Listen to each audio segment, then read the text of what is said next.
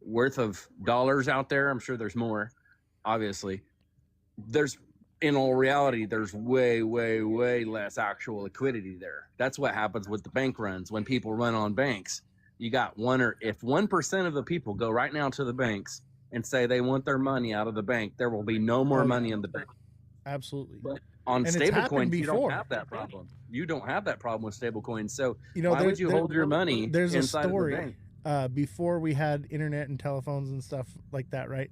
There was a guy that went to a bank. I forget where it was or whatever, but basically he went to the bank and they didn't have any money, and they sent out like a message to the other bank, like not to give out any more money. So he jumped on horseback and rode to the next town to the bank before the message got there and was able to get all of his money out of the bank.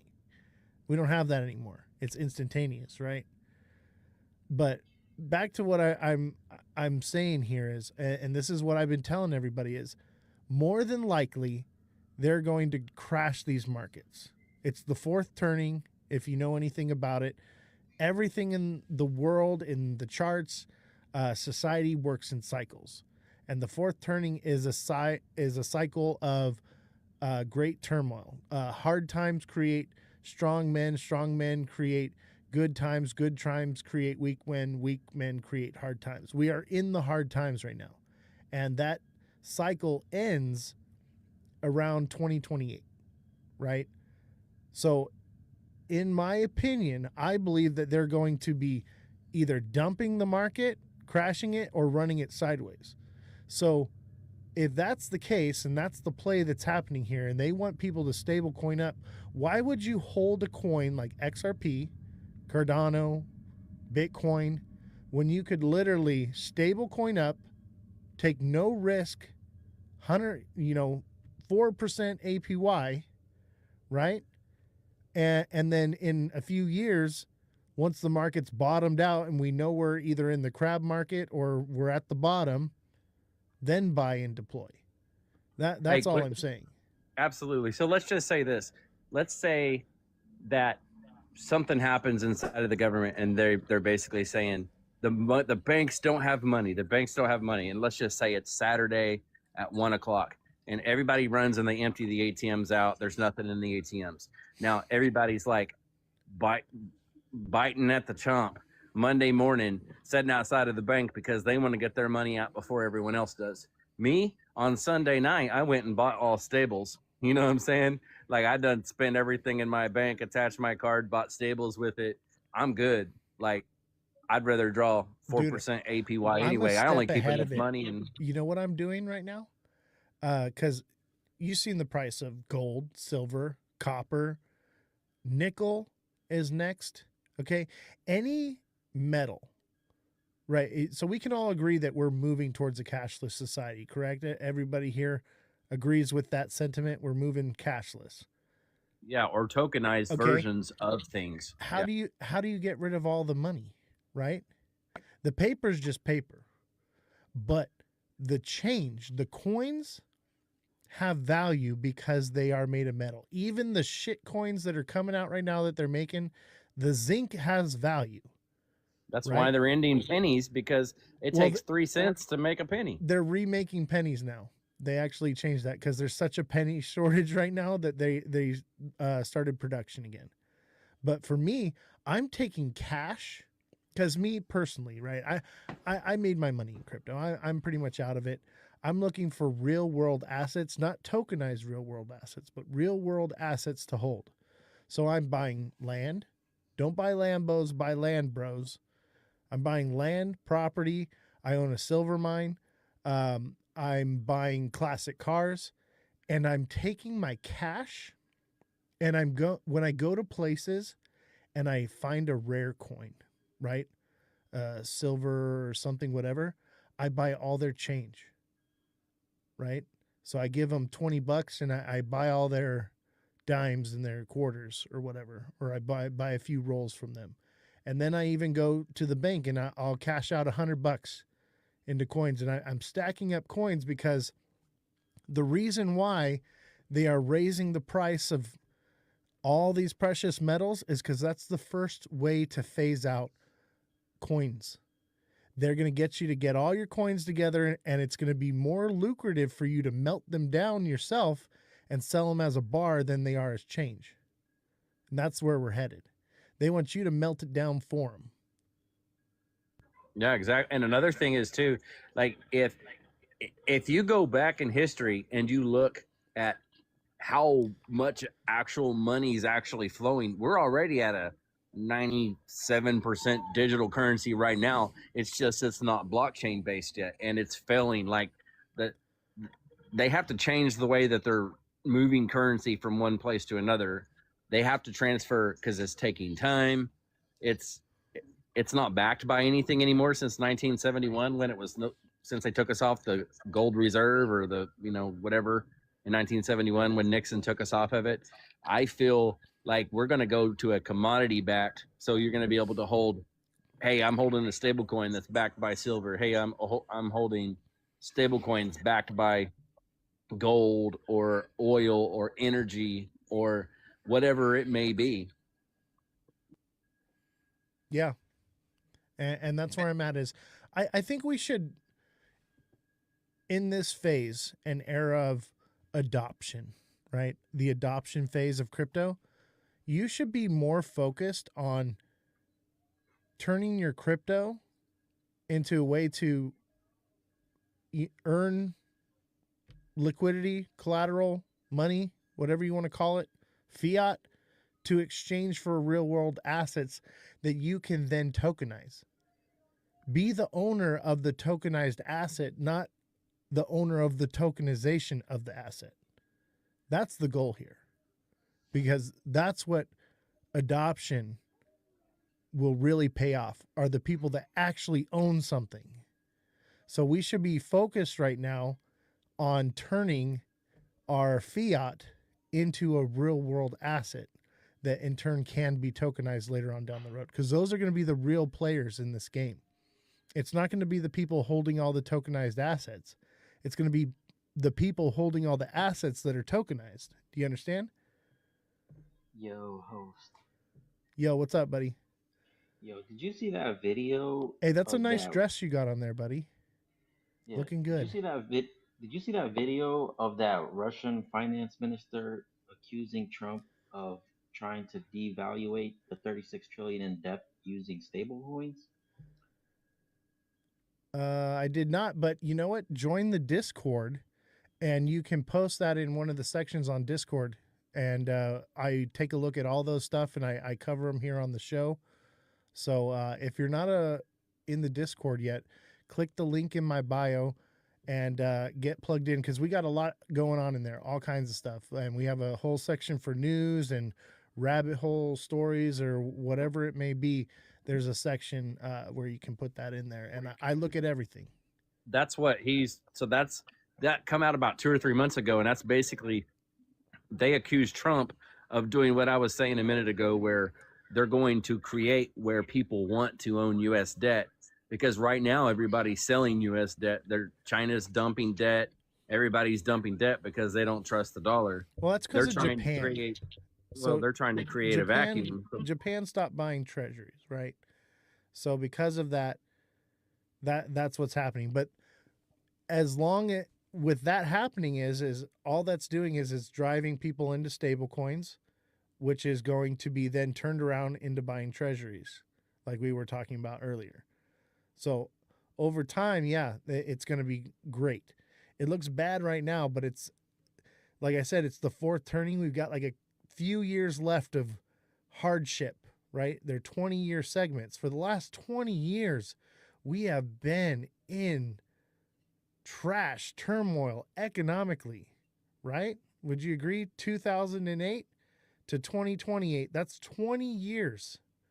Okay? So that's why I believe after 20 years is that fourth turning ends and we go into the first turning, which is a time of prosperity. So how we position ourselves now over the next couple years is going to make and break everyone.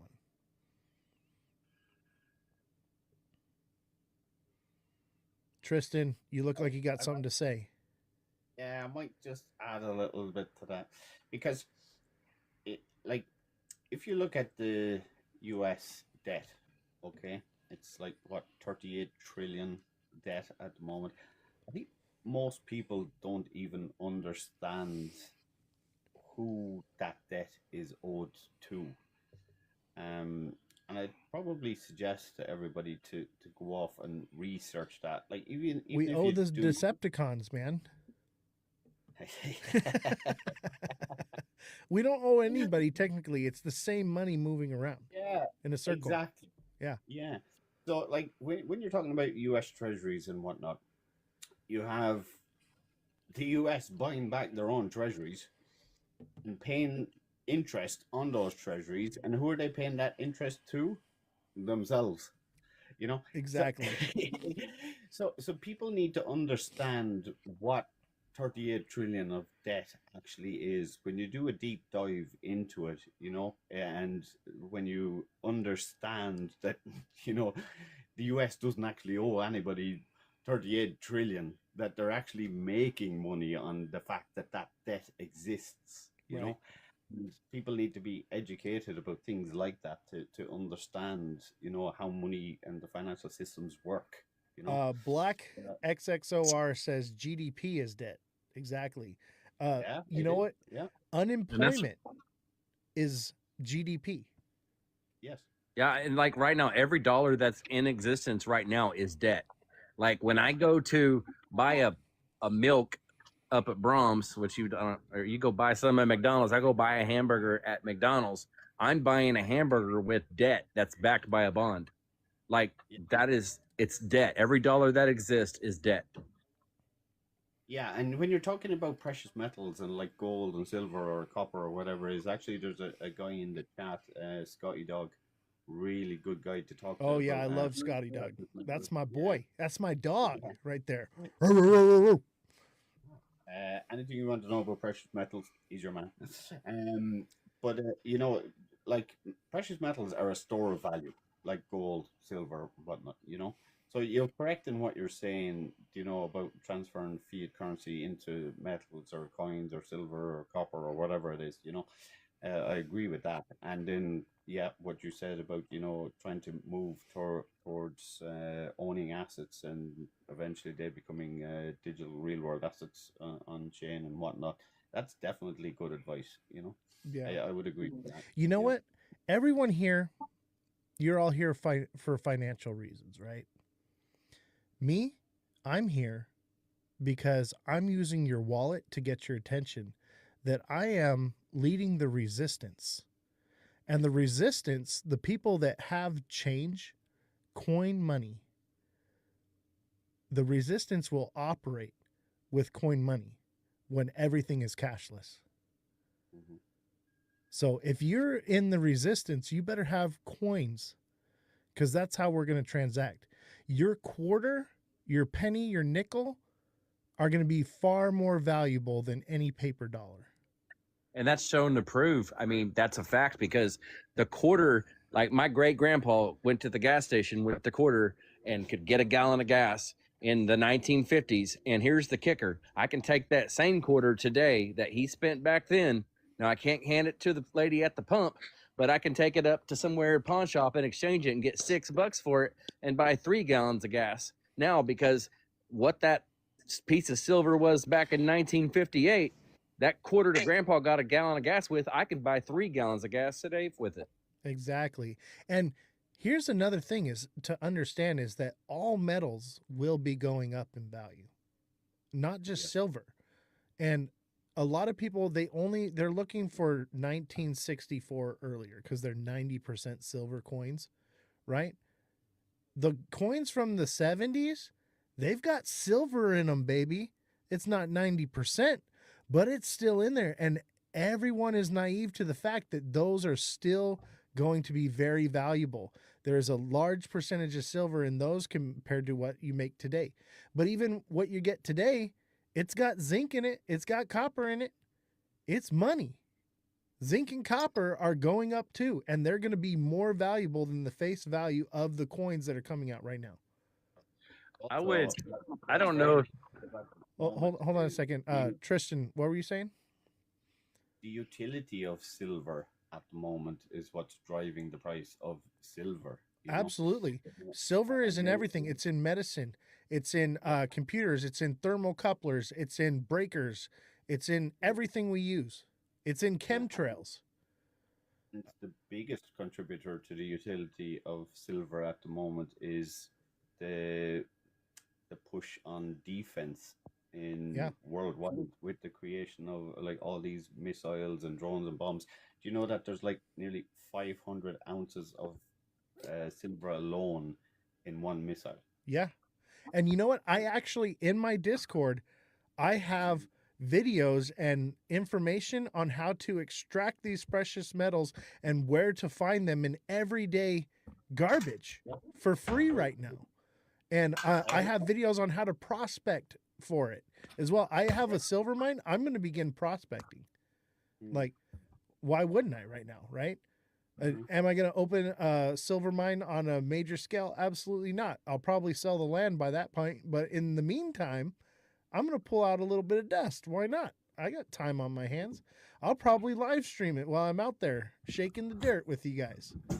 I want to take a moment to acknowledge the Green Hornet. Green Hornet, how you doing, buddy? Thank you for joining. Appreciate having you, brother. Yeah, man. I was just sitting here listening to the panel here. Sounds like a great conversation. I'm just gonna jump up and join in whenever I had an opportunity to, but I don't have that opportunity right now. I gotta answer my daughter's question, so Hey, I'm gonna back absolutely. up. Just wanted to give you a welcome since you came on the panel here where I had an opportunity to reset the room. Let me reset the room for a second, guys. Smash that like button, subscribe to the channel, share the show with your friends. Follow me on all platforms at Ozthecryptogoat. And don't forget to click the link in my bio, join the Discord. There's a lot of information in there. We have a section that's called #knowledge, and it's nothing but audiobooks, how to navigate the legal system, the financial system. We have #survival skills that will teach you not only like tactical for playing Call of Duty or airsoft, how to dress wounds, things like that. We're doing a lot over there. So Jeff, definitely join the Discord. Elon Muff, I believe you had something to say, but I think you muted yourself. Yeah, I noticed I stepped on someone and I respectfully stepped back. It was an accident. No worries, man. I didn't know if.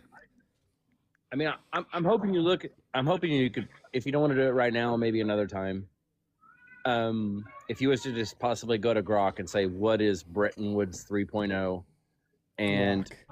Don't yeah, come or on. Grok or something else, you can do whatever. This And is an anti-AI show, but I'll tell you what, if Jesse is in the chat right now, I did have to lay Jesse off. So she's the fact checker for the show. I'm hoping to, now that we've boosted the show up and we're earning an income again, I'll continue to bring her on and pay her. If Jesse is in the chat, she is our fact checker. I don't like AI because AI will go down whatever rabbit hole you lead it into. So that's why we have a real human to fact check for us. But whatever you're talking about or whatever, man, I know you're in the Discord. Message me and I'll have Jesse look into it and then we can talk about it the next time. yeah, because like it was a Bretton Woods 1.0, and then in 1971 we become a Bretton Woods 2.0, and then what I'm speaking of is the Bretton Woods 3.0 society. Like we have literally been through a Bretton Woods 1, through a Bretton Woods 2 from 71 and up, and you could basically just ask the question, what is Bretton Woods 3.0 and how would that apply to crypto? And say, please deep dive it. Like just give it a little read, a little just simple read and go, okay, this makes sense. I'll look into it some more. I mean, I understand what happened in the 70s, and we kind of see that playing out again. Someone in the chat said Bretton Woods is done and over with, but I agree with you. We're having history doesn't repeat itself; it rhymes. So there's definitely some similarities happening right now. But for me, like I see the big picture. I zoom out, right? And when I came to this realization that we were having a cashless society, I was working at And this is why I keep these items back here. Everything back here has meaning. Everything that you see. So this is from the 2022 All-Star Game. I had this signed by Mike Trout. I worked the audio for the 2022 All-Star Game. That was the first time I had come into contact with basically the beta test of a cashless society. And if you go to any sporting game now, anything sports is 100% cashless. You cannot spend cash there. All right. Now, I had plenty of credit card money, or excuse me, cash. I've always operated with cash. I didn't have any money in my bank account or in credit card, right? I couldn't buy anything. I actually bought this baseball prior to going to there and carried this around in my fanny pack for a week, waiting for an opportunity for somebody to sign it. And that's how I got it. I did not purchase that. All right.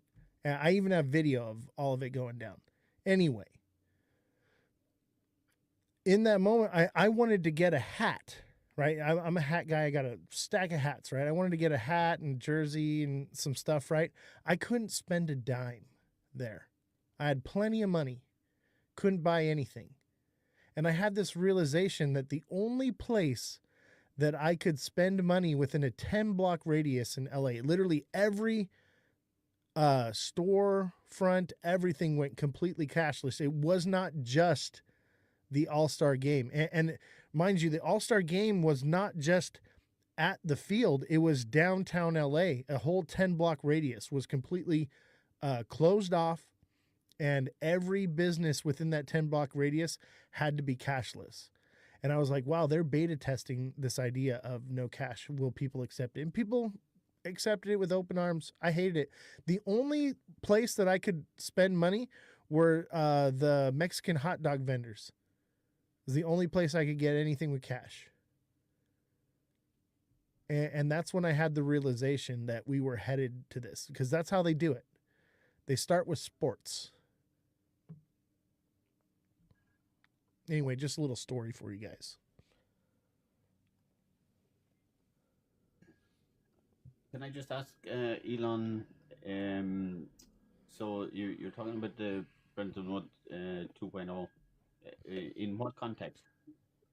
Well, I mean, the Bretton Woods 2.0 started in 1971 when we became when our currency was no longer backed by gold. Now, if you go look what is Bretton Woods 3.0 and how it applies to crypto, just hop on, next time you got a minute, hop on an AI and ask that. Just read what it says. Yeah, because I know there is mention in the Bretton Woods 2.0 in terms of tokenization and cryptocurrencies and so on, and real world assets and so on. What's different about the Bretton Woods 3.0? Just out of curiosity, I'm just asking the question. Okay, so right now, are you in the States? Are you in the US? No, I'm in Europe, in Ireland. Okay. Okay, well, the United States is the reserve currency of the world, even though it's probably losing its status daily, but basically that has been the reserve currency for the last 50 years, ever since the UAE signed the treaty saying that they were going to, or not treaty, but signed the contract saying they were going to buy everything, all the oil in dollars, and it became the petrodollar. On our dollars used to say this is backed by gold, this is backed by silver, whatever, silver certificates and whatnot. Now it just says this is legal tender. Okay, so currency is not backed by anything. At one point, they came through the United States and they told everyone, turn in your gold, turn in these precious metals, and we're going to give you these basically bonds, these dollars in exchange for it. And if you don't, then you're going to jail. That literally happened. Okay, it wasn't necessarily jail. It was based on the fear-mongering idea that you could be stuck holding an asset that we're no longer going to buy back. Yeah. No, there was like it was literally under fear of jailing. The fines would put someone so far back they would be slave to a system for the rest of their life, Yeah, a basically. fine, not jail. It was never jail. So like let's be factual here. Basically, it was under threatened arrest, coercion. The fact that if you're going to hold on to this gold, you could potentially not be able to spend it anywhere. No one will take it. Yeah. And this is your one opportunity to give it to us. Otherwise, you're going to be stuck holding the bag. Let's just, keep it factual here. You're not wrong, but you're also slight detail. I pay attention to detail here, ladies and gentlemen. And don't forget to smash that like button, subscribe to the channel, share the show with your friends. Join the Discord link in my bio. The Discord is goated, ladies and gentlemen. And also, shout out to Bright Aesthetics. She says that Knott's Berry Farm is also cashless. That is correct. If you live in California and you need an esthetician, give Bright Aesthetics a follow. Great esthetician. Quality work. Keeps your skin glowing. No filters here, chat. Okay, so moment, just 1 second. I want to interject something to Tristan there. Talking about backing of the dollar. What is it backed by now? We were backed by gold. Oil. Would you agree, or would you say it's backed by confidence? Like the global, the dollar backs everything. It's the reserve currency. It's essentially confidence in a nation, right? That's essentially what's backing your currency. I just wanted to interject that, and I'm going to listen. Do you guys agree with that? To a point. Our currency says it's not backed by anything anymore. There's nothing backing it. Well, it's like a piece of paper is a piece of paper, but why don't people buy as much of China's piece of paper as they do ours? Because there's more confidence in the way we operate. There's more confidence in our economy. There's more confidence in the U.S., right? So it's essentially confidence in it's essentially someone's word still. That's what it is. Because, that's the way I view it. That's the way I look at it. But I wanted to interject that, just listen to your comments. Yeah, and you're correct in saying that. Yeah, I would agree with your assessment on that. Okay, so I want to go over the Executive Order 6102. Executive Order is not law. Okay, it is not a lawful order. It is a temporary emergency order. So just because something is written in pen, even Donald Trump signing no CBDCs law, whatever, it's a temporary thing in place, and it can be overturned in court. So it was never actually had any validity or standing to it. It was a threat. There was never actually any form of basically imprisonment from this, just so you know.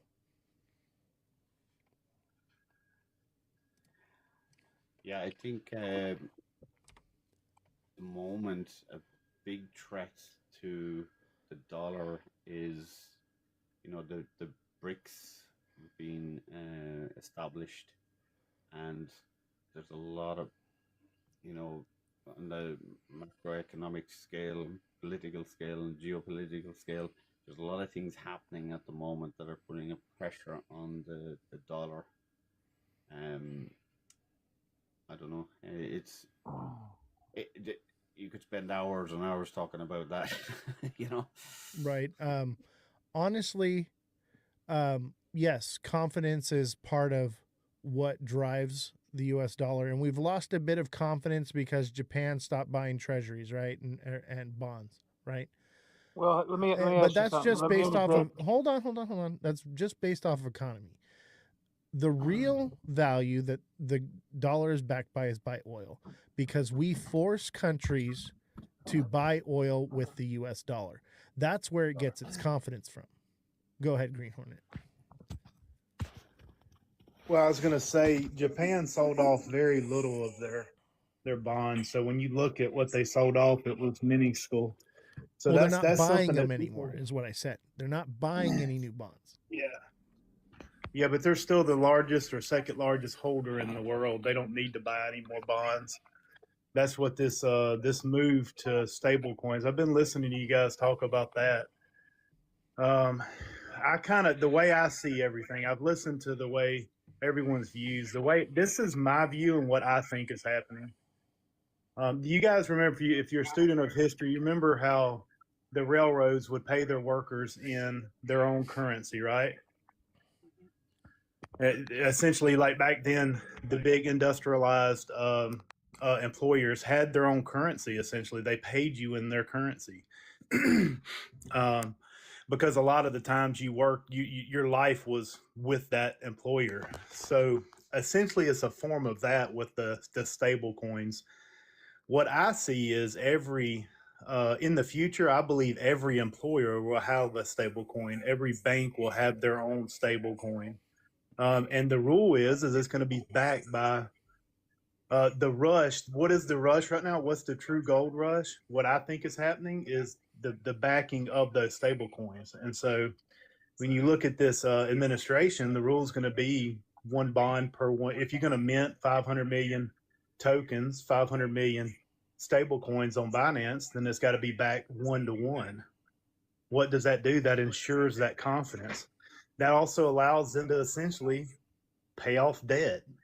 If you look into fractional transactions, that's what everybody's going to. That's why you may have a bank and 3 companies that are involved in a transaction, and each one of them in the future will have their own stable coin, because as money flows through to complete that transaction, that's going to be instantaneous, but everyone garners a yield off of that. And that's what we're moving to. I would venture to say in the future, I don't know when, in the future, we're all going to have essentially, you're going to be able to see when you go and trade time for whatever value you create in your life. Like if you're an oil and gas worker like I am,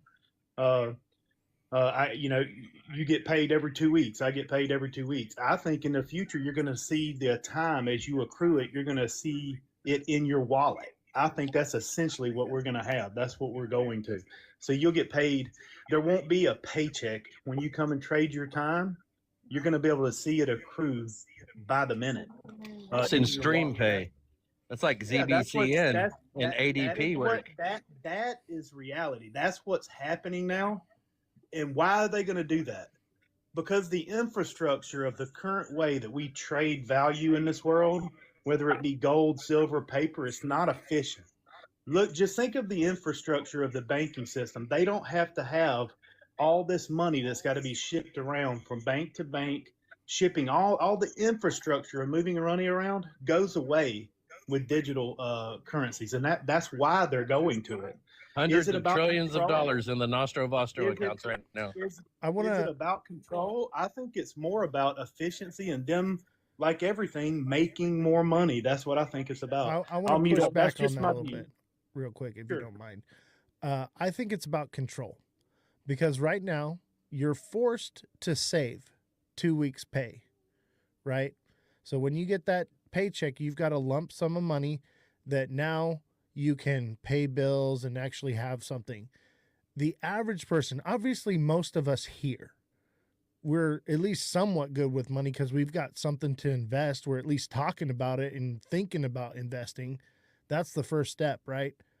The average person does not invest, does not save, does not know how to manage money whatsoever. You will literally see the average person working themselves into deeper debt this way by getting paid instantaneously, because they'll say, man, I want a candy bar right now, but I don't got enough. I got 10 more minutes before I can buy a candy bar. They will spend their money up and it will be gone. And then they'll have to take out more debt in order to pay their bills and so on and so forth. And debt is what slavery is.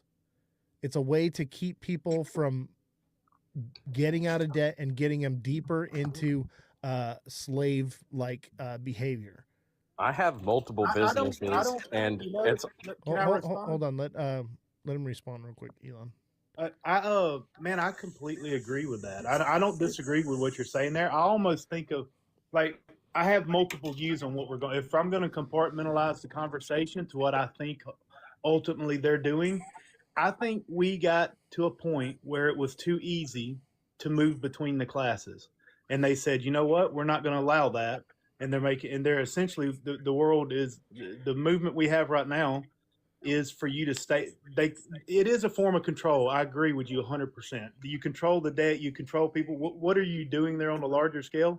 You're keeping people in the classes that you want them in. You're making it harder. You're not saying they can't move between the classes, but classism fundamentally is where you make it hard to move between them. And I think that's essentially what we're doing.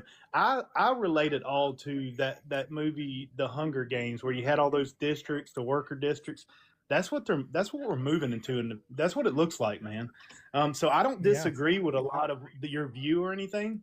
I just don't think that we'll be able to stop it. Essentially, like for instance, you mentioned the currency will be gold and silver. I would argue because of the lack of confidence going forward, if the world did collapse, essentially, the value would be bullets and knowledge.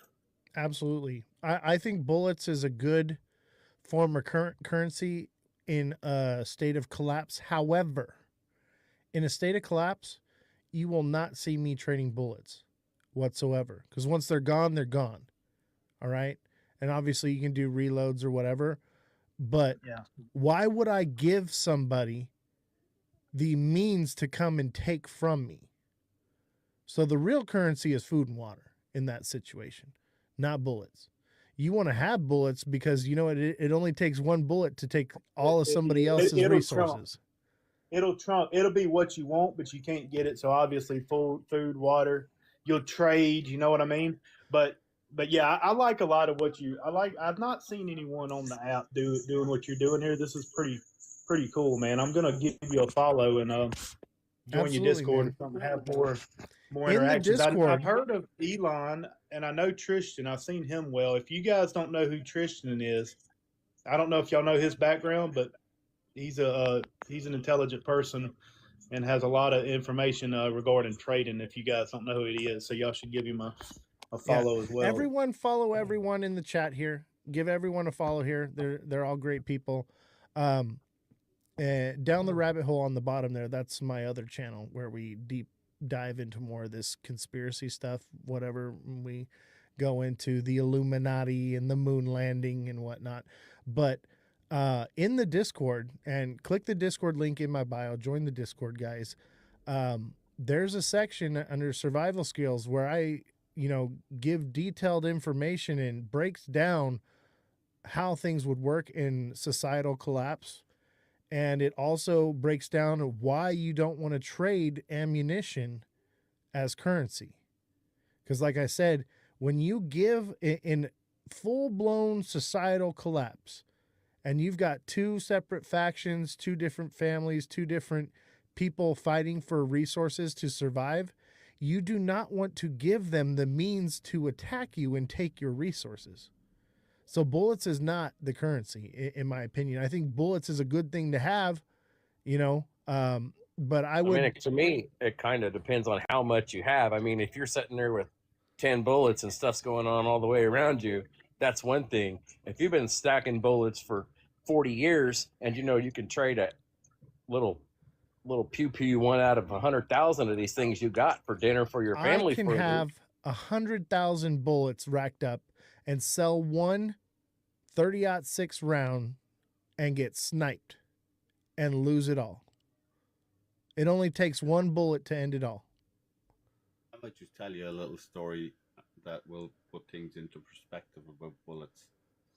So, a little bit of my background is I spent 12 years in the Special Forces, and I served in some pretty wild places. 1994 in Rwanda was one of them. I worked with the UN peacekeepers, and when some of our guys would be kidnapped and whatnot, it was our job to go and find them and get them back. So I would be out walking through villages and stuff like that where thousands and thousands and thousands of people, women, children, whatnot, were basically just slaughtered with machetes and whatnot and dumped in ditches all along both sides of the road. And at the end of that genocide, you had kids walking around with AK-47s and bags of bullets and whatnot, and they would try and trade those bullets and AK-47s for something as simple as a small loaf of bread. There's your answer right there. Real world situation played out in the past, and it'll happen again. Yep. It just Yeah. don't work like that. Everyone wants to say bullets. Bullets is a great thing to have, but it's not a great thing to trade. Food and water, canned goods, exactly. dried don't know beans, and rice. Yeah. The long shelf life, basically, if it's stored properly, it will last indefinitely, and it costs nothing. And Honey, you can peanut butter. stockpile it. And I do that here. So like we stockpile all kinds of stuff here, and we're set up. We get the water from the ground and the energy from the sun. We grow our own food, and we got our own thing going on here, isolated from everything, and no debt, no one to tell me what to do. That's why I can go live here and do this all the time and be retired. I don't need a lot to survive and to live off of. I can do a lot with a couple bucks. It don't take much. The idea is if you want to be free, you got to get out of debt, ladies and gentlemen. Debt is slavery. Absolutely, I agree with that 100%. I think Yeah. key is, and Green Hornet said there, knowledge. Education is a huge thing that I'm a champion of. Educating people about how to make money and how to make use of the little money that they are earning. That's a big thing for me. Like if somebody is only earning a couple of $100 every week, it's very, very, very hard to get out of poverty. And if you can educate someone to be smart about how they're using money and how not to buy things that you don't need, you might eventually be able to climb out of that poverty trap. And that's Absolutely. something that I'm a huge ambassador of that. One of the things I say in the hashtag knowledge and in the Discord a lot is I tell people, because a lot of people, they're all over the crypto stuff. They're all over that stuff. I'm like, guys, you need to get in the knowledge section. Start reading these books. Start educating yourself, because knowledge is the sharpest weapon you will ever wield in this life. Because this war is not being fought with handguns and cannon fodder. It's being fought on your phone, on your TV screen. It's being fought here on TikTok. We are on the front lines of freedom right here. That's what this is. Information and intelligence is what wins wars, ladies and gentlemen. What do you think I'm trying to do here? The whole purpose of the crypto financial thing is just to get your attention. I care less about any of that, but I'm good at it. So I figure I'll make you guys some money so that you guys can put yourselves in an advantageous position to actually be the change that we need, be the resistance. Well, that's what I think a lot of people need. The people that have already, acquired wealth from, trading or crypto or investing or whatever, really need to try and educate people about how to do it. Me personally, I'm not interested in likes or gifts or becoming an influencer or anything like that. My one interest is trying to help people to understand what cryptocurrency is, how to invest, how to do it properly, how to actually make some money, how to learn trading analysis, how to do it properly. My mantra is learn before you earn. Yeah. I tell people this all the time. I'm like, invest in yourself and your knowledge before you invest in the market. And, I want y'all to make it. I want y'all to make money. That's all part of it, because you can't be a slave to the system and fight against it at the same time. Yeah, absolutely. I agree with that 100%. Elon, I think you had something to say. It says I want to speak on the stream play. Yeah, we were talking about stream pay. So like you actually go look into the use case of ZBCN and go chase and find its links into ADP, which ADP is used for payment all over the place for like people's jobs. At the end of the week, they get paid every Friday. I have had and have multiple businesses, even having 10 or 12 employees. I have to tie up one of my office people on Thursday to sit there and go through everybody's hours, go through everything, and then I have to pay ACH fees each time I paid that employee. Now, just that one employee working on Friday was costing me $250 a day. And then the ACH fees to pay 15 employees was $60, $50, something to the nature almost every time I did that. Now, StreamPay, the more you look into it, you can get paid by the second. You could clock in, walk to the bathroom, sit on the toilet, check your bank account, and you done made $1.25 from the clock to the toilet. And at the end of the week, that's less costly than having that employee sit there and have to work the hours all day long. It's as soon as you clock in, stream pay happens. That's literally going live. Now, if you start to look at the daily jobs, I don't know what companies you have. Does there. that pay you in stablecoin or does it pay you in native token? You know, honestly, I'd have to go look and see exactly because it's not really live. It's with the ZBEC network. It's in stablecoin. Yeah, it's in and it's already linked into ADP. That's not bad. See, like, so I live stream on Abstract. We're actually the #1 live stream on Abstract 6 days in a row. Abstract is a layer 2 technology on the Ethereum network where I can live stream on the blockchain. There's no algorithm to hold me back. It's all based off of engagement and performance, right? So the more likes I get, the more viewership I get, the more I get paid. And I get paid in crypto. Here, I'm going to pull it up for you guys here to take a look at this. So this is the live stream that's going down right now.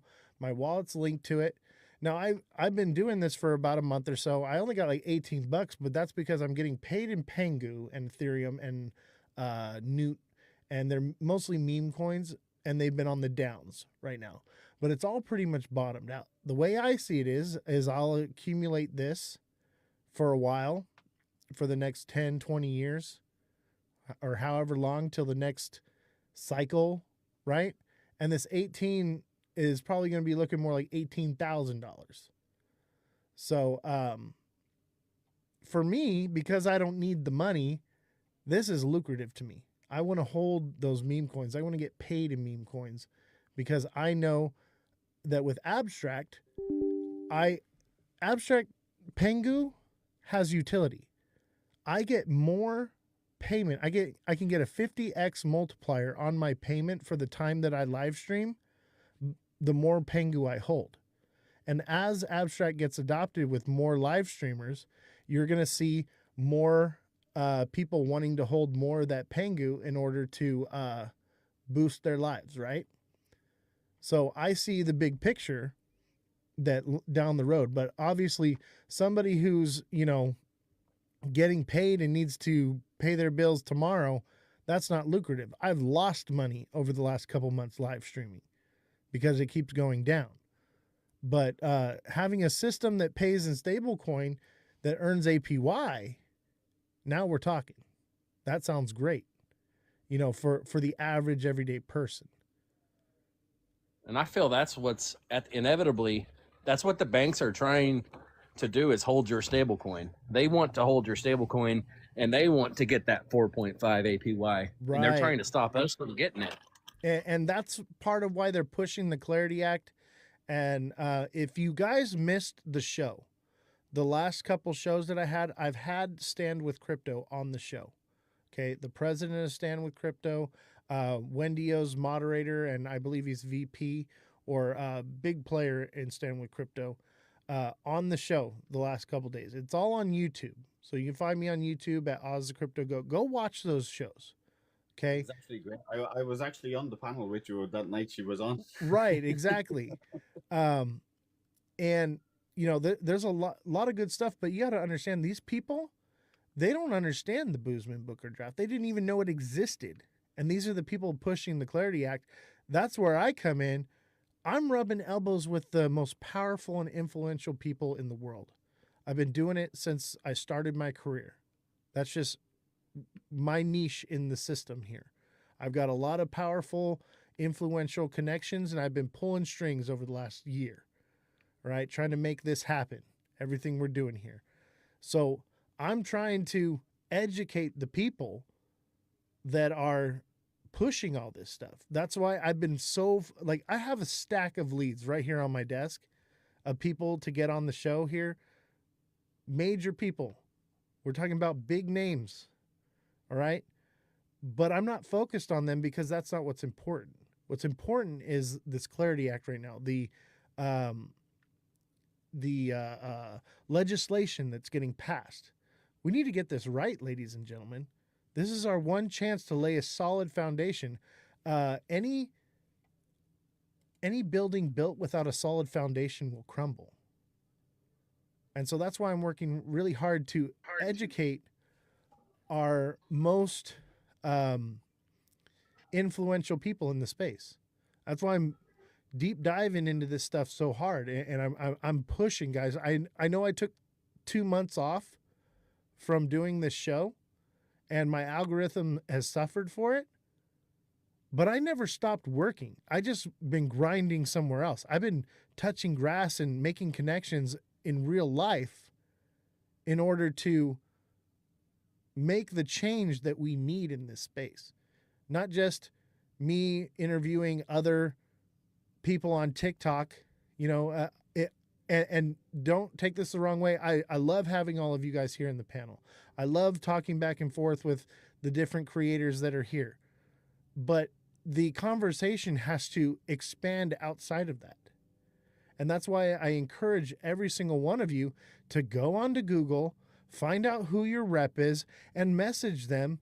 Get educated in the Boozman Booker draft. See if it's something you align with, which I'm sure you will, and push that. But it's something that no one's even talking about. And it wouldn't even be relevant in this space if I hadn't brought it up. So that's the whole idea here, guys. That's my main focus and goal in basically over the next 6 months to a year, whenever this legislation gets passed, because they're predicting 2027 is when it's going to get passed, and 2029 is when it gets implemented. So we've got 1 year to make it happen, Captain. So, and really we don't have that much time. We've got till primaries to make it happen, because that's the only time they're going to listen to the little people like us. After that, it won't matter. So let your voices be heard. Anyway, that's my little rant.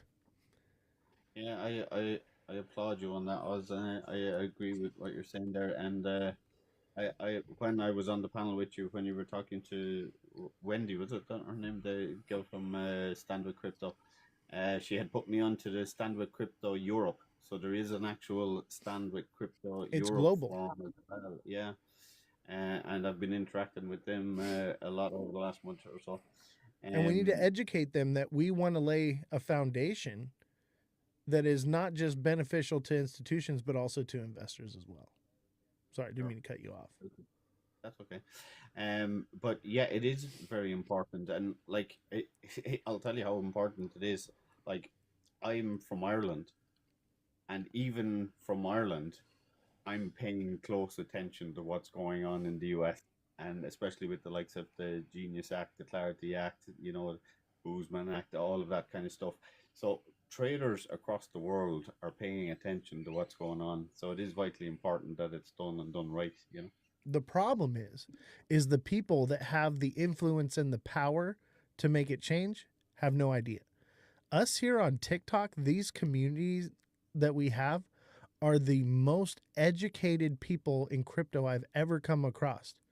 I go to these major events with some of the developers of this technology, and they don't even as far as the legislation side, they don't know. They're nerds. Like they know how to code, but they don't Yeah. understand, politics. And that's Yeah. the idea is we need to educate the politics on the technology and educate the people making the technology on politics. And that's what I'm trying to do is bridge that gap here, baby. Yeah, a lot of those nerds could be literally sitting there building a weapon of their own demise and not even realizing it. They're sitting there doing something for the government, doing nerd work, and they're going to hand the weapon off that controls everyone in the end. And they don't Absolutely. realize they're even doing it. Exactly. And that's why, and it's also important for, like people that are watching like these lives and these panels to kind of understand the importance of educating themselves and kind of creating their own network of people that they can trust and to learn from, So you, because there are an awful lot of, I'm going to call it BS guys on these platforms too, that just want to take your money and sell you this bot and this trade in. So be careful of that kind of stuff too. Just learn and pay attention to the correct people. Don't be just Right. following every Tom, Dick, and Harry on TikTok. Any influencer that is shilling something to you is probably paid or has some type of contract with whatever. And if you are an influencer with a contract and you are shilling something, you have a duty to divulge that information to the community that you are paid to do this stuff. Look at Zach Rector and what's his name? The guy that looks like he's got to take a shit all the time. Jake Claver. Yep, that's him. Oh, I thought you. It's all come out. I thought you was talking about the cokehead Crypto Hulk. Oh yeah, Crypto Hulk, and what about Crypto Psycho or Psycho Crypto? That dude's a freaking. We gotta be careful the words but he's on something for sure. These people, a lot of them are users. That's why they're influencers. That's why they can have the personality that they have. And they're literally using you to support their habits. Absolutely, yeah. And people are naive to this. They just follow this stuff. Like, look at gosh, what's his name? See, and I don't want to talk too bad about certain people. Wendy O, she used to be out there with the XRP stuff. She's reeled it in quite a bit. And she kind of understands and gets the whole thing. And I'm really excited to bring her on the show here, or at least come onto her show and talk to her. I've talked with her a few times. I met her in person. Great lady. But it wasn't until we had a conversation that the script changed, because everyone's been sold a bill of goods and everyone's concerned about pumping their bags. Look at the chat. Most of what you see in there is, what do I buy? What should I be holding? They don't care about the real issues that we're talking about here. They care about pumping their bags. They will vote for whatever and stand behind whatever pumps their bags. And that's the rhetoric I'm trying to break. Think more longevity, guys. We understand that this is all going somewhere. You're going to make it eventually if you're here now. Be patient and let's build the foundation the way it should be built. Absolutely. There's some great content creators on the likes of TikTok, that I've got to know over the last however long I've been using this platform. I don't go on TikTok very often, but I do often listen into lives, if I'm doing whatever I'm doing or business. And there are some really, really good content creators. Absolutely. Like Green Hornet was on there a while ago. Very good guy. Waddy, you know him. You've been on some of his lives with. I've been on them with you a few times. There's some really, really good guys out there that want to educate people about cryptocurrency and investing and whatnot. So, kind of get to know the people that you're following, and as Oz says, if they're trying to shill you something, stay clear. Yeah. And I was in Wadi's life, and this is not on Wadi. This is what the chat was saying, right? But Yeah. everything I've been saying about the Clarity Act and what we've been talking about, I started pushing a few months ago, right? And talking about it, and it's something I've been working on, and I'm very passionate about, right? And I went up there, and all the creators are in the panel, and they're all talking, and I get up there, and I basically am like, shame on you guys. You guys, have you even read the Clarity Act? Do you know anything about it? No, you're just pushing something because you know it's going to pump your bags. And I'm like, you have an opportunity to have your voice be heard. I'm like, which of you have, contacted your senator or your congressman? Which of you have actually written an email or picked up the phone? None of them. And they all literally said, well, there's nothing we can do about it because the lobbyists have all the control and the institutions have all the control. We might as well just go along with it. I'm like, fuck that. Like, and like I literally been saying is, we are going into primaries right now. This is our opportunity to have some leverage to make them do what we want to do. We have a small window here, and then once that window closes, it's done and over with. We're done. And everyone just wants to roll over and take it and say, well, I need my bags to pump right now. And they literally started attacking me for it.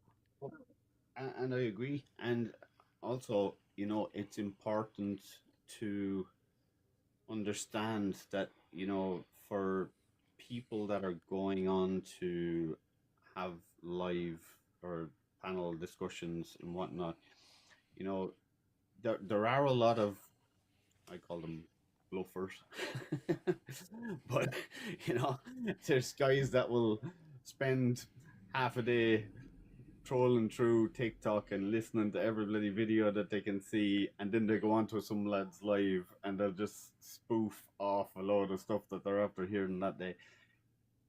You really kind of need to know that the people that you want to get education from are people that have already become wealthy, and have already been there, done that, wore the t-shirt, Yeah. It's like, I'm not going to go on to somebody's panel and pretend I'm something I'm not, because I've spent years doing the groundwork and educating myself to become a good day trader.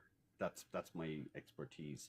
I have several businesses that turn over six-figure sums every year, so I have the wealth, I have the knowledge and whatnot behind me to be able to come on here and talk about whatever it is you want to talk about in terms of investing or finance or crypto or different projects that are going on in cryptocurrencies and so on, because I've already spent time to research them, and know what I'm talking about before I go on to somebody's live. So it's really important to pay attention to who you're listening to, and as like you're saying, Oz, if you're going to spend some time to talk about the Clarity Act because you've already researched it and you've read it, as have I. Yeah. Most people haven't even read it. Yeah. And most people here talking about it haven't even read it. Exactly. And I'm one of those people that I'm into the fine detail. I'll spend time to read it section by section, go through it, understand it, research it, and see what are the amendments that are taking place already, why did they take place, what's coming down the way, what possible amendments need to take place before it's passed. That's the kind of depth of research I'll do with something. So it's really, really important to educate yourselves on every aspect of cryptocurrency and the like, and the legislation attached to it before you start investing your hard-earned money into it, because it's very easy to lose it. Exactly. I want to address Third Eye in the chat says, I thought your bags pump the more you fill your bags. These are the people that are literally buying cryptocurrency. Either that's being hyperbolic, but I think that's most people actually. They're just keep throwing more money at it. Yeah, never take any profits, hold it forever. I'm not going to spend it until I can spend it when it's adopted. Yeah, my answer to that is, me personally, I'll just talk about me, what I do. I don't hold cryptocurrencies apart from Bitcoin, you know. But I bought Bitcoin when it was way lower than it is now. It was like Right. 20 something thousand. Okay. Um, I day trade uh, regularly cryptocurrencies. It's only part of my portfolio, but I do day trade various different cryptos, and I make a lot of money from trading cryptos rather than buying and just holding. Because if you buy something and then you're holding it, and then the price is going down, and you're trying to DCA in and all this waffle that does be going around, You just round trip, baby. exactly. You're just costing yourself money in the long term, you know. Right. Uh, if you want to really make sense of how to make money with cryptocurrency in terms of holding it, and as you were saying earlier, APYs and staking and so on, how to make money with your crypto, start looking into, DeFi banking and projects like Hyperliquid and stuff like that, and understand how they work and how you can actually make your crypto bags, as we call it, make money for you. That would be the suggestion that I would probably make. For me personally, not financial advice, but probably the best advice you're going to hear is the idea is to make a risky investment with a small amount of money and a less risky investment with a large amount of money. The idea is to use a small amount of money to gain a lot of money and offboard it out of crypto and put it into something real and tangible. Not just Yes. put it in your bank account, buy land, buy whatever it is, a real world asset. And this is the confusing part and I think why they've added the real world asset part to it. Obviously there's more to it than that, but it confuses the normal everyday person. They're like, okay, well, I'll just invest into tokenized RWAs. No, the people holding real world assets that tokenize them will be the true wealthy people. The people that hold tokenized real world assets will not be the wealthy people. The idea is to get into crypto, get out of it, and offboard it into something tangible. And then if you like to play the markets, which I do too, we're traders, obviously. I see your setup in the back, goated. You should see mine, man. It's pretty sick right here. I got all the screens and everything. I got it all going on. But my system is for my trading, right? Because I also have like my real world assets, but that's all separate, right? So what I trade, most of my portfolio is in the stock market earning dividends. And I have to look into this because I think Trump said the other day, no dividends on defense stocks.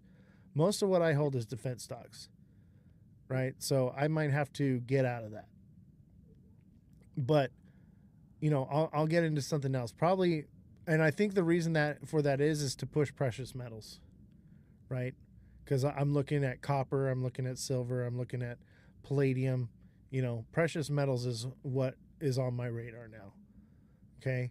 And Commodities yeah, is something I invest in, but again, it's part of my portfolio. I diversify my portfolio across a wide spread of things, right. like commodities, as in metals, oil, sugar, wheat, soybeans, all this kind of stuff. Then I like the stock markets. I'm into like certain AI stocks. Uh, Well, I uh, see a technology collapse coming in the markets. it's interesting The because tech actually bubble. I was reading several different articles about that particular thing recently about Michael Burrell. Yeah. I don't know. Yeah. He's betting against AI and the burst of the AI bubble And he's coming the guy soon. that shorted the market in Yeah, 2008, if you right? don't Yeah, think yeah, it- yeah, yeah. I've been yeah, watching that too, bro. Like I'm on yeah, it. yeah. So yeah, that one's a kind of interesting, but there is like it's a gamble. everything is a gamble. Yeah. You know what I mean? So you have to. If you're not in it, you won't win it. So you have to have some part of your kind of investment into that aspect of because it could take off as well in the opposite direction, Yeah. in the good direction. And So you just don't know. I'm okay with missing out on major moves on things Yeah. because I have security, because I know that it doesn't matter. I have accumulated enough in the market where I only need 2% to do Yeah. all right. And I'm basically living off the dividends. It pays my bills and everything. I have no debt, right? So Yeah. I just take the dividends, and I take 1% of my dividends pays for my living for the quarter. And then the Yeah. rest goes into crypto. I take it and whatever I can get out of that, and then I put it back into the stock market. And it's a revolving cycle, you know? Yeah, and I do something similar. I have dividends and yields coming from different stock market stocks that I'm invested in, and I have different high yield accounts that I work with. And they all complement each other. One pays the other, and so on. And Yeah. I'm constantly moving stuff around to kind of. I'm not going to say cheat the tax man, but Yeah, make I the know what tax you're talking man- about, bro. Like I make- have my make the ways. tax man less friendly to me, but that way. Yeah. You think I'll I give you spent my- $15,000 on building this studio for no Yeah. reason? For I made $15 today. Like, Yeah, I know what I'm doing. exactly. Yeah, you know the score. Yeah. Yeah. So. And you So, know what's yeah, crazy is the whole Yeah. like computer and technology setup and everything that I spent on all this Mhm. tech here, all new equipment, it's Mm. now used and worth double than when I bought it. Because I literally bought it back in like February, like right when everything was starting to hit, and I was like, oh, I better buy all this and all the building material and everything that I spent, I'd be probably spending 2 to 3 times as much now. So I did pretty well on that investment as well. I've just noticed that there's somebody on the panel below me. I didn't see it because it's black in the corner. But if you want to, if that, I Oh, don't know, that's if they me. want to, oh, is that you? That's me. DOW, is it? Yeah, Oh, that's there was my other somebody else that was just sitting there, and we were just hogging the mic. that's my conspiracy show, and it's my other Ah, platform. And so this platform has been under attack because of We Speak Truth here, right? Sure. So that is my backup profile. So in case something ever happens to this profile, so I leave it up there so that people can follow it. They know where it's at. Ah, So make sure you follow it down here, guys. Down the rabbit hole. That's my other channel right there. So make sure you send it a follow. Appreciate you. I pressed the plus on it, but I don't think it's allowing me to follow it. It's like a little plus sign next to the name. Yeah. I pressed the little plus on it. Okay. But anyway, it's 4 a.m. in Ireland, so I'm Hey. going to thank you for having me on, and it's been a pleasure. Absolutely, man. Thank you very So- much. You're very welcome. and- I'll and, I'll I'm rug you. sure- All right. Cheers. Cheers. All right, guys, smash that like button, subscribe to the channel, share the show with your friends, follow me on all platforms at Ozthecryptogoat. Hit the follow button. Also hit the little alarm bell up here when you follow so you get notified when I go live. Join the Discord link in my bio, and that way you'll get notified when I go live, because TikTok doesn't always do it. And I am bringing back the email alert system. If you want to get alerted to when I post something, or because like I've predicted every major market crash last year.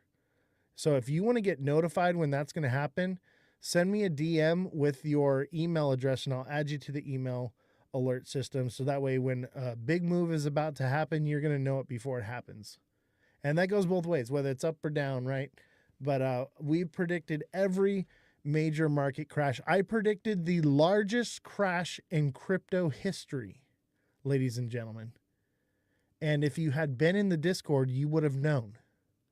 So join the Discord link in my bio and get in the email alert system. We've got like over 100 people on the email alert system. Yes, Third Eye, I predicted the largest crash in crypto history days before it happened. So you would have been able to sell the top, let it crash, and you would have known exactly where to buy the bottom. And for anyone that's a super fan or a subscriber to me here on TikTok, you can message me any time of the day in Discord, and I will do TA for you on any project you like. So also become a super fan. I predicted Zcash a day before it happened. Yes, dude, everyone that takes my TA class is on my level. They see what I see. And it's like what is it, 4-month course, TikTok seller? It's 4 months, 4 classes a month, right? So that's 24 classes total. And so if you're looking to learn technical analysis and be goated at it, because like people are going to teach you all kinds of nonsense out there. I've yet to find anyone that trades my style and is as accurate as I am, because we don't just do technical analysis. We're looking at macroeconomics. We're looking at the big picture of how everything works together. And because we zoom out and we look at the picture that way, we are able to make these major predictions. I literally was able, XRP right here, in January of 2025, I predicted the drop of XRP to 160. Like, and if you don't believe me, in my profile that you're watching right now, you can go back and you can see where I predicted that. I predicted 163 and 130. 130 is the next zone on the way down. We have to hit 130 before we can head up again and get out of this bearish trend. So get ready for the roller coaster, baby. But if you, and not only does my TA teach you that, I can literally predict the day and the time these moves happen. Like that's how on point we are. And TikTok seller can do it too. TikTok seller, please tell them that it works, right? It's literally that good, that accurate. And honestly, I would say TikTok seller in just the last couple months of taking my class, he's just as good as at TA as I am. This is a system that I've developed over a lifetime of trading. It works. That's why we added the wins channel. I know. You know what? I want to add a losses channel. Let's add a losses channel to the Discord. See, let's see what losses people are taking. But it's pretty much wins. I would say the percentage of losses to wins is minuscule to the wins that we're getting. And I mean, we're talking about 200-300% wins in a matter of hours on these coins, and we're throwing them out. And anyone that is in the TA class, we have a private channel for group trading.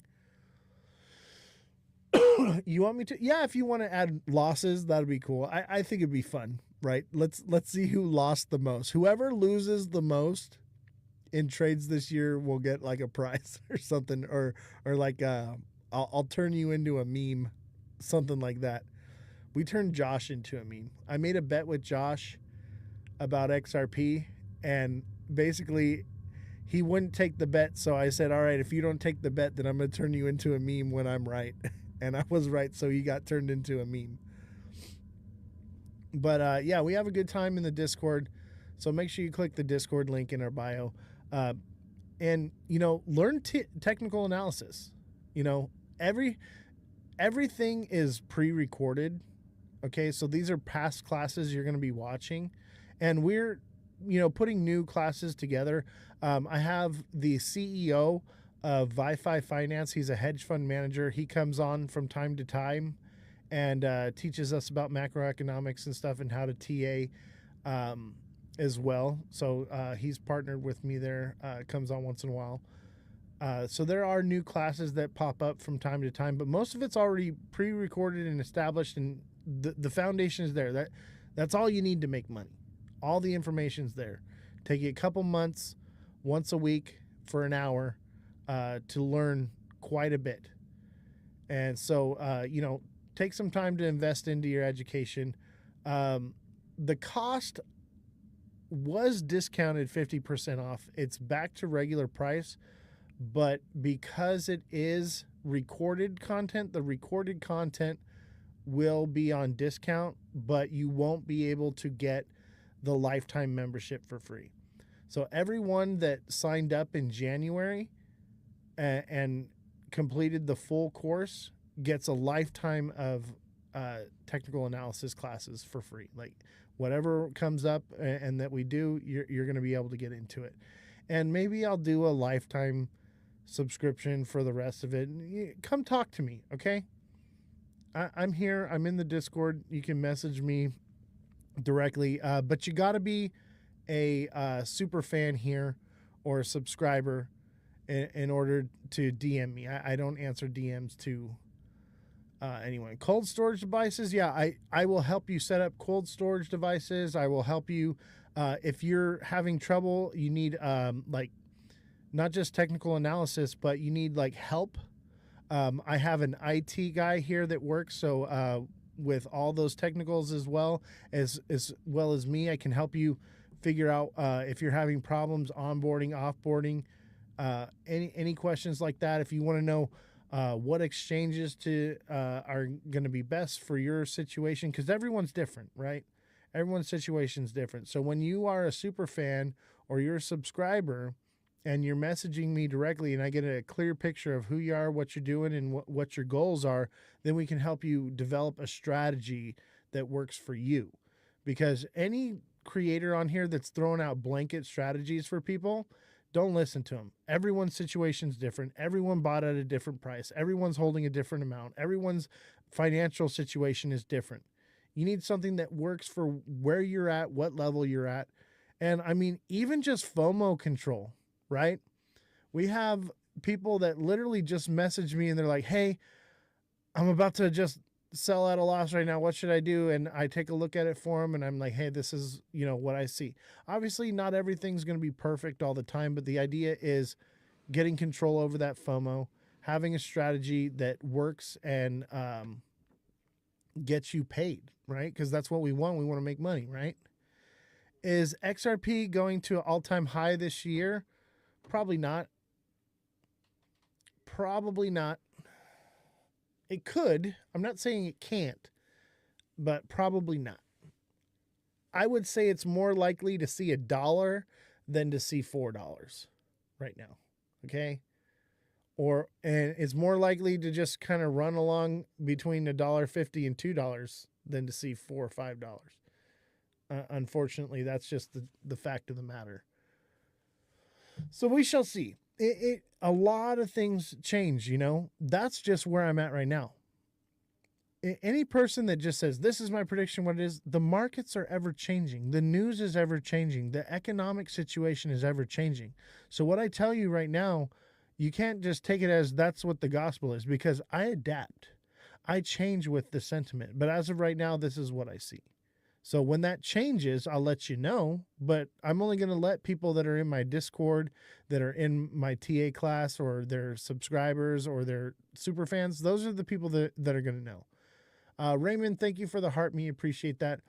If you haven't sent a heart me yet, much appreciated. If you want to send any gifts, but if you want the gift that gives back to you, that's going to be becoming a super fan. That's the way that you're going to add value to. It's basically an investment for yourself, right? It's not just a tip or whatever. You're investing into yourself. You're getting one-on-one coaching with me. All right. You can reach out to me and I will coach you and help you out. Just the tip. Yeah. Anyway, guys, thank you all for hanging out. I'm going to take a quick break, and then I think we're going to hop on. We're going to play some Call of Duty. That's another thing. Join the Discord link in my bio, and we hang out there. We have phone calls, and we have trading groups. I'll play video games. And you can watch me play Call of Duty while we have like chats, and we literally onboard normies into crypto through gaming.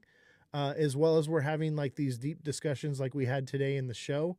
We're doing the same thing. So get in the Discord. The Discord is goated. It is not your average, everyday, simple Discord.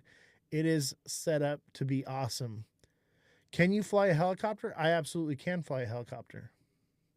Absolutely. I can actually fly an airplane. I have simulation hours on airplane. I want to get my pilot's license, but I can't pass the physical because I do have disabilities. I don't know if you see me, sometimes I'm squirming around like this and I'm like doing like this and that.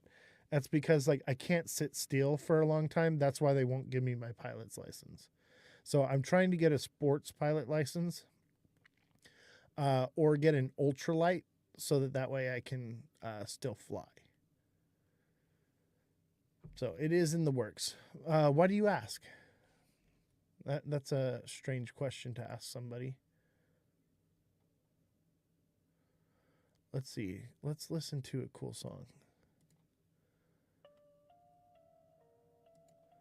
Actually, hold on.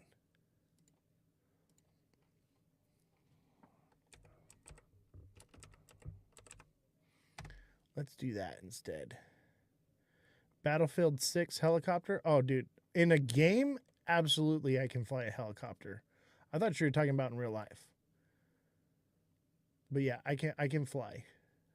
For sure. There's another game that I've been playing with the TA guy.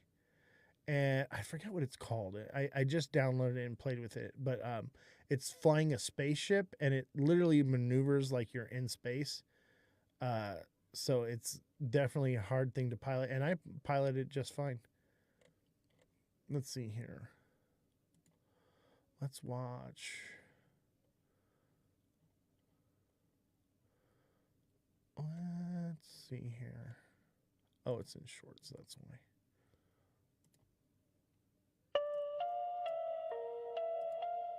What is real?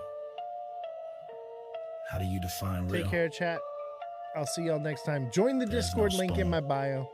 Follow me. Send a gift. Super chat.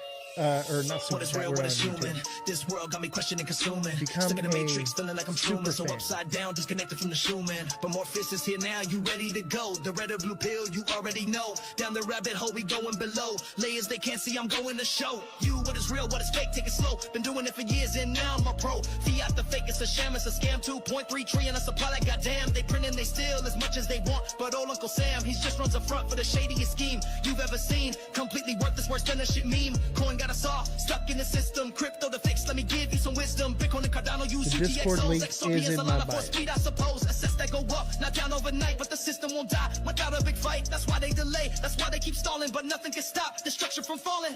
So let's quietly build. Hey, thank you for becoming a super fan. Let's Appreciate exit you. the matrix. It's about Raymond, to make sure you crack. join the Discord, bro. Looking I for got the you. exit, but I'm feeling stuck in the matrix, just trying to make a buck. Sick of working, I ain't gon' slave away. All I'm offering's the truth, yeah, that's what we say.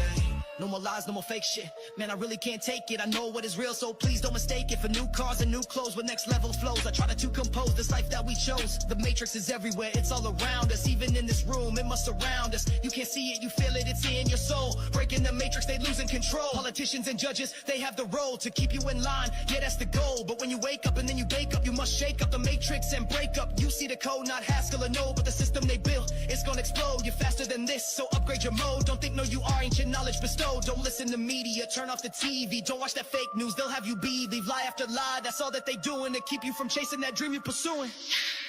Looking for the exit, but I'm feeling stuck in the matrix, just trying to make a buck. Sick of working, I ain't gon' slave away. All I'm offering is the truth, yeah, that's what we say. Only show you the door, you gotta walk through it. I'm scrolling Big D, now he got me confusing.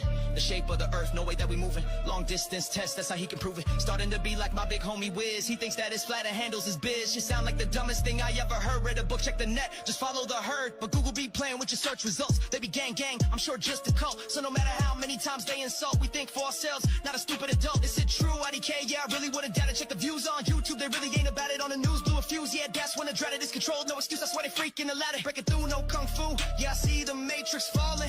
Payphone crew, deja vu.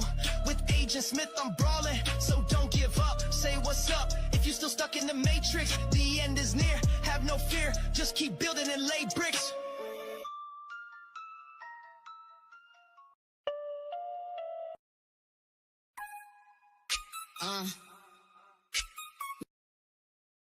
My heart's beating, my hands are shaking. Little bitch asshole. Go tribe, go tribe. Said I'm a badass bitch and I'm rich. Don't call me a little girl, I ain't switch. Size like it's nothing, you a snitch. Wanna be like me, yeah you wish. Crypto vibes on the track and you know we tryna stack. Bitcoin, Solana, and Ether, some ADA. Bitch, I am the alpha and you are the beta. You think you are great, I promise I'm greater. Just check my trade, check my wallet, the data. You mention me with the girls, that's gossip. And if you talk shit, you know you best watch it. Crypto wives are the best, you know you're not it. Passive aggressive, that beef I'm gonna squash it. Not cause I forgive you, because I am bigger of a person. And yeah, my ass sticker, loyal to my man. You a hoe, you a stripper, so don't miss my words by the throwing no hitter. Now this my last line before we go get dinner. Michelin restaurants, he pay, he a winner. Said I'm a badass bitch and I'm rich. Don't call me a little girl, I ain't switch. Size like it's nothing, you a snitch. Wanna be like me, yeah you wish. Another verse, about to take another lap.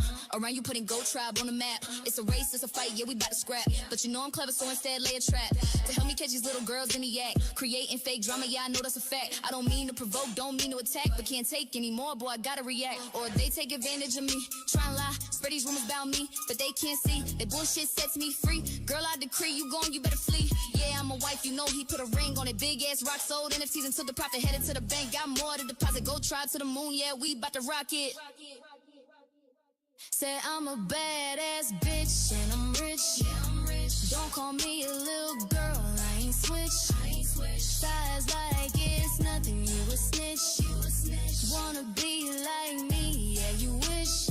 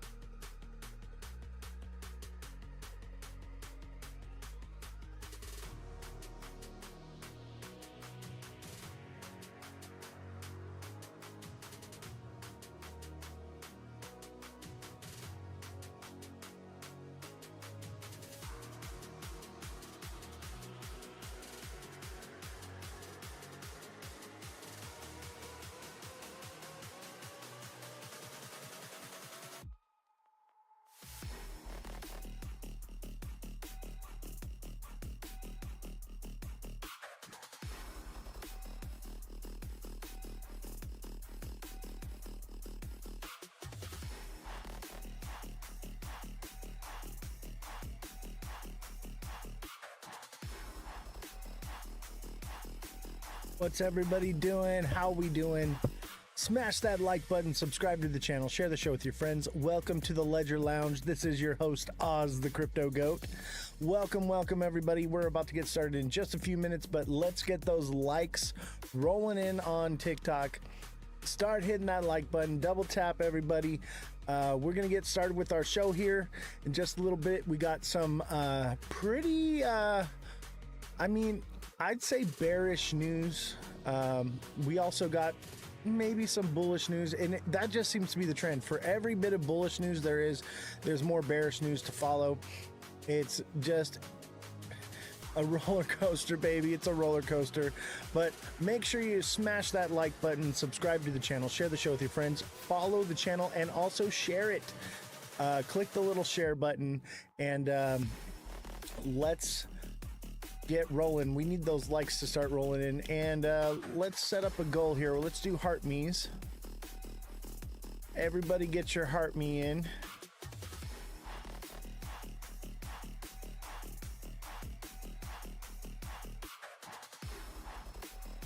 Thank you for Gibby. Thank you for the likes. Appreciate you.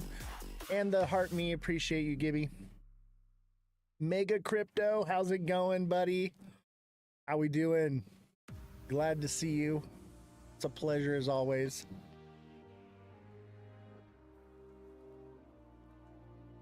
Hi, Gibby. How you doing?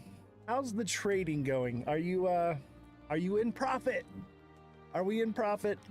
I'll tell you what, I've been coaching a lot more people, and some of you are just getting started, and some of you have been doing the coaching for a little while, and it's great to see people actually in profits, whereas it was not going that way for a while.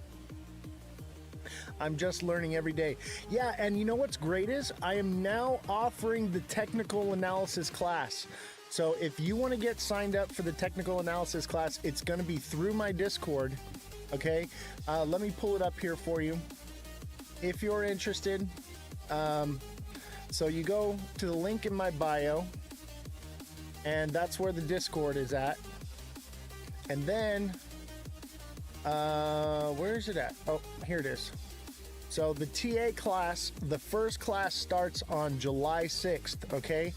And I'm doing limited seating in the classes, okay? So because I don't want it to get too full, so there is a limited amount of space to get into the TA class. So make sure you get pre-signed up before the class starts, and you can secure a spot, because it will not be open once we reach a certain amount of people. That's it, because I will just have to cut it off. And then maybe later on down the road, we can add more if people fall off. But I want it to be more personalized so that way I can focus on each individual person and where they need help with, and where their struggles are at. So join the technical analysis class. It's going to be awesome. And that way you can learn to read the charts like I do. And we have Waddy Crypto X is coming on the show on Friday. So we've got, we're going to talk about White Rock. We're going to talk about some of the things that we found here with White Rock. And I'm going to be letting Dead Daddy know. And so that way he can possibly chime in if he like. That's going to be an amazing show as well. I'm really excited because Waddy, he deep dives like I do. And he doesn't just believe everything he hears. Great guy. Make sure you give him a follow. And don't forget, we have our hoodies, our women's and our men's t-shirts. We also have the beautiful coffee mug. I'm telling you, the coffee just tastes better with the goat. And we have our stickers here as well. And those are all available on the Discord, or there's a link on Twitch where you can get your merchandise. So make sure you sign up for the Discord, and the Discord's going to have the links to all this stuff, as well as the TA class.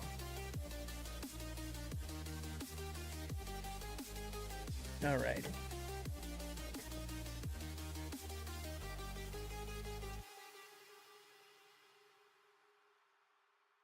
Where are all my crypto bros at? Ooh, I like this song.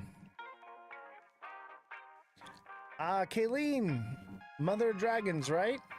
Welcome to the Ledger Lounge. Glad to see you on the Twitch side.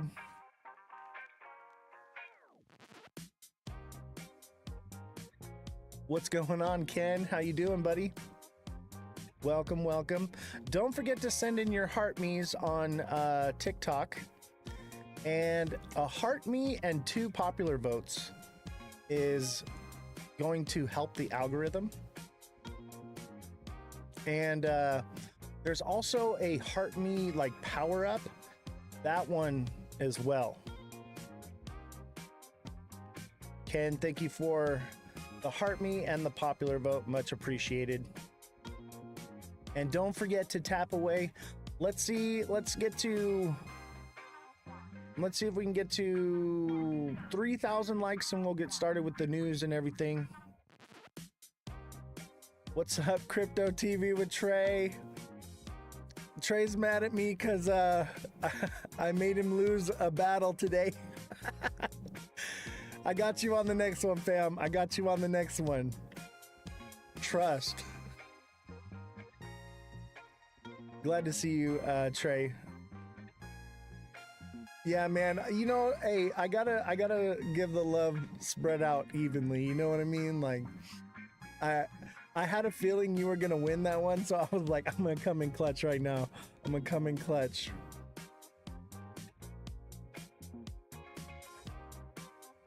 It was unexpected though. Eve did not think that she was gonna win that one. It was fun though, man. A lot of fun. Jesus, thank you for the heart me. And Jesus is signed up for the TA classes. He's already secured his spot.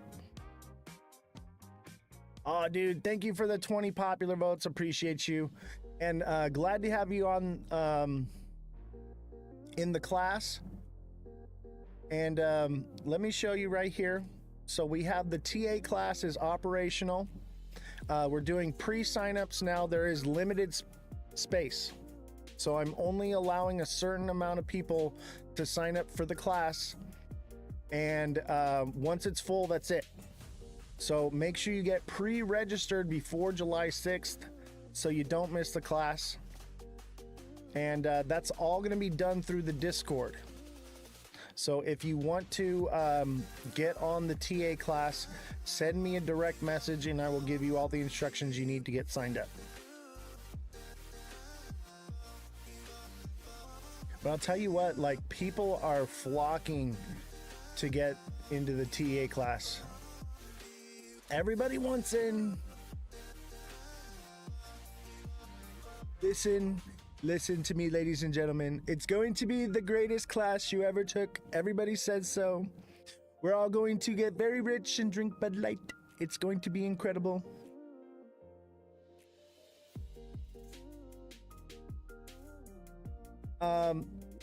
Everybody share the show. FYP. Hashtag FYP in the chat. Man, I'll tell you what. TikTok is awful. You pay for a promotion one time and then all of a sudden they don't put you out in the FYP at all. Not FUP. That's F up. FYP. You put me in hashtag F up. Am I an F up? Yeah, Circle's rocking. That's gonna be a good one.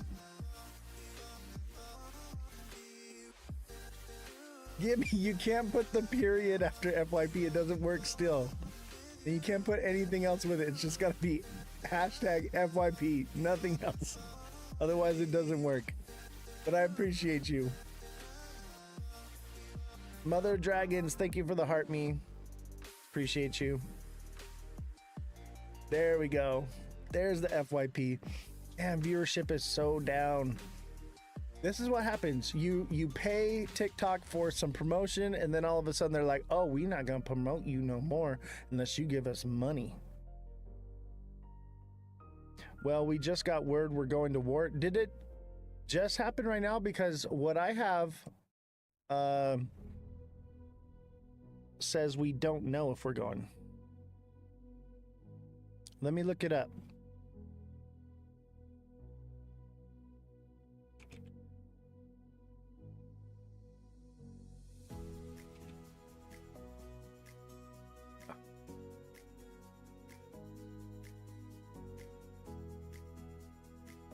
Yeah, no decision yet.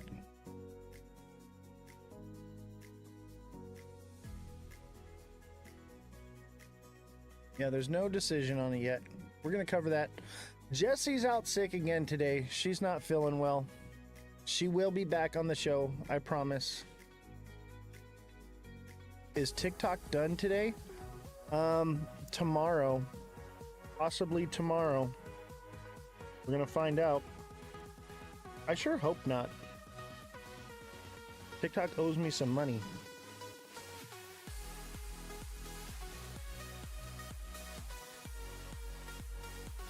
We'll see what happens with TikTok.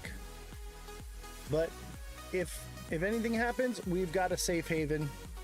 So we have our Twitch as well, just in case. TikTok needs an extended warranty. Yeah. We've been trying to reach you about your TikTok's extended warranty.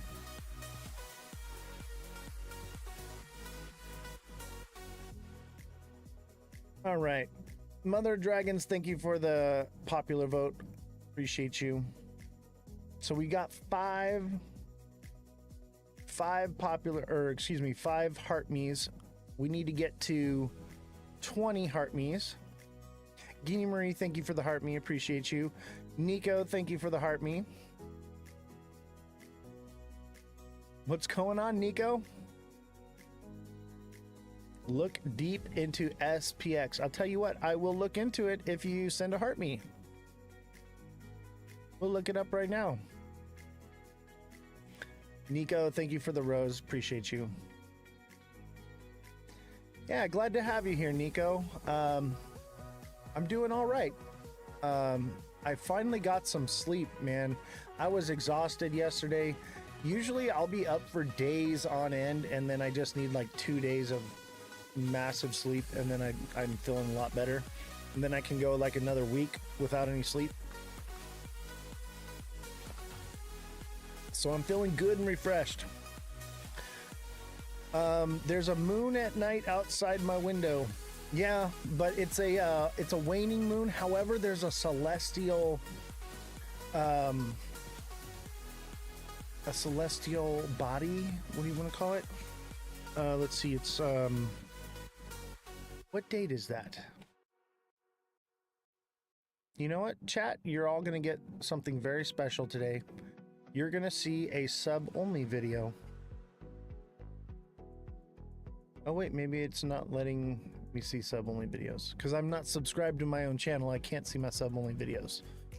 Hold on. Still bullish on SXT. I mean, I love the utility, but I think just the market's taking a dump right now. But yeah, I mean, I'm bullish long term. I'm just looking to accumulate it and wait for it to do something crazy because it could potentially hit a couple bucks. So yeah. Let me pull this up here real quick. Get the date. I don't want to give you guys false information. So let's make sure we know the date. What the heck? They removed it?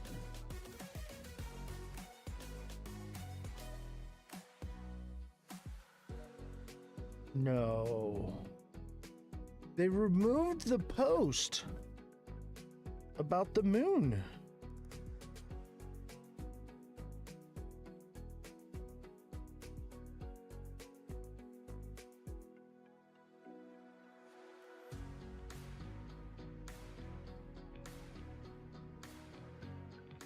What happened to it? All right, let me look it up.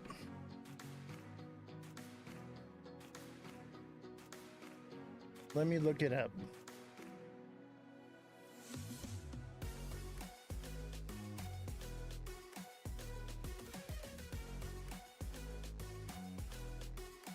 Okay, this is it. The smiley face in the sky refers to a celestial alignment of the moon, Venus, and Saturn that can create the illusion of a smiling face. Let's see a picture of it here. This is what it looks like. That's kind of cool looking, right? I have a feeling that this is going to normally would be something bearish. Maybe it indicates a pump. I'm in and out. I'm in a tree, but be back later. You're in a tree? What are you doing in a tree, man? So, we follow the moon cycle. Do I believe in it? No. However, I think other people do. so it gives it some validity. So this is the celestial formation that is coming on what date?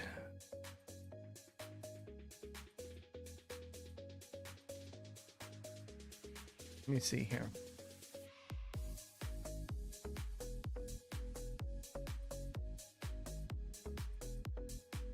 The date, April 25th. No. We had another one coming up.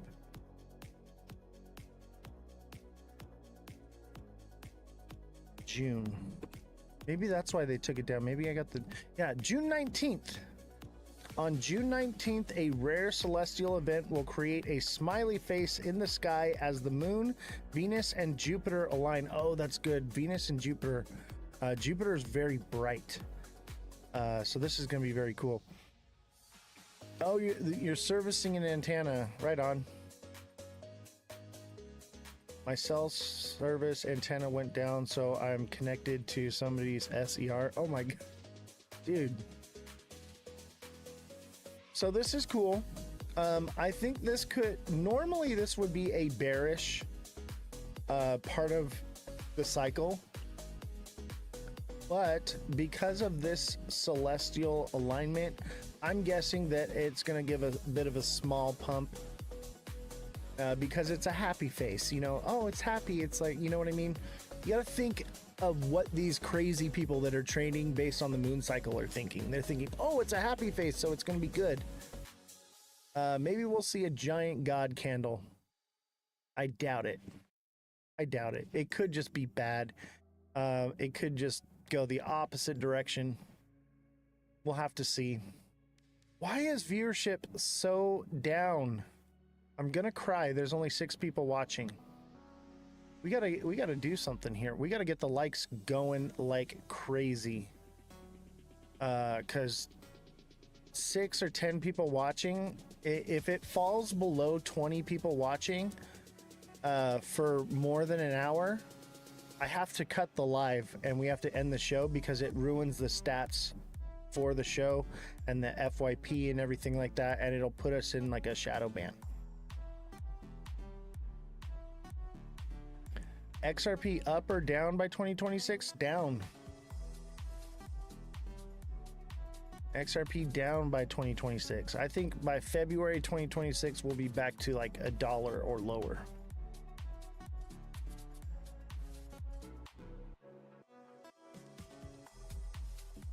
Downtown, yeah, that's what I'm thinking. Everybody, FYP in the chat, hashtag FYP, hashtag must watch. Is Jaydan live? He's pretty popular. They might be over there. I think you might be right.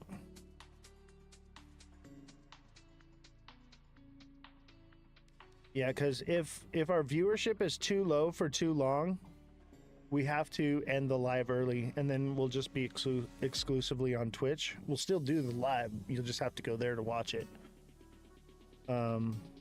Let's see. Let's see if Jaydan is live. He is live. Dang. Oh, and...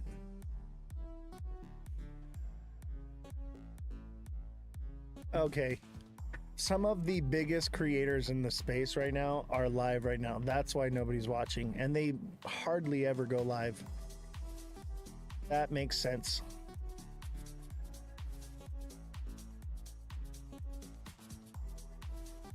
It's cool you're watching me. I appreciate that. He must be doing a long one. It would be late for him. Yeah, I know, right? Usually I try to go on a different time than other creators, because more of the other creators, they go a little bit earlier.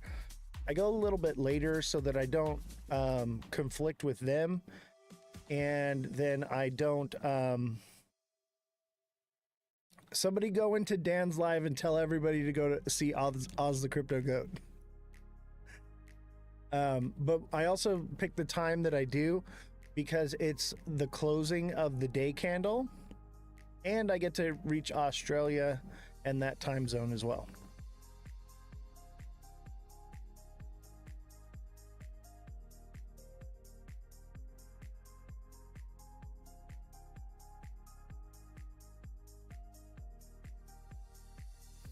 Tell Dan to go to bed. I know, right?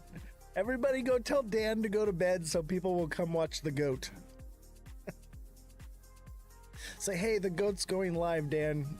Hey, go into Dan's live and tell him that if he comes over, I'll have him come on as a co-host and we'll chat. I've been trying to get Dan on the show, but he gets spammed with so many messages that he's like, I looked for your message, I can't find it, and then I'm locked out to where I can't send a new one. So it is what it is. You're not sleepy? I'm not sleepy either. I never sleep. All right, let's do a little TA, huh? So it looks like today's candle closed. Not quite a hammer, but somewhat of a hammer. But that downward pressure has got today opened up as a red candle, which could indicate downward movement. But then we look in the hour and I see a nice little flag forming. That looks like a flag to me. So I think we could potentially get another little pump up here. That would take it to like 218. I don't think it would go much further though. Maybe. This does look like an inverted head and shoulders. Now that could send it up to 219, 220. But still overall, it's just a massive head and shoulders. And look at this. Hold on, let me get back on the day.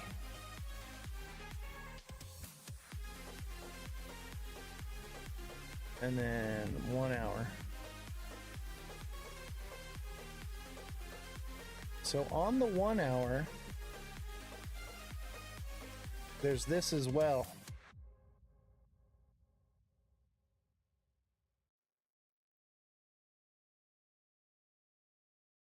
And this is also bearish. This is an ascending, broadening wedge. It's not too ascending, but I mean, if you bring this here, then it's a lot more ascending for sure. But I like to come back here a little further. But that would indicate downward movement. And overall, this whole thing right here is a head and shoulders.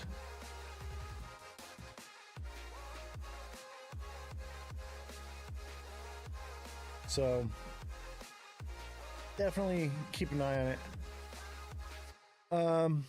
Prompt headed to the moon tonight. Don't miss out on the dip for sure. I'm trying to learn. I'm offering a technical analysis class. I also offer one-on-one coaching. So the coaching is more about finding a strategy that's specific to your needs that can make you profitable. And the TA class is more about learning how to read the charts. So this is the TA class, and you can get signed up. It's through my Discord. And you just send me a message, say, hey, I want to sign up for the class. It's $25 an hour. So there's four 1 hour classes a month. So it's going to be $100 a month. But it's a limited amount of people in the class. So you're going to have more direct one-on-one contact with me during that live, and I can teach you how to read the charts. Not just read the charts, but read them the way I do, and quickly, very quickly. I'm here in California. And then the coaching is for deluxe subscribers, and you can message me directly, and we can come up with a strategy for your situation. So the deluxe subscribers, it's only $10 a month, and you can message me anytime, and you won't need to know TA if you are deluxe subscriber. I'll do all the heavy lifting for you. But remember, following is not the same as subscribing, okay? So there's a little star down on the bottom here, okay, with a circle around it. You're gonna click that, and that's how you're gonna become a subscriber. Definitely worth it. Everyone that subscribes resubscribes. It's worth it. Mino36, you're a beginner. Highly recommend taking advantage of the one-on-one coaching with me. Just become a subscriber and send me a message after, and I will help you out. Oz, what's the prediction time for 160? I would say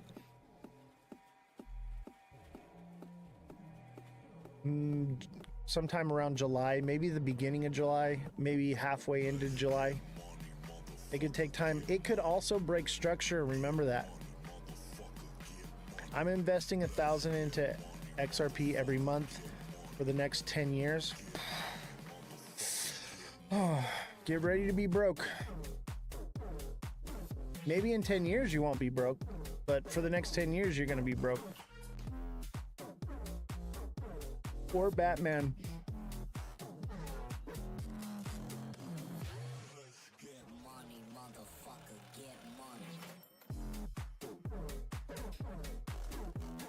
I'm just being honest with you, Bruce. Bruce Wayne. By the way, I love Batman. I drive a Batmobile, by the way. One of my cars is a Batmobile. XRP already had its bull run. I agree. If you're gonna put $1,000 into XRP every month, I would wait. I'd start saving it and putting it into stable coins and wait and buy the bottom. Nobody beats my FOMO. Hey, dude, I think I beat your FOMO, dude. I think we beat it, man. I think you're doing a lot better now.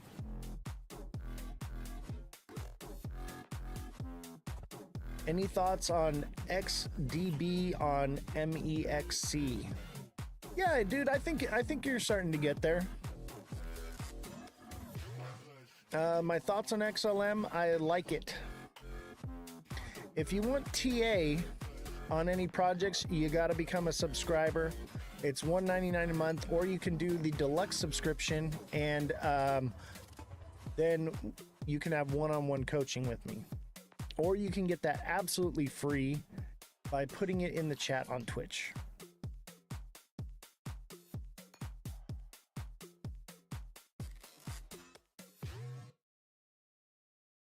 I'm not allowed to promote Twitch anymore. I got in trouble. I'm not going to get my stream keys.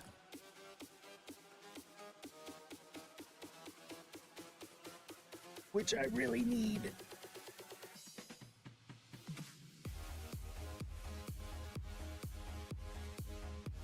I like this song. I own all the rights to this music, by the way. That's why I have the music I have, because by the way, all of these videos are posted to YouTube, and if you ever miss a live, you can go back and rewatch them on YouTube. They're usually uploaded the night of, sometime around midnight. They're back on there. All right, let's get into some news, huh? Let's read some news. This is from CNBC. Pro-Israel hackers destroy 90 million in Iran crypto exchange breach, analyst firm says.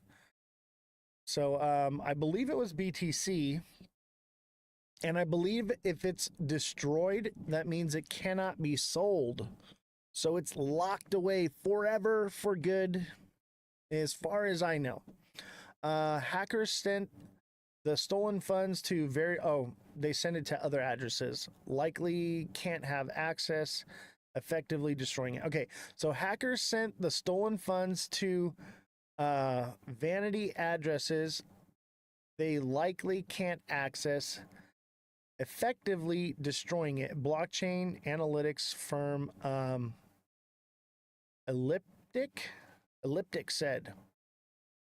The Predatory Sparrow hacker group claimed responsibility and also said it breached Iran's state-owned bank SEPA earlier this week. Elliptic has linked the exchange to sanctionized ransomware operatives and wallets tied to Hamas, Palestine, Islamic Jihad, and was it Houthis? Is that Hodas? Hodas.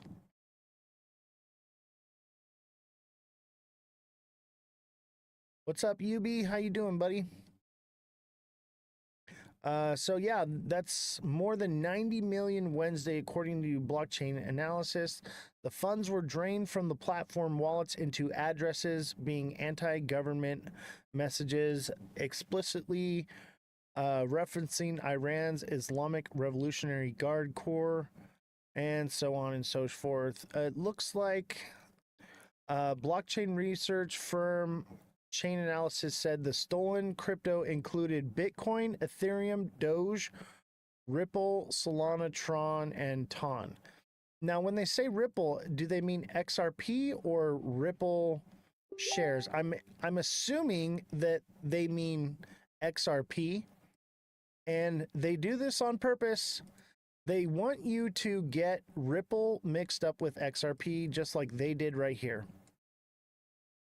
So that is interesting, because I don't believe that Ripple is a cryptocurrency. Let's find out.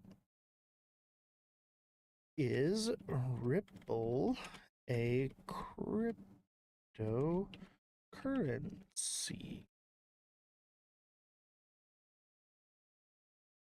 Yes, Ripple is a cryptocurrency. More specifically, XRP is the name of the digital currency that Ripple, the company, uses on the payment platform. Okay, so actually the answer is no. Ripple is not. AI lies to you too. This is what I'm talking about.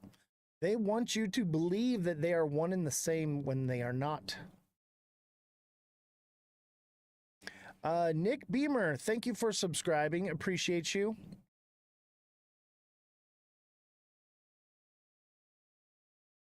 Thank you for the subscription. And if that's a deluxe subscription, make sure you send me a direct message and send me your email, and I will get you signed up for the email alert system. It's absolutely free for the rest of this month. After that, it's $1.99, but try it out. If you like it, then keep using it. But it basically pays for itself. I'm telling you, totally worth it.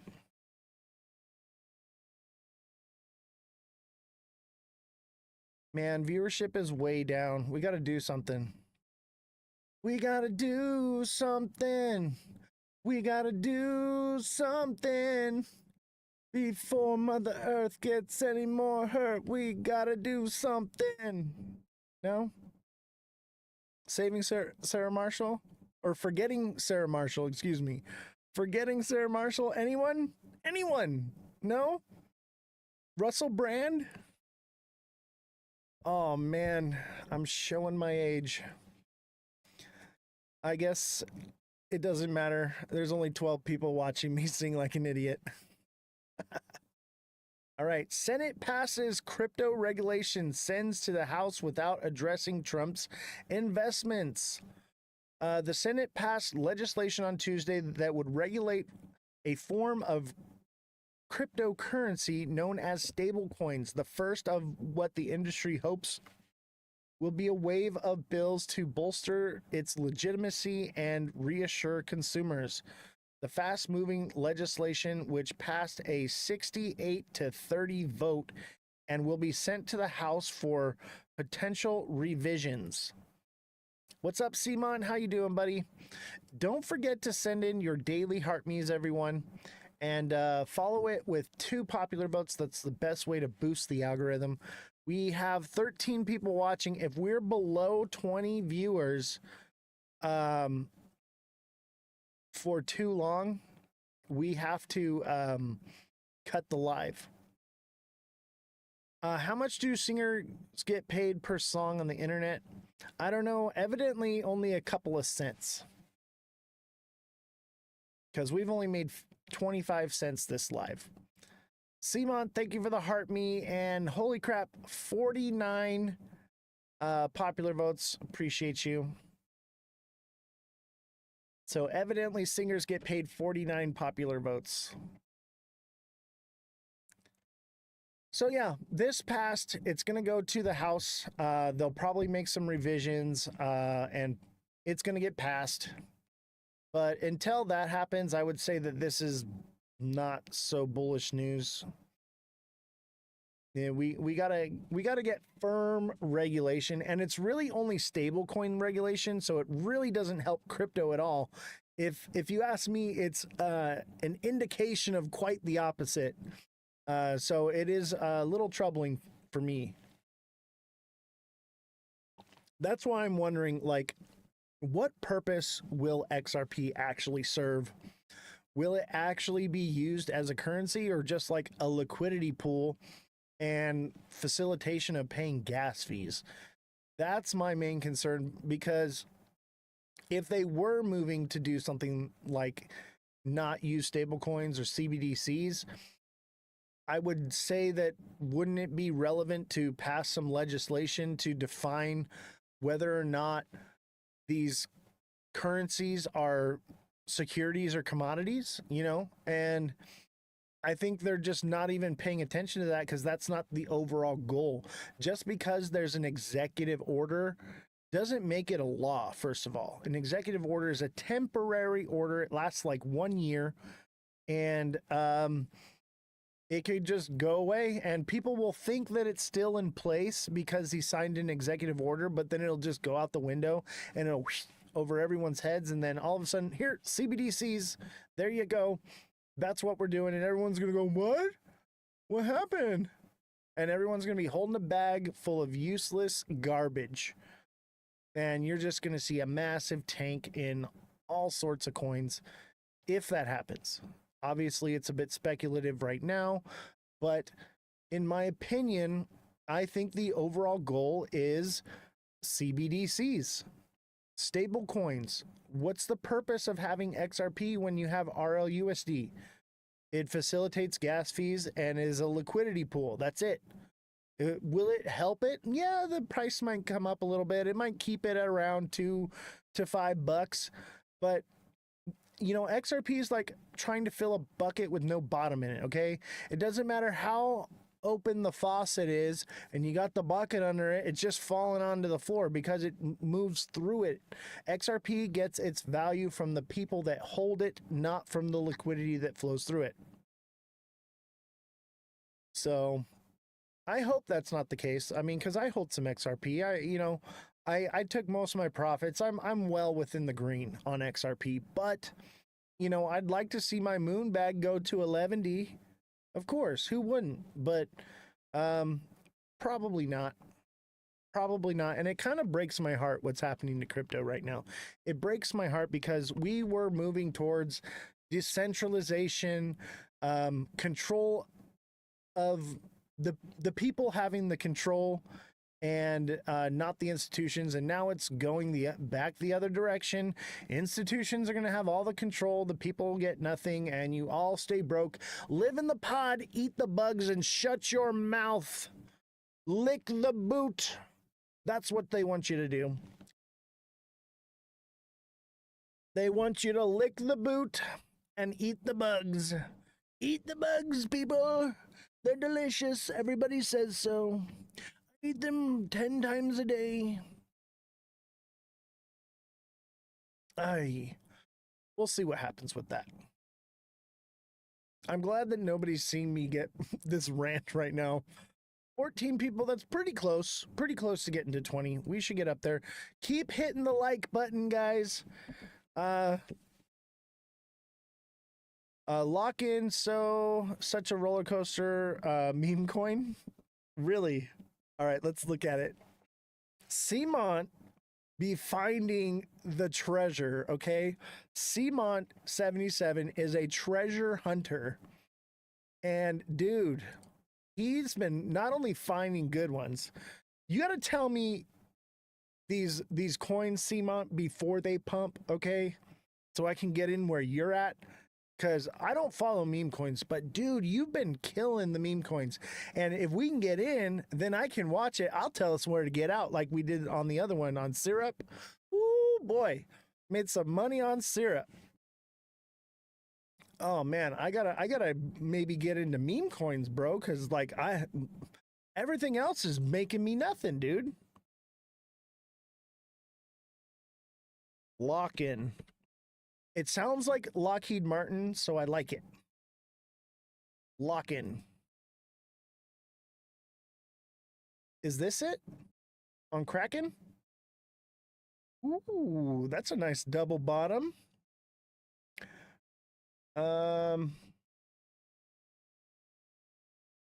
Interesting.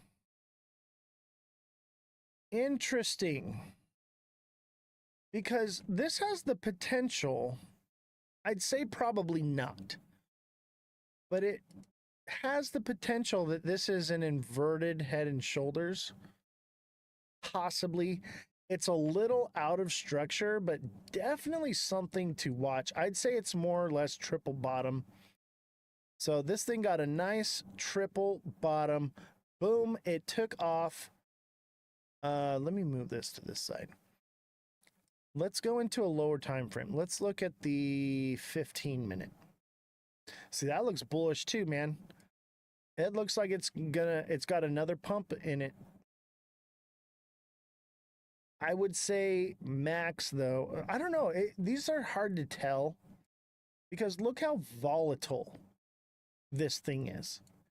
This thing could run all the way up here, you know? I would say conservatively, like a penny and a half on this one, but I could see it doing, yeah, probably like a penny and a half, potentially. There's not enough data really right now in this short term, because I would say pretty much this double bottom has played out. So we have to see if it continues to be bullish. I'd say it's going to a penny and a half, which is like hella good. It could also just come up here and stop. But I don't think so, because look at how volatile this thing is. I mean, it would make, well, let's look at something here. Okay, it's kind of trending like this, right? So there's our trend. Yeah, a penny and a half, dude. It seems highly likely on this one.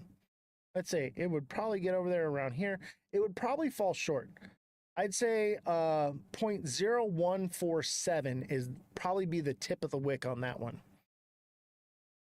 That's what I'm thinking. It could do a penny and a half, but that's going to be that psychological zone, okay? With meme coins like this, psychological zone, 1.5 penny, and that would be Friday, June 20th. Friday, June 20th, and let's make that a little more accurate. Let's make it a little more accurate.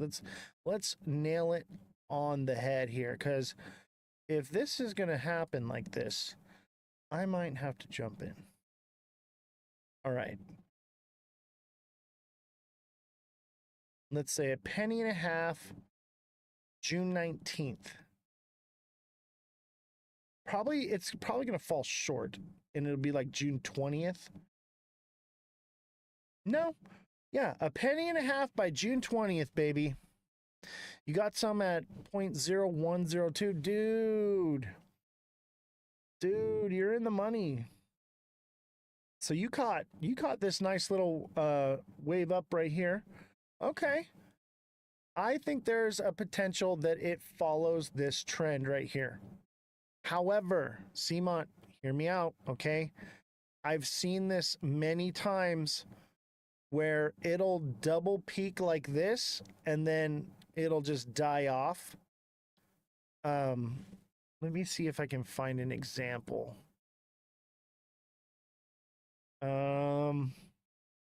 What's an example of that? Let me see here.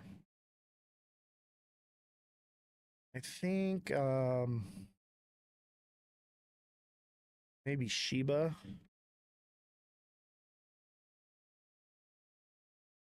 I think Shiba might be a good example. Yeah, I would keep an eye on it for sure. If it starts dying off, okay, see this? No, see, this is a bad example too. Let me go into the day. Okay, here, Shiba, boom. See how it got like this peak right here? And you got like this trend moving down right here. The third one didn't make it up to the trend line. It only made it like less than halfway up. This is very common to see this, where you get two spikes and then it just falls short after that. And that's what I think that this is emulating. So you get the two big peaks and then you get a little one. But because it didn't fall all the way down here, there is a more likelihood that it reaches that. But just keep that in mind, bro. It usually only gets two big peaks, but I have seen it do the trend where it'll hit it 3 times and it'll actually do it all the way down. I've seen them where they do this. They pump up here, come back down, pump up here, come back down, and they just do that all the way to the bottom. So this is, if it does this, bro, you're going to make some money off this one, okay? Because you're going to ride it up, you're going to sell here, it's going to come back down, and it's going to hit resistance at 0.0085, or I would say even 0.00925, which is probably more likely, but it's volatile. So it would come down around there, and then it would pump up again to 0.0125.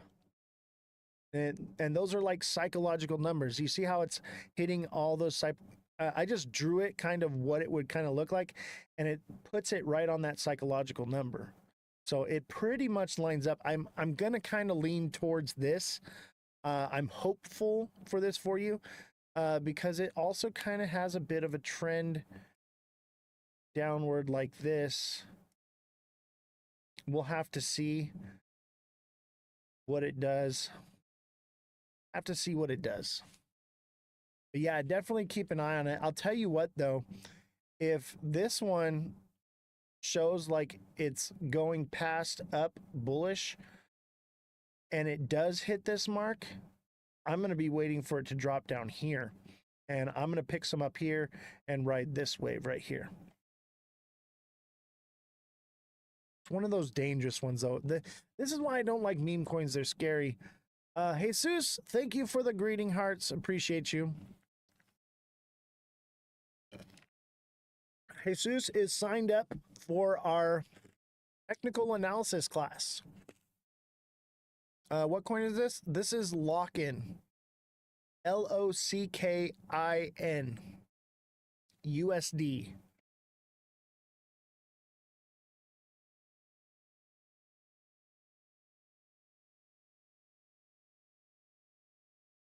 And then XRP is basically doing whatever the hell it wants to do. It never follows the rules, man. I have a love-hate relationship with XRP, okay? I love the idea and the sentiment. I want to believe.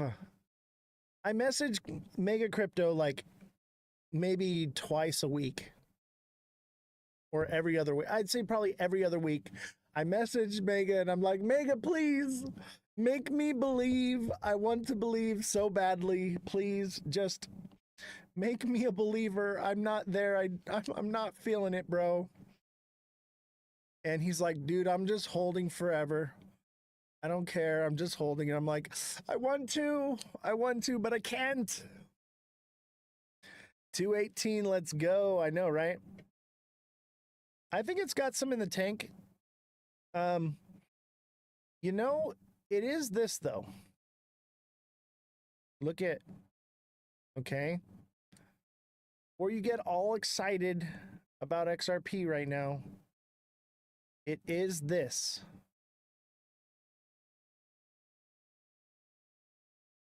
And it could potentially pump up to that. That would be 238, 247, everything I've been saying that it could potentially do. But it's a bit of an ascending channel. And I would even argue that it's this wedge, but let's just go with this, okay? It's a bit of an ascending channel, which eventually it will drop down and come back down to $2. Should have bought Circle. I did, and a ton of it. I know, man. I know. Hindsight's 2020, though. You know, I've been doing IPOs since the beginning of my trading career, okay? I started out on IPOs, and generally with an IPO, you're going to double your money and you're going to get out, okay? Or you're going to want to buy Class A shares and hold on to them for dear life, okay? And I should have looked at it like that, like I just want to have the Class A shares, but you know, hindsight's 2020, and I think about it and I'm like, you know what? Like the hype around crypto right now, Circle was a guaranteed win. And I was gonna buy it and I should have, and I don't know. I'm kicking myself now. I know I'll buy it. I think the deadline's coming up and I'm gonna be forced to buy it at that price. Up $50 today. Don't tell me that, bro. No. Now I'm gonna have to drop like 100 grand on this thing to buy as much as I wanted to.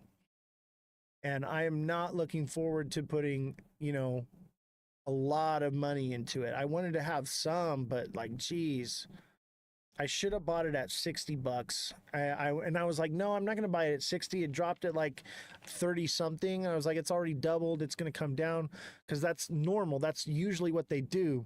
And, yeah, I got screwed. I got screwed on it, but I'm going to buy some and I'm going to buy the top just because I want Class A shares in Circle. But hear me out. What if RLUSD takes over the space? And Circle becomes obsolete. Because Circle's Ethereum, right? And the gas fees are pretty spectacular. I think I'd rather own shares in Ripple than Circle. Isn't it funny how their name sounds the same too?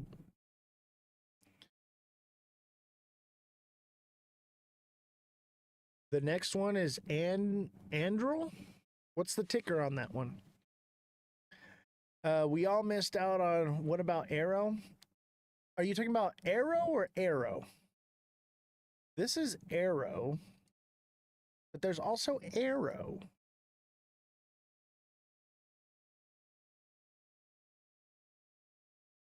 Arrow.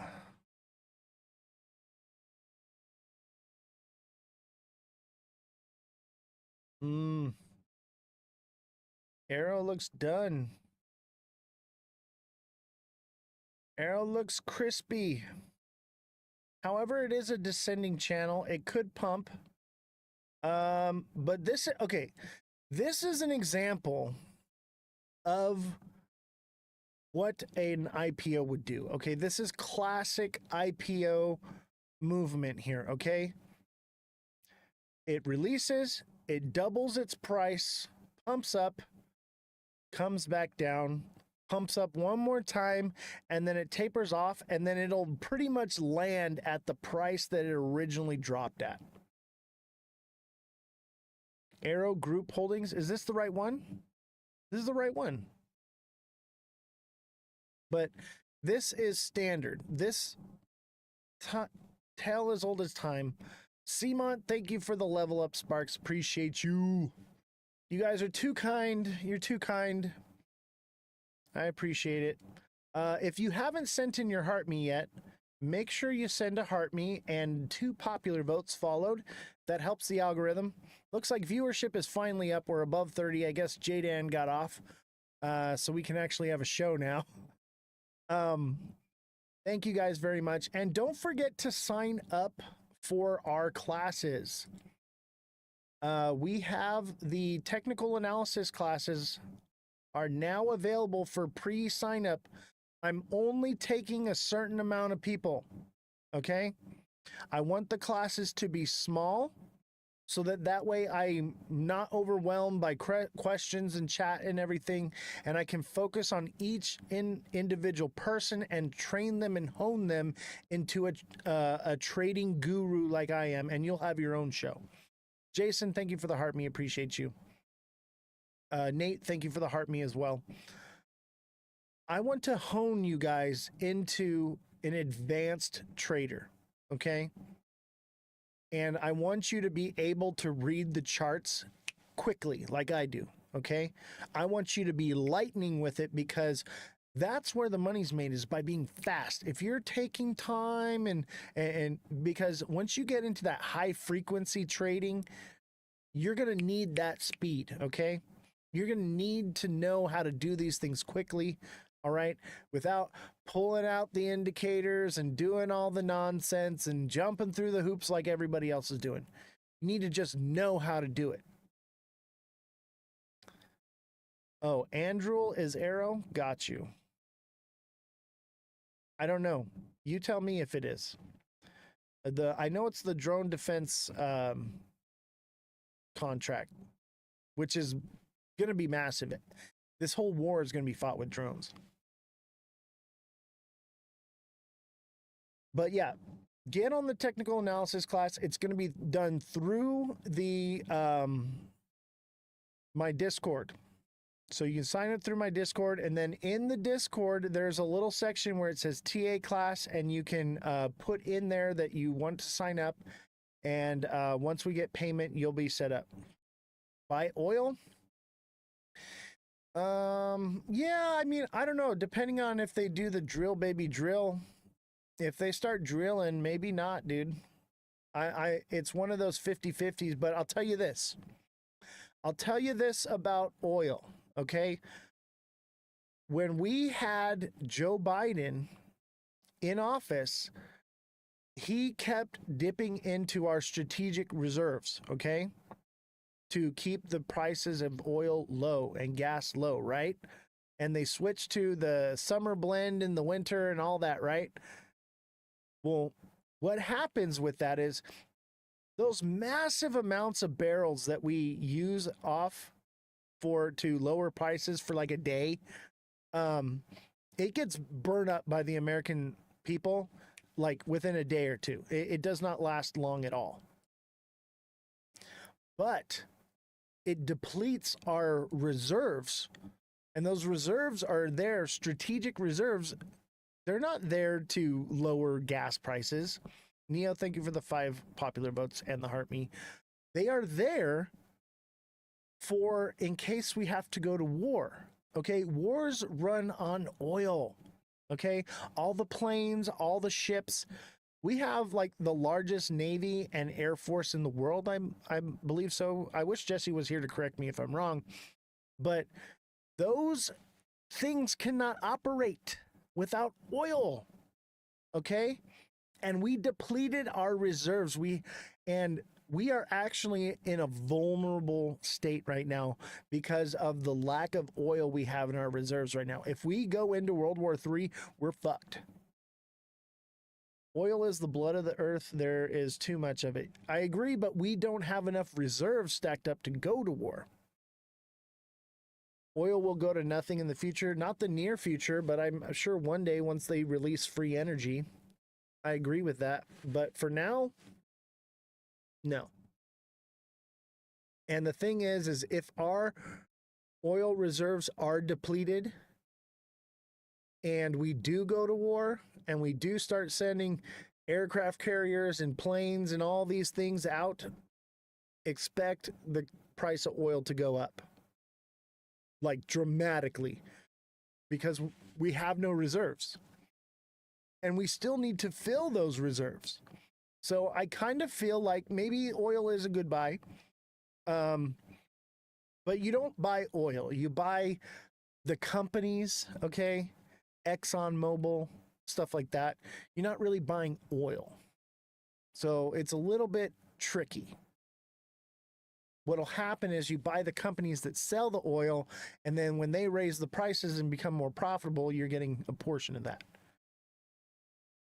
But yeah, guys, sign up for the TA class. Become an expert trader. And that's through my Discord. The link is in my bio. And, oh yeah, don't forget, get your hoodies, t-shirts, mugs. Look at, I got the mug right here. Your coffee just tastes better with a goat on it. I'm telling you, there's nothing like a goat milk cup of Joe. It's just gonna taste better. Trust me.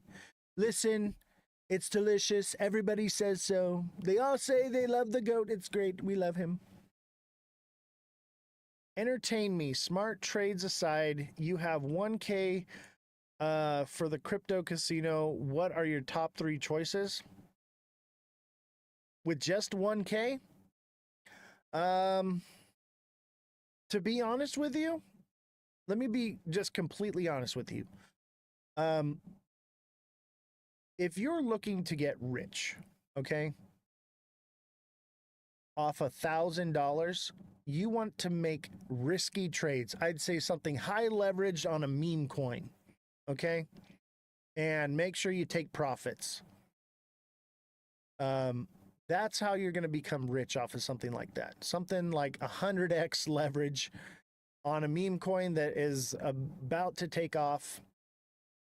That's how you're going to get rich with it. Just 1K for roulette. You have other trades. Okay, so yeah. So the way you become rich, okay, is by taking a small amount of money and putting it into high risk, okay? And then the way you stay rich is by taking the large amount of money and putting it into low risk. That's why I hold my crypto, and I also hold my defense contracts, okay? And I hold, Dutch Brothers and different IPOs, or not IPOs, but different stocks, right? So I take smaller amounts of money and I trade them into crypto, and I use that to build up my wealth and put them into secure places like Lockheed Martin. So I would say if you were going to do $1,000 and you're okay with just pissing it into the wind, I would say high leverage on a meme coin or a pink sheet, penny stocks, they call them Wolf of Wall Street pink sheets, right?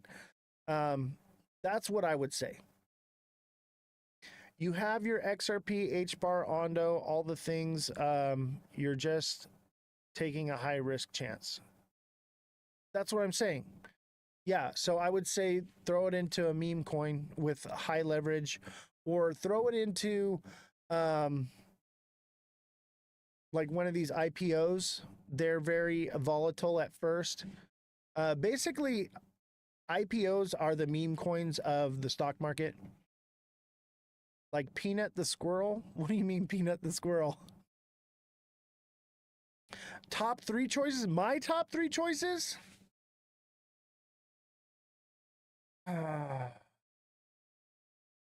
That's interesting because I don't trade those kind of trades anymore. I'm not in it. I'll tell you who would be the one to ask is CMont. CMont trades the meme coins and is just killing it. CMont, what's the next big 3 meme coins? No, I hear you, Justin. I hear you. I'm just a different style of trading because I'm retired. Okay. I'm 37 years old. I'm retired. And all my money comes from trading crypto that I live off of. And then everything else is like long-term storage. You're loaded on SXT? Yeah, dude, that's probably something that would potentially, I don't think it'll go lower than 5 cents. And it'll probably rebound back to 10 to 15 cents very quickly when the market does turn around. I'm definitely into SXT. Bought a ton more this morning at the low. Good for you, man. I'm actually waiting to see it form a bottom. But yeah, where I'm at with it is it's going to see a couple bucks at some point. It really doesn't matter what I buy it at. I'm not looking to get rich quick off of it. I'm willing to hold it until it bull cycles. You know what I mean? Which could be 4 years from now, but I'm okay with that. Let's look at SXT actually. That's a good question. Let's see where it's at, what it's doing, and if it's ready for us to buy it up.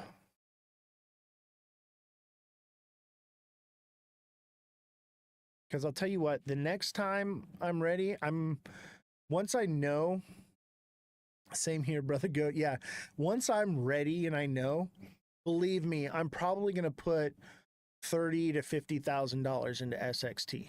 Minimum. It's going to happen. I'm just waiting for that time. Right now, I'm throwing a couple bucks at it at a time. Whatever, see what happens,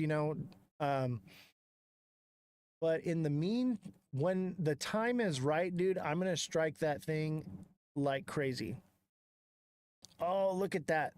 That's what you want to see, though. See how it came down here and it ran sideways? Now it's come down and it's got a nice peak. That's what we want to see, is that volatility. That is good, but it's not a home run yet. I need to watch this thing for a couple days, okay? We need to watch this over the next couple days to figure out what it's going to do. Let me go into a lower time frame. Let's look at the 15-minute. Okay. So look it ran up here, it flagged, it ran up, and then, okay. And you're probably going to see a lot of that because a lot of people are abandoning ship on this one. Me, I'm thinking the other direction. It's gone nothing but down, except for the one time we got into it, that it's due for a pump.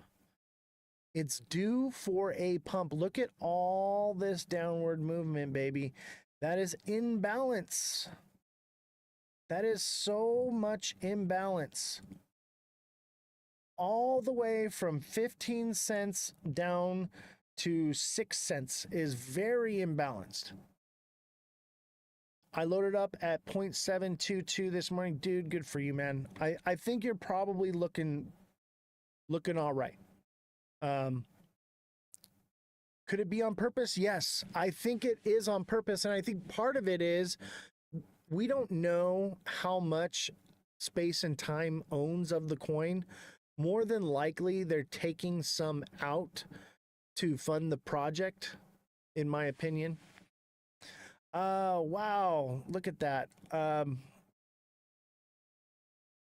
Bullish Babe, thank you for the heart me and the star goggles. MVP, thank you for the heart me, and Guinea Marie, thank you for the 5 roses. Appreciate you guys. If you don't know Bullish Babe and Hey Crypto Bro, go follow them. MVP Network, thank you for the 4 finger hearts. I appreciate you.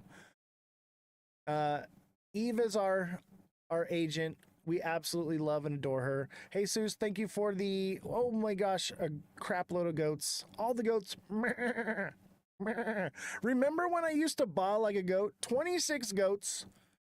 When we started, I used to bawl like a goat for goats. Okay, now if you send a goat or two, I might do it. But ever since I lost my voice and I couldn't do the show, I realized I can't do that anymore. Wow. MVP Network, thank you for the 11 goats. By the way, chat, if you don't follow Hey Crypto Bro, it's Cosmic Crypto. His account got demolished. It's completely gone, and he's starting over from square one. He is an amazing creator, and he's also not feeding nonsense. He has a realistic view on things. Chat, everybody go help him out. Send him a follow. We need to help him build his career. This is his life, and some hacker or whatever held his account ransom and got it completely removed. So we need to help him out. And yeah, Bullish Babe as well. She's amazing. They are so funny. Okay. My favorite show, okay, obviously Mega Crypto is my favorite creator, but my favorite show as far as entertainment, man, Bullish Babe and Cosmic Crypto. I am dying laughing the entire time. Their chemistry is just incredible. I love the show. And they know I'm in there all the time, spamming their chat now and giving them a hard time. But they're a lot of fun. I really do appreciate what they're doing for the space. They're making crypto less serious. I'm very serious. This is a structured show, and we're a news show. Okay, we're like turning on CNN. All right, when you're watching them, it's like watching Comedy Central crypto. Okay, like I love it. They're just good people. I appreciate them. I tried to get Cosmic to come with me to Vegas, but I don't think he can come. There's just way too much uniqueness and potential in SXT, not to mention backed by big names. Exactly. SXT has the partnerships with Microsoft and Chainlink. Come on. Off-chain data verification? What? Like, that is ridiculous. That's everything. That's everything. What's the other one we looked at? It's basically the same thing, but it only. What's up, Coach? Coach JV in the house. I don't think that's the original one though. Coach, if that is you, I sent you a message last week. I'm sure it got lost in your whatever, but I need to talk to you. If you are the real Coach, I don't think you are though. Yeah, I think it is. It is. Yeah, I think it is, Coach. Coach, I sent you a DM. Message me back. I got something for you, Coach. Thanks for the follow, buddy. Appreciate it.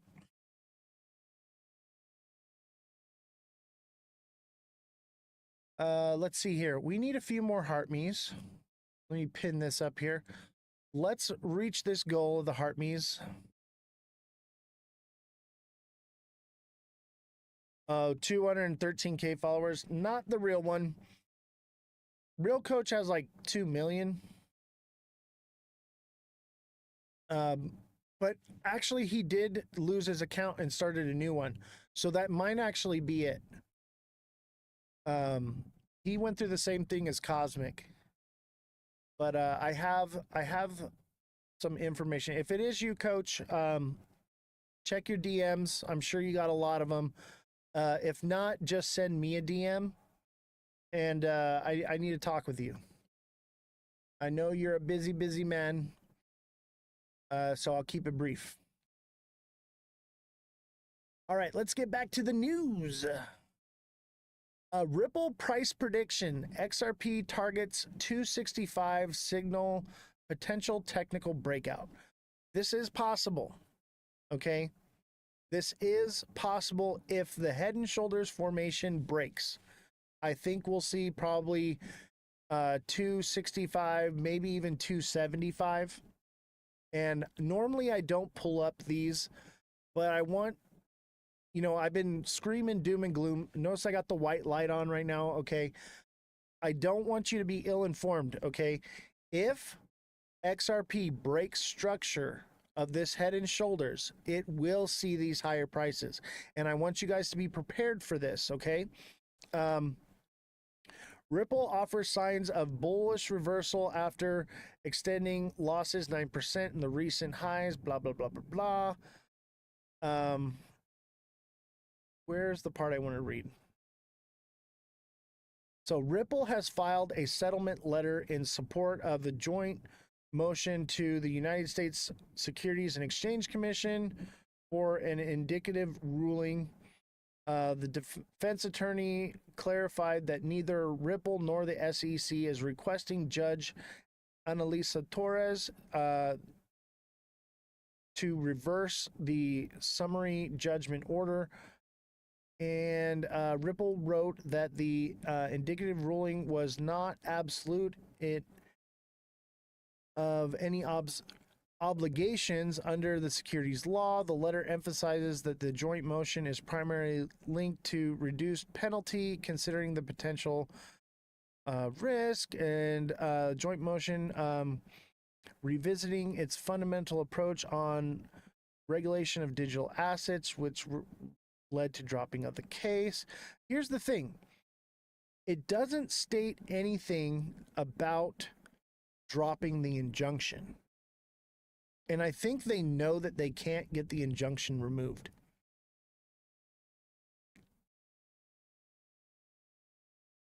That's the issue, is the injunction. I'm from Canada and bought XRP ETF this morning on Toronto Stock Exchange. Nice. Nice. That's cool, but it won't be really bullish until the US, and here's the thing, okay? This is what you guys have to understand is Ripple is admitting to guilt, okay? They're paying a fine that is admission of guilt, okay? Which means they broke the law. And as the law stands right now, they did break the law, and institutions cannot buy it. Normal people can, but institutions are not allowed to. And that's why I think they're moving towards RLUSD. But the institutional money, I don't know. The Swift money. What's up, Oscar? How you doing, buddy? Glad to see you. I don't know. But until that injunction is removed, you're not going to see above $4. Period. It's all retail right now. And I think $4 is a stretch.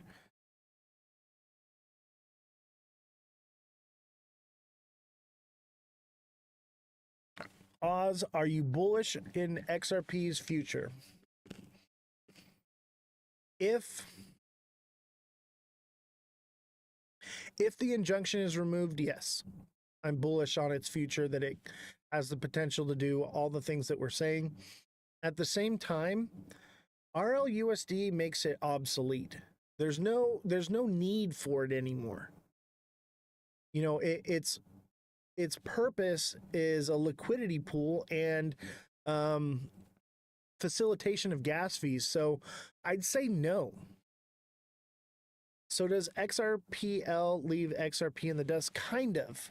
XRP will serve a purpose, and it will probably hold a price between $1 to $3, which is where it's at right now. But even if it has large amounts of money being transferred through it, it's like trying to fill a bucket with no bottom in it. Okay? Like, it doesn't matter how wide open you open the faucet, the bucket will never fill up. XRP gets its value from the people that hold it, not from the liquidity that flows through it. That's the issue. I'm bullish as long as I sell it on time. That's where I'm at. Okay, I hold a moon bag because y'all be spoon-fed the moon cheese, and I'm banking on that, okay? Everybody buying into the moon cheese is going to be my exit liquidity. I bought this thing back in 2016 and I've been loading up on it for years. I already took a massive amount of profits out on it. Okay. So all the retail that buys into this stuff, I'm telling you right now, you are my exit liquidity. Y'all be paying my bills. You are what makes me rich. So yeah, feed into the moon cheese all you want. I'm not going to feed you moon cheese. Okay. I'm going to tell you the truth that y'all are my exit liquidity, and I will keep taking profits just like everybody else that got in when I did. Okay. Because I'm not an idiot. Okay. Man, I'm not saying you're an idiot for buying this thing. Don't get me wrong, okay? I also hold, okay, a big bag for just in case, all right? But I'm always going to be taking profits. Always. And you should be too.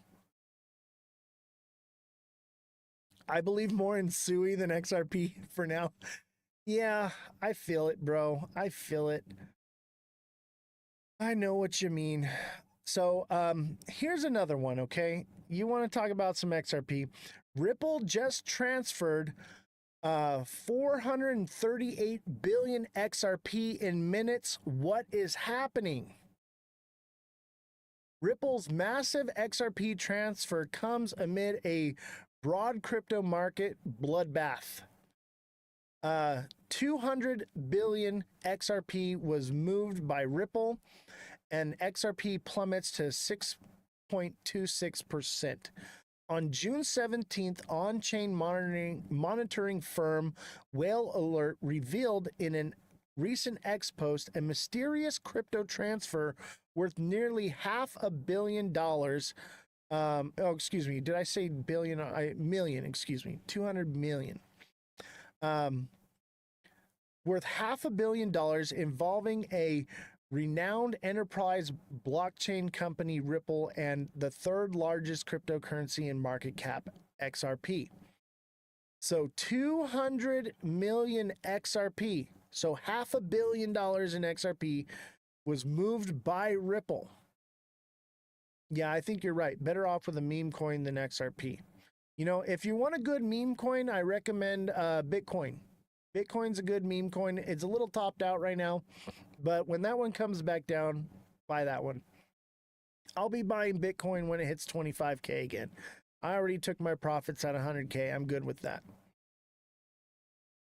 Okay, so according to the data tracker, Ripple sent a massive 200 million XRP token worth over 438 million to an unknown wallet, sparking curiosity amongst XRP holders. The move, which appears to be a long-standing routine from Ripple, comes as no surprise, as Ripple has been consistent with moving large amounts of XRP token to undefined wallets month after month. However, XRP holders are concerned about the motive behind the move, considering its timing. Okay? Ripple used to take that money out of escrow and re-put it back into escrow and lock it up. Well, now they're putting it into these wallets, okay? They're putting it into these wallets, and what they're doing is they're leaking it out. That's why the price never goes any higher, because every time it goes up, boom, they release a little bit, and they are manipulating the market. That's why this thing won't see above $3. No matter how hard and how high and how much money you throw at this thing, Ripple will keep unloading on you. And that's the reason for this sticker right here. Okay.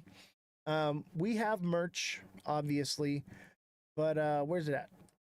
So we have the hoodies, we have t-shirts, we got our mugs, right? Telling you, it tastes better. We got stickers as well. But check out this sticker, people. This is why I created this sticker. So this is Brad Garlinghouse, and this is you and me, baby, right here. When Ripple hints at another escrow unlock, say goodbye to your gains, okay? So what would be their motivation to keep it suppressed? To make you feel like it's about to do something and then just sell a little bit. Instead of tanking it, leak it out, and then they're just money grabbing.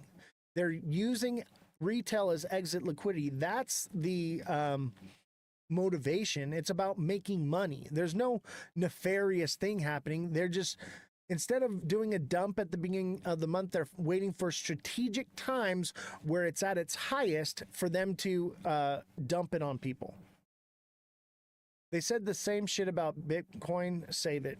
I mean, I'm not saying that XRP is not good. By the way, real XRP wifey, I watch your show. You're awesome. Give her a follow. I'm not saying that it's not good. Okay. I'm not saying that it's not good, but something is happening. Okay.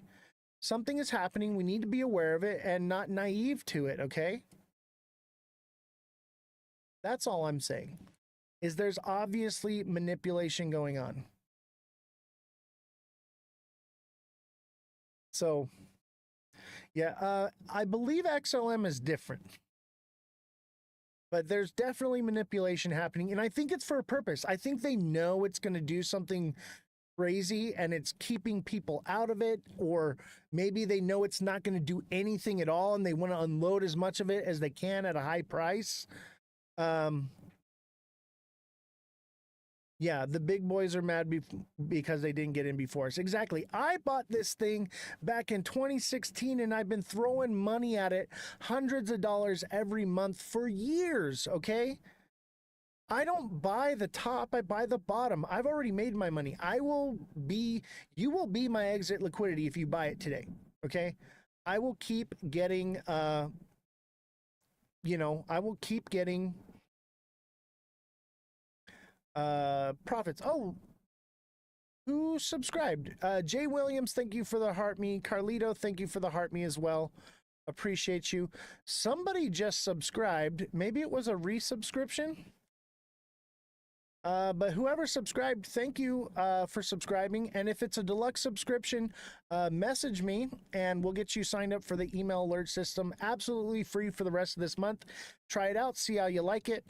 And I offer one-on-one coaching for the deluxe subscribers. So you can message me directly and I can coach you and we can come up with a strategy that works best for you. Every individual is different, okay? Everyone is different. So if you need help with getting set up and doing those things, send me a direct message. More than willing to help. Kodak, thank you for the chili. And Kodak, thank you for the ice cream cone, the dolphin, and the you're awesome. I appreciate you so much. Mad love. Yo, what's up, Zell Shops? That's a funky looking picture of you, dude. What are you doing on the ghost account for? Glad to see you, buddy. Real XRP wifey. Send me a direct message. I want to have you on the show. I've been meaning to reach out. I'm just so busy. And I've gotten to the point now where I send out messages to creators I like and they never respond back to me because I get it. They're getting tons and tons of messages. So if you're interested in coming on the show as a guest, send me a message and we'll work something out because I want to help other creators. I also want to, talk about these things because I understand where you're coming from and I believe that your voice should be heard and I believe that my voice should be heard and we need to learn to not hate each other because we have a difference of opinions because I do think that you have a lot of valid points and I want to talk about it. So if you're interested, hopefully you're still in the chat. Let's talk. TikTok seller, what's going on? He's back. The boy is back. TikTok seller, did you catch the part about the money Ripple's been moving around? So Ripple just transferred $400 million in a minute to unknown wallets, and people are wondering what's going on. Okay, so I'll read it again for you because I appreciate you and everything you do. Jesus, thank you for the TikTok live, and TikTok seller, thank you for the 4 popular votes. Yeah, this is a huge red flag. Exactly. So 200 million XRP moved by Ripple. According to data tracker, Ripple sent a massive 200 million XRP tokens worth over 438 million to an unknown wallet, sparking curiosity amongst XRP holders. This is what I've been telling you guys about this. This has been going on. Maybe they are testing the technology. No. No, that's not how the technology works at all. That is, I can debunk that for you right now. That is not how XRP works. XRP works for transferring cross-border, okay? And it's for exchanging from one currency to another. So we would see that. We would have knowledge of that. That is not what's happening. They're taking the money, and this is not the first time. This has been happening. They are hoarding it up instead of putting it back into the escrow. Okay, they used to take it and put it back into escrow. Now they're taking it and putting it into wallets, and they're leaking it out. Okay, and they're making money. It's a money grab.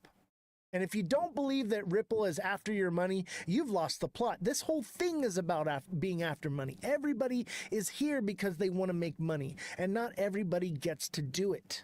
Somebody has to lose. It's a Ponzi scheme. It's just on the news now. Yeah, I know. And this has been happening for months. We've been tracking this happening since April. This is where the market manipulation comes from. Ripple is dumping on its holders, and it's creating hopium. Okay, why do you think Brad came out and said, oh yeah, we're going to take over 14% of Swift? I believe that guy about as far as I can throw him. All right, that guy is full of shit. Yeah, XRP tech will be obsolete soon enough. It already is. RLUSD makes XRP obsolete. It's useful. It facilitates gas fees, but yeah, it makes it obsolete. There's no purpose or use for it anymore. It's already old news. It was cool back in 2016 when I got it. Okay, I was like, yeah, this is it, baby.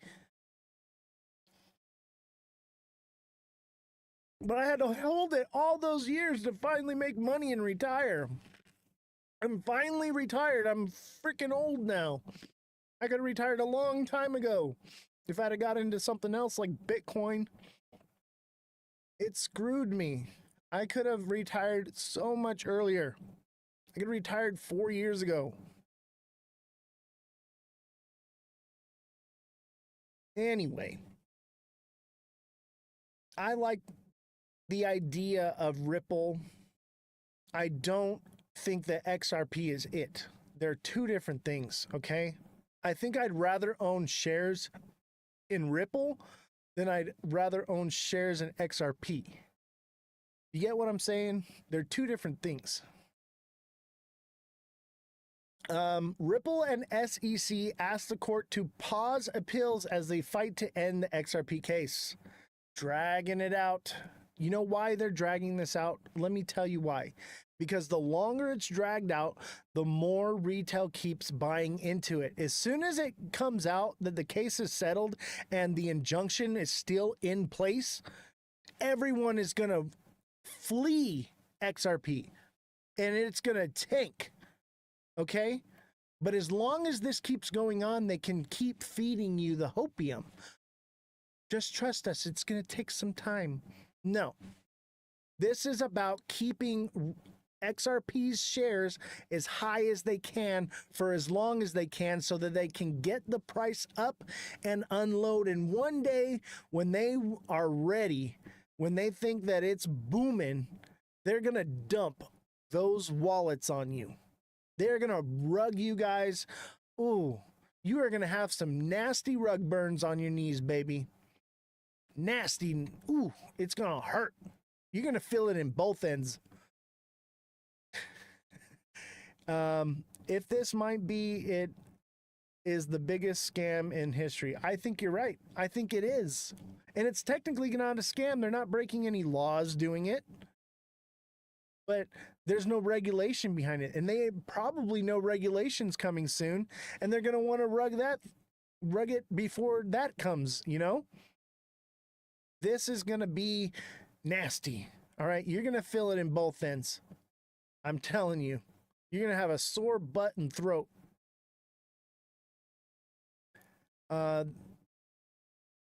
They still YouTubers preaching 1,000 XRP laughing my ass off. I know, right? They think it's going to $11 million. It's crazy. I can't take it anymore. It's just not logical, okay? Market cap matters. Period. Market cap matters, and institutions need to be able to buy it for it to go up. And even if it's used in all the crazy things that everyone says it's gonna be, it's like trying to fill a bucket with no bottom. The liquidity flows through it. It doesn't sit in it. There's a difference. Yeah, they're paid influence for sure. And that's why this show is suppressed so much, because we speak out against it. Neo, thank you for the 5 goats. So what coins you hold? XRP is a scam, I believe. Dude, RWAs. And you got to be careful because there's a lot of scams in RWAs. But dude, Algo, Ondo, they're my top 2. All right? But I don't hold any yet, okay? I'm still holding stable coins and my moon bags, and I'm waiting for my entry zone, and I believe that's coming. Oh yeah, dude, Ondo for sure. Algo as well. Algorand is going to be amazing. I didn't like Algorand, okay? I didn't like Algorand at first. I wasn't sure about it. And then when they had the crypto summit, and I believe it was the CEO or the founder of Algorand came up and spoke. After she talked, I was like, I need some of this. And I've been waiting for my time to buy, because I buy smart money positions, I'm not going to buy the top on something. So should I not buy more XRP? Oscar.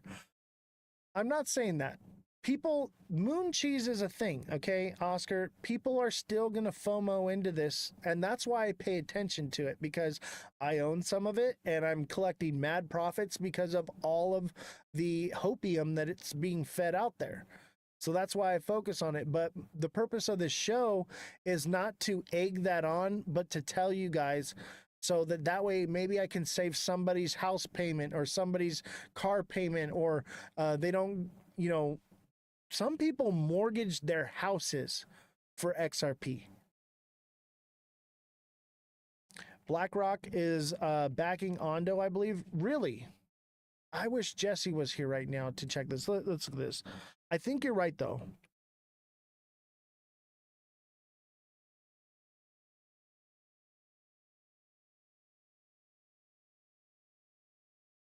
Ondo Finance and BlackRock have a strategic relationship focused on tokenization and integration of traditional finance with blockchain technology. Boom! There it is.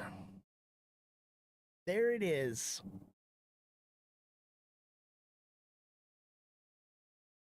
Oscar messing with me.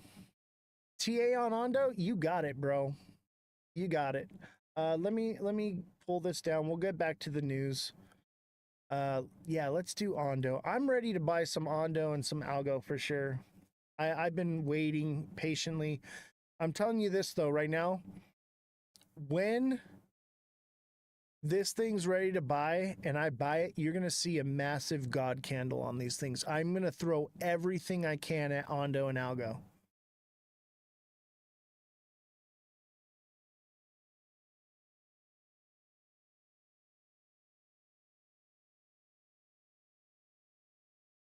All right, let's take a look and see here. Let's go into the 1 day. 1 day is where it's at, boys and girls. Okay. Here's the thing. Overall, this is an ascending broadening wedge. Now, I know it's in the day, okay, but it's something that we should pay some recognition to. And let's say that it does bounce up here like this. That's a nice little Head and Shoulders right there. Bringing it right back to 20 cents, maybe even lower. Maybe we can get this thing at 10 cents. Okay. This would possibly be end of the bull run. That's forecasted for like November-ish. Okay. I may get a little bit sooner right before the bump. But I'm watching to see how it follows this blue line right here. Okay. So now that I got the blue line there, let's go into the hour. Okay.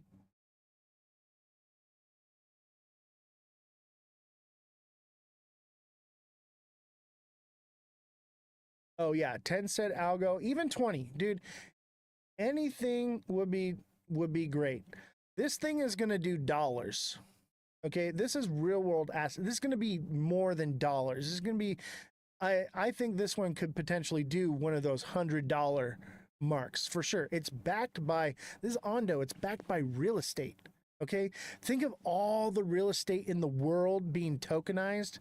What the value of this could be. You think Swift and XRP is going to be big? This is going to be big, okay?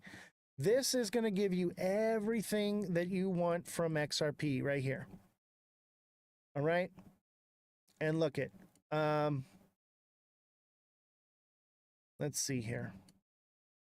So look at, I've been saying this for a while. Look at, we got our Head and Shoulders. Our Head and Shoulders played out perfectly. And I think we've hit the bottom here. Now, I'm going to keep watching because in the day frame, is this bearish signal? Okay. And we are going into July. So I have a feeling that it dips down, I'd say 50 cents, 51 cents. That's when I'll probably buy. It'll run back up again, and who knows, maybe it goes up, you know, maybe this does something up here. Maybe it hits its bottom right here, but I'll tell you what, if this starts going up, this is a double bottom right here. Boom. That would mean it's going to $1.50 to $1.60. All right. I might just buy some now. I think I might be ready to buy some of this. Okay. I think it could potentially go lower, but I'll put 20, 40, 30%. I'm going to put 30% of what I want to own of this into it now, just because this looks like a nice double bottom. Look, it did it right here too. Boom. Actually like a triple bottom here. I think this one might be ripe. The current price is 72 cents. And I would imagine that it goes up to at least $1.50. This is Ondo. I think this one's just about ripe for picking. I'm going to get a little confirmation first before it goes. But this is that move that I told you I've been waiting for. We've been tracking this one for weeks now. It's finally starting to get to that point. I think it's got a little lower. I think I have my limit order set at 0.65. Oh yeah, it definitely looks prime. Nanny Crypto, you want to come on as a guest and talk? I'd love to have you on. I know we talked about it before. I know it's not scheduled and I didn't promote it, but if you want to come on, let's chat a little bit. Let me see if you're in the list of people here. Send me a request to come on.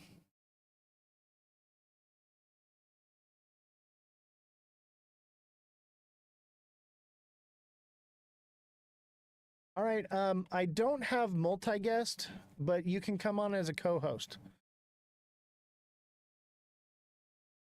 Oh, I know. Nanny Crypto is a boss for sure. Nothing but respect. Nothing but respect. Yeah, let's get you on here. Send me a request to come on as a co-host. I decided I'm not doing the guest thing anymore. I want to do co-hosts. It's proper. This is a professional show. We want to do it properly here. What do you see Ondo hitting possibly? I think Ondo could come down to 0.665 is possibility, or it's already reached its bottom and it's going to go to $1.50. I don't know. I think you have to click for co-host. Let me see here. I'm still learning how to do it, to be honest with you. But because I have the dual layout, some people watch it in landscape, some people watch it in portrait. It doesn't allow me to do multi-guest. It only allows me to do co-host. And honestly, I'd rather have co-hosts on, because then you're like, your image and who you are is up here and it looks a little more professional. But I believe it's it looks like two links together like this, obviously, but it looks kind of like this is the symbol that you're going to click on. Kind of like an infinity symbol is what it looks like. You don't have to have camera, but you can still come on. You can use a filter too if you want. Buy XRP, it's going to the moon, obviously, and stack up on XDC. Interesting, Eagle. And why do you think that? I don't see the link. Still looking for it. Yeah, I'm not sure how I can send you a request. You may not. I put out a request. Nope. Oh, here we go. Suggested creators. Nanny. I think you have to go into your own live. So, Nani, I think what you do is you go live and then you request to co-host. That's how it's done. Because you're basically have your live, I have my live, and it brings them together into one. Then we get massive viewership that way as well.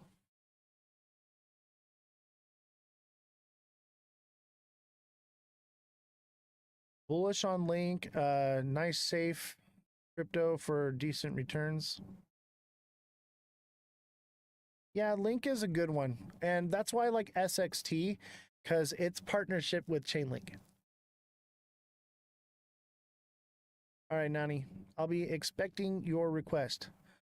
I took a gamble on SXT and Ondo this morning at the lows. So far, gamble is making me money. Yeah, everything tanked so hard. I think it's just due for a turnaround. Everything's due for a turnaround. And I'll tell you what, I'm happy because I can pay the bills. Like, my trades pay for this entire operation. It is not cheap at all. We spent $16,000 alone just in building this studio, just so that you can't hear the airplanes.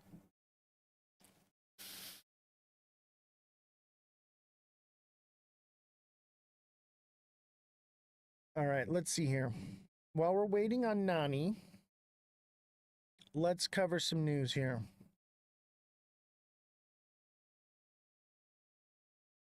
Washington City bans Bitcoin ATMs amid surge in crypto scams. Oh, there she is. Live. Hello, how are you? I'm good, Welcome. thanks. Oh, how are you? Thank you so much. It's nice to see you. Yes, it's nice to see you too. How are you doing today? Good. It's Friday morning here. Is it Friday? No, it's not. It's Thursday morning. Thursday morning. I Where had are a you late at? night. I think I went to bed. I'm in Sydney, Australia. Oh, everybody watches from Sydney. Look, I got my little crown on. There you go. So, You do. Very, very nice. what got you into crypto? I got involved in crypto back in 2017. My dad at the time said you should buy Bitcoin. I went, you should buy what? I had never even heard of Bitcoin at the time. However, I did, I'm a big believer of trying everything, and I'm in IT, so it sounded geeky and just kind of was something that I thought would be a good idea. And but unfortunately, I I bought Bitcoin at whatever it was back then, $1,200, I think it was. Put it onto a whole bunch of scam sites and lost everything. Oh, you poor thing. Baptism of fire, which is fine. However, the concept of how cool is this that I can send Bitcoin? So I'm Colombian, and just the fact that I could send crypto back home and bypass banks and all that kind of jazz without having to worry about it. I went, wait, this is really cool. So I kept on doing my digging. I learned how to do trading. Had never really traded a day in my life, so I learned how to do trading from a guy in the US. I'm like, okay, that was going well. And then a couple of years later, I was contacted by a guy in the UK who I had been attending kind of a few of his Zooms and stuff. And he's like, we're setting up an academy. Do you want to be one of the founding coaches? And I'm actually, that sounds really cool. So I became a coach, just like one day a week and stuff, just kind of doing workshops. And the workshops were your basic kind of what everybody should know: send, receive, buy, sell, store, that kind of stuff. And then 3 years ago, I went, you know what? I could do this full time. So quit my job, and now I'm on TikTok and I'm on all social media and stuff, and I'm just trying to get as much people aware of what crypto is about without it being an overnight, get rich overnight and meme coin going to the moon, 100x, all that jazz. But they're like, I truly believe, and I say this with my hand on my heart, this is life changing. This is the kind of stuff that you wish you would have known about. I don't know, it's like saying back in the day when Microsoft came out and you're like, go buy Microsoft shares, and people would go, who's Microsoft? Yeah. That kind of stuff. We're so early. Yeah. We're so early. Oh, God. And that's what people don't get. Yeah. Like people say, but it's Bitcoin at $105,000. And I'm like, it doesn't matter. It's not too late. There's always a good opportunity around the corner. Just do yourself a favor, get educated, and at least make an informed decision on whether this is for you or not. Hey, it may not be. And you may decide not to get involved. And down the track, you'll probably go, crap, now I've got to do it because it's the only way to do it. But that's okay. At least you've started to learn about it. And I think, obviously the people on your live, my live, just the fact that they're here means they want to learn about it. That's so yeah, that's me. That's something that I do every time I get like an Uber driver.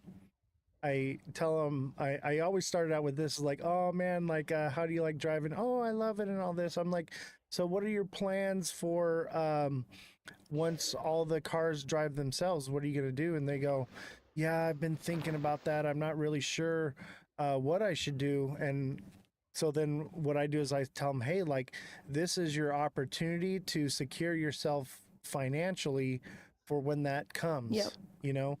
And absolutely, that's how I turn them on. So I get all my Uber drivers to sign up and turn them on to crypto. They come watch the show, and that's really what this is all about: is trying to help people and secure their financial freedoms for not just themselves, but their bloodline for years to come. But like we said, I don't think it's happening now. Everyone thinks that this is the year of mass adoption.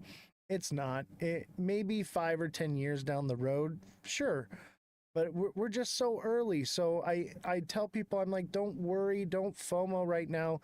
You're going to have plenty of buying opportunities. It's a blessing, Oh, look, there you are. I can see your face.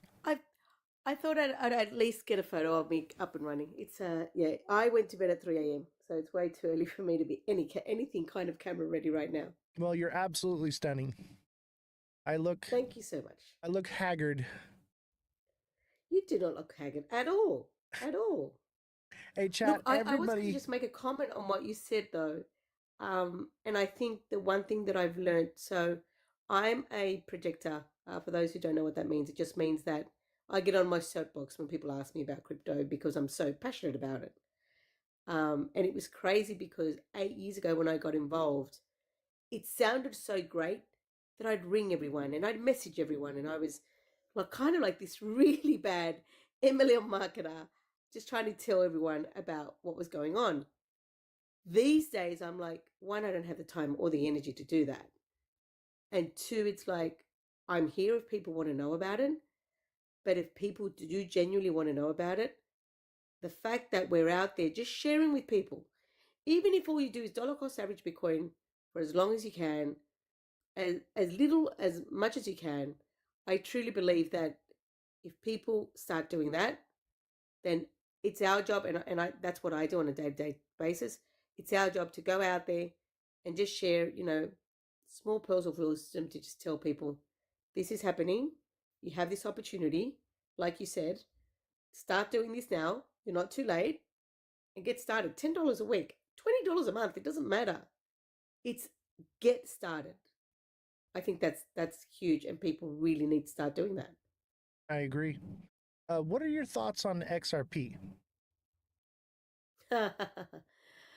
I laugh because it's the question. It's the $1 million question, isn't it? Look, I've been dollar cost averaging XRP for a very long time.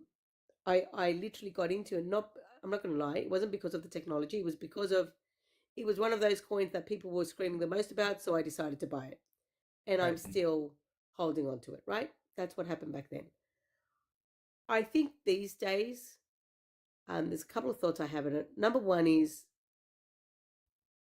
I definitely think that the project as potential with financial systems and integration and all that kind of stuff, I really think it's there. And I think that it's going to be one of those projects that has a blockchain that makes a true difference in real life, if that makes sense. Mhm. I definitely believe that. Number one. Number two, I think that because of the amount of hype there is around that, people are getting in expecting for it to go to 10,000, whatever. And because it hasn't happened, it's like, it's a scam. Right. Guys, I think that's on purpose. If you haven't done your research, sorry, what was that? I think that that's on purpose. It's by design to keep people out of it, I think. Right.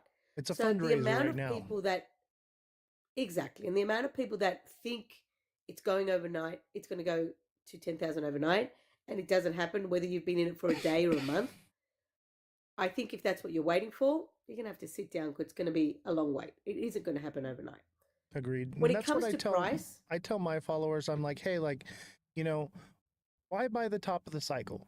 Let's trade the volatility, grow our bags, and look for a smart entry zone because it's coming. 100%. And I truly believe that. When it comes to the price, as you said, I just think, whether we like it or not, there can be a lot of manipulation in prices in crypto. And it's, believe it or not, it's the people who are influential enough, call it the whales, call it whatever you want, they're keeping the price down.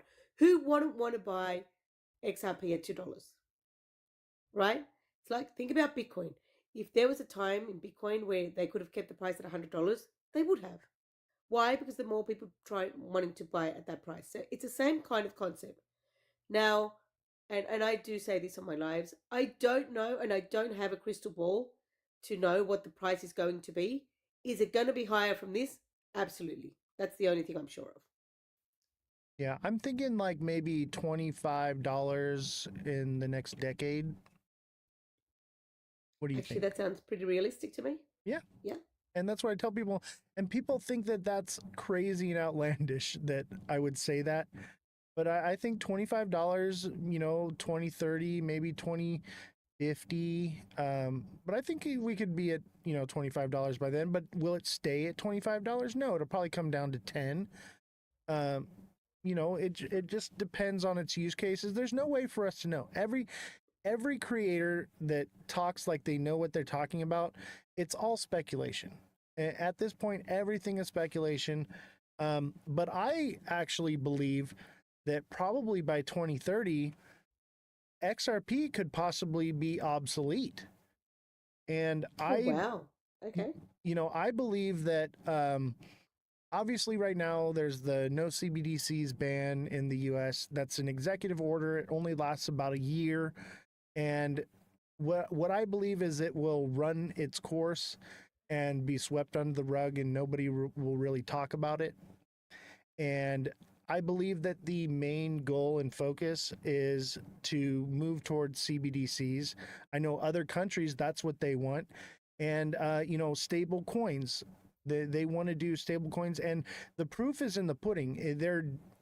The first thing that came out as far as legislation was a stable coin bill. That's a red The flag for Genius Act, yeah. yeah, that's a red flag for me, right? Because if they were going to be using XRP like a currency, like everybody's talking about, and all these other coins, wouldn't it be good to put some kind of legislation out that clarifies whether or not they're securities or commodities? I think that it's um, indicative that they are moving towards CBDCs by pushing these stablecoin bills. And I think part of it has to do with what's going on with Bitcoin and Tether. I don't know if you know about that. But there's been some speculation as to for every dollar, or excuse me, for every $100 in Bitcoin, it's only backed by $1 because they've been basically printing Tether coin, stable coin out of thin air. And I think that that's, I wasn't aware of that. yeah. So there's a massive scandal, and like you can track the money on this one. I believe I have a video of it in my profile. I think it's more in depth for subscribers that kind of gives more of the detail on it. And we've covered it a couple times here. But there's obviously something going on between Tether and Bitcoin, and that's what's keeping the price inflated and keeps it going up. And I keep telling people, with regulation comes investigation, and they're pushing the stablecoin bill. I think that this could be the end of Tether and the collapse of Bitcoin. And that's why I think that if that does happen, XRP would probably skyrocket because everybody's going to, think, oh, we better get into XRP. But I'm kind of leaning more towards real world assets because let's just say that I'm correct. Okay. Obviously, this is speculation, but let's just say that I'm correct. And stable coins is the future of currency and CBDCs is what it's going to be. Okay. Then basically most of these tokens will be useless. They'll be liquidity pools and service gas fees. That's their only operation. That's what I believe is coming. So I'm more into RWAs because it's pretty much a guarantee because the value is going to be backed by real world assets. So gold, silver, Ondo, for instance, is real estate. Yeah. That's why I'm kind of focusing on those because it's a way to hedge just in case. Because I'm not blind to the fact, of course, I'm going to hold some XRP. Of course, I'm going to hold some Bitcoin, but I think I'm a little more bullish on RWAs because of that reason. That actually makes a lot of sense. I think one of the things that for example, when I talk to people about their portfolios, because I think everyone needs to take a good, long, hard look at your portfolios. Don't just buy something and be diamond hands forever. Check your portfolios. Check That's to see what's why going. I'm And just you've got to retired understand, now. like I'm retired now Exactly. because I could have been retired a long time ago, but I diamond hand the shit out of things because I was like, oh, I'm a millionaire. I'm going to be a billionaire now. I'll just keep holding on to it. Oh man, I didn't Yes, know. I agree. I obviously there were coins that I got back in the day where yes, maybe back in the day they were the shit and they were doing really well. And it's like, sure, it's the potential of what these projects were going to do was just like you said, it's one of those things that you think, if this comes true and this coin goes through the roof, right? That's a lot of what we get into. These days, I am very aware that those projects that we got into back then are not really doing a lot. Whether it's they're not, interacting with their community, there's no roadmap, we were going to do this, but hey, by the way, 5 years later, we've done nothing. The reality is that you have to keep an eye on your portfolio. So I'm not a maximalist of anything. I'm a big believer on diversification when it comes to a portfolio, but definitely look out for those projects. I think that depends, though. I get what you're saying about diversification for sure. If you have a massive portfolio like me, yes. But there's a lot of people that they've got $500, maybe $1,000, and they've got, $10 here, $5 here, and it's split out Oh, okay. between Okay, I hear what you're saying. 100 different projects. And I'm like, dude, you're never going to make any money because of gas fees. So like you need to consolidate it more. So like I do coaching and I do technical analysis classes as well. And so I try to cater to what each individual's use case is, because everyone's a little bit different. And people, they just hear, oh, I need to diversify. And so they're all over the place. And I'm like, bro, like, let's bring it down. Okay, that's pick too one or much two, maybe three. diversification. Yeah. And, I they're do trying. agree, though. I think if you're only holding like a very small amount, whether it's $100, $500, like pick your top three at most. Maybe like whatever it may be. Go into your research on whatever projects you want to get involved in, and just hold on to those. I do think if you've got $500 and you've got 50 coins, you've got way too many coins. Like I'm like you, I've obviously been in this space for a while, and I've been accumulating assets for a while. So I was telling the guys on my live just last night, we had someone asked me, and I'm like, at one point I had 200 coins. I'm not lying. There was 200. Probably half of them weren't even, or they were around, but they weren't doing anything. I think right now I'm sitting at I think it's about 55 or 60 or something like that. And I'm okay with that. Because of the amount of assets that I've been accumulating over time.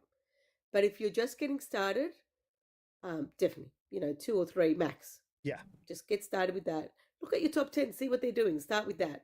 And then go, okay, now I want to get into RWA. Go and look at something like Ondo, stuff like that. But definitely don't be buying. And as far as, well, I have a question for you, and I'm sure your thoughts are probably the same as mine. What are your thoughts on meme coins? Oh, I don't touch them with a 10-foot pole, man. Good to know. Good to know. Nothing but horror stories have I heard from meme coins. I used to do it back in the day when it was a big deal. I made a lot of money off of Shiba Inu, but also at the same time, excuse me, like you were saying, like DCAing, okay, I learned my lesson, okay? I put $1,000 into Shiba Inu in May of 2020. And if you can calculate the math, it made me a millionaire, all right? Right. But I thought, because of everything that was going on with COVID and everything, I was like, they're switching to this new thing. And I believed it was the new paradigm and all this stuff. And so I held on to it. And as it kept going down, I kept buying the dip. All the way to the bottom. Average went down. I know, and I could have been retired a long time ago and been good. Right. And I learned my lesson, and I noticed like a lot of people that come to me with looking for help or whatever, like they're doing those same things. They're making those same mistakes. And so it's like I'm offering them a chance to learn to not have to make that mistake, because I don't think they have.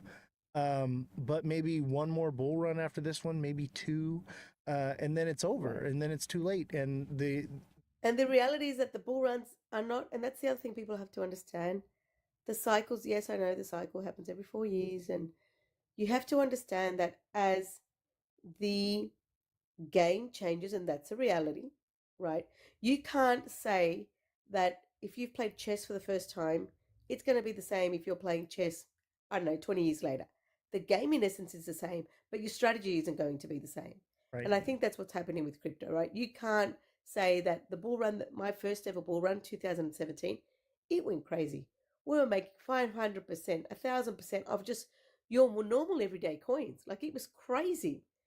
Yeah. Right now, I'm not saying that hasn't happened. We made some really great returns of things like ZebX, XCN. There was quite a few coins that we've picked over the last 6 months that have made us over 5,000% since January, which is amazing. But it is getting trickier. The whole concept of an alt season. I kept getting asked last night, is there going to be an alt season? I don't have a crystal ball. I don't know the answer to that, but I can tell you this. You don't need to be in an alt season to be making positive returns from trading. You can be, we can be in a bear market and there's money to be made. 100%. If you have a strategy and you follow it, and the guideline, and you go, this is what I'm going to do to get in. This is what you have a clear exit strategy. It shouldn't matter whether we're in an alt season or not. And I think there are amount of people that are waiting for this magical alt season that may or may not happen. Again, regardless of whether it happens or not, there's money to be made. If you're in the space, just top 5 things that you could be doing to make money in crypto, regardless of whether we have an alt season or not. If you're dollar cost averaging, that asset is going to increase in value, right? Dollar cost averaging hodling. Trading. Again, you can trade regardless of an alt season. Staking. If you're staking an asset, I'm not going to say it's going to make you rich overnight, but you're in essence earning an asset that you believe is going to increase in value. Well, I call crypto rain. I will get as many I get crypto rain every single day, right? You can use liquidity pools. Yes, it's a little bit more complicated than other things, but liquidity pools are another way to earn. I'm involved in projects where I put USD to work and I get a, whatever, 4 or 5% a month. So there is a lot of ways to earn money in crypto. So the people who are just sitting around, arms folded, not wanting to get in because they're waiting for that alt season, I think you're doing yourself a disservice. I Because agree. again, there is money to be made. I just think you just need to learn about what the opportunities are and don't just jump in. Look, Oz and I are here today. We're having a chat with you guys, everyone on Oz's live, everyone on my live, and we're here just telling you about stuff that obviously we've done and stuff that works. But please, whatever you do, if there's anything you take away from today's live, remember this. Always do your own research. None of what we share is financial advice because none of us are financial advisors. And please remember, don't ever put anything into crypto you can afford to lose. That you can't afford to lose, sorry. Always use risk capital. Yeah. Don't use next month's rent, next month's mortgage payment. Remember that just like we are in it for the long term and we're looking to, as I said, to be crypto millionaires, it could all go down because that's the way the market is. It's very high risk and it's very volatile. So please remember that. Agreed. One thing that I teach is that the way to become wealthy and stay wealthy is to take high risk investments with a small amount of money. And then once you reach a large amount of money, you want to take low risk investments. So I have both, I have a little bit that I do with crypto, but most of my long term that is my bread and butter that keeps me retired is in defense contracts on the stock market because it's, Right. a guaranteed pretty much. But I wanted to recap on what you were saying about alt season, whether it's coming or not. I have a bit of speculation. So I'm calling I this. love your thoughts. I'm calling this cycle. This is my coined phrase right here. You may hear it here and there, but I'm calling it the simul cycle or the unicycle. Okay. The unicycle. Yeah. Please elaborate. So as you notice, everything is moving with Bitcoin right now, right? Pretty much. Some obviously aren't, but a lot of the big utility projects, they're all moving together in unison with Bitcoin. Not 100%, but very close. And so I can look at pretty much any project and the pattern may be different. Like one will be a head and shoulders, but the other will be a double top. It's like they're all moving together, right? And one thing else I've noticed is we have more projects than have ever existed in crypto in any other bull cycle, and the liquidity 100%. is more spread out. Okay. Yep. And so because of that, we're not seeing the big, massive pumps we've seen in the past. And then on top of it, 100%. everybody knows how the cycle goes. So there are people who are like, well, Bitcoin's already pumped. I better get into altcoins because I can get ahead of the curve. And then there's people who are like, well, why would I get into altcoins? I can get into meme coins early. And so it's just spread all the liquidity out across the board. And do I think we'll see an alt season? Maybe. And the only reason we would is because people believe it and they want it to happen, so it will. But here's the problem is everyone will be expecting returns like prior cycles, and the liquidity is more spread out. They're not going to see the returns that they're expecting, and they're going to end up holding and losing because they're and they'll road trip. Yeah, They will road trip and come all the way back down again. exactly. They'll be waiting for something that never comes. And, I hope I'm wrong, because if I'm wrong, I make a lot of fucking money, you know? But excuse my language, sorry. I didn't mean to cuss in front of a lady. That's okay. Do you know what another thing I think we need to remember as well? And again, this is very similar along those lines of the old season conversation, is this concept of, so on the back of that, the way that used to work, and again, third bull run, and it's the way it has worked in the past, was everybody would get into Bitcoin, right? This is the way the cycle would work. So everyone would get into Bitcoin, everyone would stay there for a little bit, then they'd get bored, right? Because Bitcoin moves very slowly compared to everything else. And they'd go, oh, wait, shiny objects, smart contracts, and they'd jump into ETH. And then ETH would pump, right? And then they'd stay in that, and they're like, okay, I'm bored of this too. I'm going to get into altcoins, meme coins, whatever it may be. And off they would go. That's the way the liquidity would work, which is, if you've been on my lives, you know I've spoken about things like Bitcoin dominance and that kind of stuff and why that's relevant. Now, how do I feel this cycle has worked? You've got now, you don't only just have retail right now, right?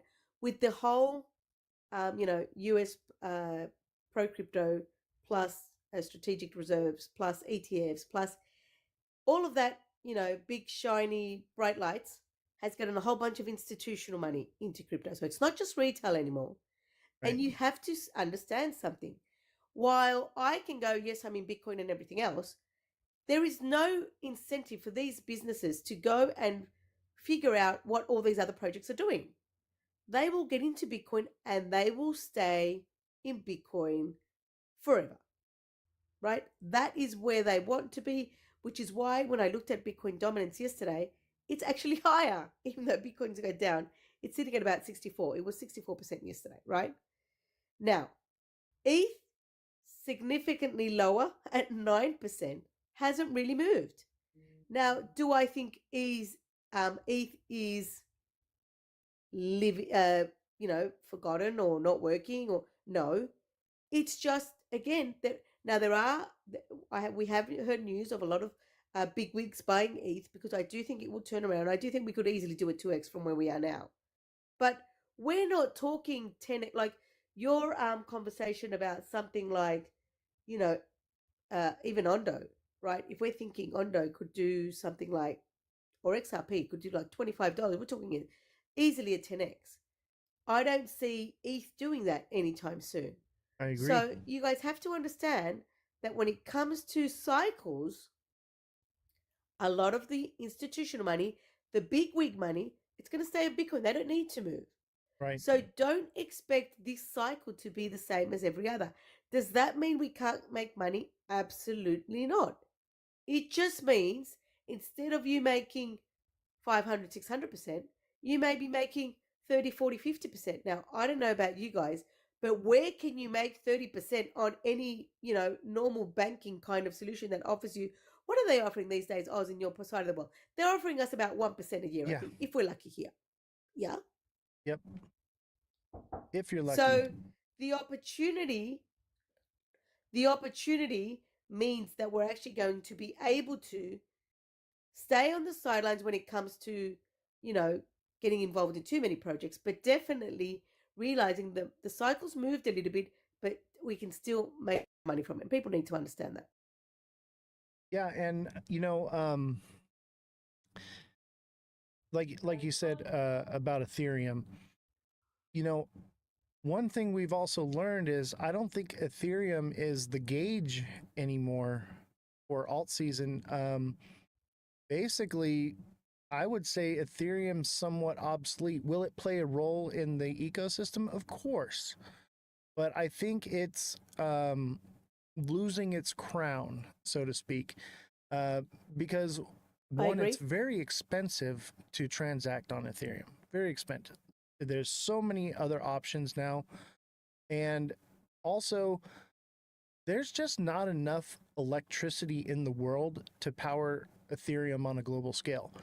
They actually came out and spilled the beans and said that at the crypto summit. I think it was back in, when was that? March?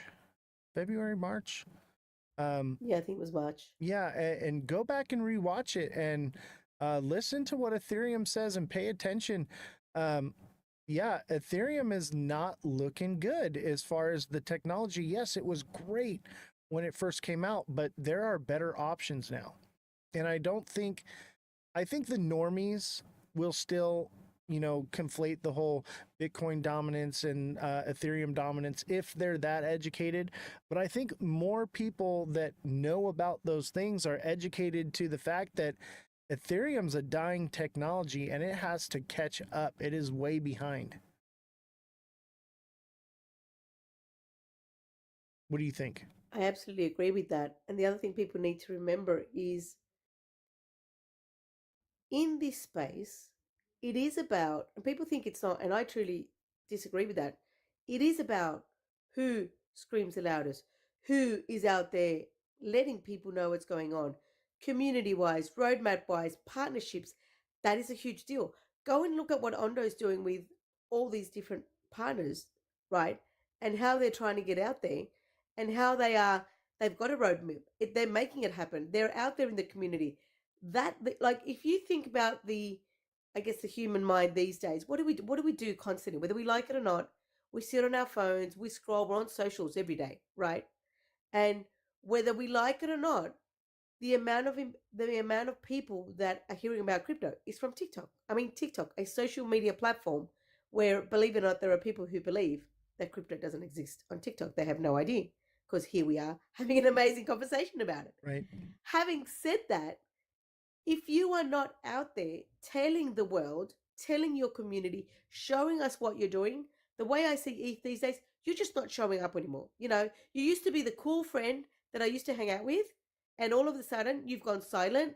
I don't know what ETH is doing anymore. I don't see results, roadmaps. I don't see anything to get excited about. Now, does that mean I'm going to sell the ETH that I have for now? No.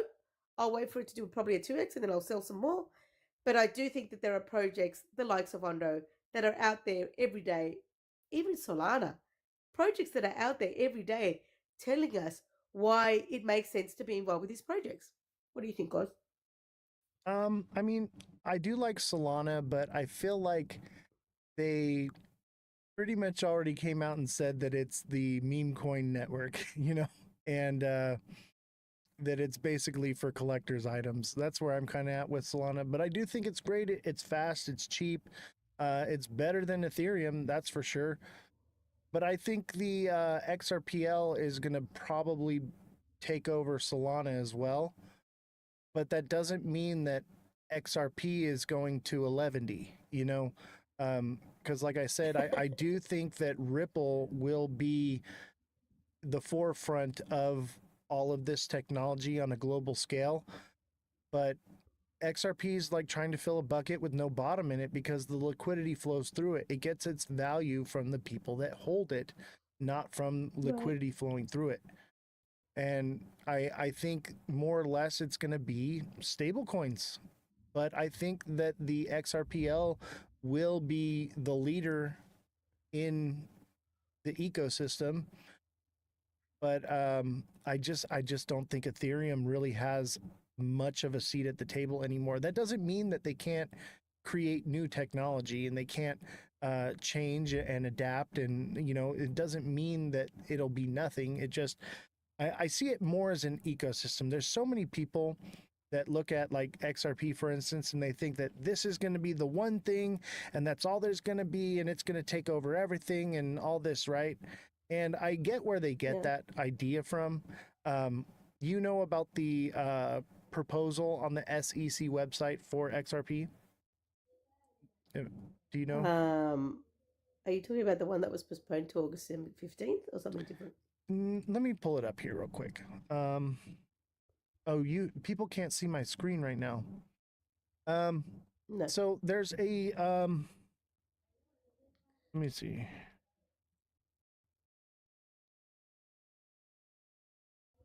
So there's this this is on the sec.gov website, and this is the comprehensive proposal XRP as a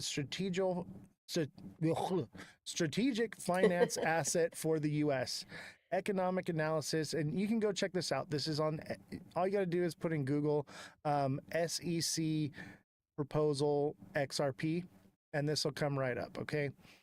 And read through Right. it. It basically states that it's going to replace basically the US dollar and replace Well, the entire financial system and all these things and how it can be done and everything, right? And so people believe because it's on the sec.gov website that it's has validity, right? That's where a lot of this $10,000 price action comes from. However, this is a proposal. Okay, so some random TA guy named Maximilian Strodinger wrote this. He's basically if I wrote it. love Okay, his name. yeah, it's basically as though I wrote it and I submitted it to the website and got it posted up there. So it has no validity whatsoever, and it but people are using it as an indication of, oh, this is what the SEC plans to do, and I think that's Right. where a lot of that FUD comes from, or this hopium. People think that it's going to be this end all be all and it's just going to be this one world currency, everything, right? I don't see it that way. I see it more as this is going to be an ecosystem. And even it was, oh, what's his name? Not Brad Garlinghouse, the other guy with the hippie hair. It looks like, I'm terrible with names. oh gosh, I can't think of his name. Who's the guy? I always forget his name. It's on the tip of your tongue, isn't it? Yeah. God, it's not Chad, help me out. The other guy that works with Brad Garlinghouse. Yeah, David Schwartz. Thank you. Thank you. Thank you, chat. David Schwartz even said at the XRP conference, all right, that it was an ecosystem and that it wouldn't be this end all be all to cryptocurrency like everyone's saying. He literally said it out of the horse's mouth, and people still believe it. And then Brad comes out, what is it, a few weeks later, and he says that XRP is gonna, or I can't remember. I got to watch it again, but he says that XRP is going to take over 14% of Swift, right? And I'm like, first of all, Brad has lied to us so many times. I don't believe anything that he says. And it's in his best interest to keep the price of XRP up as high as possible. So of course It's like the boy who cried wolf at this point. yeah, and so of course he's going to say that. Of course. And it's all speculative anyway, and and so I don't give any validity to it. And I literally have this young kid that comes on the show, and we talk like you and I are, and he's just like, oh, Brad said it's going to take over 14% and this and that. And I'm like, don't you understand that it's in his best interest to keep the price of XRP up as high as possible for as long as possible? Because people like you are his paycheck. Like, do you not understand that? Yeah. And I literally have Yeah. people that come into the chat and they're like, oh, Brad Garlinghouse is a saint and he's for the people and he wants, I'm like, no, he doesn't. He cares about his company and the shareholders. What do you think? That's it. And I'm like, they're so brainwashed, And that's part Yeah. of why I focus on XRP, is to kind of reel people in and bring them back to reality. That's the whole purpose of this show. I'm not here to Yeah. talk, anything bad about XRP. I love XRP. It was XLM was the first thing I ever bought. XRP was the second thing I ever bought. I've loved this thing for a long time, but I also feel a lot of people have been Yeah. lied to, and they think that they can throw $100 at something and forget about it and come back at the end of the year and be a millionaire. And that's Yeah. just not the case. And so I feel like these creators and the information they're putting out are doing a real disservice to not just the crypto community, but crypto in general. They're going to put a bad taste in people's mouth about crypto, and they're not going to want to touch it. How do you feel? Absolutely. And people and see, people need to understand that. Like, and that's why I was saying before, like, do I think XRP has potential? 100%. Do I think the price is going to increase? 100%. Like, I'm not going to lie about that. But people need to understand that this isn't a get rich quick scheme. This isn't it's going to 10,000 because everybody wants it to go to 10,000. That's not the way it works. If you don't know what market cap is, go and look at what the market cap is. What do you think XRP needs to get to that price? We had a conversation the other day with the guys from the Rise Up show, Evan and Alex. Great little live we did, and he was talking about how people need to look into things a lot more than just kind of do I think 10,000 is possible? Yes, go and check out his video. He literally did a comparison between XRP and Bitcoin, and stop trying to compare that just because Bitcoin's sitting at 100,000 and it started with $10. That's what XRP is going to do. Like, that's not the way it works, right? People need to stop comparing XRP They and think, Bitcoin. and the thing is Bitcoin only does that because of it's fractionalized every 4 years. That's why we have a bull cycle every 4 years. XRP doesn't have that same framework, and another thing is like everybody thinks that, oh shoot, I just had a brain fart. I forgot what I was going to say. It's gone. You know what I did want to comment on? You made it, and it was a little while ago, so I'll bring it up because I had forgotten it too, about the stable coins. Oh, yes. And I just want to remind everyone, when it comes to stable coins, and I truly believe this, I've been, we were all, and I'm assuming everyone's probably around the same, we've been brought up to work for the rest of our lives, do a 9 to 5, do the work for a boss, yada, yada, yada. Whether you're paying a superannuation, 401k, or KiwiSaver, just different parts of the world. That's kind of the same thing we've been taught, been thrown at year over year, our parents, us, our kids, whatever. Here's a thought when it comes to stable coins. If you don't want to get involved with the volatility of these assets that we've been talking about since we started this amazing conversation, I would recommend, and this is not a financial advice, this is just what I'm doing, is I'm taking my money that I value, so the stuff that I've worked hard for, and I'm not leaving it in banks anymore. Why? Because I don't know if you guys are aware, but with everything happening on in the Middle East, people can't take their money out of the bank in Iran. True fact, right? I don't know if you're aware and it's happened multiple times throughout, history, where people cannot get access to their own money. There is a law here in Australia that says if you're going to take $10,000 at the bank, you have to give them a valid reason. Yeah. It's my money. That should be valid reason enough. But anyway, I won't go down that rabbit hole because we'll be talking here forever. No, however, I know. If you believe that you value what you've worked hard for, because I don't value fiat, obviously it's a devaluating currency that is losing its value every day. Take that you have and put it into a stable coin. USDT, USDC, RLUSD, there's so many options these days. Take it and put it into crypto. That way you're avoiding the volatility, but you have it in a place, obviously on your own cold wallet, soft wallet, wherever you want to store it. Just don't leave it on exchanges, and it's yours to do as you wish, to spend as you wish, to give you savings, stability. Oh, so many things. But you are amazing, by the way. You are literally saying everything I've been saying for so long. I love that there's someone backing up what I've been saying. I pulled out most of my money in January. I think January 29th, I pulled out of the market. And I've been holding stable coins pretty much ever since. There are times when it hits big lows and I'll put it back in, but then I pull it right back out. It goes right into stable coins. I'm collecting my APY. And that's where, you should be buying in at smart money zones, waiting for the bull run to come. It pumps up, and then get your money out and get it into stable coins and collect that APY. I have a concept, and it may be something that you align with, Oz. It's crazy because when I hear you talk, I think there are people in this space. Look, the reality is it's TikTok, right? So you can find everything on this space, whether you like it or not.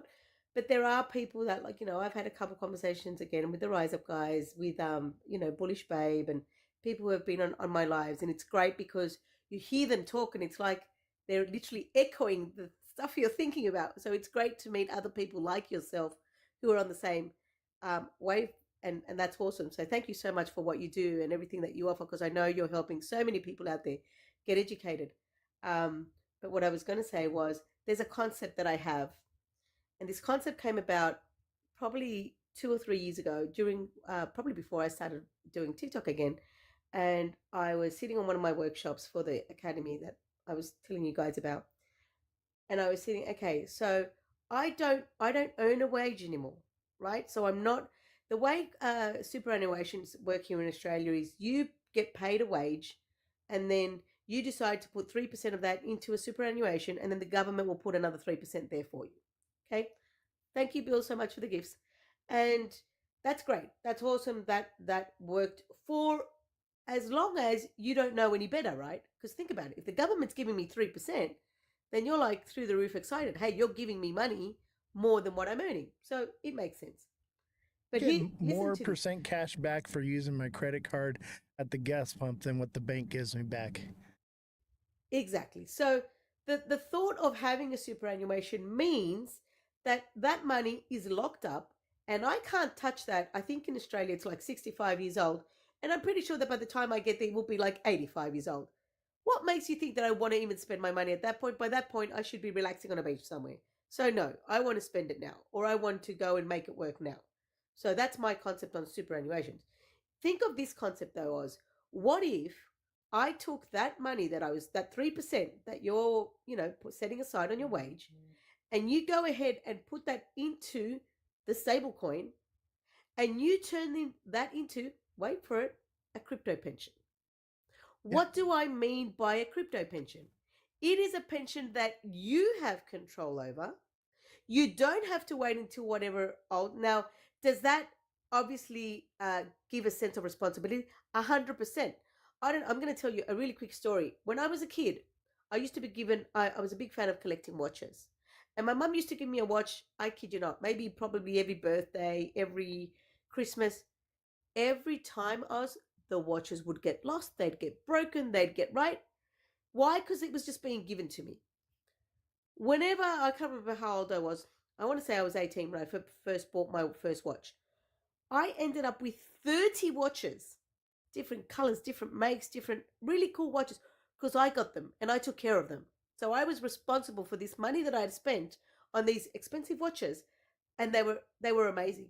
It's the same kind of concept. So if the government keeps giving you this money that you can't touch until you're 85, why not create a pension that you control, that you have access over, that you can spend whenever you want? But of course we won't, because we are building, I mean, we can still take profits from the top, why not? But we will build that to be a 7-figure, this is where our first goal is, 7-figure crypto millionaire, live life from crypto, never have to worry a day in your life. What do you reckon, Oz? Actually, that's exactly what I did. So I just retired in January. I love it. I cashed out my 401k and pension, and I'll tell you what, they did not want to let me have it. And I was like, no, this is my money. I'm taking it. I took all my money out, and I took a portion of it for investing, and the rest of it sits in stable coins until we bottom out the cycle, and then I will reinvest it that way and wait for the next moon. But yeah, I did that, but I already had investments that I'd been building on before that too as well. But yeah, I was like, I got to a point where I didn't need to work anymore because of my investments and what I've been doing with trading. And I decided, I was like, you know what, I'm just going to be a full-time day trader now, and I'll Congratulations, Oz. That's make awesome. more money. And I did exactly what you're saying, and I made that a reality, and that's where I'm at today. That's why I can go live 4 hours a day, 5 days a week, because I'm not making any money. I made $3.85 on this live. People don't understand the limited amount. Like, people say you go live to make money. I'm like, hun, you have no idea. I don't make money from my lives. Obviously there are people who know about me, so they may go onto the website. They may be interested in doing one of the trading courses, the crypto for beginners courses, that kind of jazz. But from TikTok, I think last night I was live, and I'm not going to exaggerate when I think I was live for like 5 hours, because it was 2 different lives, because I got suspended halfway through it and then they gave it back to me. I think it was like, wait for it, 57 cents. I think that was the total that I got during Yeah. the 5-hour live. Everybody thinks I'm making buku bucks over here doing the live thing. No, I'm We're not. bleeding out. I think we spent just over $16,000 building the studio. And then I employ Wow. 3 journalists, a fact checker, and an IT investigative journalist. So he does all the Very IT nice. stuff, but he also does IT investigation. And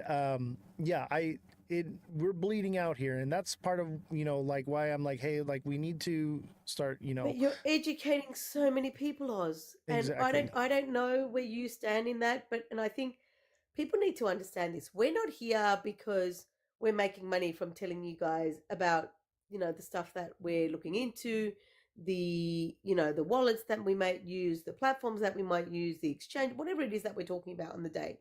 We don't do it for like, I want to go and make money by we're not making money out of it. We're just sharing with you because I don't know where you're at when you started your journey. I know when I started my journey back in 2017. So I'm an IT consultant / programmer.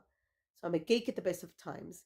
But when I started looking into Bitcoin, I could not find easy to understand information. Everything that was out there was, you had to be a geek, you had to understand blockchain technology. And I'm like, dude, it's like you're talking a different language. I genuinely don't understand what you're talking about. So then I went, but this still makes sense. So I kept on going down the rabbit hole. And then I realized, and at some point I've been told multiple times throughout my life, that apparently I'm really good at simplifying things and making it easy to understand. And I'm like, okay, what if I take the information that took me years to actually understand, share that with people, make it easy for people to get involved? Then that means I've helped someone. So Exactly. I That's the think whole a purpose of big this part, live is to help people. 100%, 100%. And like It's amazing. I am so glad I came up here today. It's just I am too. it's like having a conversation with a mate from a lifetime ago. It's so cool. I know, right? Easy to talk to. Yeah, I appreciate you Very. coming on. So we also do the news on this show, by the way, in case you hadn't noticed Oh, or cool. you haven't watched the show. So we do TA, technical analysis. I give out the price points, but it's also I'd say it's a financial news media outlet, but we also follow like the wars and stuff going on because I think that plays a role in finance. It does. But Yes. this is a financial news media outlet. That's what our main thing is here. I just use the TA to rope people in because I'm watching the charts anyway. So, Right. so I figured, what, make it part of the show. And part of it was like, crypto's all the rage right now. What about when the bull runs over? There has to Yeah. be something to continue on with. So, And I think that's what people need to understand. Like when we do our lives, like, I go live Wednesdays and Sundays, and yes, I will answer all of your questions because I always do. It doesn't matter what you're asking me. I was just looking at the chat. I can see a few people asking me about coins. It's a different live today. I'm having a chat here with my mate Oz, so we're not talking about coins and TAs. However, hi, chat. come and jump on the lives. Wednesday, Sunday will be here. But what I do want to remind you guys is we're here to help you guys get educated. And believe it or not, it's not just about that one coin that you're focusing on. It's not about that one TA that you're thinking, am I going to get rich with this coin? There is so much more to this space. There is so much to learn, so much, and I'm not just talking about and I don't know how you feel about this, Oz, and I think people are missing this part of the space. Yes, making money in this space is important. Of course it is. I wouldn't be in this space if I was making $0. That's obvious. However, think outside of the box a little bit. Think about what you're getting from a mindset perspective, from a financial freedom. Stop thinking about following governments, banks, and bosses, of devaluating fiat, of the fact that I can control my own money, be your own bank. That kind of concept, that is life changing. Yes. So whether you decide to be in crypto or not, be in it from the mindset.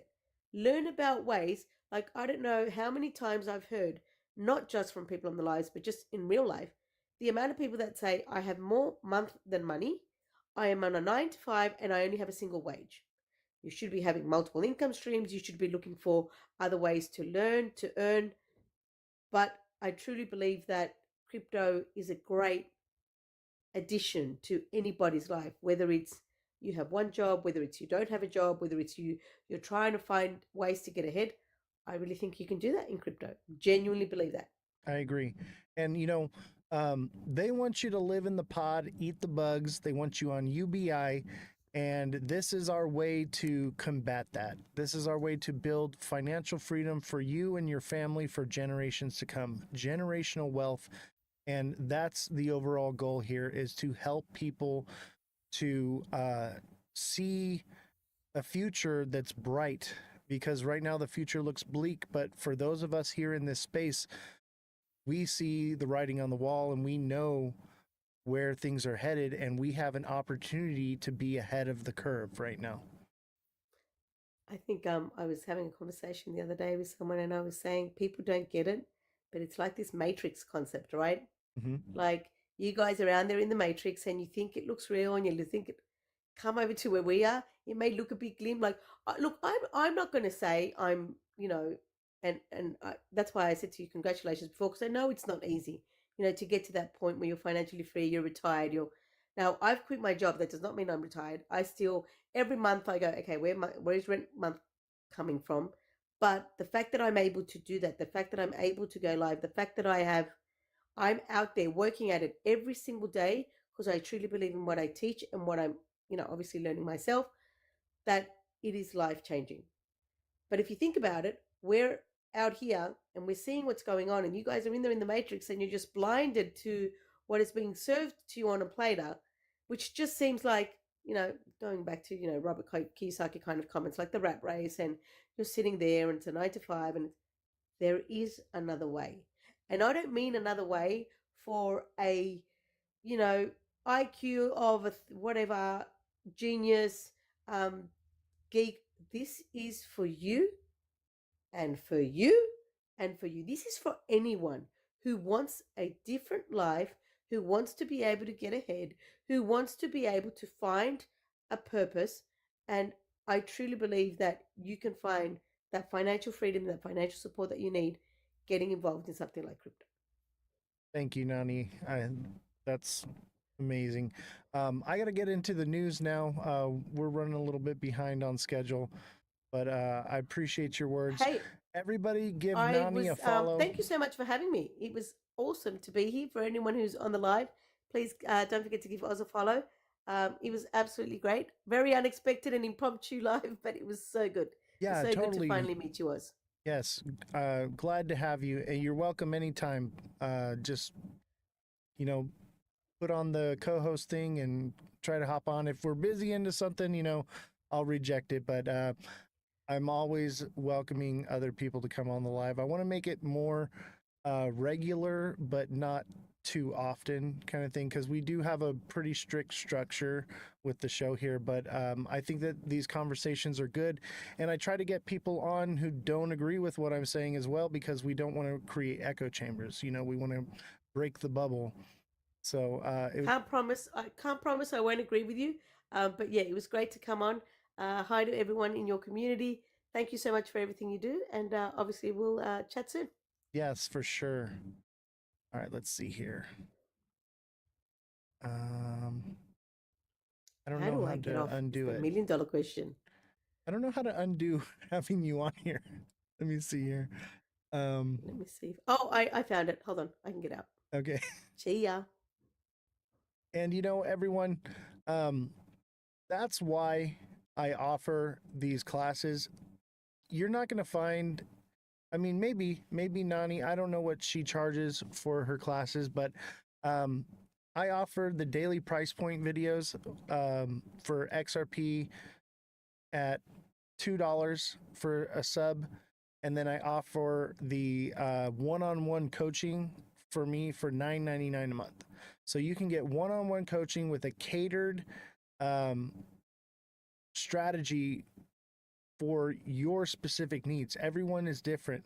And so with that coaching, we can help build a strategy that works for you and your portfolio.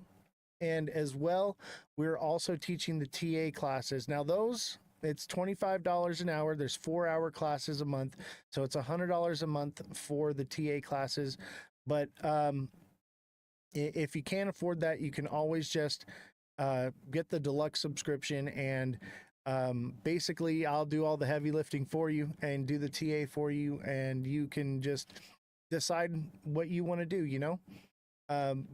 But the TA class is more towards gearing to teaching you how to do it on your own, to where you won't need me, because who knows, one day I may no longer exist. Tomorrow is not guaranteed. So, but I do offer those to help people, because especially if you're new to the space. Thank you, TikTok seller. Yes. I don't know if TikTok got extended yet. I guess we're going to find out tomorrow. Sorry, everybody in the chat that wrote things. There's just so much to go over. If you have questions about what we talked about, go ahead and put them in the chat now, and I will take care of you, no problem. Let's go over the gifts. So Sith Lord with the 2 roses, Foodie M with a subscription. Thank you very much. And if Foodie M, if you subscribed with a deluxe subscription, make sure you send me a direct message and give me your email address, and I'll get you signed up for the email alert system absolutely free for the rest of this month for you to try it out. And we'll go from there, and we can help set you up with a strategy that works for you with that. So mind you, I have 95 or 94 other subscribers that I'm coaching. So be patient. The first lesson you're going to learn is patience, but we will get you taken care of very quickly. I usually message within the same day, but these things take time, and we'll figure out what is the best strategy for you. Francesca, thank you for the greeting hearts. HD Malicious, thank you for the heart me. Let's see who else here. Francesca with the 10 popular votes. Francesca with the heart me. Best of the best with the 6 roses. Oscar with the heart me. Let's see who else. Neo with the 5 goats. TikTok seller with the 4 popular votes. And Jesus with the I love TikTok live. Thank you very much. And looks like TikTok seller with a heart me, and best of the best with 27 roses. TikTok seller with 6 popular votes. Justin Kelly with the 16 roses. Thank you very much. Appreciate you. I put this racing debut up here just so that I didn't have to keep resetting while we were doing that. So I'm going to bring that down. Let's do a money gun. We'll do a money gun for our next goal. Who's got me with a money gun? Thank you all for your support, and I appreciate all of you and what you do to keep this show going.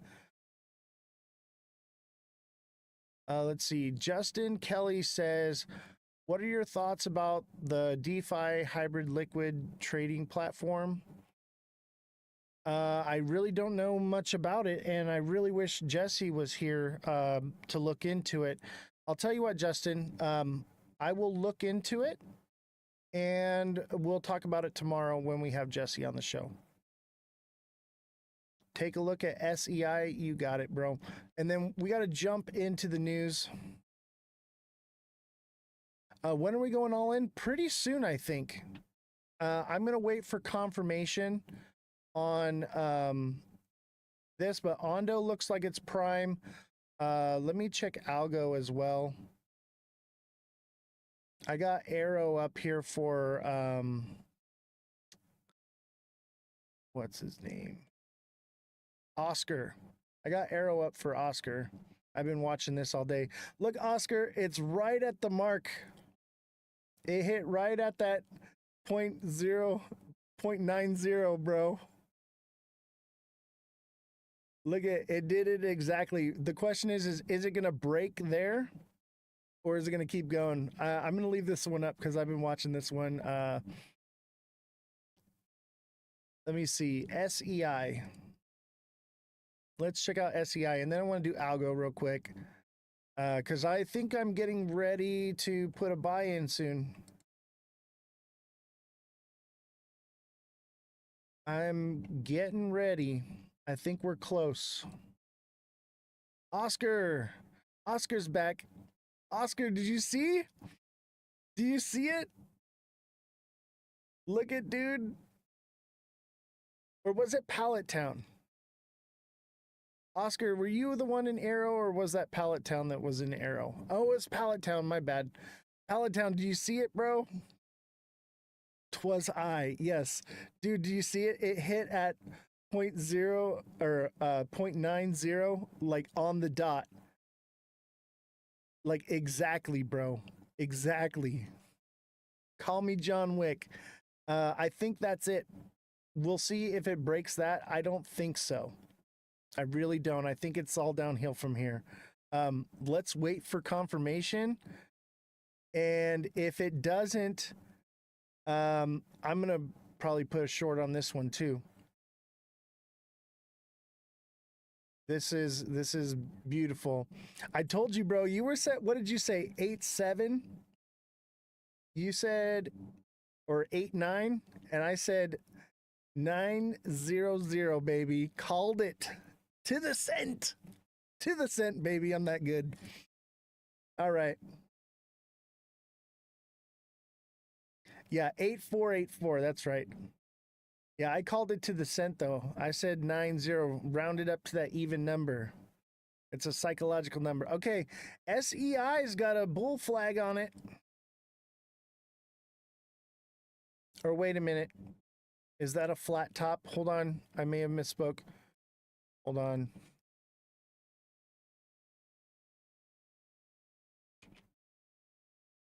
Let's just double check because these can get confusing for me.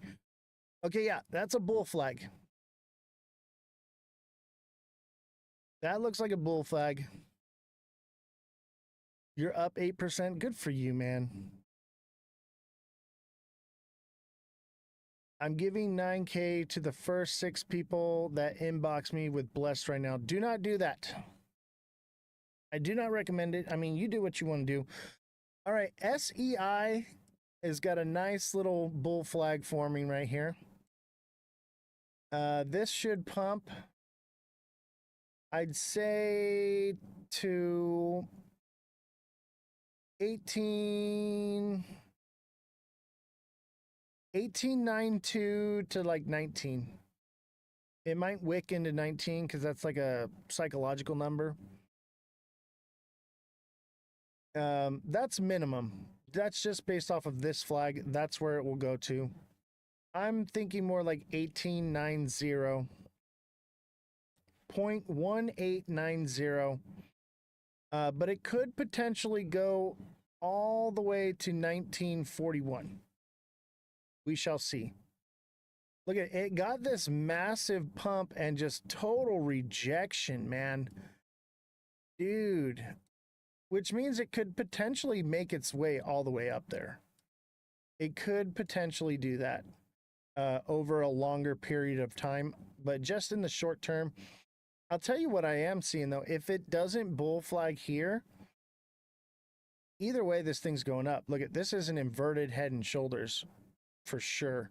If that consolidates sideways and doesn't, go down too far, I'd say that could be an inverted head and shoulders. Yeah, this is SEI. This looks bullish right now. And look at the downtrend on this thing. Okay, this has been downtrending for a while. It's only healthy for it to pump up 50%. And that would take it to 21 cents, 20 cents, I would say. I'd say 20, no, maybe 22 cents to be, a psychological number, 0.22. That would be 50% recovery from this downward trend. That's normal.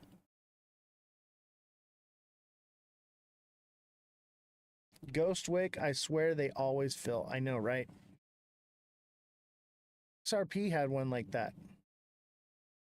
Look at XRP got a Ghost Wick here a while back. Let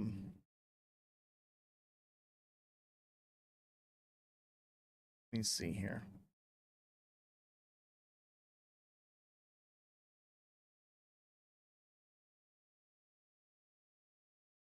There it is right here. This first one that was on February 3rd, it wicked all the way down to 79 and then shot right back up to 250-ish. Justin Kelly, thank you for the 16 roses. Who's got me with a money gun? I need a money gun.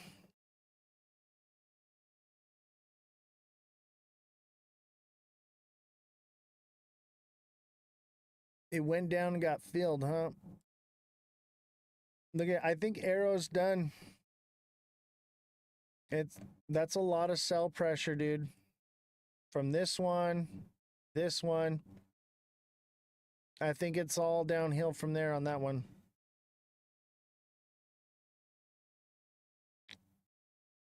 All right, who's got another project? Actually, let me look up algo real quick, and then we need to do the news. We got some news we need to cover, but we'll do some more at the end.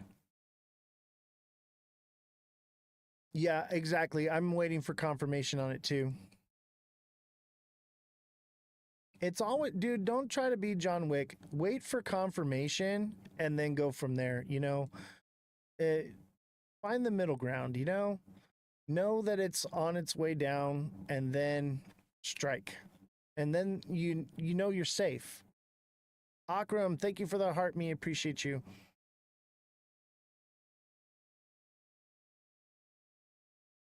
Algorand.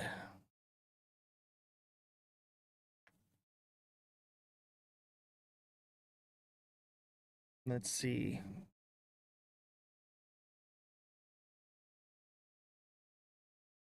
Algorand. I cannot wait to buy this thing. Okay, I think Algo's got some more down to go. I'm thinking 15.5 to 14.5 at least, and it could go lower. We'll wait for confirmation on this one and then we'll get it. But look at, I called this one like a week ago. Head and Shoulders, baby, played out perfectly.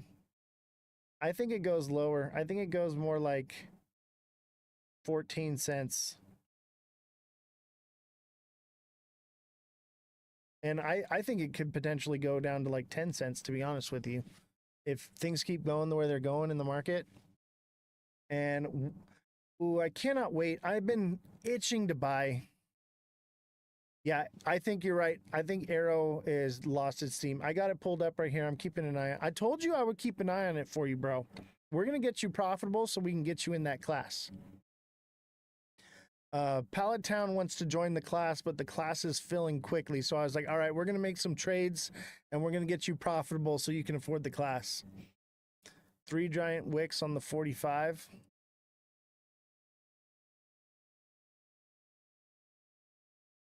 Let's check it out. I'm watching this one too.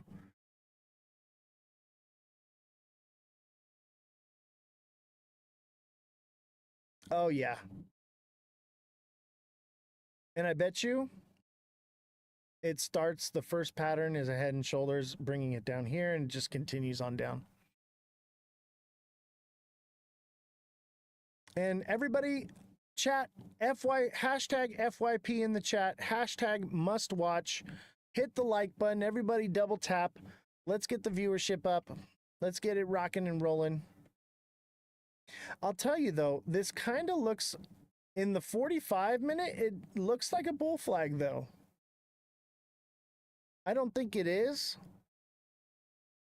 but definitely something to keep an eye on. It kind of looks flaggish, you know what I mean? Do you see it, Pallet Town?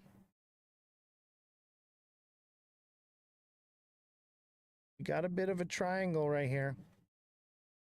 So be careful, wait for confirmation, because it could just want to keep going. Give me a second, I'll throw a little, let's throw some lines. I don't think so. I think it, I mean, the hour does too. And look at the 15. The 15 looked like a flag and then it kind of pumped and lost its steam. It could be more of a double top. If you're looking in the 15, this might be a double top and be done. But I would wait. Wait for confirmation, because if it does blow through this right here, it's going to shoot up. It's going to shoot up. And I think it'll go to $1 if it breaks resistance. This is arrow. Yeah, downward pointing flag. But look, it did, and then it did pump, but then it lost it, and it came back down. So that is a double top. But I would wait. Wait for confirmation. Be patient.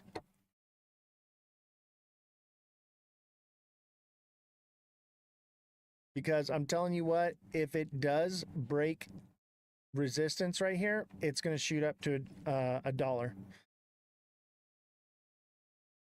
All right, back to the news.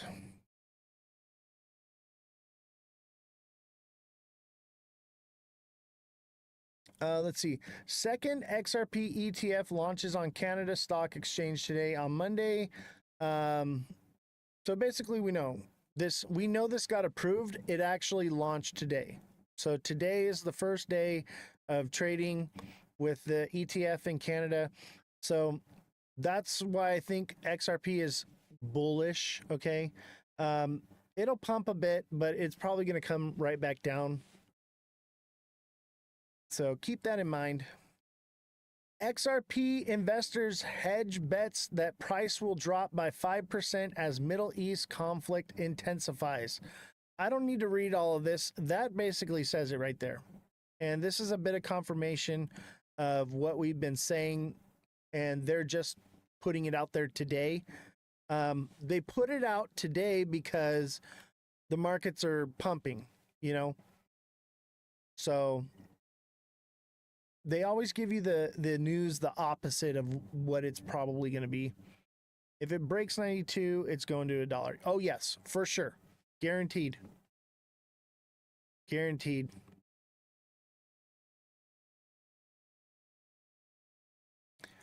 All right, Ethereum and battle for yield. What's the future? Let's listen to it. Ethereum and the battle for yield. What is ETH's future? Key takeaways. Ethereum staking yield dropped under 3%, putting it behind many DeFi and RWA protocols. Yield-bearing stablecoins like SUST and SURUP USDC now offer 4 to 6.5% returns and are rapidly gaining market share. Most competing yield products are built on Ethereum, meaning rising adoption can still strengthen the network's value over time. Fixed income isn't just for TradFi anymore. On-chain yield has become a core pillar of crypto, and Ethereum, the largest proof-of-stake blockchain, sits at the center. Its economy relies on users locking up their ETH to help secure the network and, in return, earn a yield. Yet, Ethereum is not the only game in town. Today, crypto users can access a growing variety of yield-bearing products, some of which compete directly with Ethereum staking returns, potentially weakening the blockchain.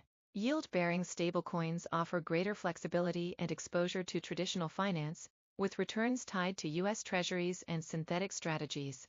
At the same time, DeFi lending protocols expand the range of assets and risk profiles available to depositors. Both often deliver higher yields than Ethereum staking, raising a critical question: is Ethereum quietly losing the yield battle? Ethereum staking yield falls. Ethereum staking yield is the return earned by validators for securing the network. It comes from two sources: consensus rewards and execution layer rewards. Consensus rewards are issued by the protocol and depend on the total amount of ETH staked. The more ETH is staked across the network, the lower the reward per validator, by design. The formula follows an inverse square root curve, ensuring diminishing returns as more capital enters the system. Execution layer rewards include priority fees, paid by users to have their transactions included in blocks, and MEV, maximal extractable value, an additional profit earned from optimized transaction ordering. These additional rewards fluctuate based on network usage and validator strategy. Since the merge in September 2022, Ethereum's staking yield has gradually declined. From around 5.3% at its peak, the total yield, including both consensus rewards and tips, now sits below 3%. reflecting the rise in total ETH staked and a maturing network. Indeed, over 35 million ETH, or 28% of its total supply, is now staked. Ethereum Staking Reward Reference Rate. Source: Bikuncha.in. However, the full staking yield is only accessible to solo validators, those who run their own nodes and lock up 32 ETH. While they keep 100% of the rewards, they also bear the responsibility of staying online, maintaining hardware, and avoiding penalties. Most users opt for more convenient options, such as liquid staking protocols like Lido or custodial services offered by exchanges. These platforms simplify access but charge fees, typically between 10% and 25%, which further reduce the final yield received by the user.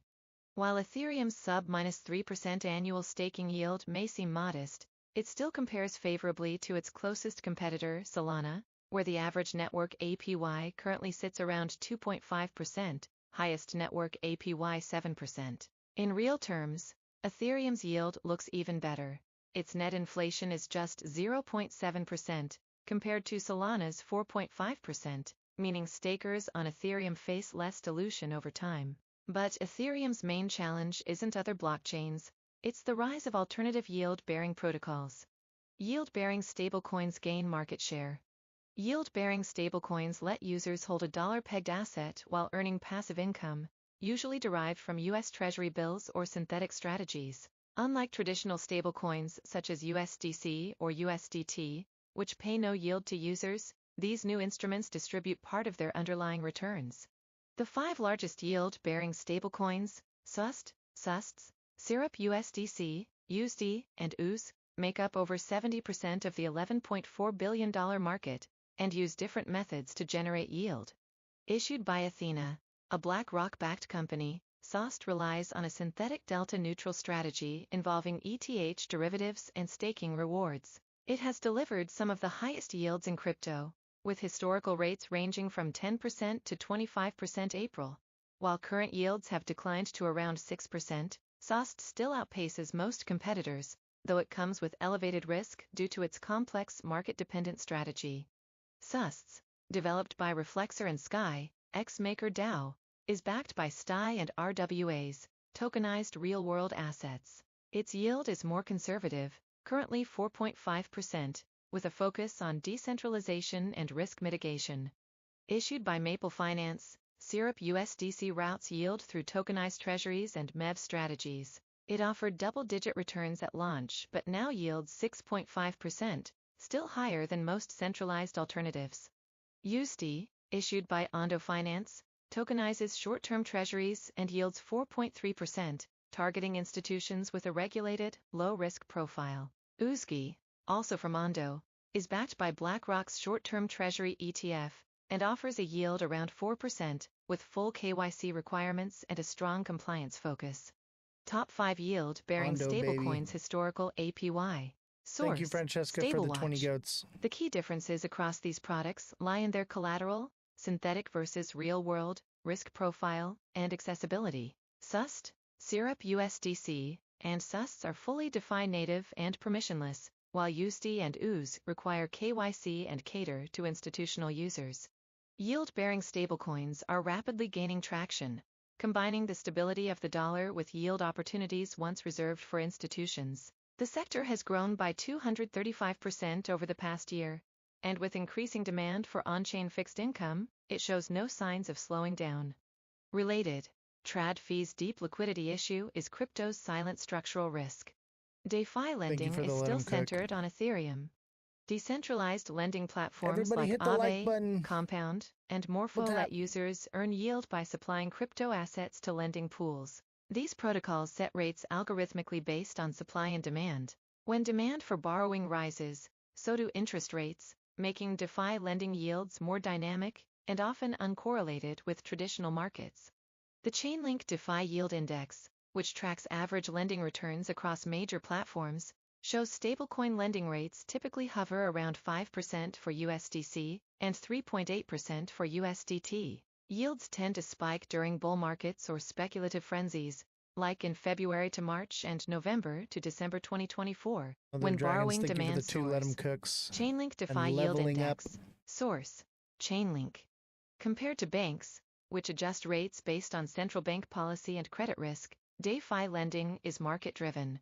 This creates opportunities for higher returns, but also exposes lenders to unique risks, such as smart contract bugs, oracle failures, price manipulation, and liquidity crunches.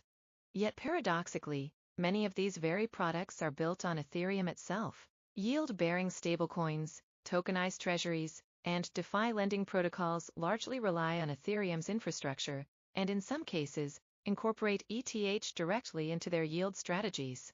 Ethereum remains the most trusted blockchain among both traditional and crypto-native finance players, and it continues to lead in hosting DeFi and RWAs. As these sectors gain adoption, they drive up network usage, boost transaction fees, and indirectly reinforce ETH's long-term value. In this sense, Ethereum may not be losing the yield battle, it may simply be winning it differently. This article does not contain investment. All right. So we were talking about Ethereum earlier and possibilities of it not being as useful, but it does have its place. And that's what I was saying is there will be a place for Ethereum. It will have its use case. But I think that there will be better returns elsewhere. But that doesn't mean that it's useless. It'll have its space. It's an ecosystem. They're all going to interwork and interchange amongst each other. You know, it's not this end all be all like everyone keeps thinking with like XRP. Everything is going to play somewhat of a role in some way. Not everything. There will be things that go away, obviously. But I think, you know, pretty much it's going to be an ecosystem. The things that actually have utility and serve a purpose will serve their place. Even things like Bitcoin, even though its purpose is to hold value. I mean, I consider it a meme coin. I think there's other things you can get in. But we'll see. We'll see what happens with it. All right, Arrow is creeping back up. Is it going to double top here and come down? Probably. I've seen this many times. This is, looks like it's going to double top right here. Head back down, come back up a little bit, and that would be a head and shoulders, sending it down, and that would be the beginning of the downward trend on this one. Everybody hit the like button. Everybody put hashtag FYP in the chat, hashtag must watch. It's 100% a flag, but could just channel down. Exactly. That's why we're going to keep an eye on it and wait for confirmation. All right, so as we continue to track the conflict in the Middle East, let's recap how we got here. Israel first launched a massive round of strikes on Friday. They were targeting Iran's nuclear and military sites and key personnel, including the country's top nuclear scientists. These strikes came as Iran and the U.S. were in negotiations to limit Iran's nuclear capabilities.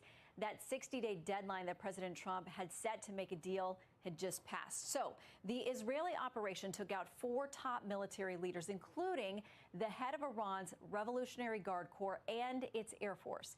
Iran responding, predictably launching ballistic missiles into civilian areas, we're told.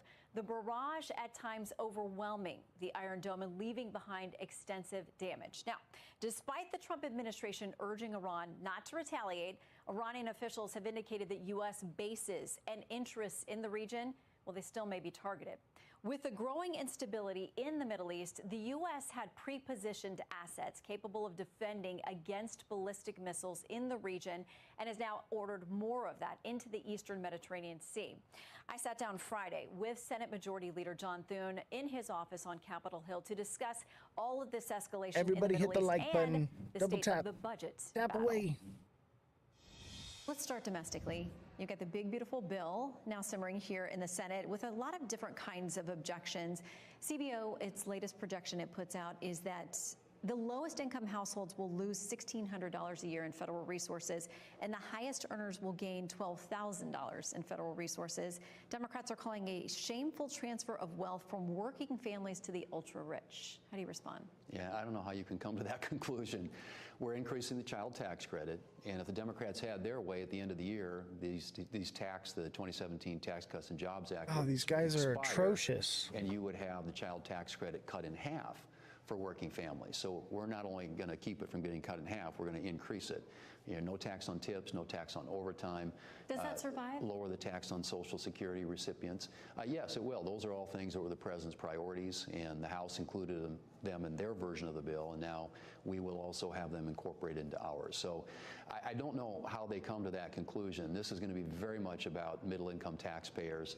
And as I said before, if we don't act at the end of the year, there will be a $2.6 trillion tax increase on families making less than $400,000 a year, and a $600 billion tax increase on small businesses. So this is really about preserving and protecting families and ensuring that they've got more dollars in their own pocket and they're sending less to Washington.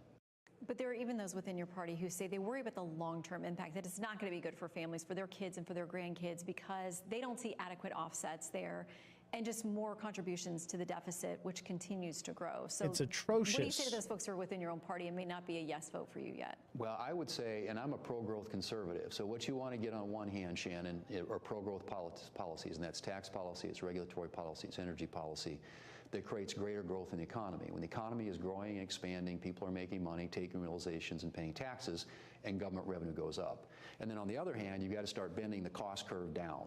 And what we've been seeing is the costs going like this, of the federal government. And this does bend it down, literally for the first time in decades. It's got a ways to go. This will be the largest spending reduction in history. We're talking over $1 trillion, $1.5 trillion, up to $2 trillion. We'll see where we finally end up in the Senate. But it'll be a major reduction in spending, coupled with reforms to programs to get rid of waste, fraud, and abuse, and then also have on the other side pro-growth policies. You get greater growth in the economy, more revenue here, spend less here, and pretty soon you can start seeing things balance out. But you have to start somewhere, and that's what this bill does. And it is a big, big change from the way that things have been done in Washington for the last several decades. And again, I would argue it's the biggest spending reduction in American history. So let's talk about some of the specific objections. You've got members with Republicans on your side who need to work through. So we've got SALT, which is this exemption for people who are in high tax states for their state and local taxes. It's been raised to $40,000 on the House side. When I asked Senator Rick Scott about it last week, he said absolutely not. It's not going to survive. We should not be subsidizing blue state governors' wasteful spending. So there's a question about how much of it does survive, but you've got House members who say they tweak that and I'm now a no vote. Right. Well, and again, when people ask me how much of this can you get in there, how much of that can you get in there, it does come down. It's a function I think we're going to get a spinning top. At the end of the day, you've got to get 51 senators and 218 House members to get a bill on the president's desk. So obviously we're very cognizant of the political dynamics that the Speaker is dealing with in the House. That said, in the Senate at least, there isn't a high level of interest in doing anything on SALT. We believe as a matter of policy, you don't want to have low tax states subsidizing high tax states. So I think at the end of the day, we'll find a landing spot, hopefully that will get the votes that we need in the House, a compromise position thank you for the on let 'em SALT cook issue, if you will, that will enable us Everybody to get the tap requisite the number like button. in both the House and the Senate to get a bill on the president's desk. So as you try to work all this out, Senator Cruz is among those out there publicly saying, I'm not sure this gets done by July 4th. How does it get done? Will you keep senators here through weekends and holidays? Absolutely. Yeah, it'll get done. I'd say an hour. And I think it is a huge priority, obviously, for Hour the president. before He we know. campaigned on it. This is an agenda that we are all committed to, and we will roll into the 4th of July recess if necessary in order to get this on the president's desk. Okay, let's talk foreign policy, because as you and I are talking, Israel has unleashed a number of strikes. On Iran, there have been return strikes aimed primarily at its nuclear program, nuclear scientists, military leaders, air defenses, all kinds of things. Senator Chris Murphy is pointing the finger at Israel. He says, they're essentially blowing up the talks that the U.S. has been having with Iran, that President Trump has been cautioning.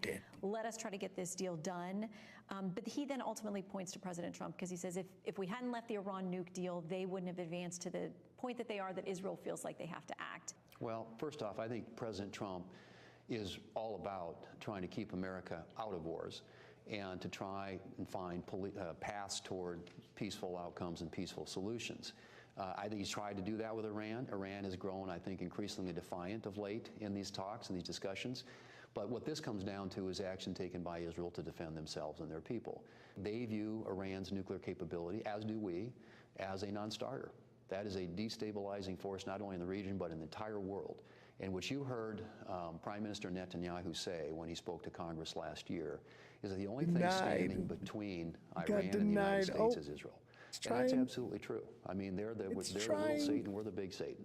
And they want to wipe Israel off the map. And that just isn't something that the Israelis can accept. And so this is their decision to defend themselves and their people. What I would suggest to Iran is that they not target Americans in any of this, because if they do, they better be prepared, because we will respond. What does that mean? If it does go, I'd short this thing at $1. Getting us out of foreign conflicts and not I'd getting hit involved it in just any new underneath, ones. like, But certainly Israel's an ally. We have pledged that we will stand with without equivocation. But if Iran does go after U.S. bases, is it more than a defensive response for us in that case? Well, I think Iran should be prepared for all of America's might to descend upon them if they go after and target Americans or American bases or installations in the Middle East. Clearly this is the Israelis taking action. They're trying to rope us into this war, man. Iran's nuclear Everybody's trying to rope us into their war. They view that as an existential threat to their Where existence. do I do my training? Frankly, I do not divulge that information. I use multiple platforms, but for security reasons, I do not. And if they do, as they have been for a long time, I do not tell anybody. Americans, and their Help you proxies in understand. Yemen and in the Gaza Strip and Lebanon have now for decades been creating disruption and it's chaos gonna go. and death and Because destruction it broke here, it's in gonna that go. region of the world, and we have a presence It's going there. to $1. And if they attack that presence, they should be prepared for us to respond. So you were at the White House this week. What would you say is your relationship with the president? He had a lot of praise for you. This week he called you out by name and thinks you're doing a great job. Told Is you the if job it what broke you that, it was thought just gonna shoot. How much of is he Dude. a partner in you trying to get things done here? Well, I mean, to get things done around here, he's the closer. He has to help when we're trying to pass major legislation. Ultimately, has tremendous influence in talking not only to senators but to House members and ensuring that we're all operating as a team. Well, we'll watch as you tick towards that July 4th deadline with Oh a very my God, full look at it go. agenda. In the meantime, so will we. Look Happy at Father's it Day in the go. meantime. It's Thanks doing for it. taking time. It's Good to going to see you. $1. Thanks, Shannon. I'm on the 15-minute. All right, let's look at this thing. We'll get back to the news in a minute. Look at this. It broke that resistance. I didn't think it would do it. But that dude. So let's go back to the 1 hour. Oh, that is nice. Yeah. It's going to hit $1 in the next 4 hours. Let's see, maybe 6, maybe not. It is moving.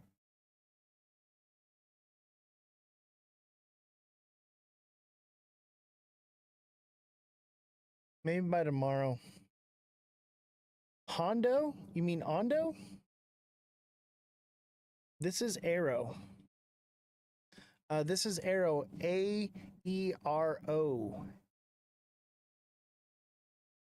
Me and Pallet Town been watching this one all day.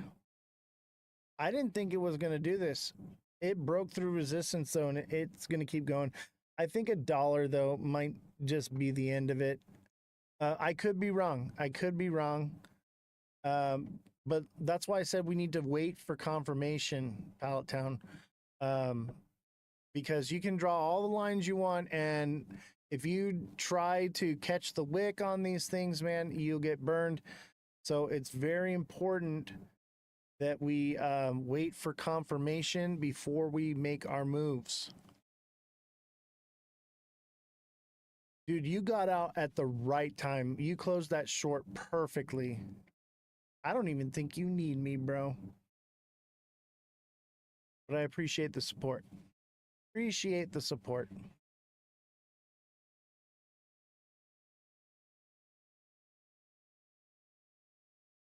All right, let's watch some news while we wait for this thing.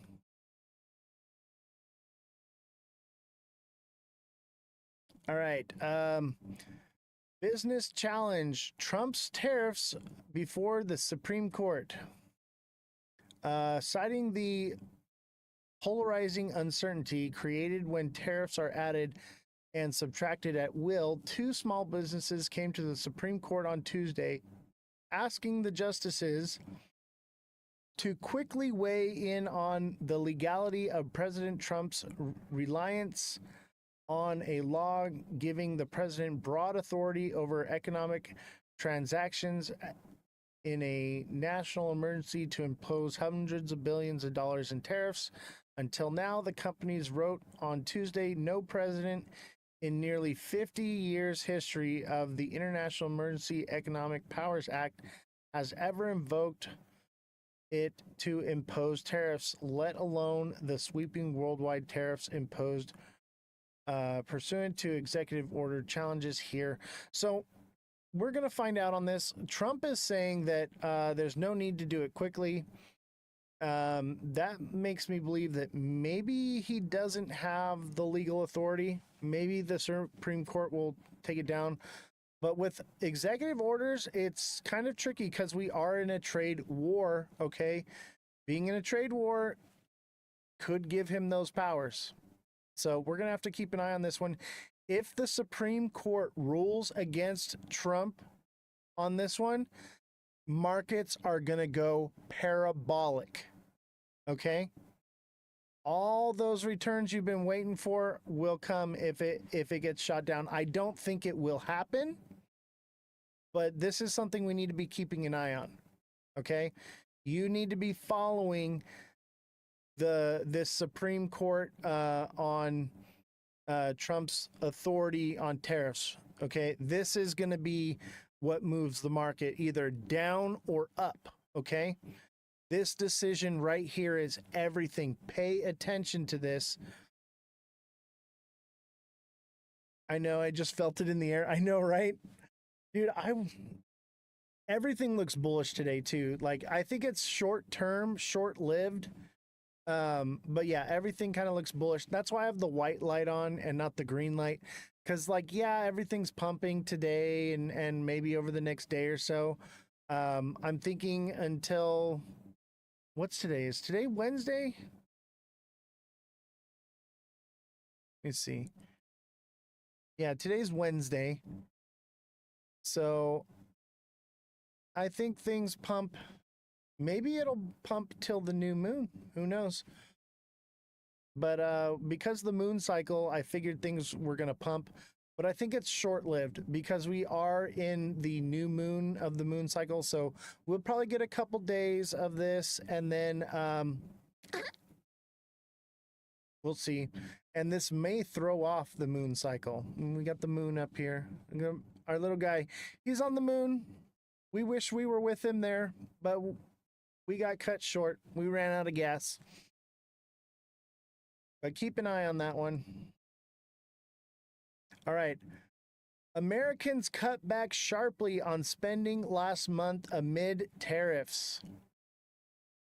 Americans are feeling a hangover from their tariff-fueled buying frenzy earlier in the spring.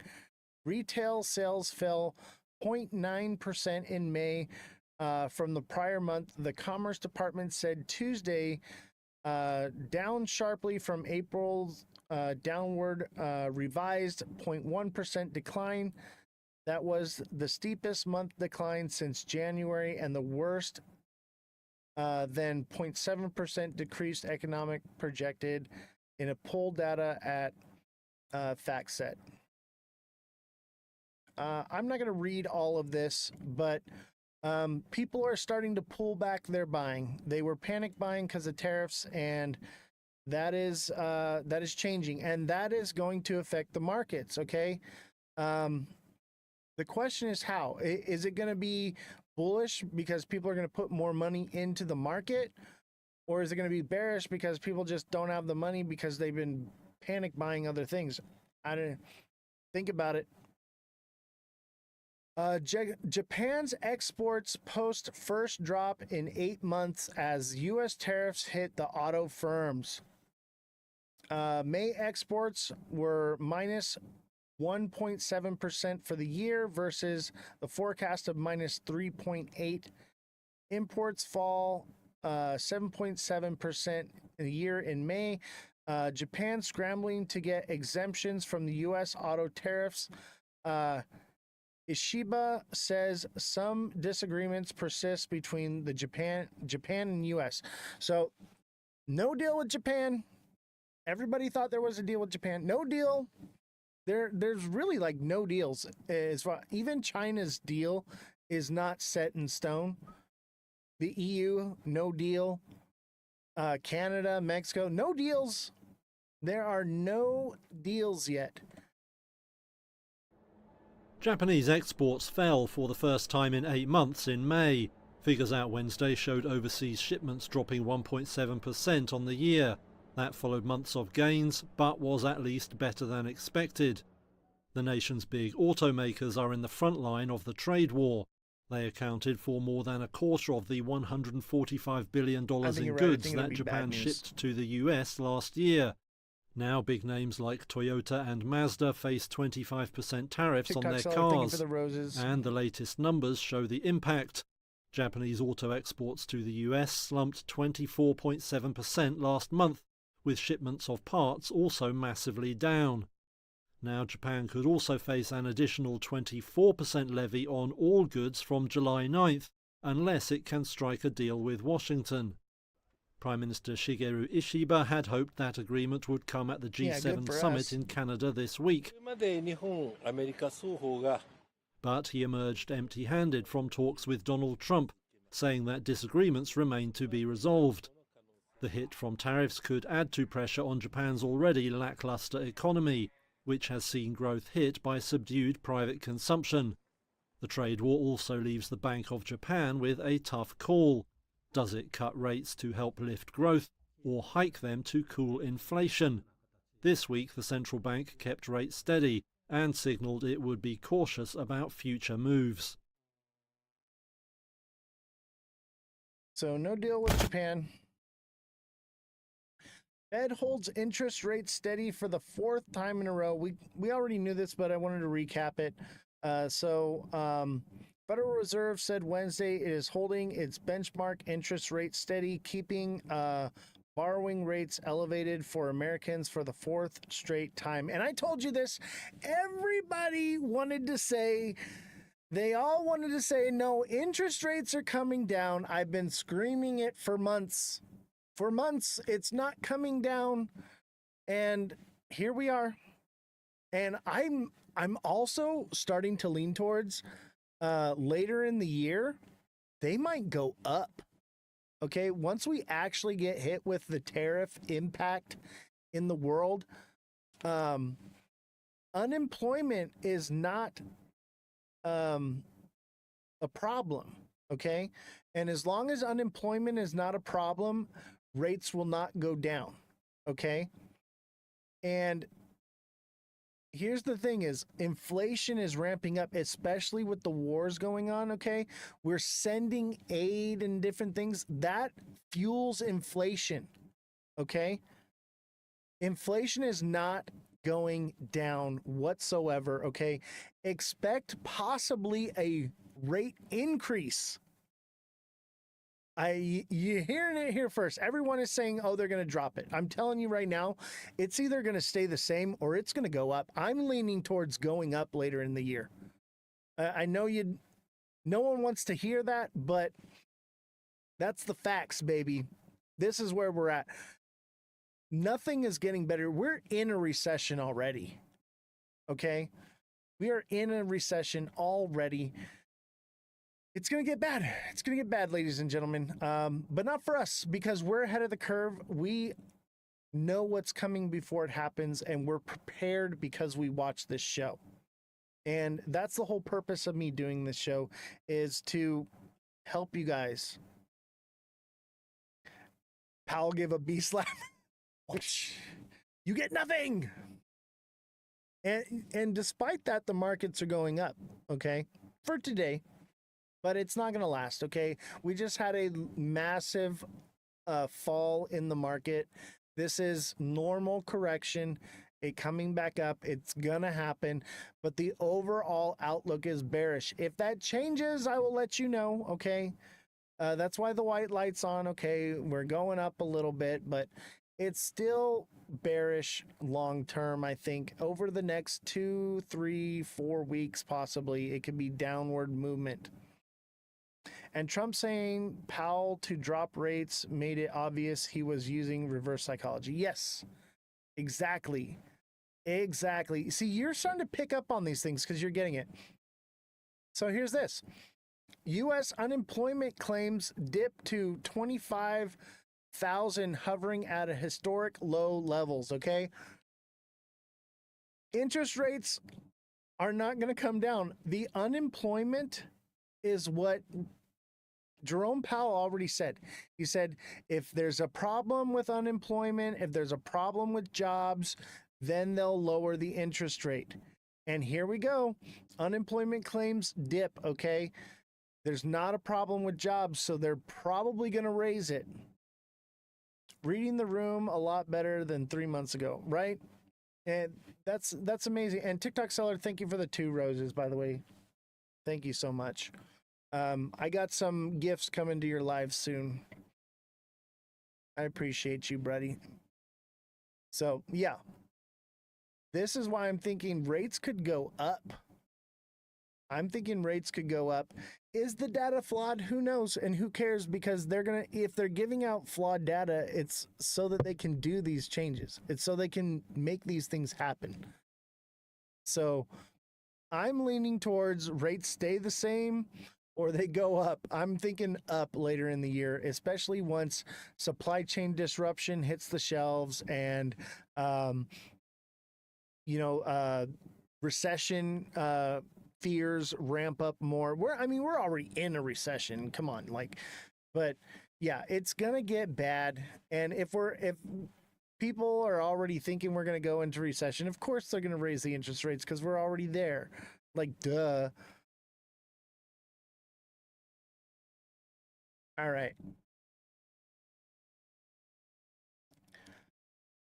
Iran warns U.S. joining conflict would mean all-out war, refuses demands to give up on disputed nuclear program. Iran warns U.S. joining conflict would mean all-out war, refuses demands to give up disputed nuclear program. Iran warned that the United States joining forces with Israel would mean an all-out war, as Israel bombarded sites overnight that it says would have allowed Iran to continue enriching uranium, as well as attack Israeli forces. And any American intervention would be a recipe for an all-out war in the region. Iranian Foreign Ministry spokesman Esmail Baghi warned Wednesday during an interview with Al Jazeera English. He did not elaborate, but thousands of American troops are based in nearby countries within range of Iran's weapons. The U.S. has threatened a massive response to any attack. Another Iranian official apparently ruled out demands for the country to give up its disputed nuclear program. Iran's ambassador to Geneva, Ali Bahraini, told reporters that Iran will continue to produce the enriched uranium as far as we need for peaceful purposes. He rejected any talk of a setback to Iran's nuclear research and development from the Israeli strikes, saying, "Our scientists will continue their work." Israeli warplanes pounded Tehran overnight and into Wednesday, as Iran launched a small barrage of missiles at Israel with no reports of casualties, according to the Associated Press.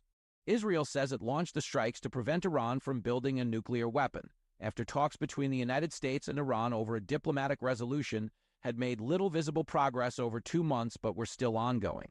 President Donald Trump has said Israel's campaign came after a 60-day window he set for the talks. Iran has long insisted its nuclear program was peaceful, though it is the only non-nuclear armed state to enrich uranium up to 60%, a short, technical step away from weapons-grade levels of 90%. U.S. intelligence agencies have said they did not believe Iran was actively pursuing the bomb, according to the AP. Israel is believed to be the only country in the Middle East with nuclear weapons, but has never publicly acknowledged them. The Israel Defense Forces, IDF, said Wednesday that it eliminated Ali Shadmani, identified as Iran's wartime chief of staff, overnight. Shadmani held the role for only 4 days before meeting the same fate as his predecessor, spokesperson Brig General Effie D. Frin said in a video statement Wednesday. We have delivered significant blows to the Iranian regime, and as such, they have been pushed back into central Iran, Defrin said. They are now focusing their efforts on conducting missile fire from the area of Isfahan. We are aiming at military targets. They are attacking civilian homes. While we are working to remove threats from Iran, we are still fighting their proxy, Hamas in Gaza, who is still holding 53 of our hostages in brutal conditions, he added. We will not rest until they are returned home. More than 50 Israeli Air Force, IAF, fighter jets conducted 3 waves of strikes over 3 hours in an extensive operation Tuesday night, hitting an Iranian centrifuge production site that was intended to enable the regime to continue to enhance its uranium enrichment. Defrin said in another statement Wednesday, "This complements actions from previous operations we have conducted targeting components of the nuclear program." Israeli forces have struck over 1,100 different components across Iran as of the 6th day of the conflict, Defrin said. He said IAF jets also struck several weapons and missile production sites in Tehran. On Wednesday morning, Israeli aircraft identified and struck 5 Iranian AH-1 attack helicopters located at Kermanshah Airport.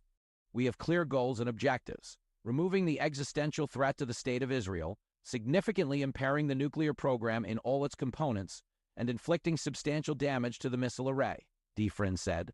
The IDF said it identified around 30 launches fired from Iran towards Israeli territory in 2 barges Tuesday night. Most of them were intercepted, and there were no casualties. I know these are complex days, but we cannot afford complacency, Defrin said, warning Israelis to strictly adhere to homefront safety guidelines.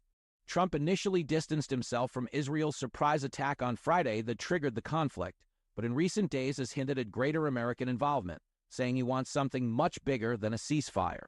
The U.S. has also been shifting assets to the Middle East, including sending more warplanes to the region. Trump said in social media posts on Wednesday that the U.S. knows where Iran's supreme leader is but would not kill him, for now. He also called for the complete surrender of Iran. We now have complete and total control of the skies over Iran, Trump wrote. Fox News' Stephanie Simon and the Associated Press contributed to this report. Iran war. All right. So yeah, the war's ramping up. Kodak asked, what's going to happen with the housing market? That's a great question. This article got overlooked. It was up here hiding from me.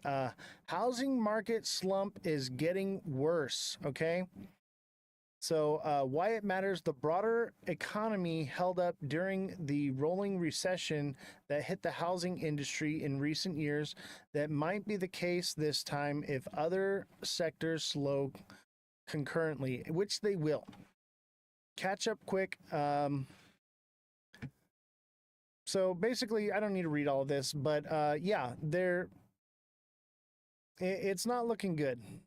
It's not looking good for the housing market. It's not looking good for anything. And look we have a special guest. Everyone say hi. This is Snow. Say hi, Snow. Say hi to our special guest.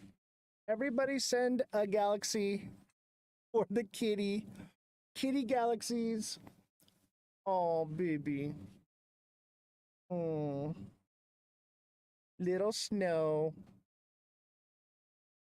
She's a star. She wants to get away. She's like, let me go. Let me go. She's a parrot now. Say hi, Snow. I thought you guys might like to see her come on. Maybe it would get you guys to send a galaxy. Help support the little kitty. All right. Thank you. Thank you. Bye, Snow. Bye, Snow. Nah, she won't jump. She's just like wondering like what's with all the lights and everything. Kodak, thank you for the rose, and Kodak, thank you for the heart puff. Kodak, thank you for the chili and the lightning bolt and the finger hearts. Kodak likes the kitties. I see your kitty in your thing all the time. She said, "Get me down." Yeah, she didn't want to work. That's for sure. We got a couple little kittens. I figured with all the doom and gloom, why not have a cat to come and brighten everybody's spirits a little bit, you know? Like, curious, how much do we find out how much gifts are? So the gifts are based on like the coins or whatever. So the Let 'em Cooks are like 20 cents.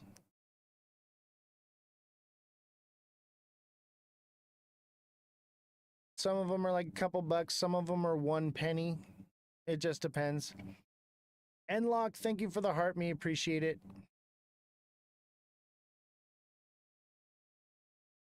You got 4 of them? Nice. I have 2 outside cats.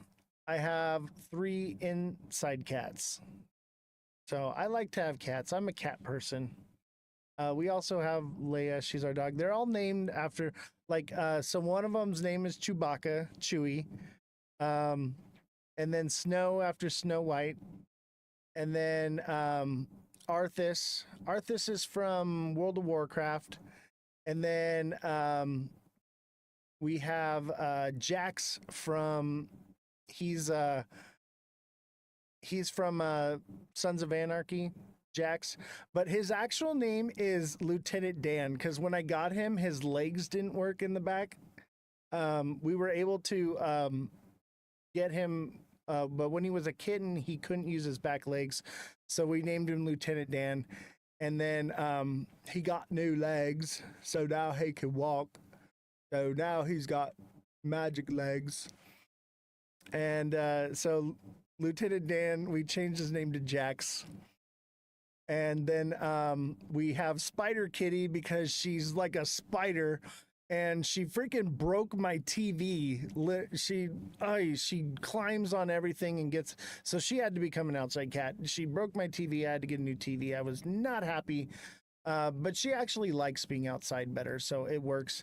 But I have all the classic cars here, so we have the cats outside to make sure that nothing like mice or anything can get into the cars and stuff. I played so much WoW years ago. I love that game. Addicting. Yeah, I actually used to work BlizzCon every year. A lot of the sets and stuff for BlizzCon I built in the shop. And the life-size like statues and stuff, like I built all those. They did like the motorcycles and stuff, like I built all those things. All right, some more news. We gotta roll through it. MAGA civil war breaks out over Trump's potential decision to join the conflict in Iran.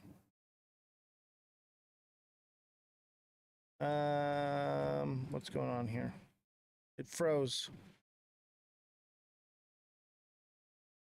Hey, can you call the IT guy? This froze.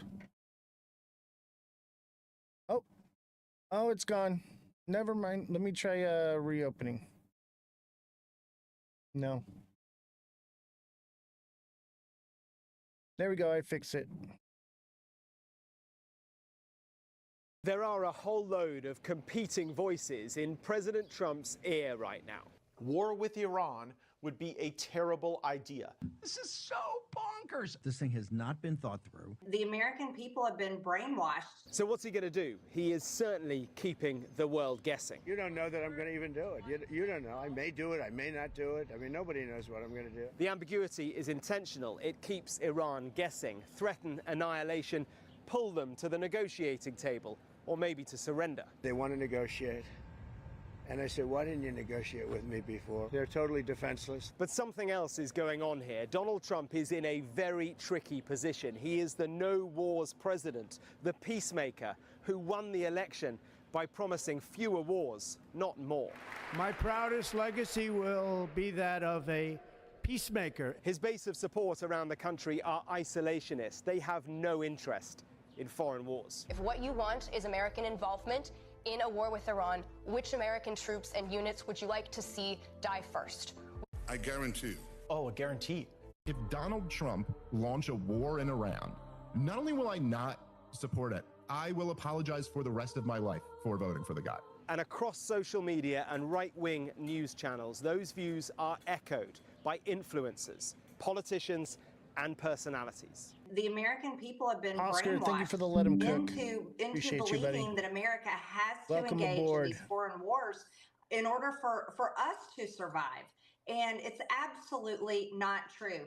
War with Iran would be a terrible idea. It would divide Trump's coalition and cost America our credibility and our treasure. The question is it splitting the MAGA base? Well, have a look at this from two mega MAGA figures. Donald Trump's former strategist, Steve Bannon, and media personality, Tucker Carlson. This thing has not been thought through, right? It does not have the commitment of the American people. You have to bring the American people. The American people are not there to get into another war right now. And why is the Congress not actively debating this? There's one person. Marjorie Taylor Greene is like the only... Oh, and now Levin says this morning she's not MAGA. Okay, all right now. Now we're really in the last scene of Animal Farm. So what will Donald Trump do? Well, only he knows. My supporters are America first. They make America great again. My supporters don't want to see Iran have a nuclear weapon. He has been given the military options, and he is being told conflicting things by different people. He's in a bind. It is so hard to follow what Donald Trump is going to do. I don't know. I really hope that we stay out of this one. It is not going to be good. If we do, y'all better go file for disability or something. Get on some psych meds and get exempt so that you don't get drafted. Yeah, I would say you might want to try to get on some disability or something. Even if it's something, get something documented. Just tell your doctor your elbow hurts or your knee hurts or something. Get something on paper, baby. Go to your doctor. And Enlock, thank you for the 2 Let 'em Cooks. Appreciate you. Yeah, do something, man. Take care of yourselves out there, because this is about to get really bad really fast. I don't see an end in sight, and I'm really worried for my children, your children, everyone in the world right now. I'll tell them Trump broke my brain. I need meds. Yes, I have Trump derangement syndrome. Good for you, Oscar, because y'all are going to need that. Do something now, because later on, it'll be too late and nobody will be able to get on it. But if you get in something documented first now before it gets crazy, you may have a chance at saving your life or your kids' lives. I don't know, just think about it, And if you want to serve your country, by all means, go and volunteer. But I'll tell you what, I don't agree with any of this whatsoever. I don't. Ukraine-Russia war latest. EU diplomat says Europeans should learn Russian if Kiev doesn't get more support. Oh my God. Y'all better start learning Russian in the EU. All right. That's what they're saying. And honestly, I kind of agree with that sentiment. At the same time, I get it's a bit parabolic propaganda nonsense. But at the same time, I don't think Russia stops at Ukraine. But maybe not. Maybe Ukraine is full of rare earth minerals and resources and things. The largest lithium supply. What else? There's a lot. Okay, I wish I had Jesse here right now. It's just that I don't know. Do you think he'll stop? Chat, help me out. Do you think he would stop at Ukraine, or would he keep going into Europe from there and pull a Hitler? Oscar, thank you for the popular vote. Appreciate you. Yeah, that's where I'm at. I don't know, to be honest. I feel like I understand where Putin's coming from. Okay, I try to look at things non-biasedly and understand. Like, I get it. Like, he doesn't want a bordered country that is with the United Nations. I get it. He doesn't want NATO on his back door. I get it. At the same time, is that what the real motivation here? Or is it dominance? Because like I said, like, we're in a global economic shift financially is happening right now, and history will tell you that with that comes all out war. So I don't think he does stop. Very interesting times for sure. This needs to calm down or it will be scary. I don't think it does calm down. History will tell us that whenever there is a global economic shift, this is what happens. War breaks out. Okay? And what we are in is a global financial shift. We are moving to a digital backed currency. Digital currency so I think that's why this is a financial news media outlet, but we cover the war, because it has to do with the financial news. This is why it's happening, is because of the changes in finance. So get ready, buckle up, because it's coming. Trump hosts Pakistani army chief disagrees with India over India-Pakistan war mediation. प्रधानमंत्री मोदी ने राष्ट्रपति Trump को Prime Minister Modi clearly told President Trump that during the entire course of the event, India-America trade deal or mediation between India and Pakistan were never discussed at any level. All discussions relating to cessation of military action took place directly between India and Pakistan through existing channels of the two armed forces and took place at Pakistan's request. Prime Minister Modi said with great emphasis that India had never accepted mediation, nor does it accept it, nor would it ever do so. There is complete political consensus on this in India. इस विषय पर भारत में पूर्ण रूप से राजनीतिक एकमत है. I have to say I believe him. Ignite. All right. Kodak says Navy's good though, Coast Guard's great also.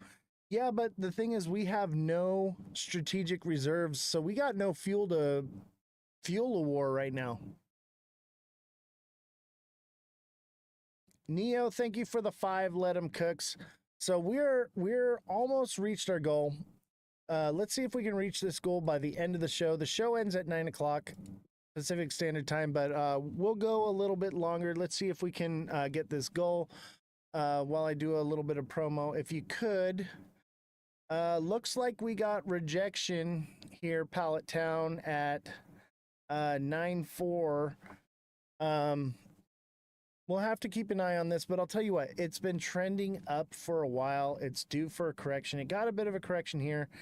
It may correct here to like 0.85 and then continue upward, but I think it'll hit $1. Didn't we just max out on oil? I mean, I don't think we maxed out, but I know our strategic reserves have been depleted for a while. So expect gas prices to go up. And Big Baller, he said, invest in oil. He might be right. If we go to war, expect gas prices to hit $10 in California. Waiting till it candle below 8451. Yeah, that's pretty much what I was just saying. I'm thinking 8.5. It'll probably correct here and then come back up again and hit $1 and then just completely top out. It could continue more, but I would think not. Algo's getting close to buying. Ondo's getting close to buying. I'm waiting for confirmation, but once I get confirmation, I mean, that's a bull flag on Ondo right now. Ondo's got a bull flag. It's probably going to come down here to 0.76, probably 0.75.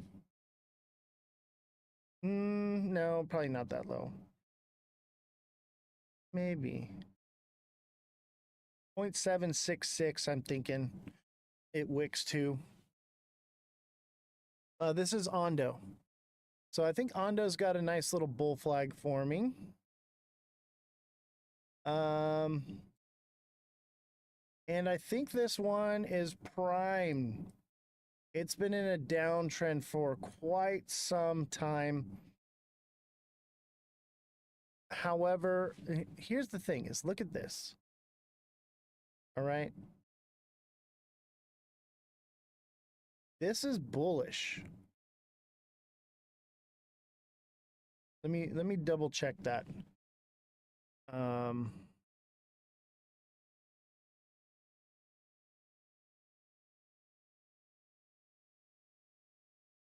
I've been double checking the wedge patterns because I pretty much have them memorized, but they can get mixed up sometimes. So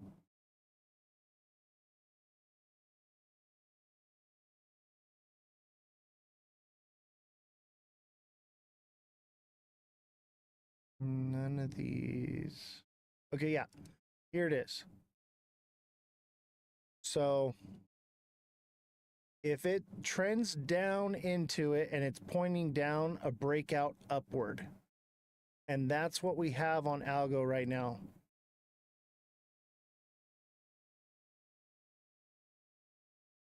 Or was that Ondo? Excuse me, Ondo. And that is a big pattern. That would send it up.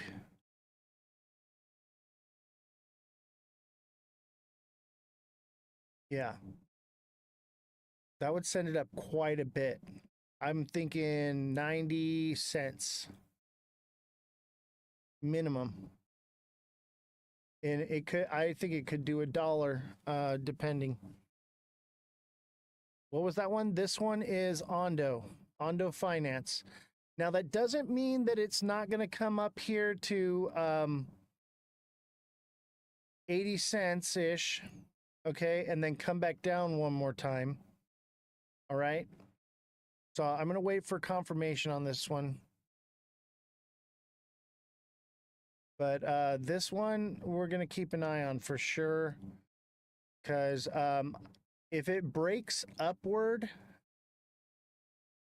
if it starts hitting 82 cents, it's probably going to go to $1. I'm thinking probably just shy. 95 cents seems more realistic. Where's the actual resistance at? 92 cents maybe, 95, or excuse me, 93. But it could go as high as 97. And it could go more than that, obviously, but those are like just from what we're looking at, what it could do. So yeah, I'm excited. I'm excited. I've been waiting to buy. You all know this. I've been watching Ondo and Algo like a hawk. I've been waiting for the right moment, but I don't want to get stuck in a bull trap.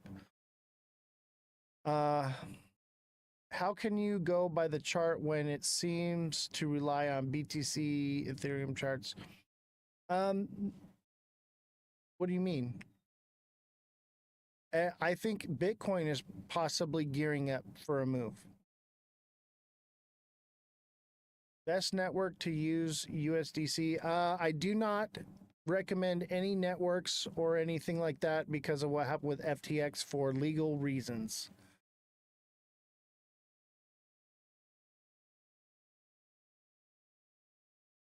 I think things are gearing up for a pump, but it doesn't matter how bullish everything looks. Like he said, Justin Kelly, Bitcoin is driving everything. Bitcoin is in the driver's seat.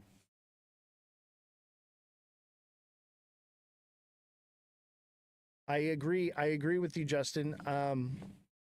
But that's why I'm waiting for confirmation. I'm gonna wait for a Bitcoin signal, but I'd say Bitcoin is somewhat bearish, but it could be in a C wave right now, ready to come down. That's why I think it would come up, come back down, and then it would go. So I think if Bitcoin completes its C wave, then it could take off and do something big. We'll just have to wait and see what happens.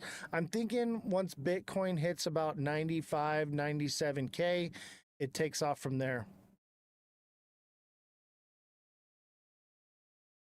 That's why you scratch your head a bit when I look at some charts like traditional stocks. Well, I'm also following Bitcoin as well. It's just Bitcoin will give you the overall direction, but I don't think Bitcoin has much more to come down. And I think other projects like Ondo, for instance, it's already pretty much bottomed out. Okay. Now there is the potential that it comes down to 65, 66 cents. And that's what I'm waiting for. I'm waiting for confirmation. Okay. But I'm keeping an eye on it to see if the market does make a turnaround. But I'm thinking probably mid-July is going to be our buy point. Oh, not you, just some seem to forget that. Yeah. Is H-bar entering buy territory? Let me go look. But I'll tell you this right now. I think mid-July is going to be your buy point. That may change, but that's just what is confirmation? A breakout. A confirmation would be a breakout. I don't need to catch the entire wick, but I need confirmation that it's going to do what it's going to do. Once it breaks out of that resistance, or once it loses support, then I know what direction it's headed and where it's going to stop. That's where I'm at with it. H-bar is basically a stable coin. Was that one we were supposed to look up, H-bar? Yeah. H-bar is a stable coin. That's funny, man. Y'all are funny. We're talking about Ondo, Algo. We're basically everything. Everything is moving in unison. I'm calling this the unicycle, the simulcycle. Ondo looks like a inverted head and shoulders in the short term. Right here. That could send it up a little bit, but that's not a lot. Like, we want to zoom out. We want to look at the 1 day. Oh, excuse me. This is H-bar. So H-bar is this head and shoulders right here. So H-bar's got more to come down. I'm thinking 12 cents to 13 cents. Nothing's changed on that. We got a few weeks. We got a few weeks left for things to start coming down. But this is classic. H-bar is a classic bull cycle. So even if it is going to pump, it's going to do this. It's going to and fizzle out. I'd like to see it do something else, but that's pretty much what it is. All right, I will do one last one for you, Jesus, because you are a subscriber. After that show's over, we're 15 minutes over time, and mind you, whenever we go over, I have to pay the IT guy extra money. So if you could send some gifts, at least help me reach this Let 'em Cook, man. I would appreciate it, but it's going to cost me like an extra $100. Neo, thank you for the dragon crown. Appreciate you. Jesus, thank you for the Let 'em Cooks. let's see if we can get a Galaxy. Since we're already over, might as well do a couple. All right, let's do Cardano.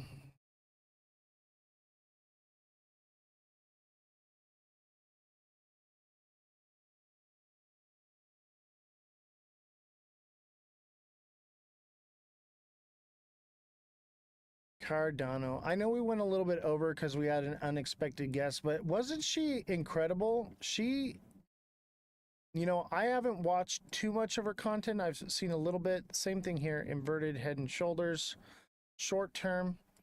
But she's actually, she gets it. So Cardano, same thing as H-bar, okay?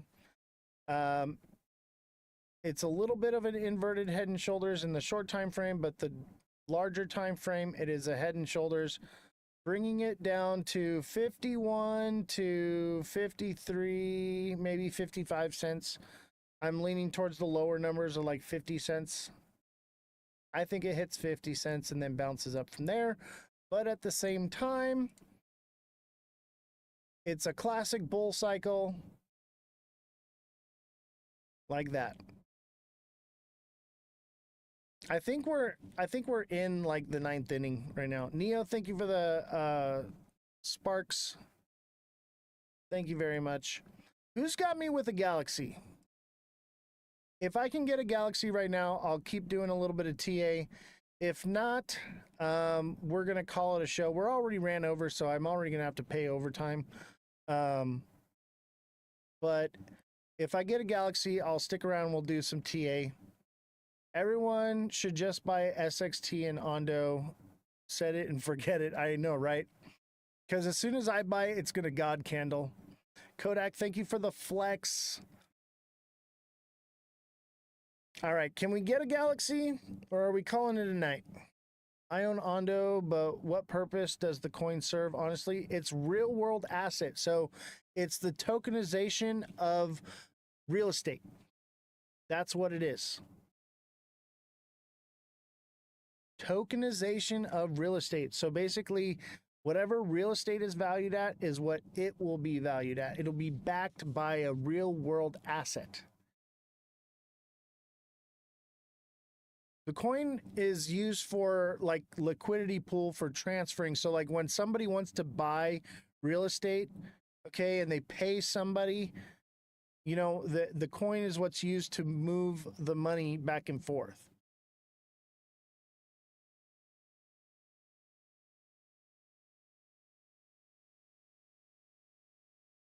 All right. Holy crap. Bunch of gifts coming in. Kodak, thank you for the donut. And the tiny dino, the You're Awesome, the 2 goats, and Oscar, thank you for the Galaxy. Thank you so much. All right. I will go till 9:30. We'll go to 9:30. Unless we keep getting Galaxies, then we'll keep going.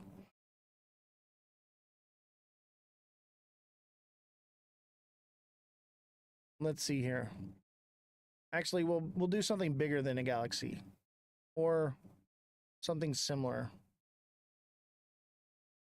What do we do? We'll do a meteor shower because the more we go over, the more it costs me out of pocket. So meteor shower, and I will go till 10 o'clock. And we'll go to 9:30 now. I've read Ondo's coin is purely governance right now with potential for future staking. Interesting.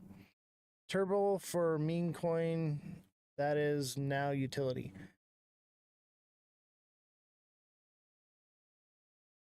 All right, who's got who wants TA? Oscar, do you got a TA you want done? Oscar, what do you want TA'd? You got front row right now. File? Yeah, we'll do file. Is OMG one? Is that a coin or is that just OMG? If OMG is a coin, maybe I should buy that.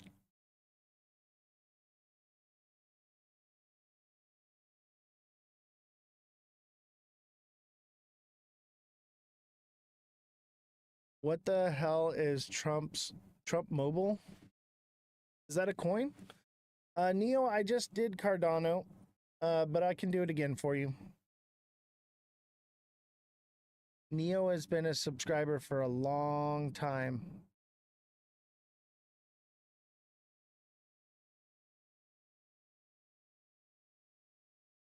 All right, slow down, chat. Let me get these done here. Riznet. Is Riznet is that a meme coin? I'll tell you this right now. I don't do meme coins. They're unchartable.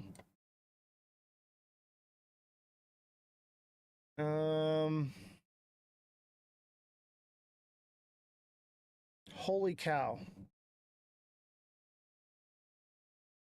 Oh my God, look at that thing.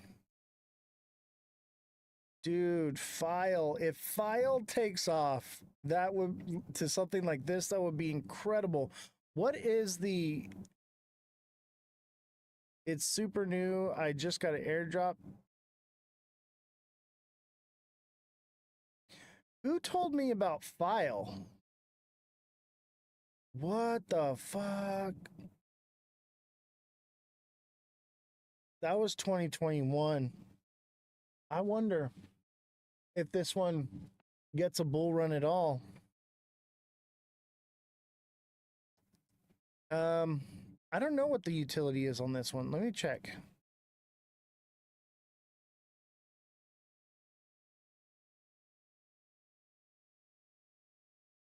A decentralized storage network and cryptocurrency that enables viewers to rent out their unused storage space, creating peer-to-peer marketplace for data storage. Oh, we looked at this one the other day. Yeah, this one's cool. This is hella cool, actually. All right. So on the one day, here's what I'm going to tell you. Okay. More than likely, let's see, this is, it seems like it's a bit of a double bottom. It probably has more to come down. I would say 2.9.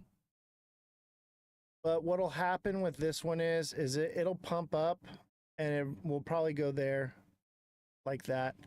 So I'm thinking $6 when I think it's still got more to come down, but I think it'll do about $6 when it does take off. I think it comes down to 2.111.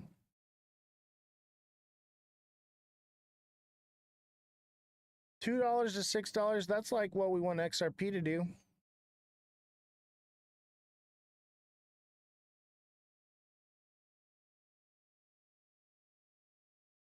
All right, let's see here. You want me to do RizNet? If it just dropped, I'm not going to be able to TA it. We can do Quant though. All right, I'll do RizNet. Hold on.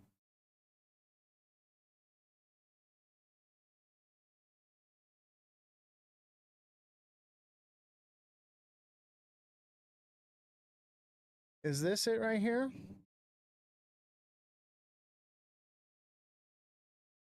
Riz?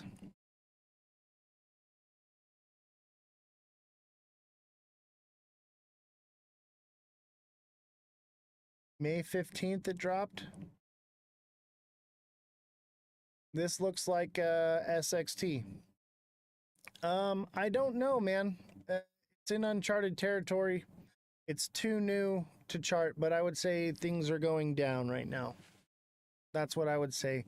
I would say wait for it to flatline, and then you'd be in accumulation on it. But I don't know. What's the utility on it?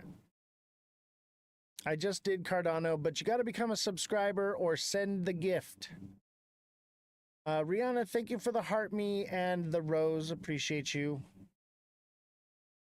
Oscar wants IOs. Oscar paid, so he gets first dibs. Thank you, Oscar, for the galaxy.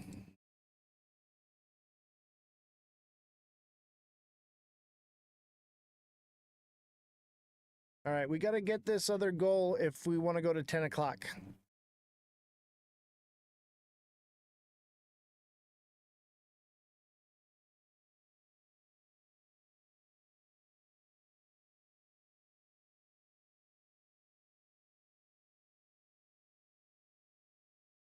IOs network, US dollar.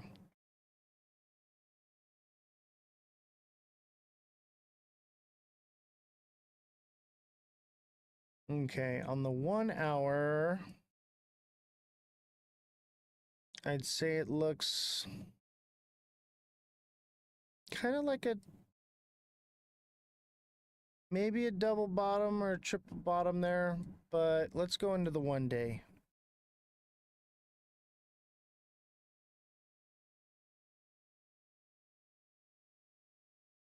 Dude, if that's a double bottom right here, if it stops right here and starts going up, it's going up to 54, 55 cents, you know, just to get started.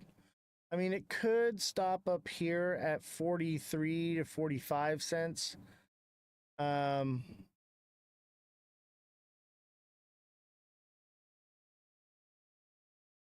also at the same time, I think it wants to come down. I'd keep an eye on this.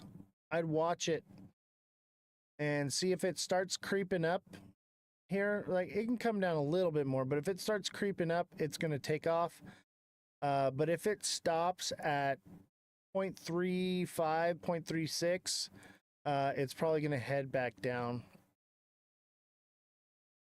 Yeah, wait for confirmation on this one. Wait for it to pump past 0.39, basically 0.40, and then you can maybe get it from 40 to 55. It's hard to tell on this one. How long has this been out? Okay, a couple years. I would say that man.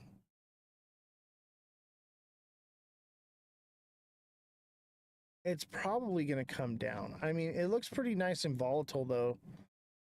I'm just not seeing any real patterns. It's a bit of it kind of looks like other things like the Head and Shoulders, but it's a little wonky.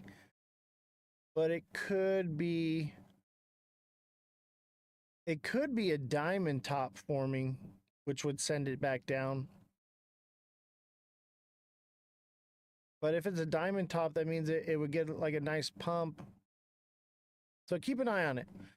If this thing pumps up to 57 or 60 cents and then starts coming back down, I would say it's a diamond top and it's going to run back down here. Watch the market. Whatever Bitcoin does, it's going to do something similar, just more volatile. All right, Quant. You got 2 minutes to send the gift or we're calling it a night. Rihanna, thank you for the heart, me and the rose. Justin Kelly, thank you for the paper crane. Appreciate you. We got to meet the goal. If we're going to go over 9:30, we'll go till 10 o'clock. If I can get this meteor shower. Otherwise, we're going to end it at 9:30. So we'll do Quant and ARB unless we receive the gift.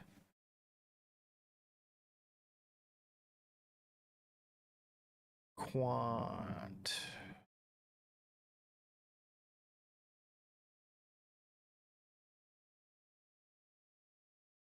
Quant looks like a double bottom. And it looks like it might be flagging right now. Yeah, Quant might pump. And I'd say it's a triple bottom. And a bull flag maybe here. Yeah, this one's probably going to pump. I think everything's about to get a bit of a pump. Let's say it does pump. That would take it to 106, maybe 105. And it could potentially go all the way to 108. And that's just based off of this pattern right here, triple bottom. In a more long term, in the day, I think it's coming down. I think what it does is it's going to do this right here. And then boom, head and shoulders.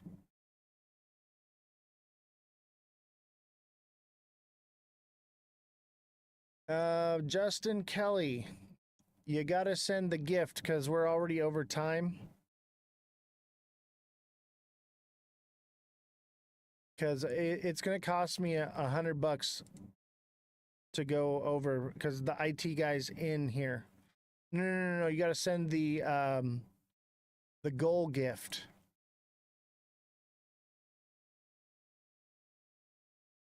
I appreciate it though.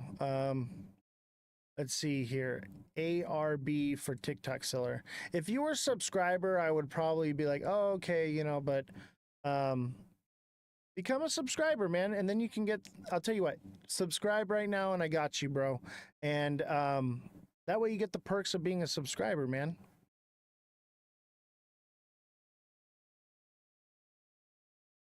But we're already 30 minutes over time.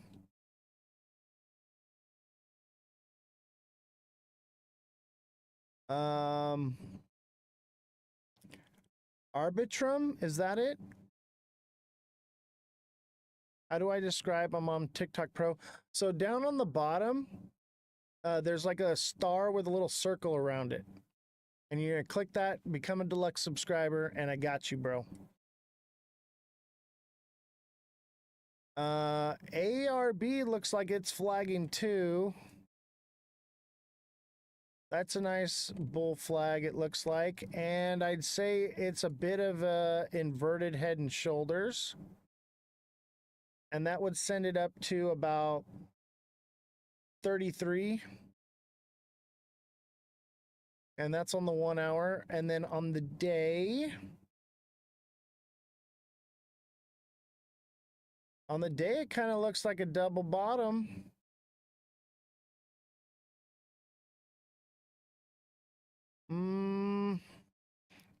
I think it comes down further. I think it comes to 0.24, and then it just takes off double bottom, sending it up to 0.64 later on. And it could go more from there.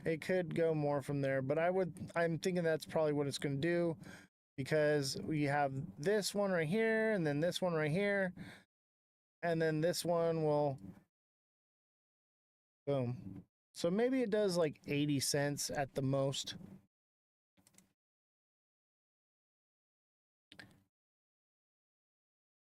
All right, Justin, are you going to subscribe? I'm telling you, with the deluxe subscription, bro, like you get one-on-one coaching with me. And real quick, if you guys want to sign up for the TA class, send me a DM. All right, I'll give you a minute. I'm going to do a little bit of promotion to buy you some time. All right. So if you're interested in doing the TA class, it is different from the coaching. Okay, so one-on-one coaching is about helping you find a strategy and on-demand TA for your projects, okay? The TA class is going to teach you how to read the charts like I do. So there is a difference. All right? This is $25 an hour, okay? For this class that's dirt cheap. All right.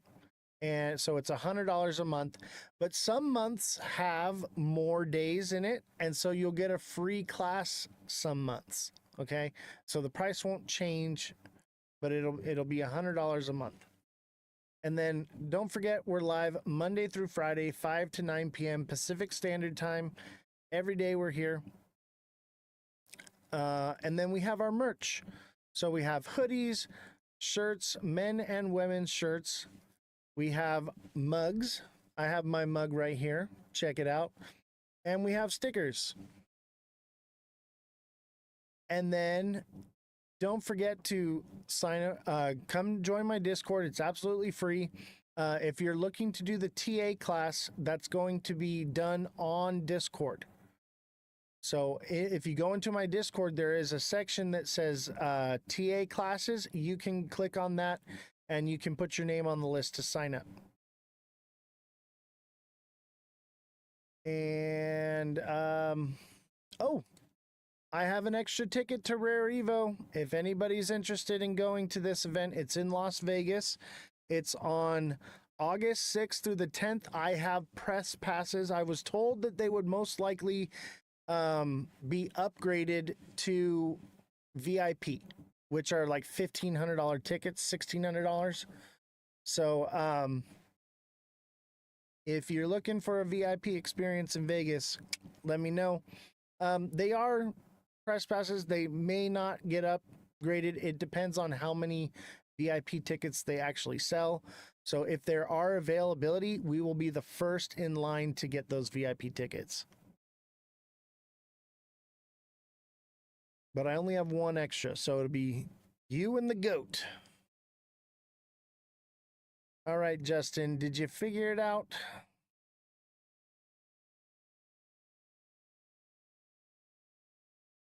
Oh, and check it out. We were able to raise another $75 this month for the Save a Warrior Foundation. Thank you to everyone that donated. We're making a difference here. We're changing lives. We're doing something positive for the community. Not just being greedy. You know, we want to help people. We want to do positive things for the community, not just the crypto community, but the world in general. You know, like that's what this is about. This whole thing is about helping people. That's the main goal here.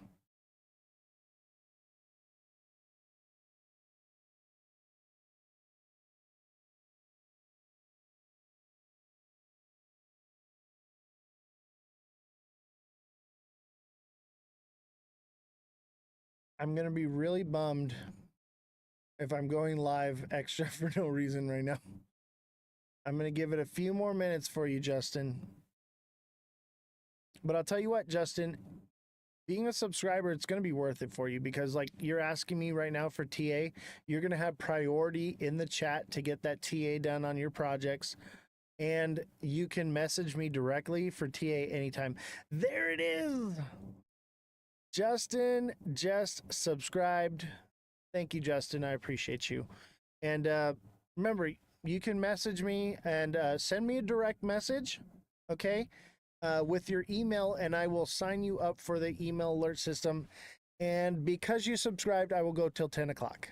Unless we don't have any more to go over, then I'll cut it early.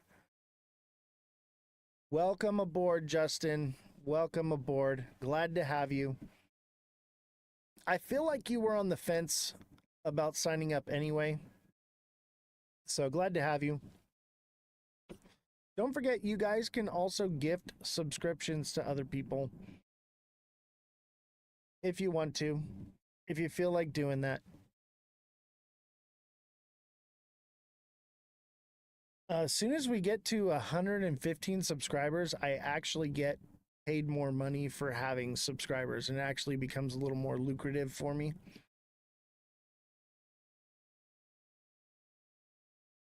All right, Justin wanted IMX.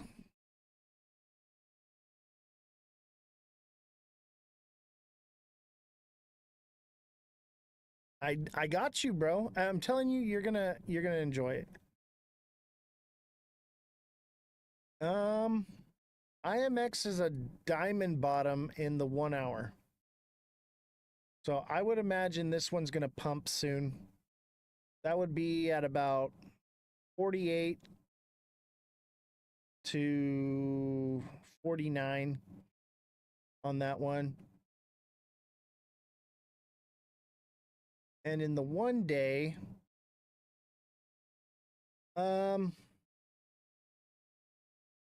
it's probably reached, it could potentially go to 35 or cents. But because of that diamond bottom, I'm thinking not, which would be a double bottom, sending it up here. And that would go to at least like 86 to 90 cents and potentially more. It could potentially go to $1.04.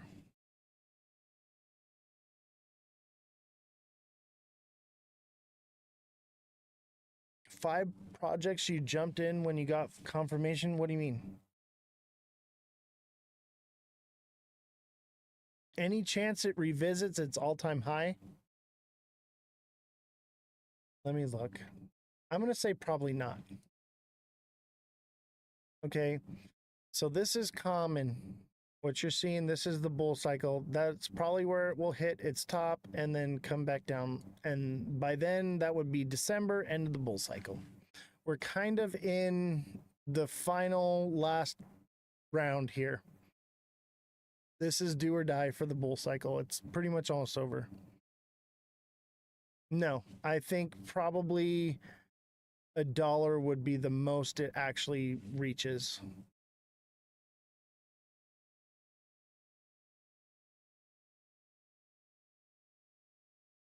Kita? No, I can do Kita for you. There were some other ones in the chat. Chat, if you want me to look at those projects for you, we're going to go till 10 o'clock. You can all thank Justin Kelly for adding an hour on. I'm not too happy about it. I'm in pain. I am tired. But we'll do it. I mean, I'd say we're in the 8th inning.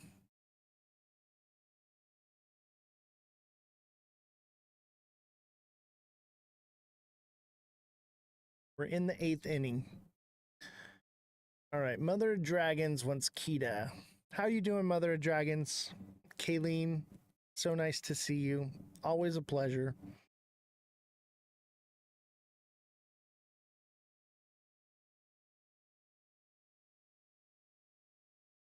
See, it's on Tether. That doesn't look right.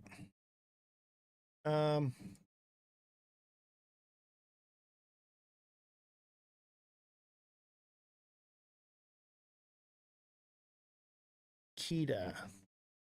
Try this one. Does that look right to you? Does that look like the right one? Oh, KTA. Oh, this is it. Perfect. All right. So it looks like it did a bit of a head and shoulders here. It's that new? May 15th? When you say 8th inning, you don't mean 7th inning stretch before November, December. I mean, yeah, kind of. I guess I'd say we're probably in the 7th inning now, and we're in the 8th inning. Maybe we go into extra innings on this one, but I think it's done by November.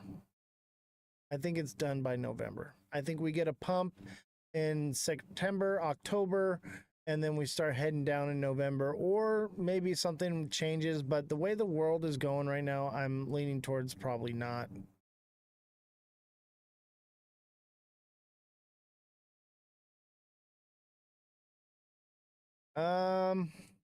This one's hard to say, but I would imagine this does something like this. Come, boom, head and shoulders. 40 cents. Possibly. I could be wrong. There's just not enough data. There's ones like this. There's just not enough data. It is in a downtrend, which means it should turn upward soon. I'd say that 66 to 63, it could potentially come down to, and then start moving up. What platform is it on? I'm not sure. You'd have to find out. I'm sure it's on I think it said Kraken.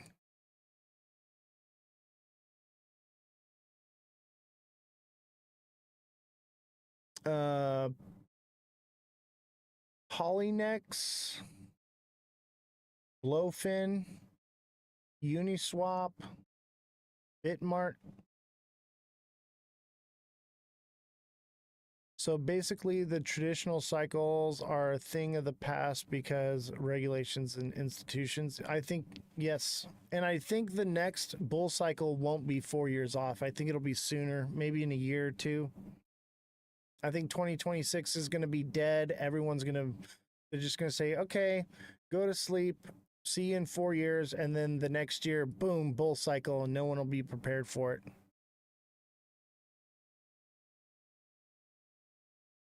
I do see crypto turning more to traditional stock market by 2030.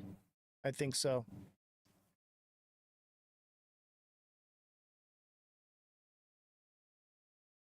XRP, Rihanna, you got it.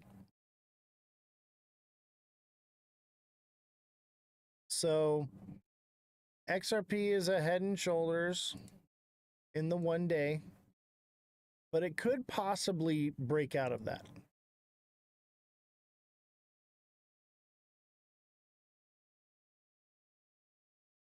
So in the 1 day here,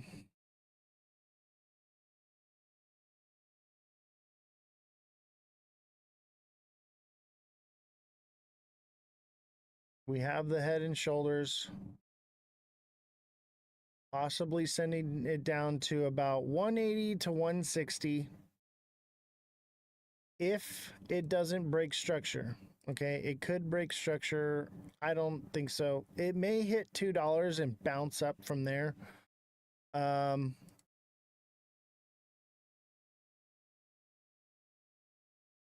In the 1 hour, it kind of looks like it's gonna pump one more time, maybe. It could see like 230 to 235. At the most, I would say 240 to 247, and it would still be within structure. But it is this pattern right here.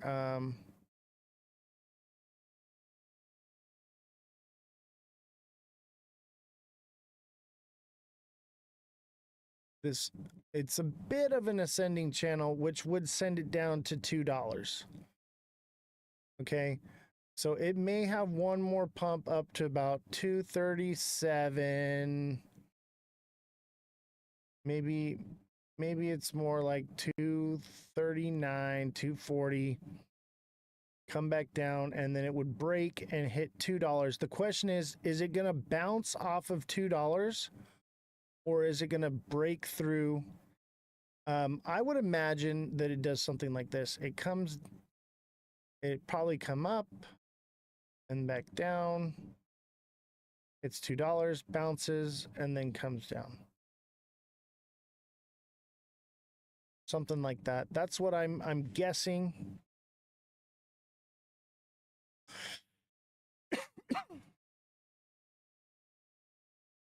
Not financial advice, but what do you personally see as the top 3 performers in the last inning?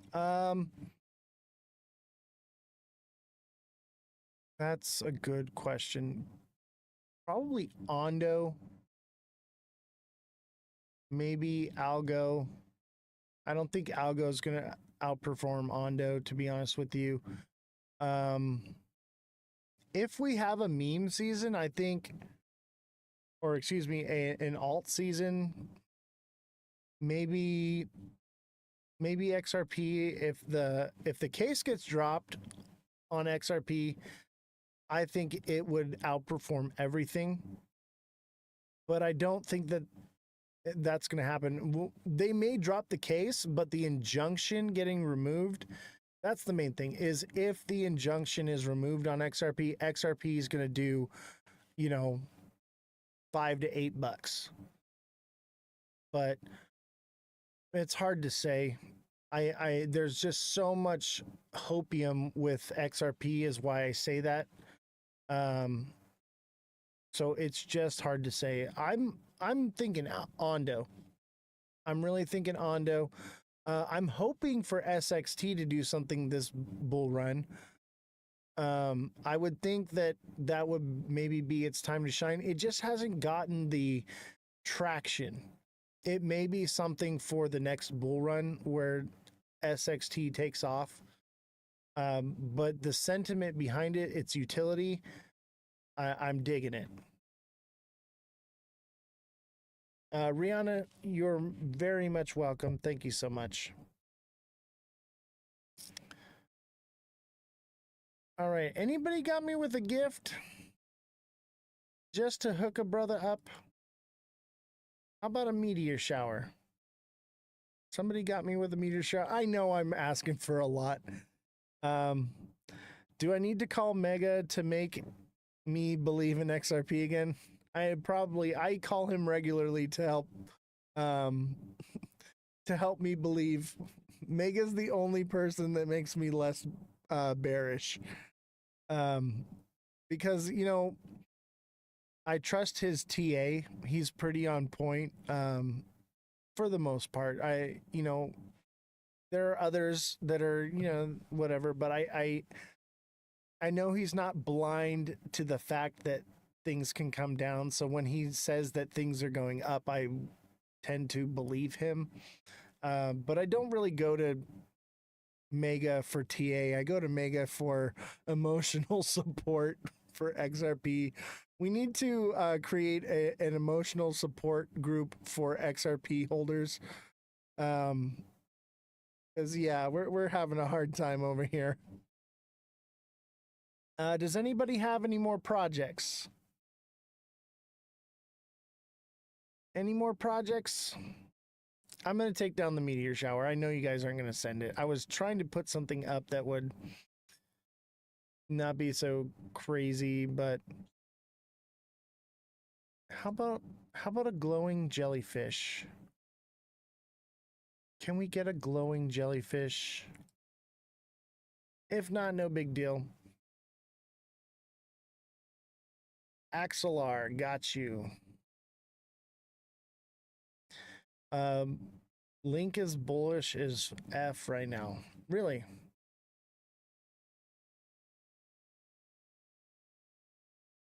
I'll look at Link.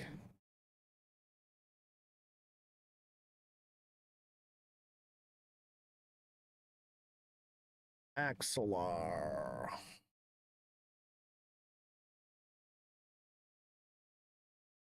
I hate to break it to you, but this looks like it's coming down.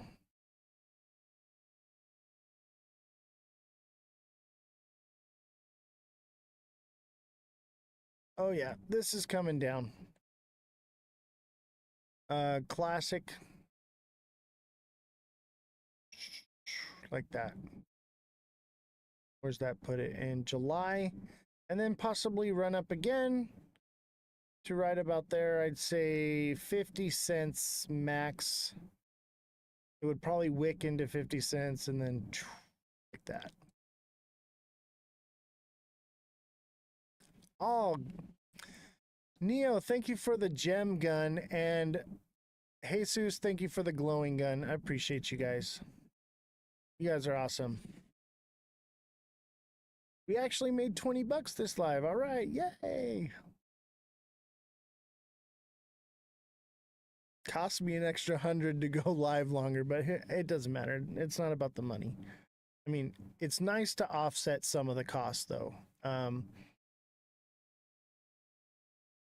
But I don't want to always, like, I don't want to be live till 10 o'clock. I want to go to bed or relax and get out of the chair. I've been sitting in this chair for 5 hours straight. You know what I mean? That's why it's like, all right, make it worth my while, you know.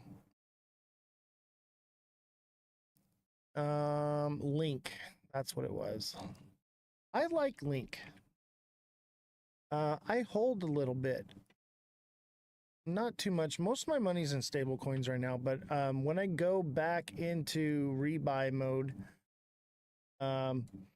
so Link looks like a bit of a bull flag thing going on, possibly. It looks like an inverted head and shoulders, possibly here. In the short term, just in the hour, I would say it goes to about 13.6, maybe 13.5, 13.6, somewhere around there. And then in the day, it's coming down.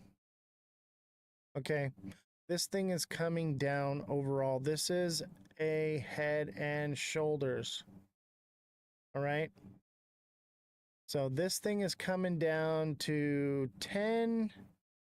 I'd say like 11 cents to like 11 to 10 cents, maybe 10.5. Somewhere down here is where it's going to drop. I'm thinking right there. 10.14.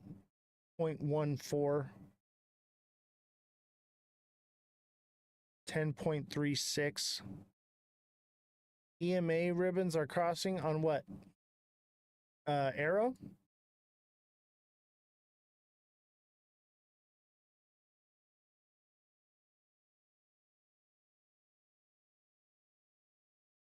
Oh, on Link? I don't use those, man, because they throw you off. But we can look at them. Just because they're not crossing.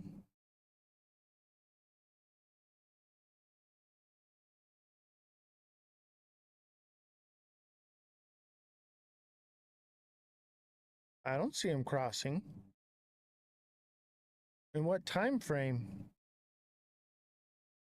Maybe in like the low time frame, like the 5 minute.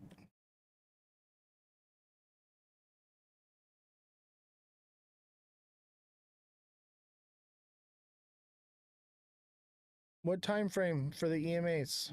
Because I'm in the 1 day.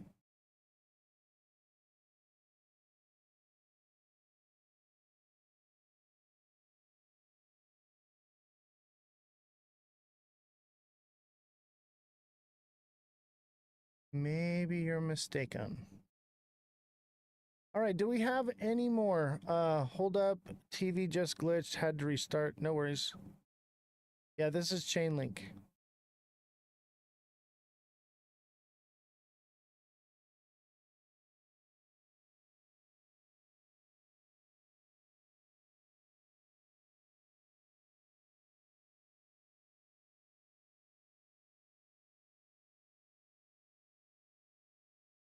Yeah, it looks like a bit of an inverted head and shoulders.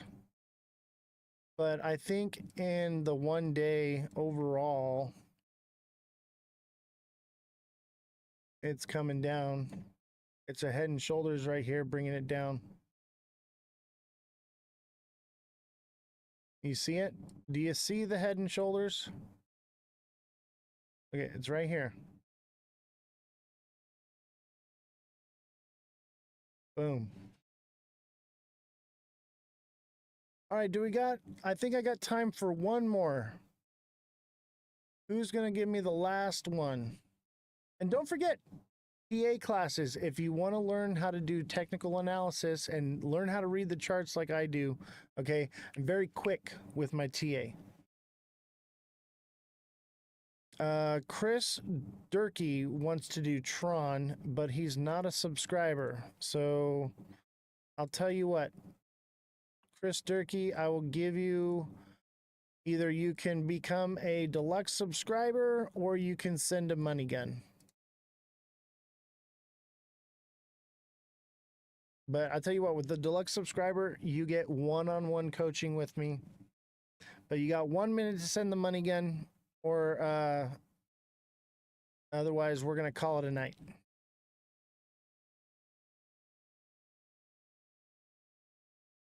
Justin Kelly wants AKT. You got it. Last one. Unless Chris Durkee subscribes. If Chris Durkee subscribes, I'll do one more.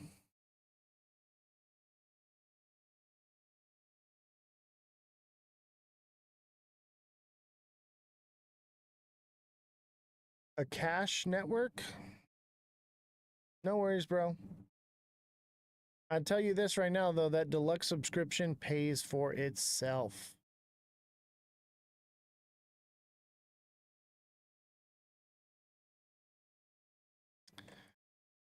All right, on the 1 hour, I'd say this is kind of a diamond bottom.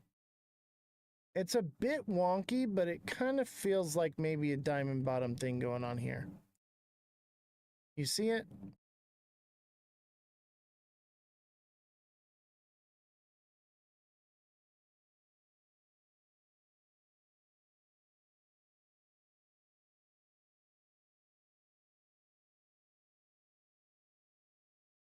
That's bullish. That would send it to, I'd say, 0.184, or excuse me, 1.184. But in the day,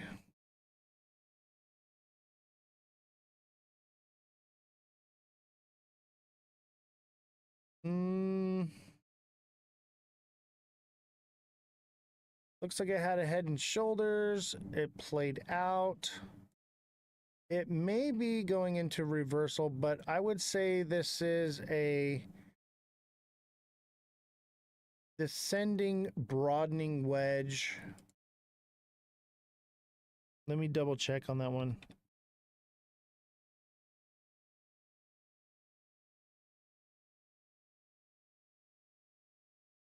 That's bullish. Yeah, this one looks like it's about to take off in the day and the hour. AKT, whoever called that one's about to do something. Let's see if this takes off. That would send it to 166, or excuse me, 165 would be your first profit taking zone. 175, 180, 195, $2, and then 260. I don't think it'll go higher than that. It could, but there's just not enough data to tell. But let's say this is a double bottom here now, right? And it does that. That would send it to 230 to 240. I'm leaning more towards this right here, actually. I would say probably 216 to 220. This one looks bullish as hell. All time frames look good on this one. I might buy some of this. The problem is, here's why I won't buy it.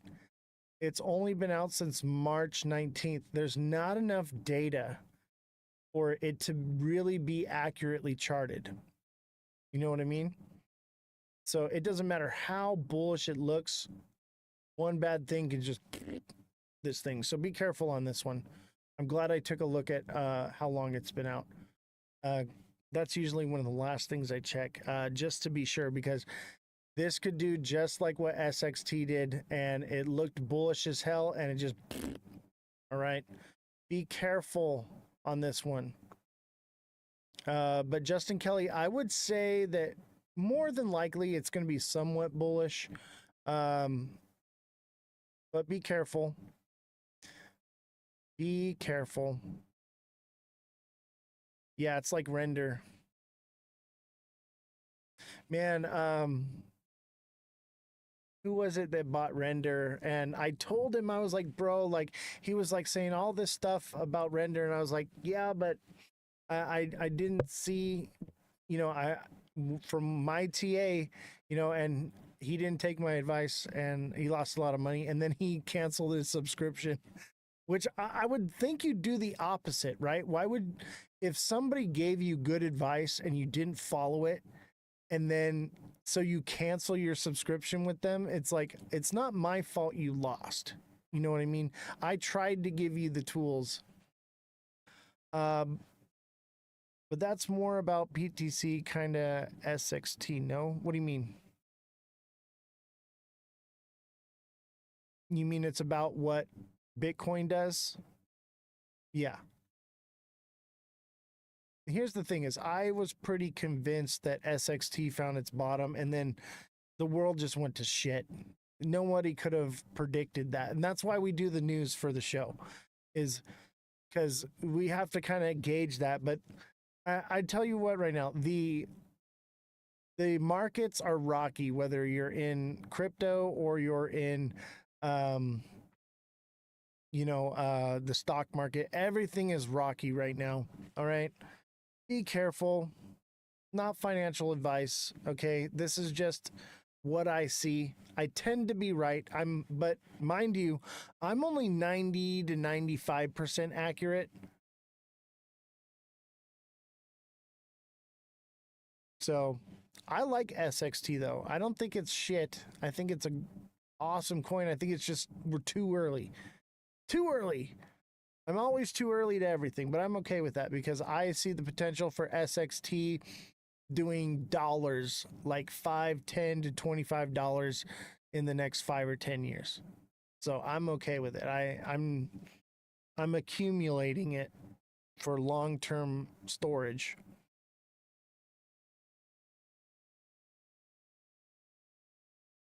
Oh yeah, SXT is going to be massive. Like, people don't even know. Like, we're so early on that. Everybody that's holding SXT,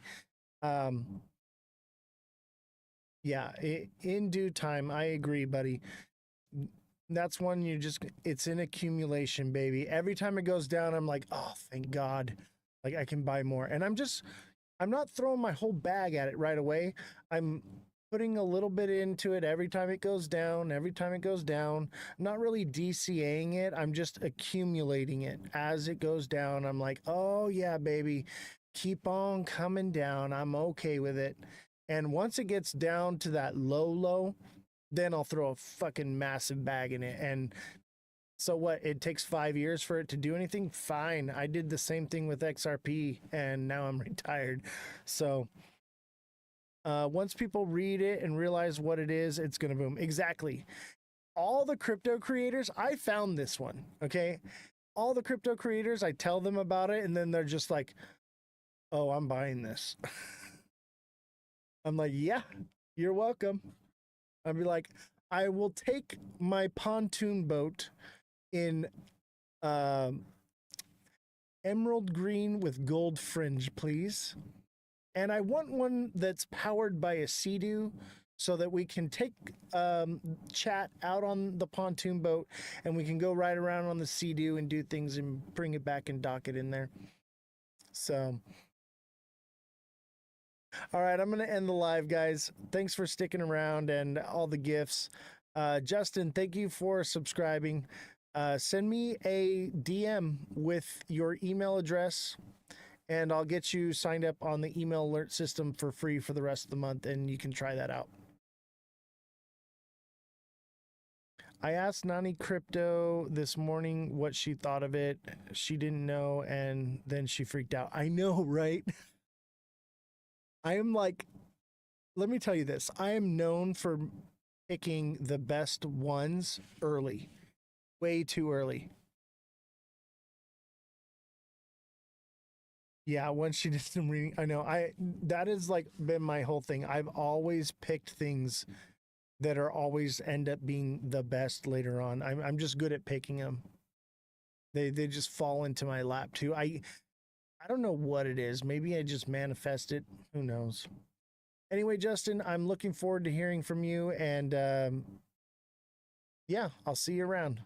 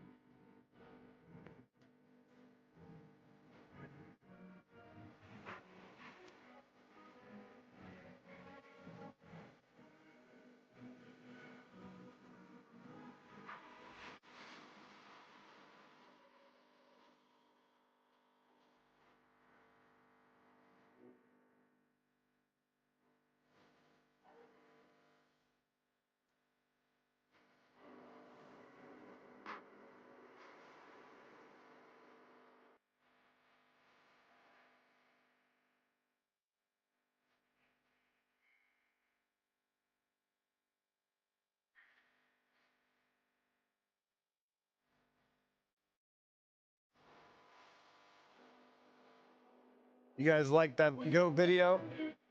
The latest and greatest of memes. The goat has got you, baby.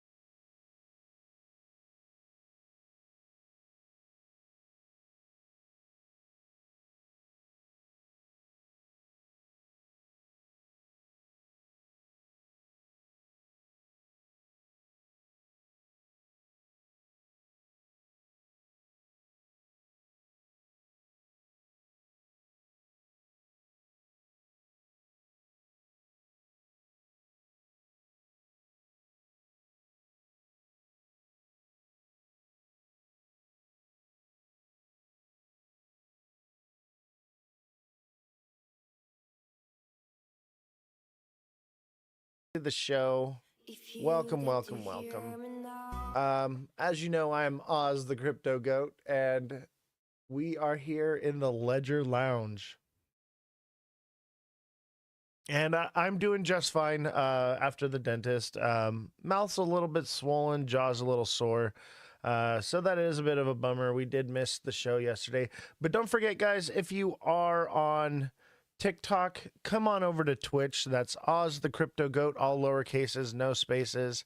And in today's show, we will be going over the news, some price point predictions, and my insight into what I see happening.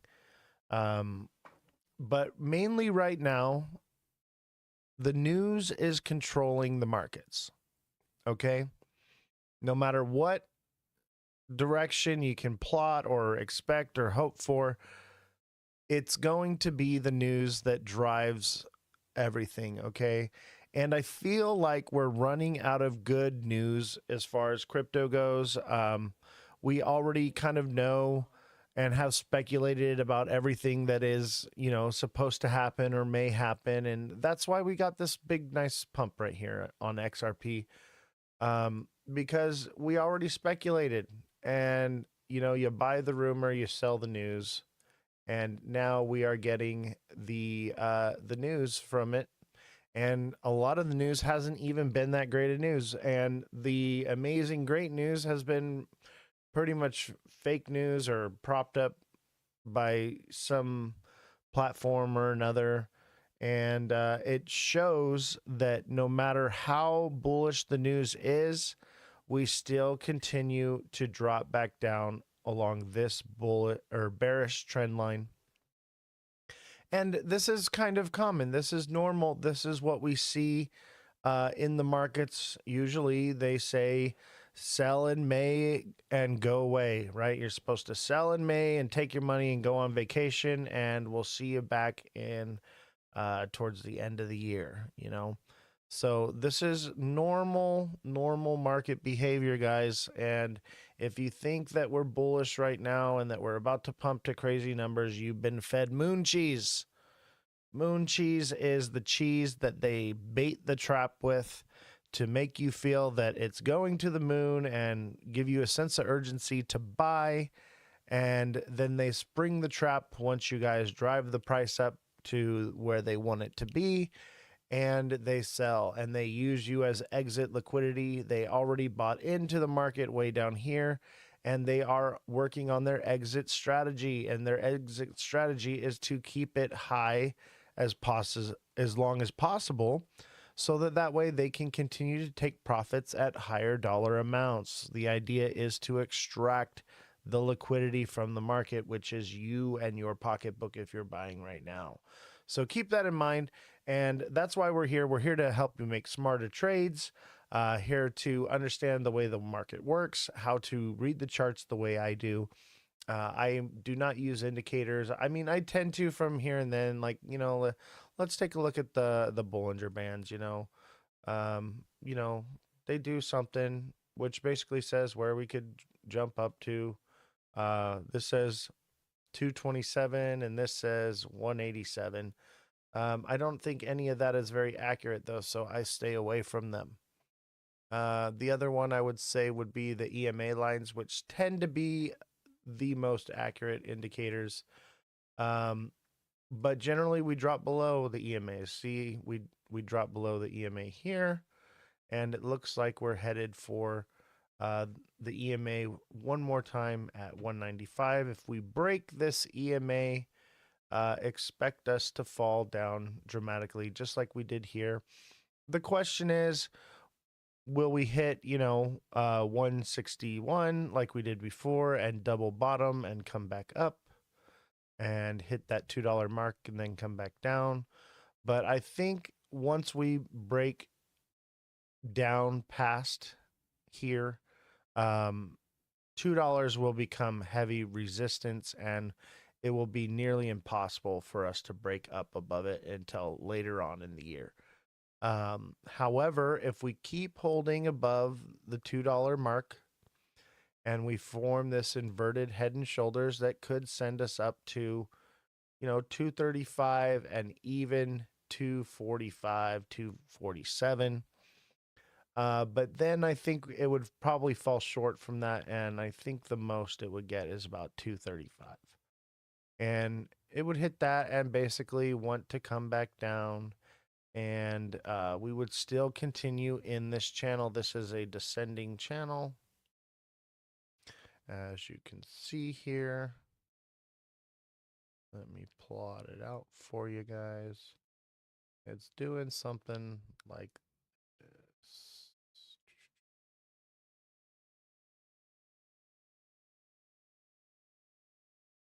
Bear with me. Something like that seems to be where we are, which means that when we drop the next time, more than likely, if we do not form this head and shoulders and this breaks, that's heavy downward pushing motions that would send us to right about here, which is at, I would say, the 147 to 155 range is where we would hit. But I think we would hit lower. I think the very tip would be at the 147, and the candle would probably close at about 154, 155. So we shall see. As you can see, we tipped down here, but the candle closed up here at 179. And that's what we'll see. We'll see the tips come down here. That we could even come down as far as 139 and even as low as 128, 130. It just depends on how much time it takes us to fall like that. If it's quickly, it doesn't fall as low, but if it runs down like it did here and then waterfalls, the more space between is how much lower it goes. So we just have to wait, watch, and see what's going to happen. In the meantime, smash that like button, guys. Subscribe to the channel. Share the show with your friends. Send in those gifts. And don't forget, guys, we are not receiving money from TikTok right now. So we are on a suspension ban type thing. So because of that, we're not really getting paid from TikTok. So if you do want to give, send it to the Venmo or to the Cash App. But let's see here. Where is that? I made a little meme here. Let's take a look at the meme. If you haven't seen it yet, this is the reason why we are leaving TikTok right here.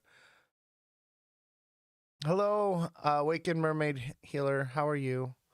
So this is the reason why we're leaving TikTok, guys. I created this meme the other day, and I wanted to share it with you guys if you guys haven't seen it yet. But let's take...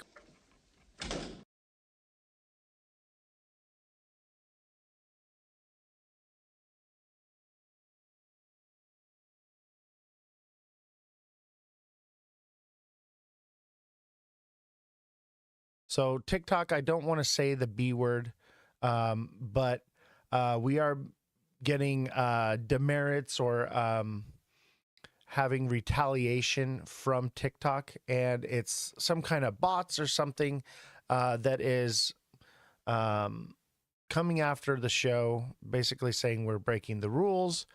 And now TikTok has changed their policy where if you break their rules, they take your subscriptions.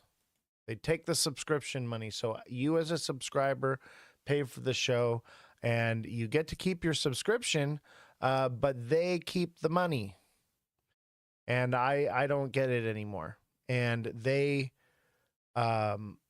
constantly hit me with things that aren't true.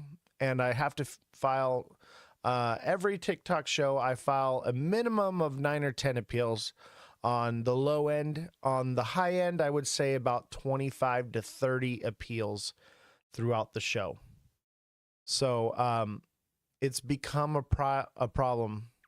It's the new AI dev team integrated this month. It's hurting everyone, and it's unfair. Exactly. And that is why we have Twitch now as a platform, as well as TikTok, because I've already been removed where I have had to not do the show for a whole week. So this is our safeguard, our ability to have a secondary place to go and to retreat to when that retaliation happens. However, guys, remember, your subscriptions on TikTok are needed. I need you guys to subscribe because it helps with the algorithm and it helps with the show. But as of right now, we are not receiving those subscriptions. I do have an appeal in place. It should go through and we will get paid. But as of right now, this show is not making any money. What I make on Twitch, I am affiliate, but you have to earn at least $50 in order to cash out. And we're at, I think, like $20 or $30. So maybe we'll make $50 off of Twitch. We'll see. And on TikTok, we're basically earning nothing. Usually I'll go live for, 3 to 5 hours. And when I see my balance at the end of the live, it says negative, or it says like 63 cents. So the amount of income coming in has dropped dramatically. So that's why we are doing donations. Oh, that was not supposed to be there.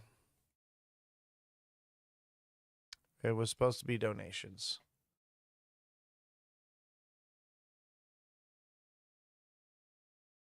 So if you guys want to donate, click on the donation link, or you can send it to the Venmo or Cash App. That's the Cash App is $Aussie 122 33 504, or you can send it to Venmo at Aussie 122 33 504. So just remember, guys, we are supported by your donations now, basically, because these platforms are stealing from the creators. They're stealing, and that is why I made that video, and I wanted to share it with you guys. So thank you for watching. So don't forget to go watch that video. Watch all my memes. I got a lot of new memes out right now, and a lot of new meme videos. So make sure you watch those, you repost them, you put a like on there, you put a comment, and let's get those memes out there as well. And I do appreciate when you guys do that. So let's grow this channel. So back to XRP. How's everybody doing today? I missed you guys yesterday. I really, really wanted to go live, but I could just not even open my mouth. My jaw was so sore. It was awful. It's still sore now, but it's not like it was yesterday. I can actually talk. So as you can see, same thing. We're in this descending channel, guys, and we hit the top here of the channel, and we're starting to move along the channel, which is a good sign that it could possibly, break up the top. If it keeps riding the top line, it wants to break out the top. If it rides the bottom line, it wants to break out the bottom. So far, every time it's gone down to the bottom, it's tapped, so same with up here. It kind of rides the top, rides the top here, but eventually it does break and fall. However, if this is an inverted head and shoulders, which I do think it is, I think we could break up and go up to 235. I do see it happening. However, I believe that it would be a bull trap and it would break out just enough like it did up here. and send it falling right back down. But we'd have to see. We have to see it play out, and it may go to 235 and come back down, and it may tap the top of this line, which will become resistance and continue to move up, and we could see, $5 maybe. I doubt it, but it's possible. It's possible it could happen. So we don't want to be, unrealistic. And the sentiment is that everyone believes that they're going to get rich quick. If you've seen The Wolf of Wall Street, XRP would be considered a pink sheet, guys. A penny stock type thing. It was pennies before, and now it's pumped up, right? But it's a pink sheet, And if you've seen the movie, they explain how they have their ads in the back of Hustlers, and they tell people it's a way to get rich quick, You're buying in ground floor on something. That doesn't mean that XRP won't grow and do bigger things. I just think we're just so new. We're so new. It's a little early, and a lot has to happen before any of that changes. Okay. The lawsuit has to change. They have to change laws with Congress. They have to have set in stone structure. ISO has to go into effect, which has been being put back. By the way, ISO has nothing to do with crypto, but it will pump it. Okay, there are just some coins that are ISO compliant. That is all.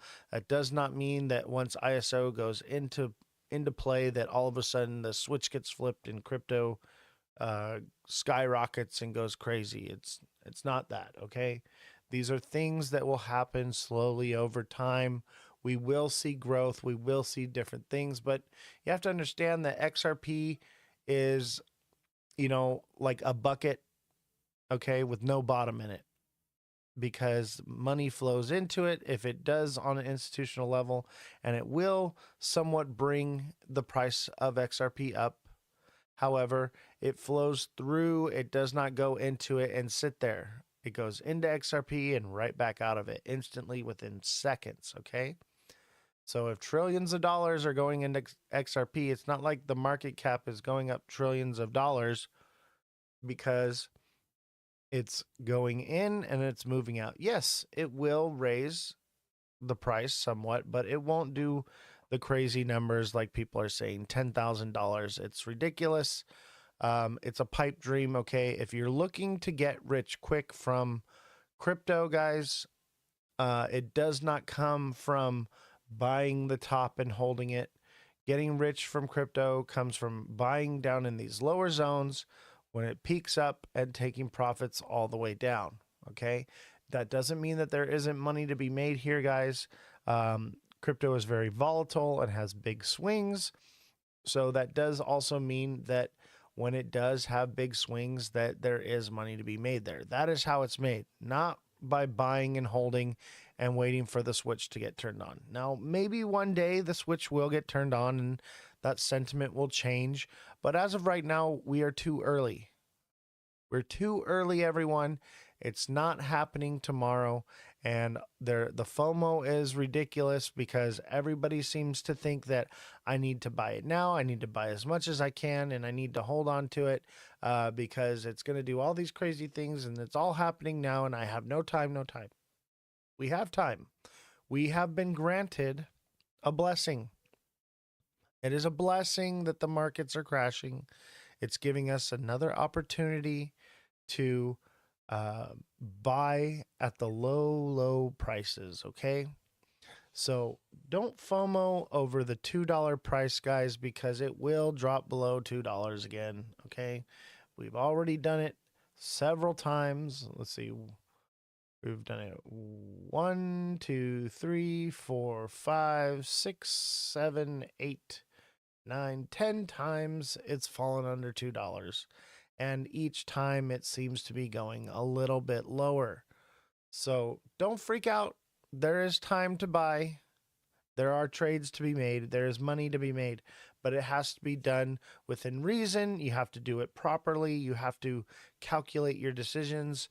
You have to be smart about it. You can't just listen to social media, to TikTok videos, and think that that's what's going to make you rich quickly so that you'll be fine. Because if you do it that way, you will become someone's exit liquidity. You will be their exit strategy. So keep that in mind, ladies and gentlemen, that the overall sentiment right now is the markets are going down. Nothing good is coming out. And even good stuff that we've gotten, like the crypto reserve, it wasn't what we speculated. They're just holding on to crypto. They're just not going to spend it. They'll sell it slowly over time. And it was not mass accumulation of cryptocurrencies like everyone speculated, okay? The speculation pump will always be bigger, and the news will always drop it even lower, okay?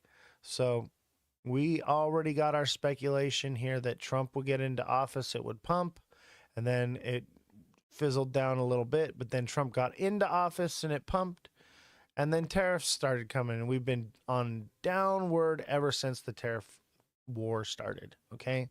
And until that is over, that is the trend we'll be in. It will be tariff city until it's all said and done.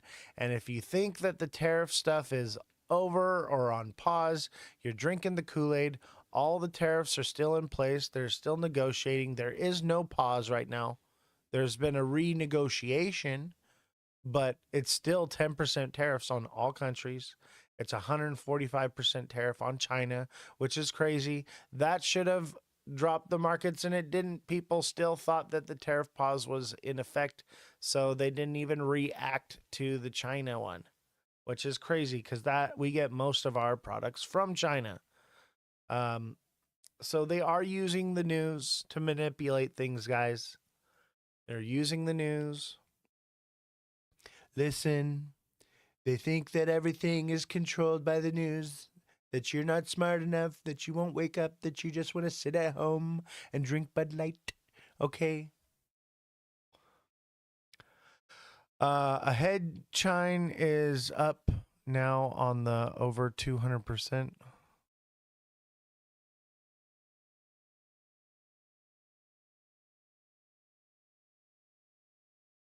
What do you mean by that? Head chine? Hello, Mr. Goat. How are you, my friend? I am doing well. I'm recovering from my dentist appointment. I bit my cheek, so it hurts. I heard China tariffs on them is over 200% now. I did not hear that it was over 200%. I heard that it was 140 something. So let's look at that.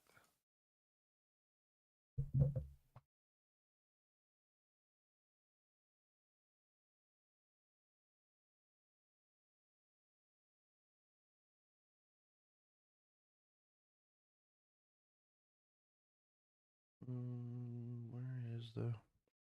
I have a new keyboard, so I don't know where's what. 245%. I heard that too. Wow. Yep. You are correct. 245%. White House's 245% figure for some Chinese products causes confusion.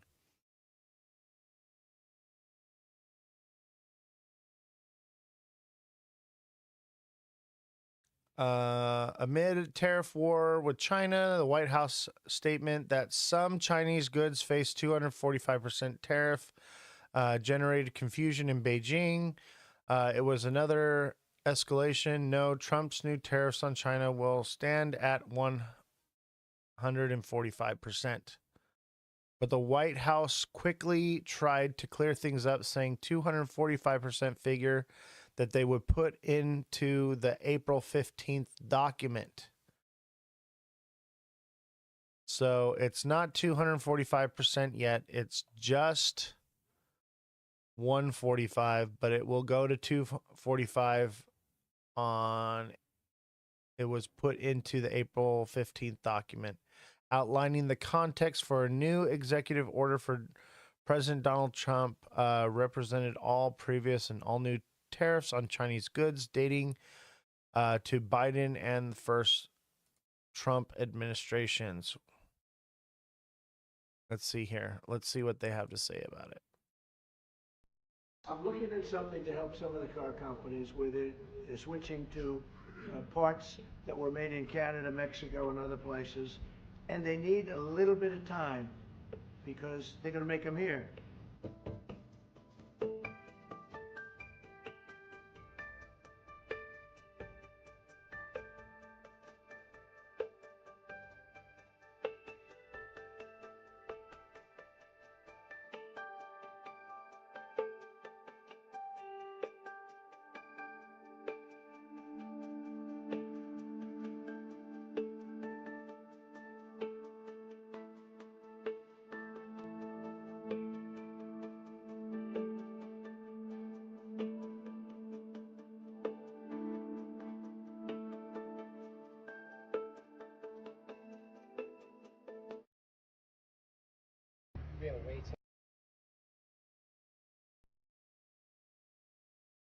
It's not over. It's just begun. Okay. Prices may go up to 245%, but as of right now, it's 145% tariff on China, which is crazy that the market has not collapsed due to that. But the reason it hasn't collapsed is because you are basically getting fed that tariffs are on pause. Everyone's being fed that tariffs are on pause. And guys, don't forget to smash the like button, subscribe to the channel, share the show with your friends if you're on TikTok. Become a subscriber, renew your subscriptions. I am working that out with TikTok to get my subscriptions income back.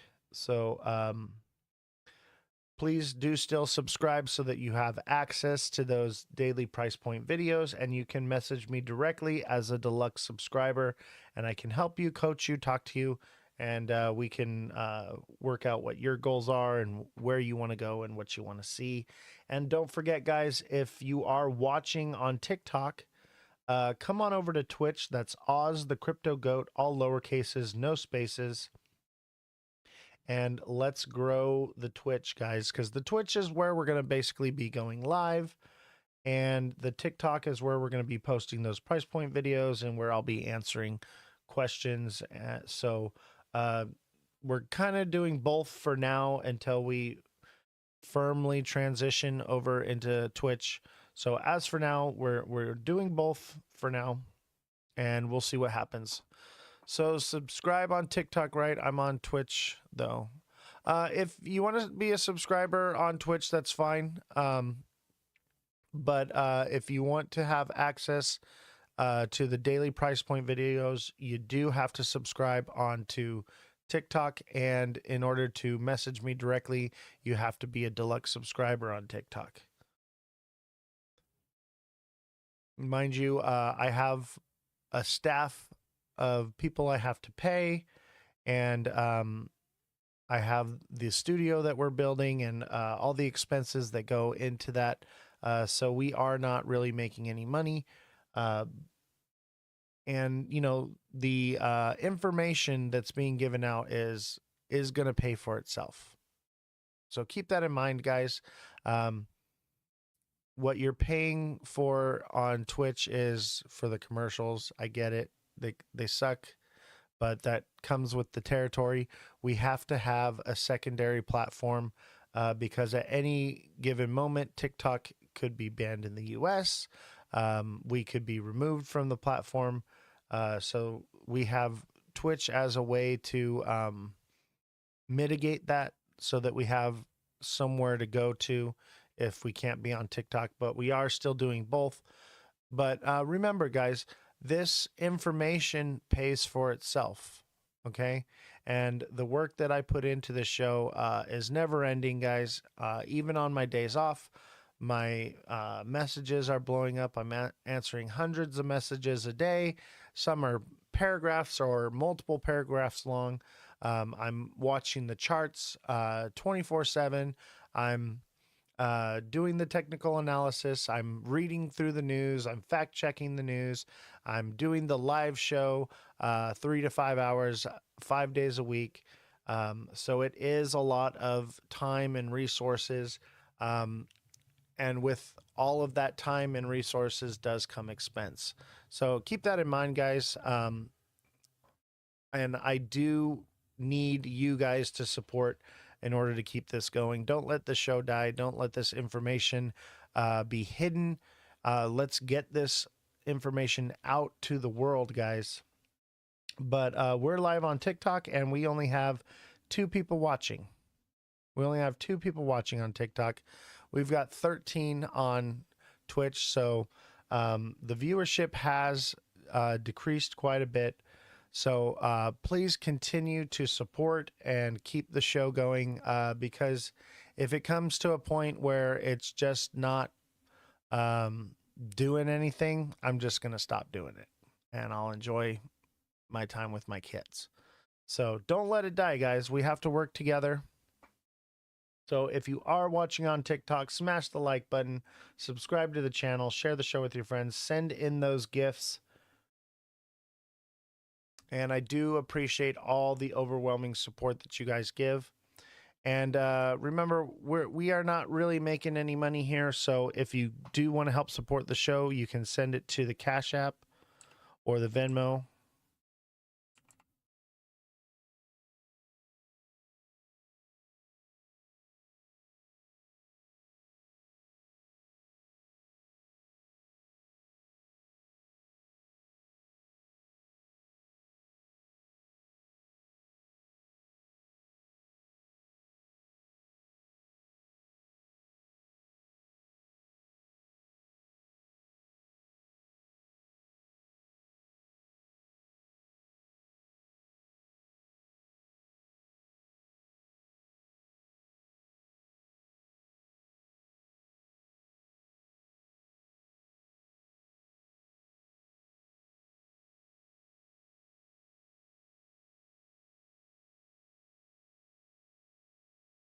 So that's the Cash App and the Venmo, guys. So much appreciated.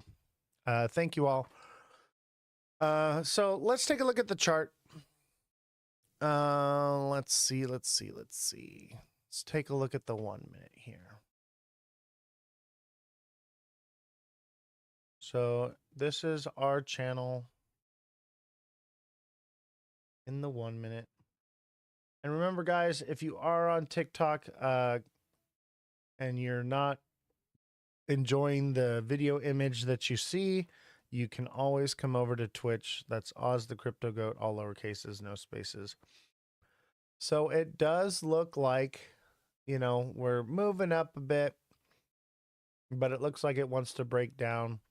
And if it does break down back down to this 203, 205 range, this could be a diamond bottom that's forming here, just like the diamond top that we had. But probably not. Maybe.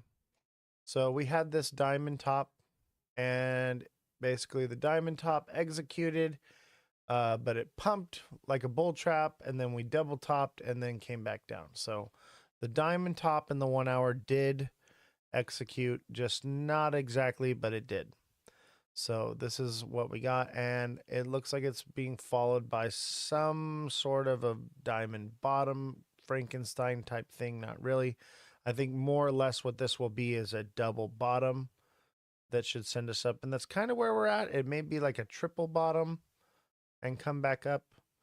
But what it looks like is we are forming the shoulders of this inverted head and shoulders. It seems to be what is happening, guys. It seems like this is an inverted head and shoulders. And we should see it break out, and I'd see it at least go to 230, 240.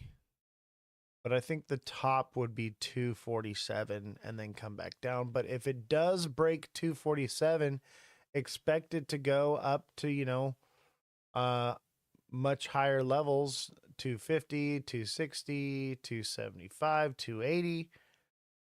Those are all possible. It could turn around. Usually when you have a descending channel like this, once it does break out, it's a bullish push. Okay, and it could literally send us up to the $3 range or even higher of 340 where we've been. My 15-year-old is teaching me how to read candles now, so that helps. Oh my gosh, that's awesome. That's awesome. Yeah, and the thing about reading candles is we are more accurate with our price points and numbers daily because we are not using indicators.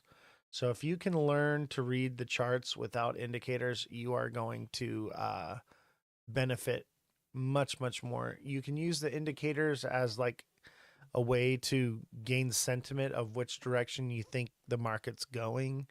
But if you're looking for those price points, baby, you got to use the candles, man. The candles are a dead giveaway. They will point you right where you want to be. And that's when you catch the wicks, man. You can catch these wicks all the way at the bottom, set your price points to buy, and then you can ride it all the way back up. So that's the way to do it.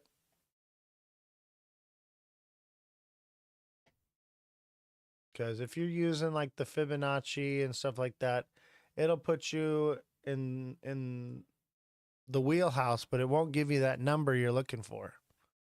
So keep that in mind. Keep that in mind.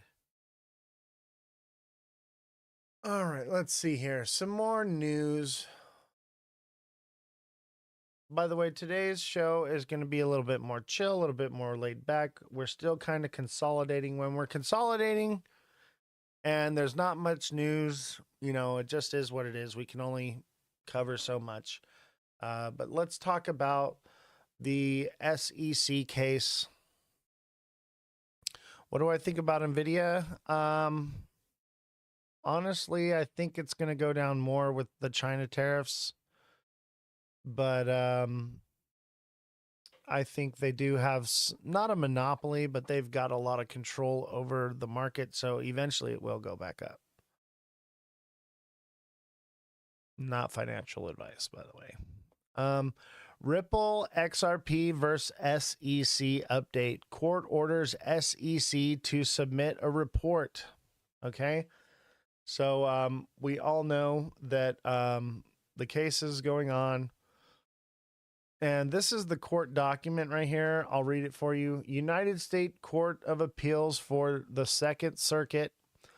At a stated term of the United States Court of Appeals is the Second Circuit held at blah, blah, blah, blah. Basically, it's before the judge's name, and plaintiff is the SEC versus Ripple and Brad Garlinghouse. And basically right here, what you need to read is right down here at the bottom. It says, parties jointly move to hold this appeal in absence with the United States Secretary and Exchange Commission directed to file a status report within 60 days of this order. So they filed a motion to extend for 60 days, and now the court has ordered the SEC to file a status report within 60 days. Otherwise, they will drop the case. Obviously, they'll probably put in that status report. It is hereby ordered that the joint motion is granted. So basically, 60 days, baby. 60 days until we know more about the case. So there's not really anything that comes out. If you read anything news about the SEC case. Prior to that, the only thing it could possibly be is something that is filed. Nothing can be dropped or removed or changed until then. So keep that in mind. And more news. Altcoin market 41% drop signals possible crypto winter from Coinbase. What's up, Eric? Welcome, welcome.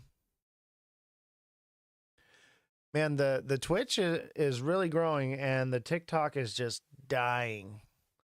Glad to have you all here on TikTok as well, but make sure you jump over to Twitch. That's Ozthecryptogoat, all lowercases, no spaces. Come on over and come see the show the way it was intended to be. So, let me zoom in for all you Twitchers so y'all can read it. So 41% drop signals possible crypto winter, and that's normal, guys. Usually around May, June, July, the crypto market tanks and then it picks up later on in the season. So we are going into crypto winter. We are in altcoin season. Okay, we're in mid altcoin season, which is crypto winter. So everyone that says, oh, we haven't had an altcoin season yet, that's because the liquidity is more spread out. we didn't see what we've seen in the past because there are less, or not less, but more projects for people to invest into, and that money that would normally go into certain projects has now been spread out. The liquidity is spread thin. So it's not what people expect. And also people, when Bitcoin started pumping, people jumped into altcoins and to meme coins early because they want to get the drop on it. They would be like, why would you waste, getting left behind in meme coin season or altcoin season when you could get into it early and make more money?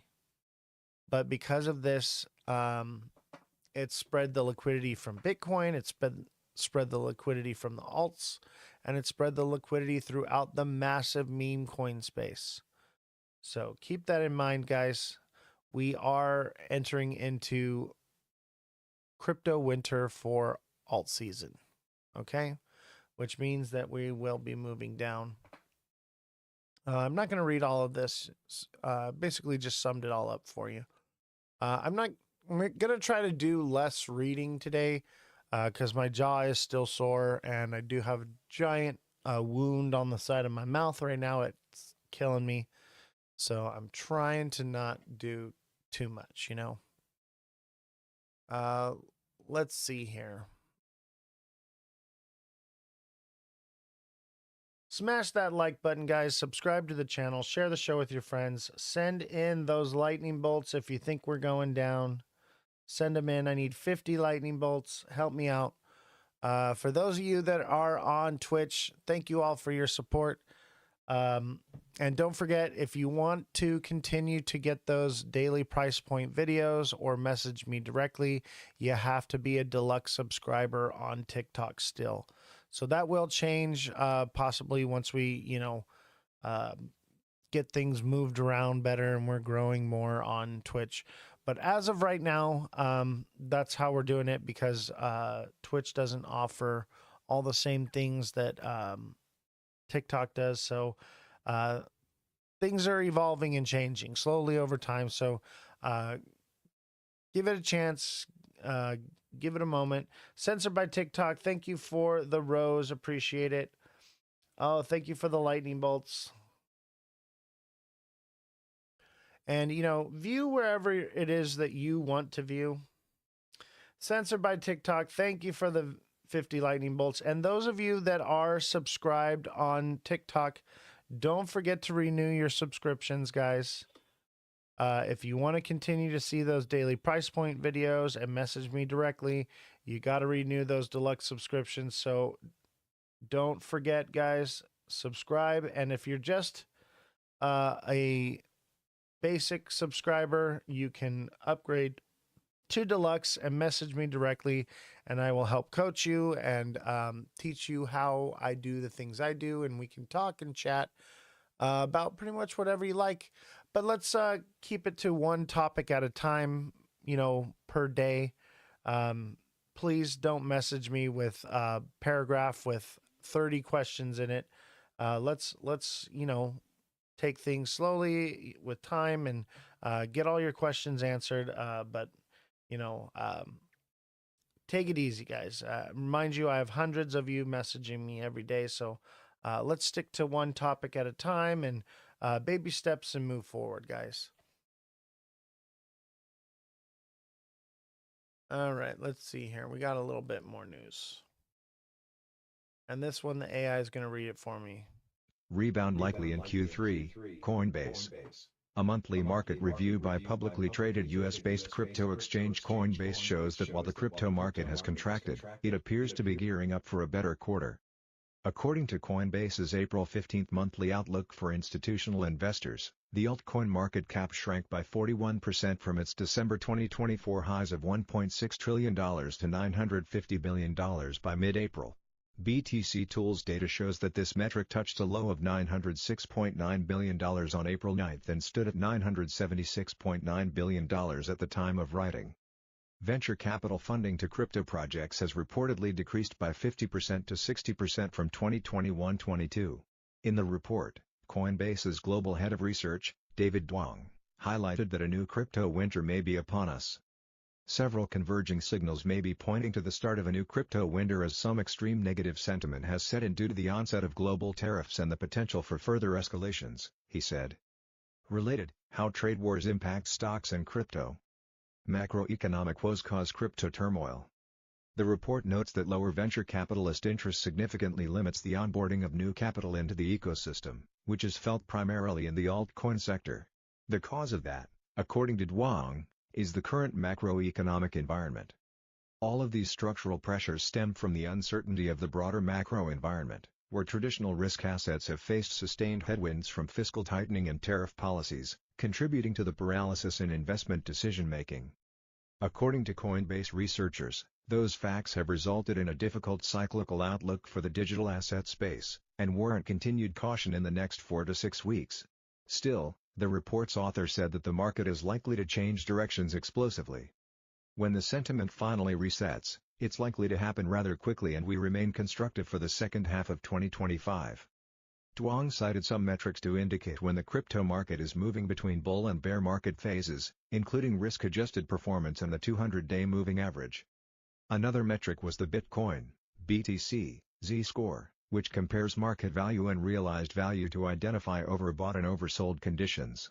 A Z-score shows how unusual current price performance is when compared to historic data. Bitcoin's risk-adjusted performance. Source, Coinbase. This metric naturally accounts for crypto's larger volatility, but it is also slow to react. This metric tends to generate few signals in stable markets. Coinbase's model, based on it, determined that the bull market ended in late February but has since deemed the market neutral. Coinbase's Z-score Bitcoin model. Source, Coinbase. Instead, Coinbase's analysts suggested that the 200-day moving average is a better indicator for determining market trends. It smooths out short-term noise while being relevant by considering the last 200 days' worth of market data. Coinbase's 200-day moving average Bitcoin model. Source, Coinbase. The report also said that gauging the broader crypto market's trend by the direction in which Bitcoin is moving is increasingly less reliable. This is because crypto expands into new sectors with decentralized finance, DeFi, decentralized physical infrastructure networks, DePIN, artificial intelligence agents, and more, all with particular market forces independent of Bitcoin. Related, Bitcoin's wide price range to continue, no longer a long-only bet, analyst. Are we in a bear market? Duong points out that the 200-day moving average suggests that Bitcoin's recent decline moved it into bear market territory in late March. Still, applying the same model to the Coin50 Coinbase index based on the top 50 crypto assets shows a bear market since the end of February. Coinbase's 200-day moving average model applied to the Coin50 index. Source, Coinbase. Recent reports indicated that Bitcoin is showing growing resilience to macroeconomic headwinds compared with traditional financial markets. Bitcoin's decline was comparatively modest, revisiting price levels from around the U.S. election period, according to Wintermute. Duong sees Bitcoin becoming less of a generalized crypto indicator as a consequence of this trend. He wrote, "As Bitcoin's role as a store of value continues to grow, we think a holistic evaluation of crypto's aggregate market activity will be needed to better define bull and bear markets for the asset class." Magazine, Bitcoin eyes $100,000 by June, Shaq to settle NFT lawsuit, and more. Hodler's Digest, April 6 to 12. All right, so, it doesn't look like things are super bullish right now. Things are a bit bearish. Does that mean that it's over? No. It means that you sell in May, you go away. That's normal. Things are going to cool off over the next couple months, and then we could see a nice pump towards the summer, end of the year, guys. So what we're looking for is those entry points to hold and to catch that second pump. That's what we're looking for. If we're buying at $2, there's a possibility that it could drop down really low, below $1 in the next couple months. And when it does pump, it only reaches up to $2 or $2.50 or maybe $3.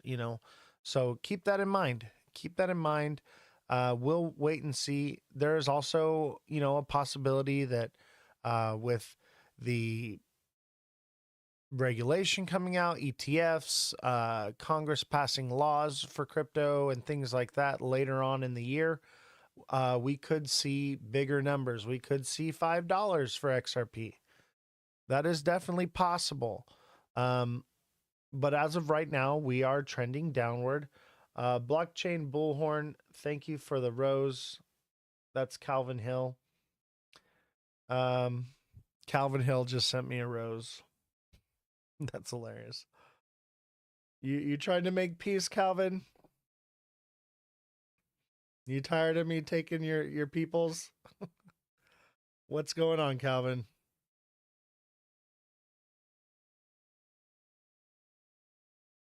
Come on, Calvin, let's go.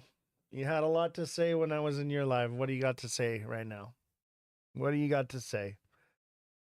I do appreciate the rose, though. Calvin's on TikTok right now.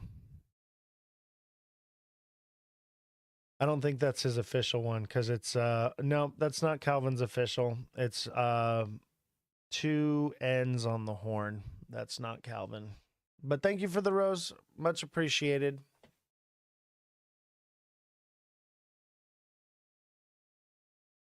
So yeah, guys, be prepared for crypto winter. Be prepared for the markets to continue to go down. And we have some more news about retail sales. And mind you, because of this, retail sales are surging right now. That means that will be calculated when the Fed goes to raise or lower interest rates, and more than likely they're not going to lower interest rates because it's going to show a surge of buying because people are rushing to beat the tariffs. So let's listen. Oh.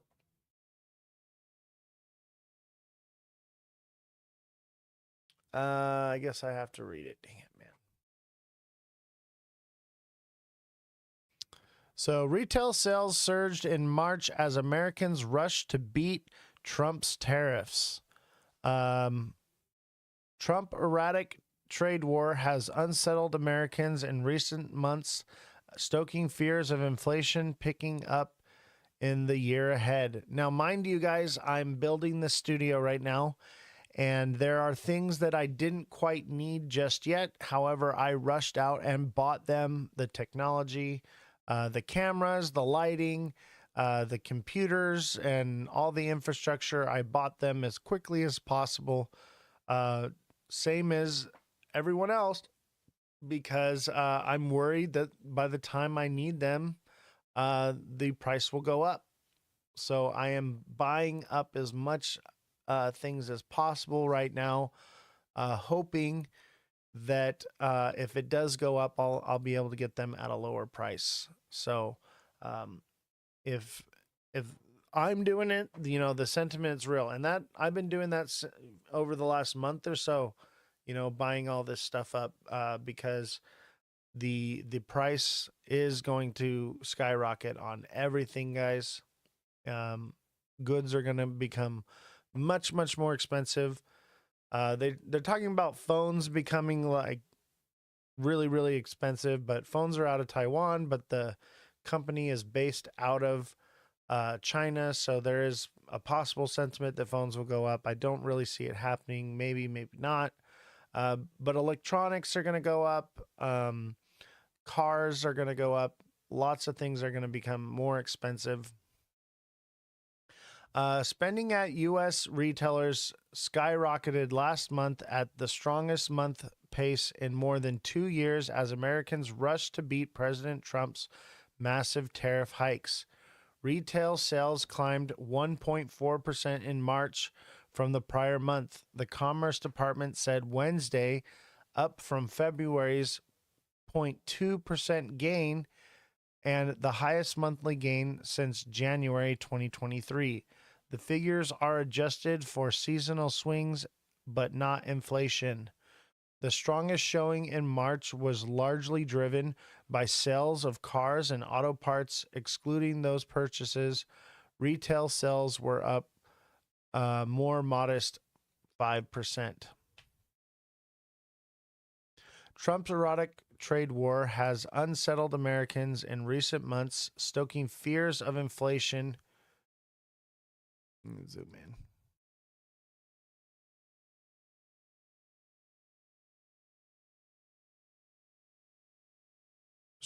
Stoking fears of inflation picking up the years ahead, according to a various sentiment survey. So, we think that inflation is going to go up because of this.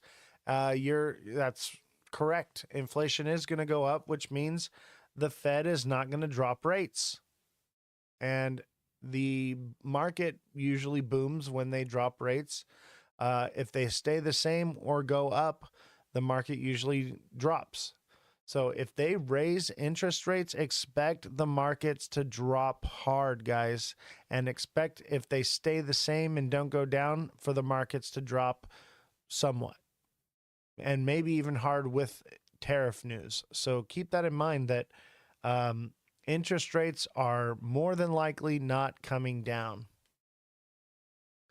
American spending frenzy could stretch into April, but will eventually fade, economists say.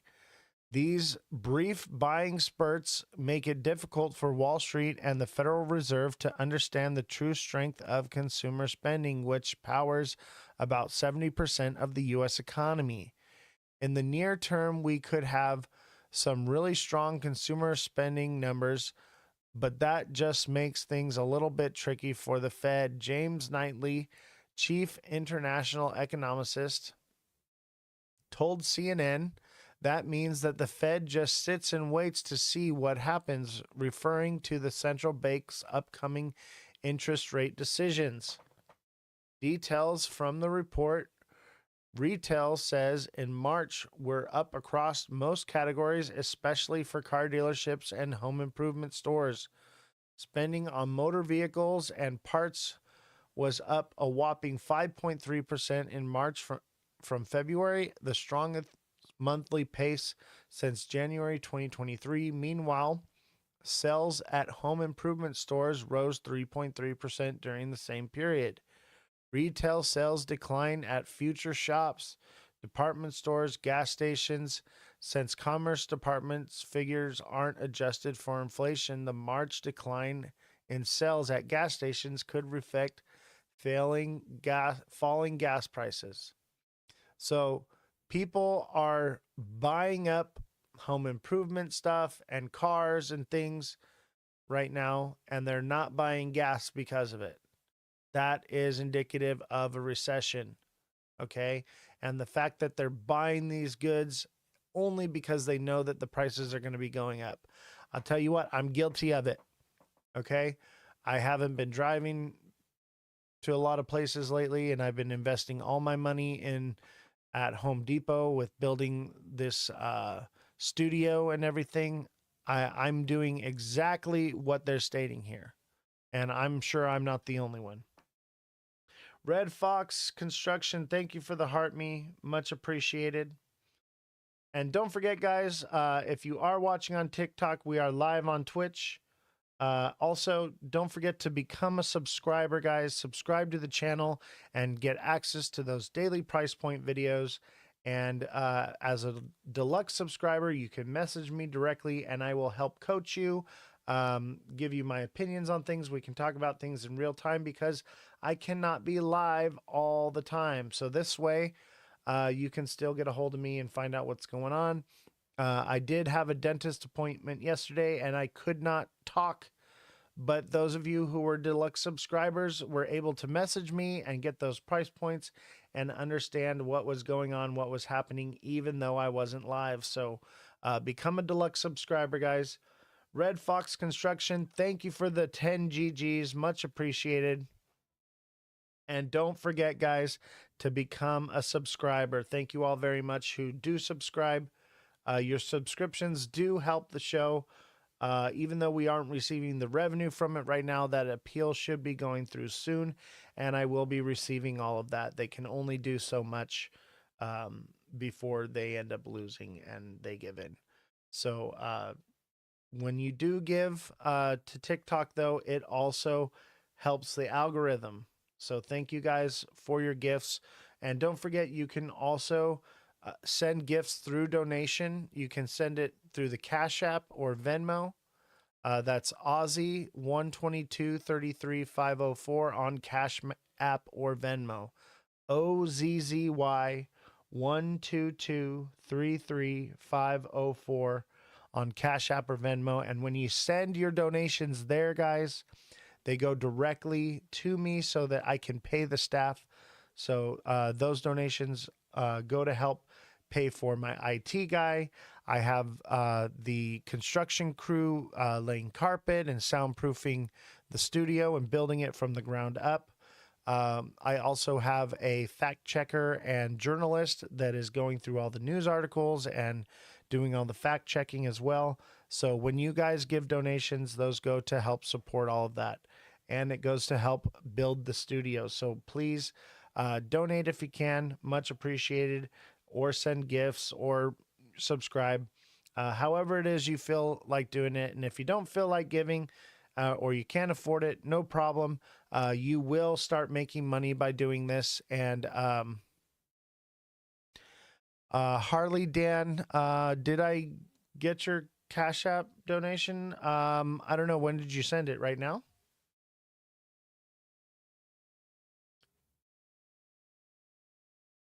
When did you send the donation, Harley Dan? And for how much is the question. But I have been receiving some donations. The other day, 50% of all donations were donated to the Save a Warrior Fund. I'm guessing I got your donation, but I haven't seen any donations since Friday. So your donation may not have gone through unless you sent it on Friday.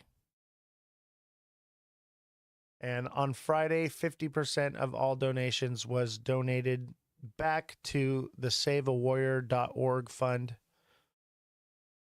And we are going to be doing that once a month, guys. We're going to be donating 50% of proceeds once a month for that show. Will go towards different charities.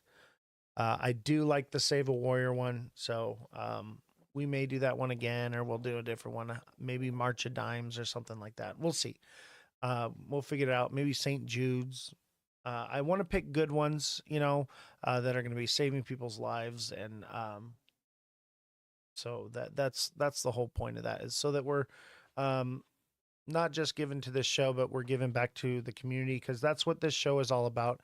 It's about community. Do you have an opinion on crypto one way or the other. My opinion is that we are moving down. My opinion is that we're going into crypto winter, and that, come July, August, maybe after, we'll start seeing pumps again. But I think that we're going to be moving down to much, much lower numbers until then. Over the next couple months, expect to see crypto falling. It won't be a straight shot to the bottom. There will be price corrections, and there is money to be made on the way down, guys. And I've been calling those price points to the cent nearly every single day, pretty much every day. And so if you want access to those daily price point videos, don't forget to become a deluxe subscriber, and you can message me directly. So thank you all who are subscribed. Hi, came in late. What's your outlook for XRP headed down? Heard 240 right when I came in. No, I think there's a possibility to hit 240, 245, 235. 230. Yeah, there's a possibility, but we are in this descending channel. More than likely, we won't break out of it. But if we do, right now we're forming that other shoulder, and what we would need to see is over the next week, the next couple days, some nice green candles. But if we continue to see red candles and downward movement, expect us to move down. But we did drop all the way down to like 202, 203, and now it seems like we're at about 209. So that does look within the realm of possibility. But I would say that if we do form the head and shoulders, we will probably break back right into this downward trend. It would be a nice little bull trap to get people to FOMO and think that it's going to the moon, and then they'll collapse it again. So that's what I think. Am I always right? No, but usually I am. Hey, don't worry if you're late. No big deal. We're chilling. We're having a good time. It's a laid back day. I'm trying to give my voice a little bit of a break. My jaw is very sore from the dentist, and I do have a giant wound on the inside of my mouth, so I have gauze in my mouth. So I'm trying to take it easy. We're probably going to do a little bit shorter show. Maybe we'll go till about like 4 or 4:30, but the show basically ends at 5 Pacific time. So we'll see. Let's take it one day at a time, or one article at a time. And in the meantime, I'm going to give my mouth a nice little break, and we're going to watch this video. Results this morning, and how you're viewing the entire financial sector off the back of these big bank earnings. Yeah, thank you for having me. I think in the case of Bank of America and Citigroup, they're both very encouraging results. These are both stocks that we are recommending. And I think what in both cases we're seeing is a reiteration of the financial outlooks that we were expecting. So in the case of Bank of America, for example, a big part of the bull case is that the net interest income outlook is very encouraging, and that you would see growth throughout the course of the year. And the guidance is for that growth to that net interest income figure to reach 15.5 to 15.7 billion by the fourth quarter. That's a pretty big increases versus current levels. And they reiterated that guidance. And not only did they reiterate that guidance, they had very good core trends in a lot of in a lot of realms. Deposit costs came down. They're actually seeing better than peer loan growth. They're seeing good deposit trends. So the underlying, trends that sort of reinforce the investment thesis for Bank of America, I think were really reiterated by the results. In Citigroup's case, and we haven't, their call will be at 11. I think, similarly, they reiterated the full year guidance for revenues and cost. And a lot of the core trends were actually very good. This was a subdued quarter for investment banking, for example, for a lot of companies. Actually, Citigroup outperformed on investment banking. They're seeing good momentum in wealth management. Net interest income is growing. The expense number was good. So, first blush, I think a lot of the underlying trends are encouraging. And I think the other thing I would just mention here is that coming into the quarter for all of the financials, we're really focused on what the message from management was going to be. Was the tone going to be confident, or were concerns going to be expressed? And broadly speaking, the message has really been that the sky is not falling. There have been some nuances here, Jamie. Maybe a little bit more, in the realm of highlighting downside risk, but generally a pretty nuanced view where they're indicating corporates are delaying decisions, but there's optimism about policy clarity later this year, deregulatory agenda, tax cuts being extended, and folks are still spending in early April. So, the sky's not falling has been the message, and I think that's been well received. So you can see, they're pushing the narrative that things are fine, the sky is not falling. However, I think a lot of that is moon cheese, so keep that in mind. They're going to tell you anything right now to get you to invest into the markets, but them putting the tariffs on hold in quotations, tariffs are still in effect, but them pushing the narrative that they're on hold is pumping the market, so it's not really much of a drop. And that's what we're seeing right now, is that they are controlling the narrative to keep the markets propped up. So will we fall like crazy? We don't know. We don't know. But we are moving into crypto winter. Sell in May, go away. So I would assume that we'll continue downward slowly. It won't be, a waterfall unless we get some crazy Trump effect news. But really, tariff news is what's going to drive the market. So if I think the big bad wolf of the tariff news has already come out, and people will, start to FOMO in and buy in, and it'll slowly decline as people are taking profits to exit the market. I don't think it'll be another big crash like we saw here and then here.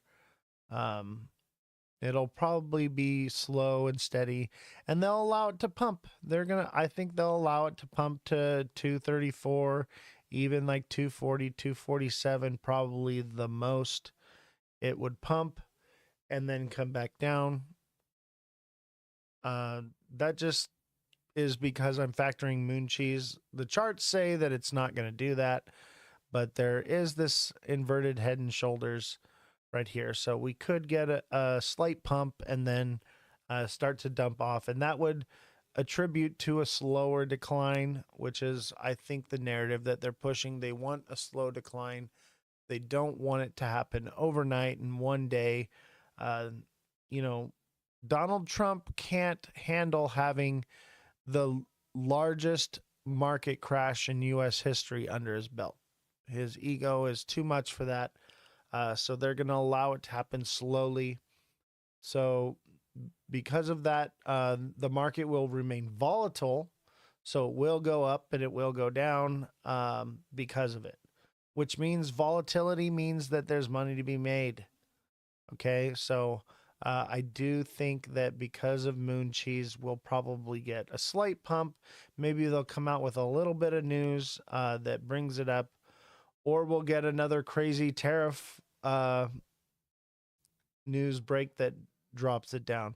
But basically, right now, the world we live in with the markets is everything is being driven by the news. And good news gives us little pumps. Bad news gives us big, hard dumps. So I think we have more bad news in our future than good news coming. And it will slowly but surely make its way down. So keep that in mind.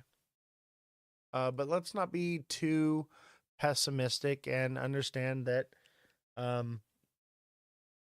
there is money to be made here. So we just have to keep an eye on the charts and keep an eye on what's going on. And let's take a look at what this guy's got to say.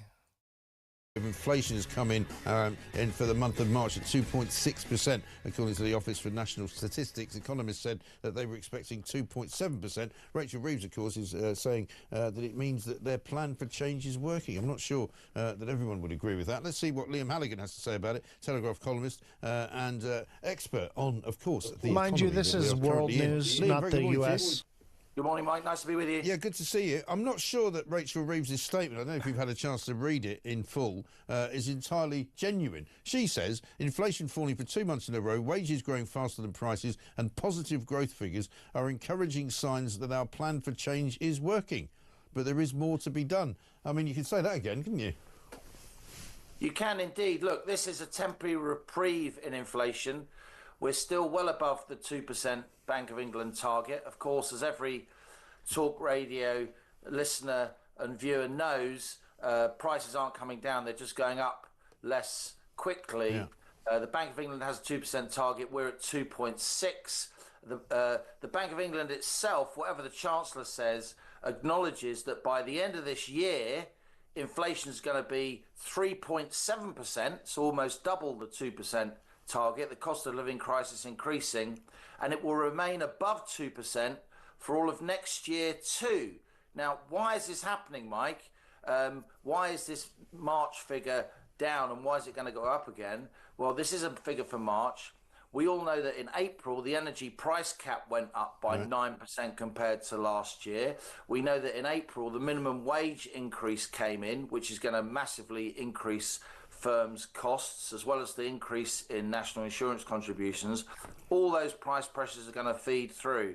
So look, it's good news that inflation is down for now, but prices are still going up, as everyone knows, and there's a lot more inflation to come. That's the bottom line. Well, that's the other thing. I mean, also council tax went up in April as well, which is going to affect an awful lot of people and what they're paying. And Frankie has sent me a tweet to say, you know, 2.6%, my ass, he actually says, I'm going to say it. He says, my shopping was 20% more last week than it was at Christmas. And we've also seen a story this morning, people complaining about Southern Water, which is one of the many water companies who are putting their prices up.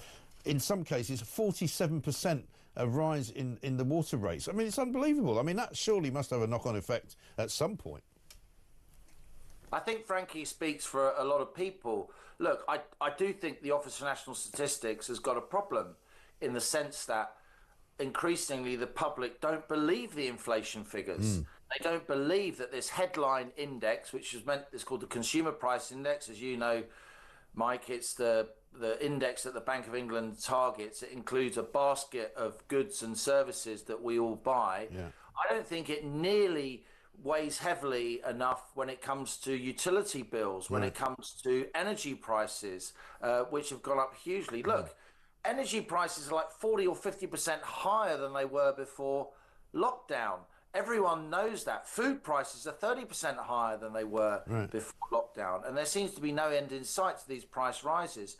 And when you have a situation where also you have things happening like shrinkflation, so, you know, we all know that certain chocolate bars are a lot smaller than they used to be, even though the price has gone up. Well, you're getting a lot less for your money. That's packets of crisps as well. People are talking in pubs about this stuff all the time. They come up to me and talk about it. Well, that's right. The fact that the inflation measure isn't really capturing what's really happening. And once you get that happening, Mike, you get an increase in what we call inflation expectations. People start pushing for much, much higher wage rises. Trade unions get a lot bolshier. Firms start building into their cost structures and their pricing going forward bigger price rises, because no one believes the inflation index. I think Frankie's right. I think this is a big problem. Yeah, I think that's absolutely right. I mean, I opened a packet of crisps the other day. There was only about 10 like you, Mike, looking so svelte. I know. There was only about 10 crisps in it. I was going, what's going on? But I mean... You'd have to have 4 rather than your normal 3 packets. Exactly. Then. You really do. You have to buy the multi-pack now. But, you know, the thing is that that people are also... they're cleverer than the government gives them credit for. You know, Absolutely. They can see that everything costs more, you know, and you don't get as much for your money. And we know, for example, that UK average regular earnings growth decreased to 5.6% in the 3 months to February. So how the Chancellor can get away with saying wages are growing faster than prices, which is, I mean, I'm going to call it out. It's not true. It's a falsification. It's a distortion of the truth, or in other words, it's a lie. Well, look, you've got headline wage figures.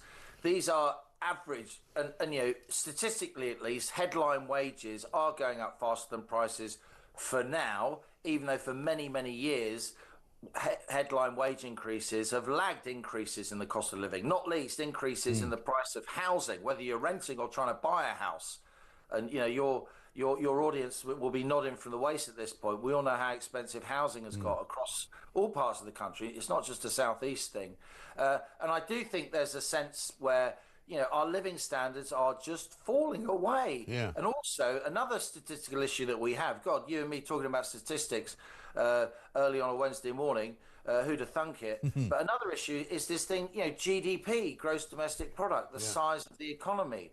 We all know that even though we have seen a bit of GDP growth in this country, that actually GDP per head, GDP per capita, as statisticians say, if I can keep my dentures in, has been falling. We've been in a GDP per head recession the last year and a half, Mike, with income per head, national wealth per head falling, because even though the economy's been growing a bit, the population, as we all know, has been growing much, much faster. So when the national statistics that we all rely on, and I think the public take a good deal of, you know, they follow them closely, a lot closer than a lot of the media gives them credit for, with respect.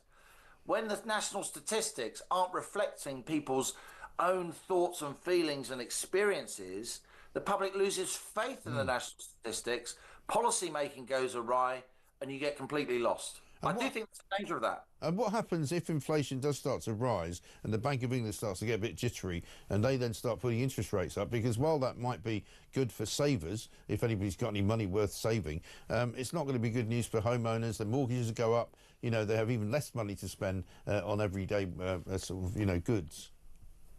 Exactly right. Of course, in general, when inflation's coming down, when it's below target or near the target, the Bank of England may feel that you can lower interest rates in order to you know, speed the economy up, make it easier to borrow, easier to invest money, maybe give mortgage holders a break if they're on variable rate interests deals. And when inflation's high and above target and rising, then the Bank of England may feel it has to raise rates to slow the economy down so we don't get more inflation. Look, we've seen 3 interest rate cuts from the Bank of England, right, since last summer, from 5.25 quarter point cuts all the way down to 4.5, where we currently are. I don't think there's going to be another interest rate cut. I've said that for a long time. Why? Because the Bank of England's own forecasts suggest that inflation is going up a lot over the coming months, starting next month in April, when those tax rises come in, when those energy price hikes for firms and households come in, as we were discussing earlier. They're saying it's going to go all the way up to 3.7%. And guess what? The Bank of England systematically underestimates future inflation. That's what we've seen for many, many years. Remember during lockdown, as we were coming out of lockdown, and Andrew Bailey kept saying, oh, don't worry, this high inflation, it's transitory, old boy. No, it wasn't transitory. It went on and on and on. It went all the way up to 11%, of course. And then we have multiple interest rate cuts, as some of us warned would happen. So I don't actually see another interest rate cut coming. And that will, of course, deter consumers, deter investors from trying to get our economy out of the kind of stagnation pit, near recession that it currently is in. This is what happens when you award, you know, massive increases in the minimum wage. For 18 to 20-year-olds, the increase in the minimum wage was 17%, Mike. Now, I don't begrudge people a decent wage, but we're absolutely hammering businesses with taxes and mandatory wage rises at a time when businesses are still trying to recover from the madness of lockdown. That's what's going on. Look at business sentiment. And of course, the economy isn't just about businesses and what businesses want. But unless businesses are thriving, none of the rest of us can thrive. Every single bit of money we have, every single bit of money the government takes off us and then spends, exists because a business created it and paid workers wages. And I think we are hammering businesses in this country, particularly small and medium-sized enterprises, And the more stagnation you get in business, the worse inflation gets, because firms have to put up their costs in order to survive. That's what we're seeing. Yeah, absolutely right. Great to talk to you, Liam. Thanks very much indeed. Liam Halligan, Telegraph columnist, a man who knows a thing or two about inflation and what's going on in our economy. And so, yeah, England is feeling the exact same thing we are right now. Okay? It's all around the world. It's not just in one place. And if you know anything about crypto, you know that crypto is a world asset, guys. So it doesn't matter what the news sentiment is here in the United States. What matters is what's happening globally, okay? We're here in the United States, but other people are watching from outside the United States. And the thing is, we are having an economic crisis in every country. Everyone is feeling the sting everywhere you go. It's not just in the US, it's not just in the UK, it's not just in China, it's everywhere. Everywhere they're having major financial issues, and that's why crypto will take off. Crypto will replace this financial institution that we have now, and we will see crypto take over at some point. But as for right now, things have to collapse. It's called the race to the bottom, ladies and gentlemen. The countries are racing to the bottom to cripple their financial infrastructure in order to usher in this new style of infrastructure, this new way of doing things financially. And it comes by crashing the markets, crashing the economy, causing utter chaos, because there are lots of naysayers, lots of people who want nothing to do with crypto. They don't want it. They don't want to do it.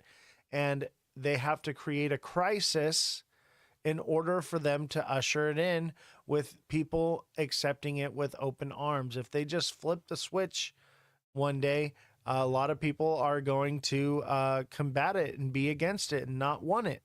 But if you do it in a way where you have a crisis and it is the savior that comes in and fixes all the problems, then people will come running for it, accepting it with open arms. So expect everything to collapse before it takes off. All right? And you know, the idea of telling you guys this is so that you guys can understand and accumulate in the right zones. Okay? And it's not all about XRP. I just focus on XRP because I like XRP. I think they're doing big things, and it's been very resilient. It's been very resilient. So that's why we focus on XRP. But it's more than just XRP, guys. XRP will not be the one end all be all. It'll be an ecosystem. It'll be all these different coins and currencies and protocols and so on and so forth. They'll all work together in unison.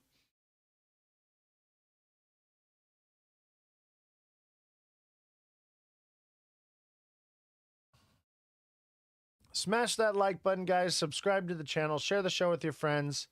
Become a subscriber on TikTok, guys, and you can get access to my daily price point videos. I post the market sentiment, what direction we're going, and the numbers on where we're probably going to land. I've been accurate pretty much every single day. I'd say about 90 to 95% accurate every single day. And then as a deluxe subscriber, you guys can message me directly, and I can help coach you. I can give you that advice you're looking for. You can just talk to me about whatever it is you need help with. And mind you guys, I have hundreds of messages that flow in. So please, when you do message, allow me some time to get to your messages. And I get a lot of messages that are just paragraphs and paragraphs long. Please, let's start, small and work our way up, and I can help coach you, and we can work towards that. And also, guys, I will be taking Saturday and Sunday off from answering messages.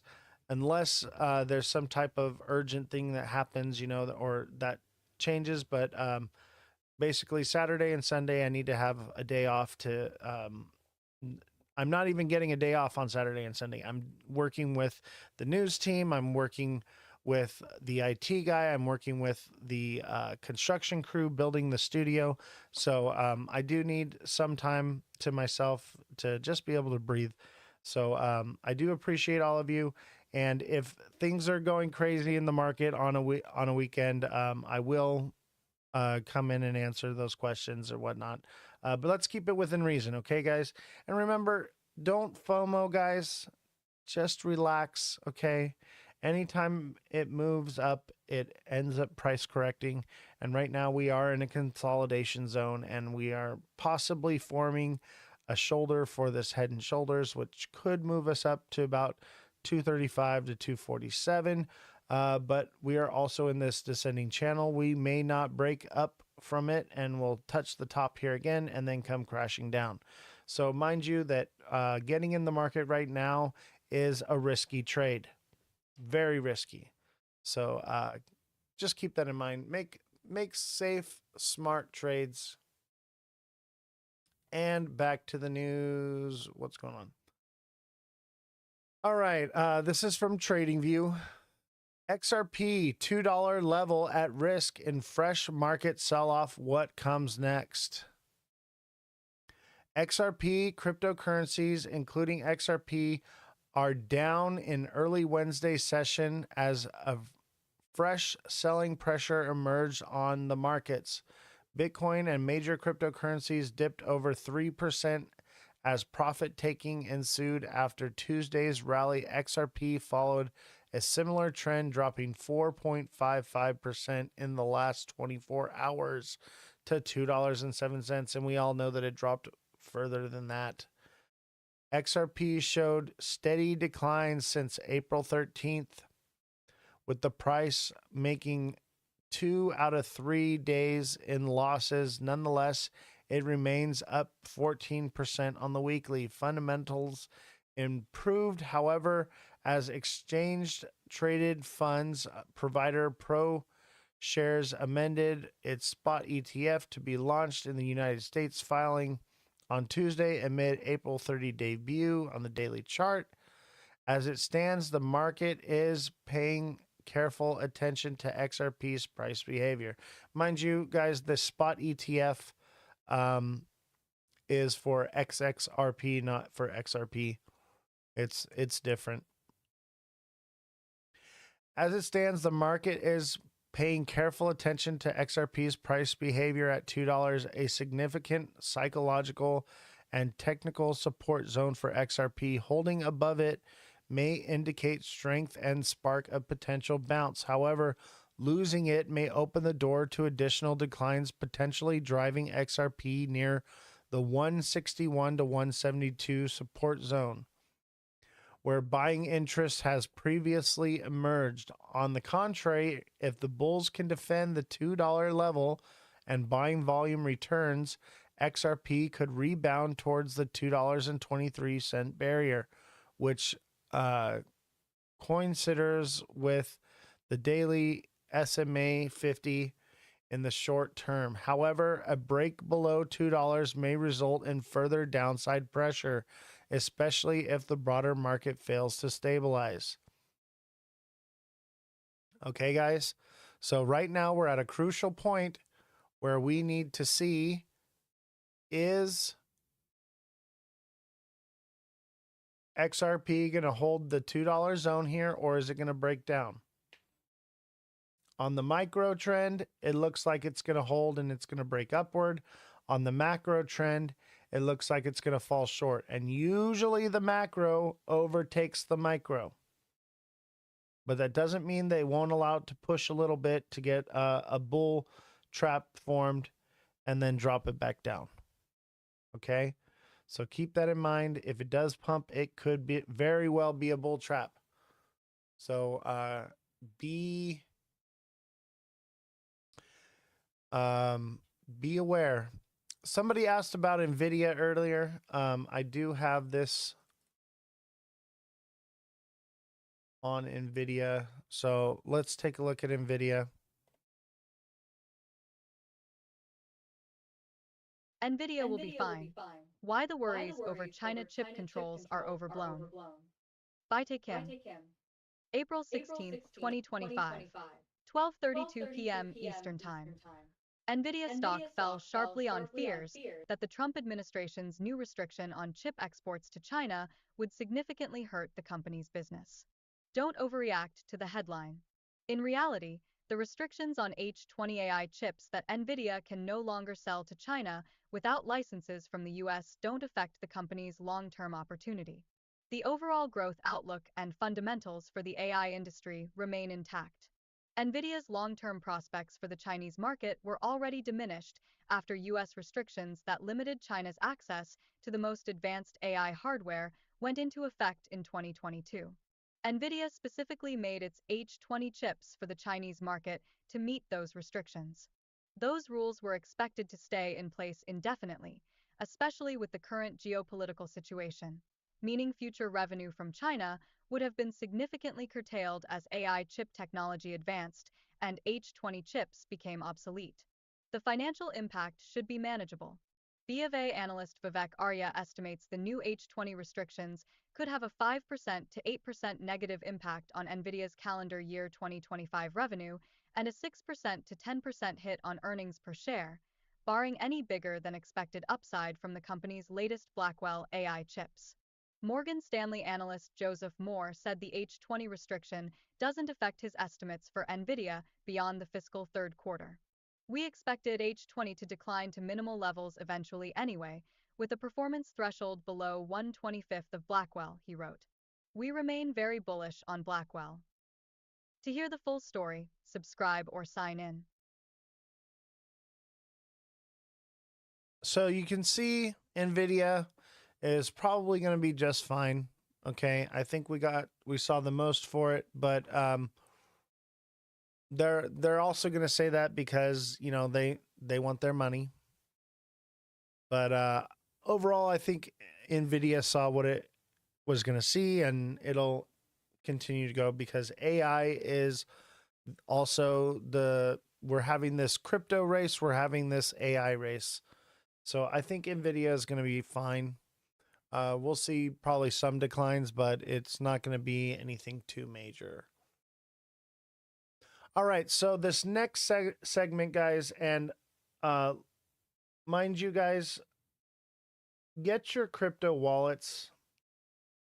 I can't stress it enough. If you haven't ordered your crypto wallet, you can get it on the TikTok. Just click on my profile, and there's a little purse icon, and you can purchase your Arculus cold storage wallet. So get your cold storage wallet, guys. You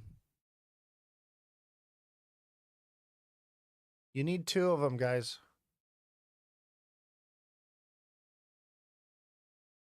Arculus wallets.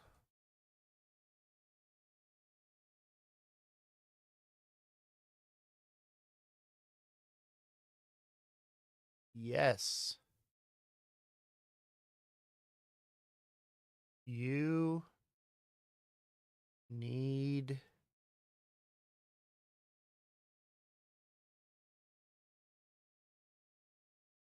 You need 2 of them, guys. You need 2 Arculus wallets. One is connected to the exchange, and one is connected wallet to wallet for an extra layer of security, guys. So when you purchase those wallets through my TikTok shop, it goes to help support the show. I'm not really here to sell you guys products, but you guys need this. So this is why I'm promoting it and selling it. It's not an ad. It's not about that. It's about giving you guys the tools that you need, because we do need those wallets, guys, to protect our funds. Now more than ever, when the market is moving down, scams start to go into place. And I've been saying this for a while. When the market was going down, the scams were going to start getting worse. And here is why. I'm going to explain to you why the market's going down today on a Wednesday. Pre-installed malware on cheap Android phones steals crypto via fake WhatsApp app. A new smartphone-based attack is draining crypto wallets without victims even realizing it. According to researchers at DocWeb, a surge in malware Android phones has exposed a coordinated operation where attackers are embedding spyware directly into the software for newly sold devices. The goal is to intercept cryptocurrency transactions through a hijacked version of WhatsApp. Okay, guys, this is why the markets crashed today. Okay, this is why you need to have an Arculus wallet that's connected to the exchange and one that's connected from wallet to wallet so that they cannot access your wallet that is connected wallet to wallet. Okay, this is why you need two of them. So I told you guys, that the hackers and the funds were not going to be safe on the exchanges, and even wallets are not safe. That's why you need to have a wallet that is wallet to wallet transferred so it's not connected to the exchange. Kilo EX DEX hacked by phone Oracle exploit for $7.5 million. Kilo EX, a decentralized exchange built on the BNB chain, suffered a $7.5 million attack and has suspended operations. Security analysis described a hack as a price Oracle exploit. Binance Labs founded the DEX as part of the program to support Binance Coin projects. Kilo X has isolated the exploit and is now trying to track down the funds and recover the stolen tokens for the users.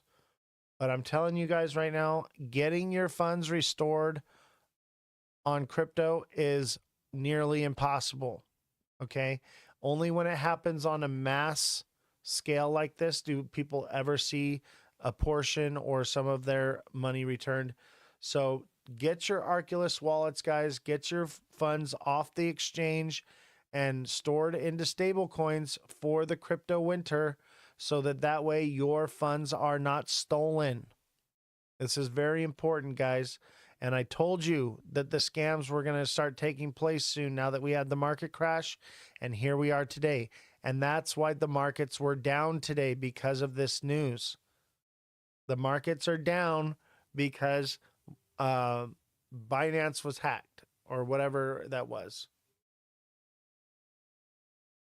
So understand, guys, you need to have these cold storage wallets. You need to be holding stable coins. You can get APY. This is not financial advice, but when you're holding stable coins, when the market's going down, if you're not looking to day trade and, you know, work the markets on the way down, you can hold them in a cold storage wallet and continue to collect that APY. And, you know, any funds you have on the exchange, they're vulnerable. That's why you want to have them in a wallet. And if you are holding cryptocurrency long term and you're not trading it, the best place to keep them is in a cold storage wallet, guys. So order your Arculus wallets. You can get them from my TikTok by clicking the little shop link. There's a little bag. It looks like a purse. Click that link. Or you can click on my profile on TikTok, and right above my videos, it says there's the purse icon, and it says showcase. Click on that and you can order it there. Also, I have lots of other cool stuff. I have hoodies, and I have how to day trade books, and price chart pattern maps to help you read the patterns better, to become a better trader.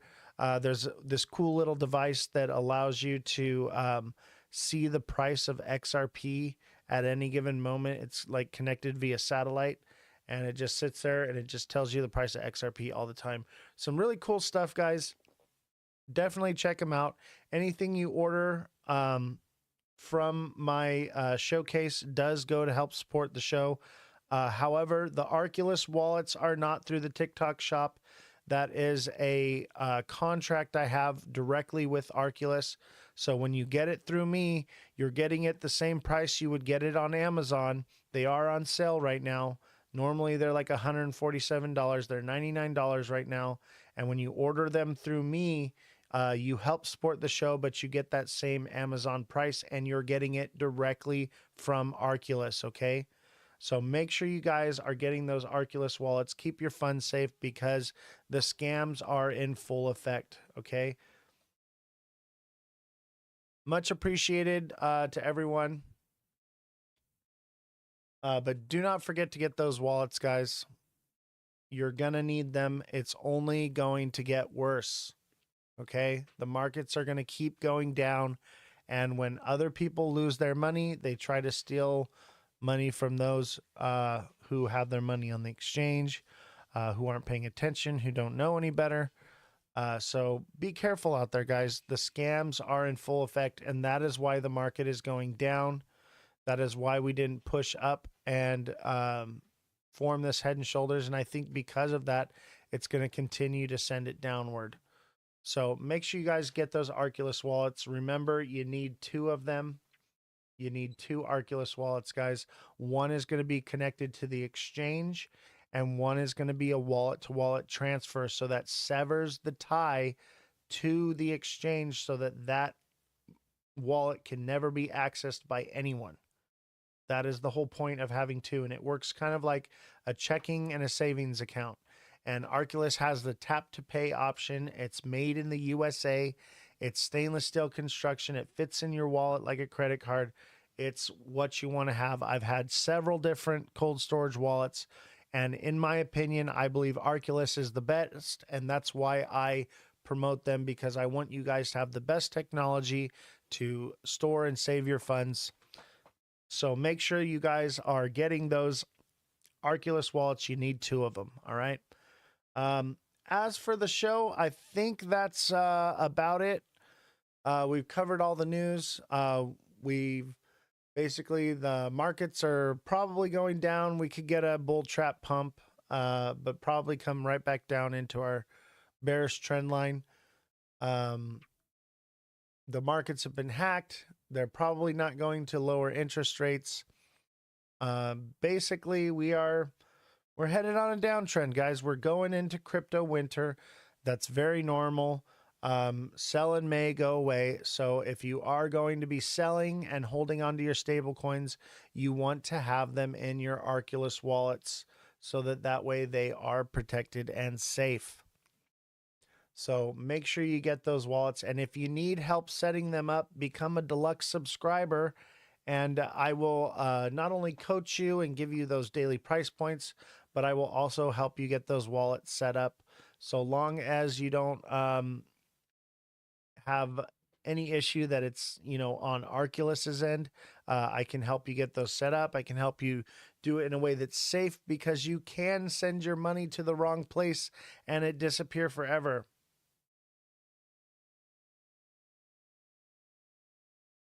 So tomorrow, guys, we're going to be going live at 5 p.m. Pacific time instead of the early day show. I'm trying to split it up through the week because there's some people that are working and some people that live in other countries. So I've been doing an earlier show. Tomorrow's will be about from 5 to 9 p.m. Pacific time. So don't miss the show tomorrow.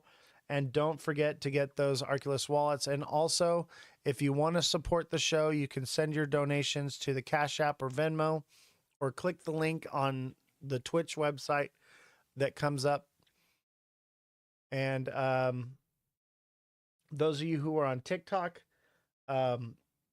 my Cash App and Venmo are OZZY12233504. And you can send that there, and that helps to support the show directly. It helps me to pay my staff. We have a crew building the studio. We have a fact checker and journalist.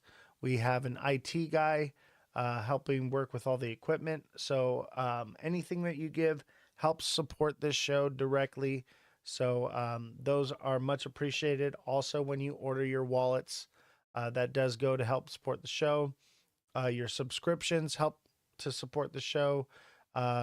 Your gifts that you guys send help support the show. But if you cannot afford to give, you can always just smash the like button, guys. And mind you, when you do subscribe, those subscriptions pay for themselves. I post daily price point videos of where the market's headed. And we have been nailing it every single day for months now. We have been calling the market to the cent every single day. So if you're looking to get those daily price point videos, make sure you become a deluxe subscriber. All right, everyone, have a good night.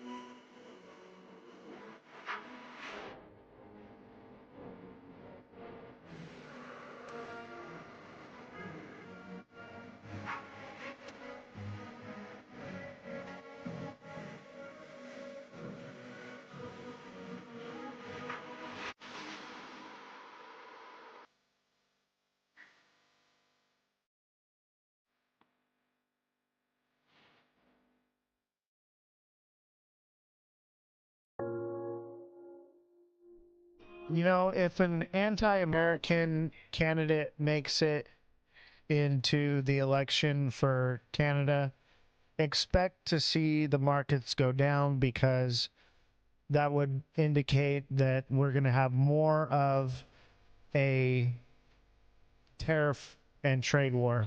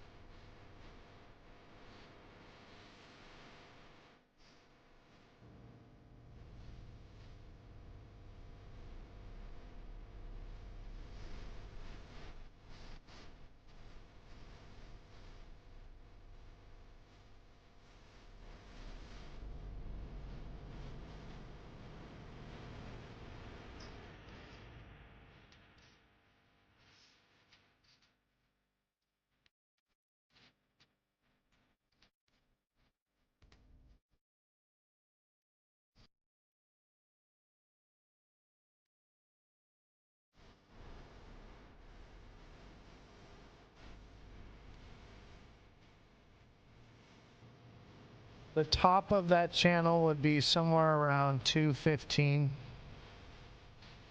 I'd say about 215 would be the top.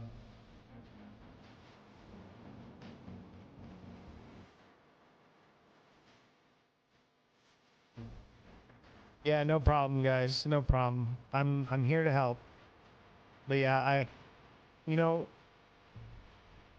we just got to kind of watch it. If we are going to be in the inverted head and shoulders, it's going to consolidate through this week, but it's Wednesday and we didn't really get much of a pump.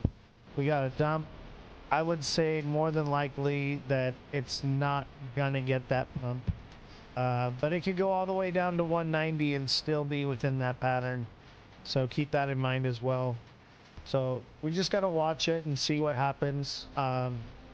This week is going to be the defining factor of what's going to happen. So just keep watching, keep waiting, and be a subscriber on TikTok so that you get those daily price point videos, the red alert videos, and you can also message me directly because I cannot be live to answer your questions all the time.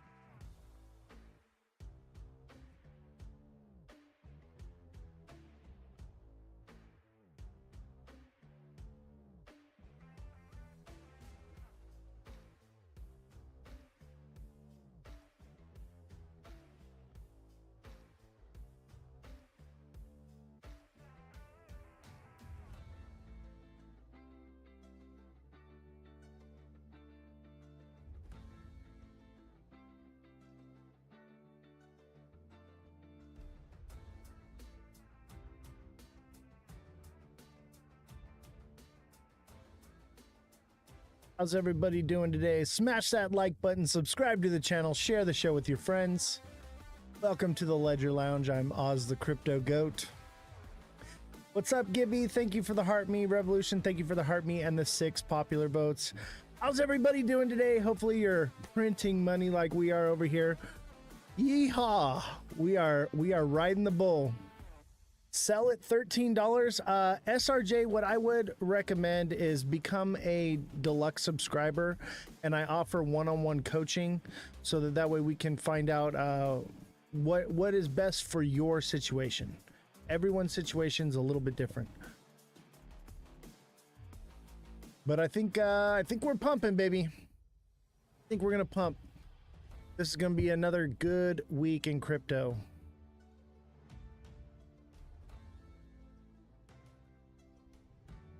Can XRP go to $13? I mean, theoretically it can, but what I would recommend is be a deluxe subscriber. I'll let you know when to sell. You can message me directly for on-demand technical analysis, and that way we can find out what's best for you. $3 is the norm now. For now, yeah. We're gonna go much higher. We're gonna go much, much higher. Mother Dragons, thank you for the heart me and the popular vote. Send a hat and mustache. If you're making money, send a hat and mustache. Revolution, thank you for the hat and mustache. Hat and mustache, baby. Hat and mustache is the gift of the day today. What do you guys think? How does it look, huh? You guys like it?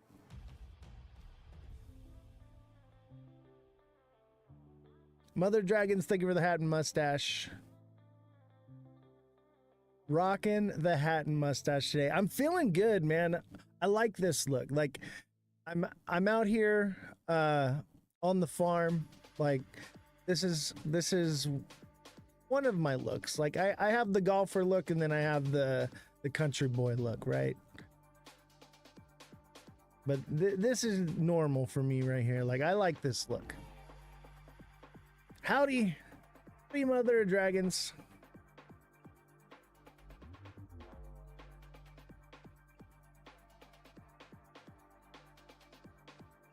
And if you're having viewership issues, come on over to Twitch or YouTube. We are live on Twitch, TikTok, and YouTube. Got the twisty mustache. We're ready to hit the trail. Saddle up, baby. Saddle up. It's about to get real. Alt season is here. It is alt season, baby. And I am so excited. I hope tariffs don't screw it all up because we've been waiting for alt season for months now. Months. Don't rain on our parade, Donald Trump.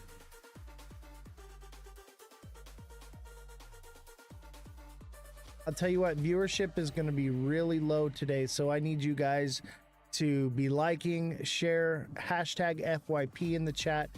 Everybody, every creator is going live today because everything's about to pump and they want to tell their fan base, hey, we're going to pump. So we're going to be in competition today. Some of the great creators of the TikTok space all of them are live right now. Every single one of them. Conveniently. But we go live every time at this time. And which is fine. But if viewership drops too low, then we are going to move to YouTube and Twitch. I want the orange guy to make those dang deals or it's going to make the market crazy. I know. I have a feeling a deal is coming, at least with China. I think we'll see a deal with China.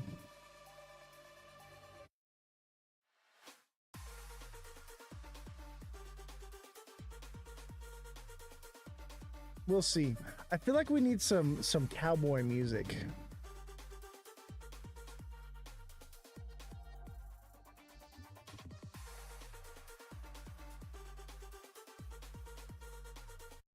Put on some cowboy music, right?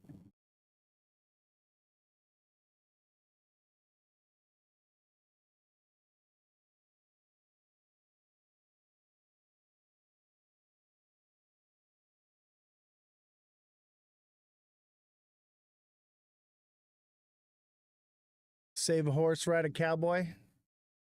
Save a horse, ride a crypto bro. Save a horse, ride a crypto bro.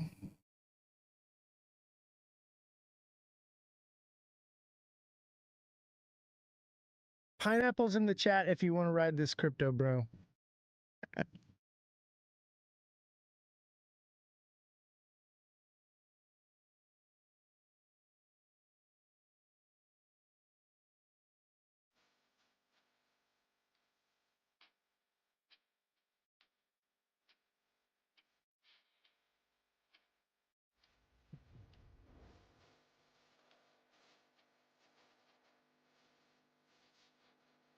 I'm gonna take my bag to the crypto exchange. I'm gonna sell till there ain't no more.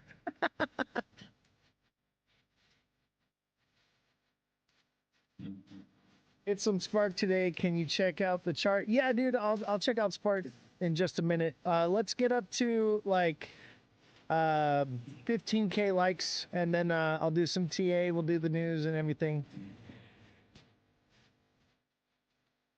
double tap that screen. Share the show. Share the show out with all your friends. Hashtag FYP in the chat. Hashtag cowboy.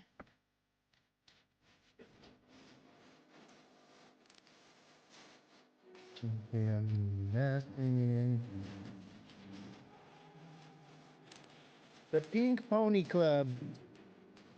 Everybody's got bears and bulls and wolves in their live. Add a goat to your TikTok name. Join the goat club.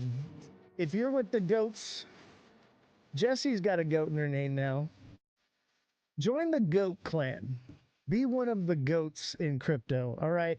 Let everybody know that you're riding with the goats.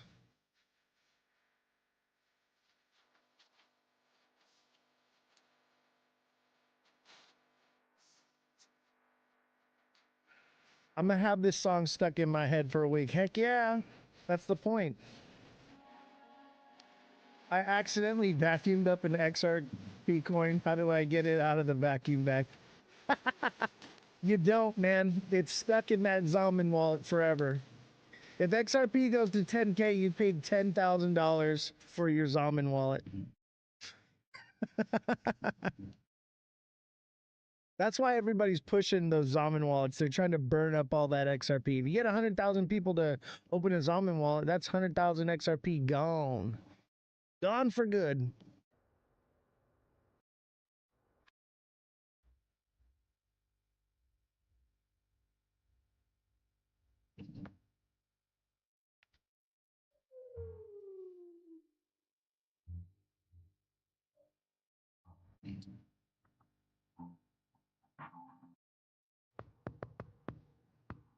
We're going to get banned on YouTube. What's the password? I see dead people. I don't really care. Today's a little bit special. The green light's on, baby. The green light is on.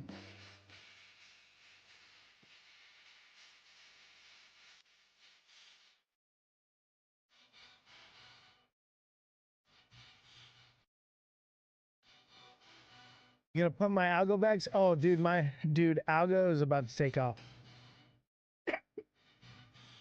I hope you bought algo when I told you to. You would have bought the very bottom.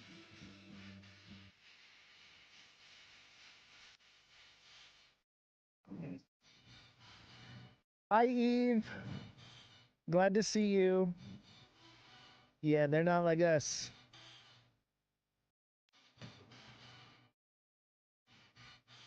Eve, thank you for the 5 popular votes, the what's up, and the 5 goats. Appreciate you. Hat and mustache is the gift to send today. Send in the hat and mustache. That is the gift of the day, the hat and mustache.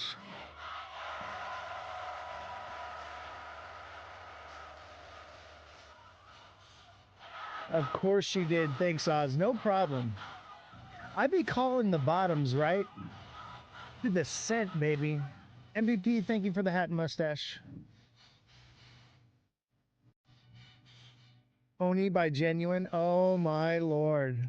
Mother of Dragons, shame on you, but yes. I think that's appropriate.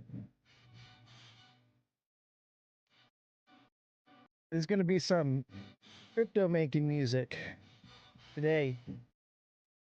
Everybody share the live. Everybody hashtag FYP in the chat. Let's get the live pumping. There's a lot of people going live right now in the crypto space, so it's probably going to be a slow day. That's why I'm like, you know what? We're going to do the music and whatever. We're going to have fun today.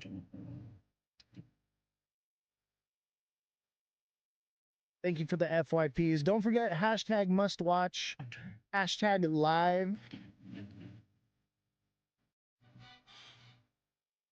What's on the chart? We got XRP here.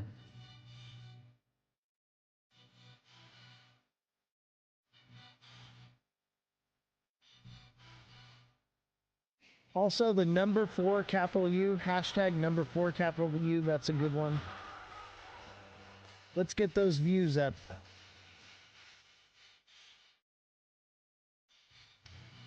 And we need hat and mustaches today.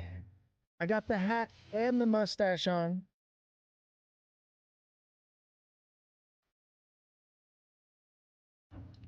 Hashtag XRP10K. Oh man. Them's fighting words, TikTok seller. Them's fighting words.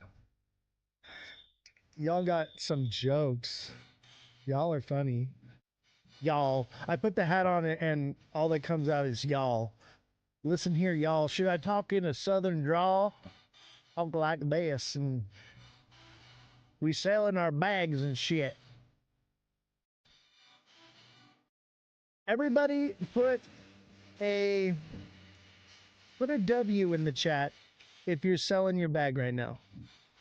All right. And put a rocket in the chat if you're riding this thing, because it's all season, baby. I'll tell you what, for me, rockets, baby. Rockets. Tyson with the rocket. Yeah, that's what I'm talking about. Revolution with the firecracker or something. What is that? I guess that's kind of a rocket. There you go. Rockets, baby. Alt season is in full effect, baby.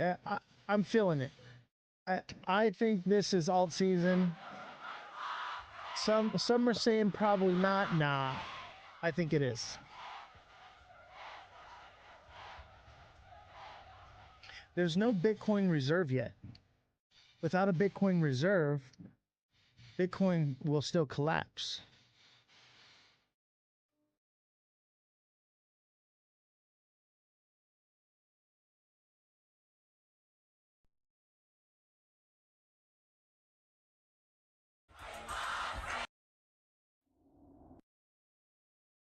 You know what I mean? Without a Bitcoin reserve, didn't Trump buy BTC? Yeah, but he might trade it. Who knows what he's going to do with it?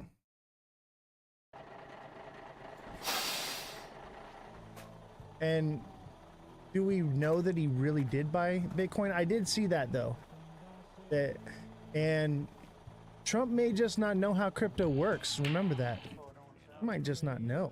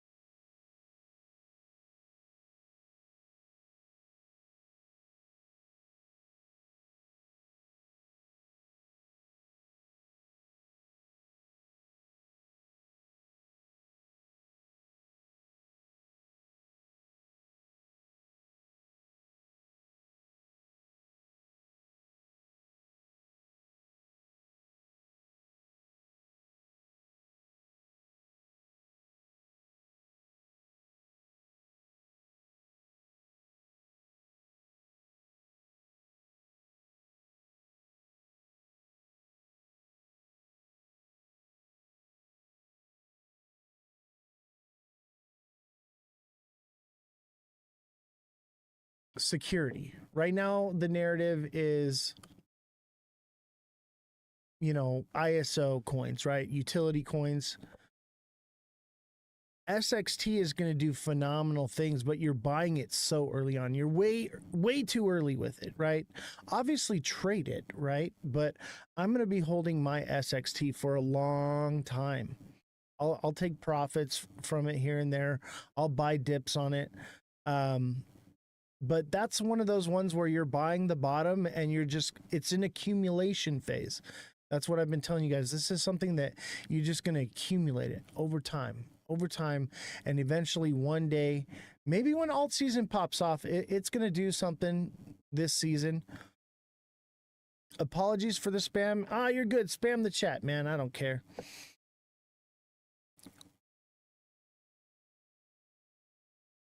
Let's look at SXT. Subscribers come first. I think SXT is in like a limbo right now. I've been watching it pretty close. I got Cardano for you next. However, it is a bit of like a cup and handle. However, because it's a bearish drop into it, it may or may not, but it's also like an inverted head and shoulders here. So honestly, I think this thing is going to take off. I've been buying the dips on this thing. I've been just accumulating it. I'm not really, I'm trading it, but I'm also accumulating it. I'm trying to grow this bag as massive as I could. Yeah, it could go. And that, I think that it dropping into the cup and handle is kind of null and void because of how new it is. It's just starting to create patterns.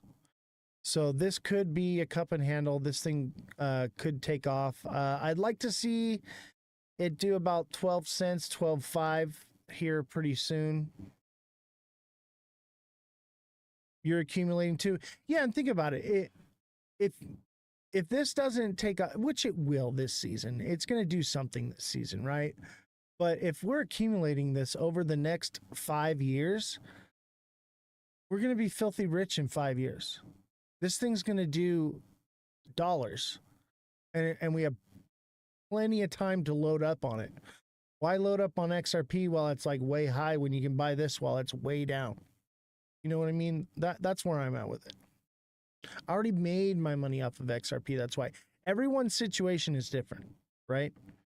Everyone's situation is completely different. So you have to find out what works for you. If you're trying to make a quick buck, yeah, there's a quick buck to be made here. You would have won a bot at about 8 cents or lower. What is this? This is SXT, Space and Time. But this is a long term right here. This is a long term buy and hold. Hey, Jesus, thank you for the heart me and the 10 popular votes. Let's see. Cardano was next. I think this one could take off. Hold on. Let me look at on the lower time frame, because you can trade this thing while it's moving sideways and print money. All right. If you got a couple grand in here, this thing will print you $100 bills. All right. Here's the thing. This kind of looks like a head and shoulders here. All right. This thing needs to start taking off. Otherwise, we're in deep doo-doo. Right. But I think the markets are moving, you know, this could very well break the structure. And I would even say that it's a bit out of structure. But look, if this is a big cup and handle, look, we got a cup and handle right here played out. I think we could see the cup and handle happen here. It is already at a super low price, and we're moving into alt season. AB, how's it going? Revolution, thank you for the let 'em cook. Good evening. Wolfie? You want Wolfie? All right, let me do Cardano, and I'll do Wolfie next, unless another subscriber comes in. And remember, guys, subscribe to the channel. And if you're already subscribed, you can send gift subscriptions to people. I know I haven't been doing the daily price points for the $1.99. I'm working to phase out the $1.99 subscription and just do deluxe subscriptions, so I can message you one-on-one and give you that TA one-on-one, because it seems like making those videos and everything is a lot of work for me, and I'm already got so much on my plate. So I kind of want to do away with that and have it to where you just message me directly, because everyone's situation is different. I don't want you to get the wrong information from those. That's the whole point, is because people were getting those too late, and I tried the email alert system and that wasn't really working like I had hoped. So I'm not charging for that anymore. I'm still doing it. But I can't always be at my computer every time it goes out. So I was like, all right, I can't charge for this anymore. So I'm offering it for free. So if you want the email alert system, it's free from now on. We're trying new things. I'm doing my best to help you guys. I really am. And basically the deluxe subscription is where it's at. Be a deluxe subscriber and get that one-on-one coaching. A nice Head and Shoulders on the monthly forming for SXT. SXT doesn't have a monthly chart yet, does it? Let me look at it. We just did that one.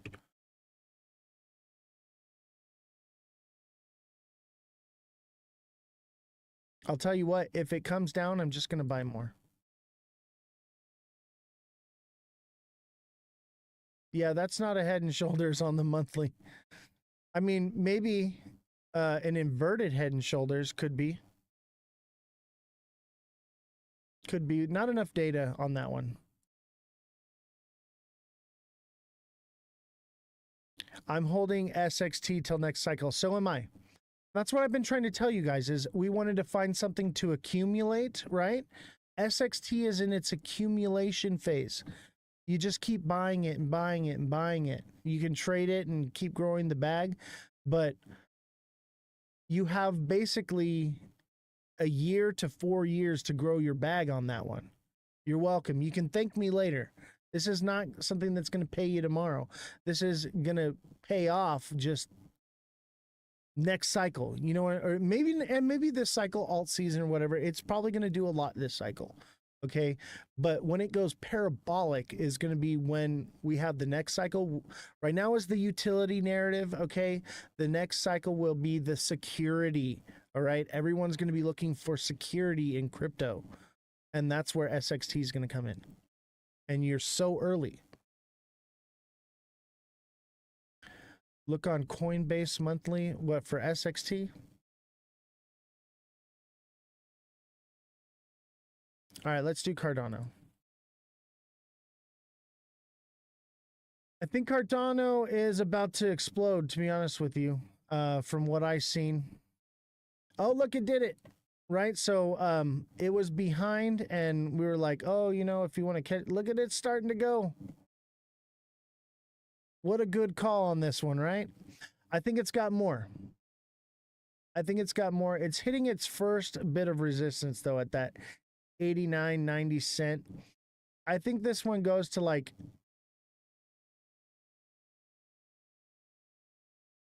98 cents to $1, 95 cents to $1. Seems about right. You bought at 83.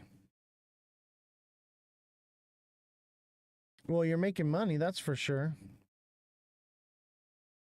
I think I remember you buying the other day. It was just right here.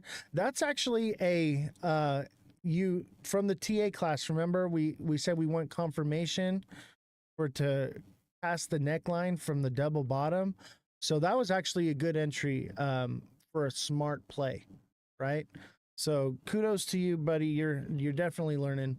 I do the aggressive approach, right? I'm more I trust my TA a lot.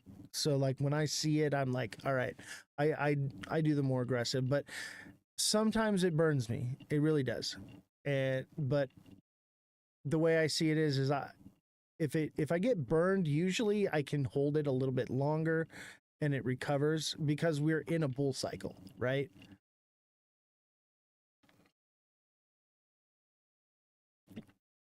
If we weren't in a bull cycle, I'd be a little bit more cautious.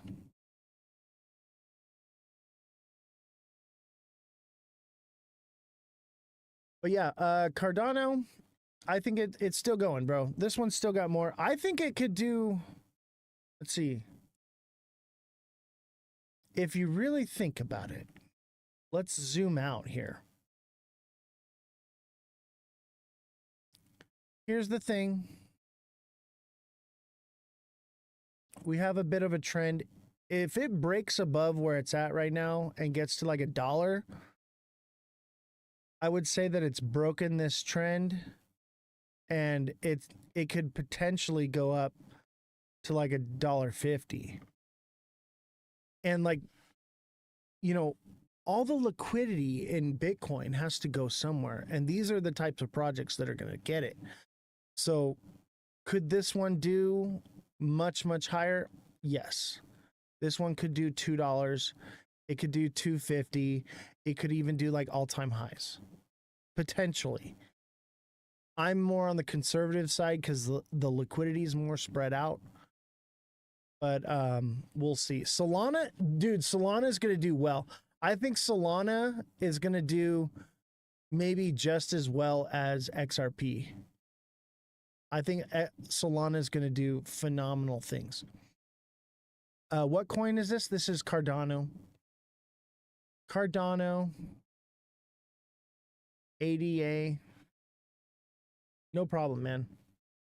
I think, honestly, these top tier coins, they're going to do a lot. And if you bought in, I would hold, and I would assume that come the first of the month, unless we get a good tariff deal, like a deal with China or a deal with the EU, a deal like that is going to send things parabolic, right? And if they cut interest rates, that'll send things as well. And maybe they cut rates to send things, and then right after, tariffs come into play and it erases all of it, which is highly likely. It really is riding on tariffs on the first of the month. I'm going to be expecting a pullback at the end of the month, and then whatever pullback that is, when it's done pulling back, I'm going to enter right back in, and it's on like Donkey Kong. And you could potentially just hold through it. I don't think the tariffs are really scaring anyone anymore. I don't think anyone cares. Like the stock market, started going down, but crypto took off. Yep, like a slingshot. Exactly, AB. You into meme coins? Fart coin. Fart coin looks like it's going to do some good stuff too. I got some fart coin. I will always hold fart coin just so I can say I'm holding a fart. Okay. Trade at your own risk though. For me, it's funny, right? I want fart coin so I can send it to my friends and say, here, I'm going to send you a fart. Or I can say, I'm holding a fart in my wallet. I literally have it just so I can say I'm holding a fart. Like that's really the only reason. Fart jokes have been around for thousands of years. I'll tell you, of all the meme coins, that one is going nowhere. That one will have a narrative. Even when new normies come in to crypto, they're going to be, oh yeah, fart coin. Look at that. That's funny. And they'll buy it. It'll just keep on having its run. Yes, it's an amazing reason to hold it. Not just because of what it is and the joke behind it, but it'll continually have that joke. New people will keep getting into crypto and seeing that, oh my God, I'm totally buying this.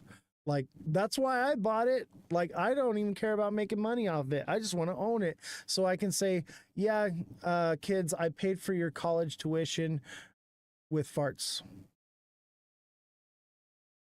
Imagine explaining that to the IRS. And how did you acquire this $6 million? Oh, I sold some farts.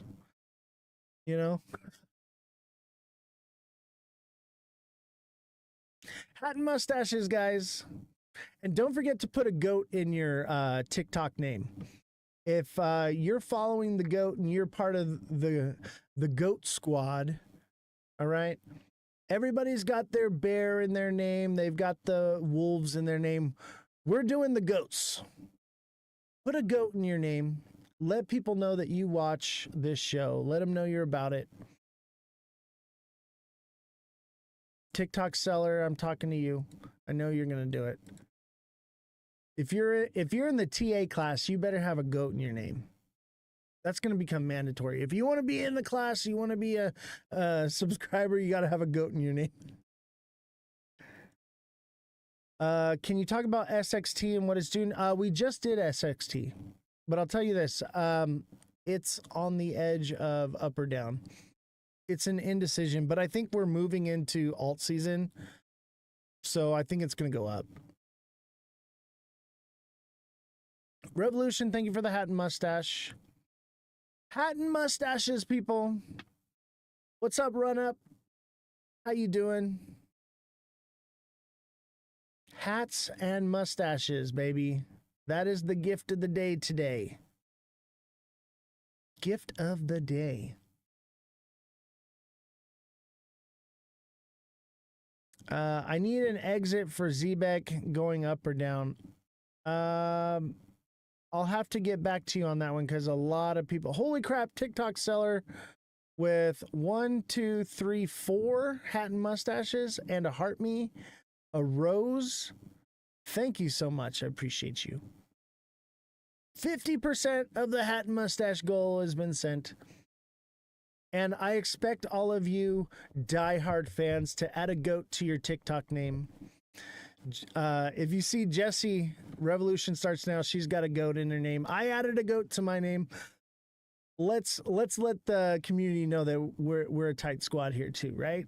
Let's get some goats in our names. I think it's funny. It's more of a joke on our end. Some people, they're using it as affiliation for like the wolf pack or whatever. For me, I think it's fun, right? It's fun. Let me see here. Let's look at Suey. Suey. Oh, no.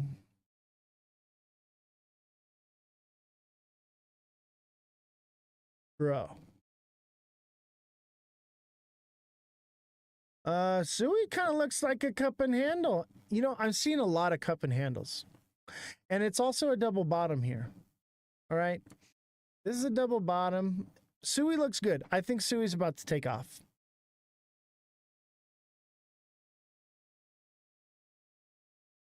I think it's headed up. Obviously, in the short term, it's this ascending channel, which is bearish, and it's going to come down, probably head and shoulders. But I think in the long term, baller with the 1, 2, 3, 4, 5, 6. I think it's either 5 or 6 hat and mustaches. Thank you, Richard. Thank you for, or Richard's brother. Thank you for the rose.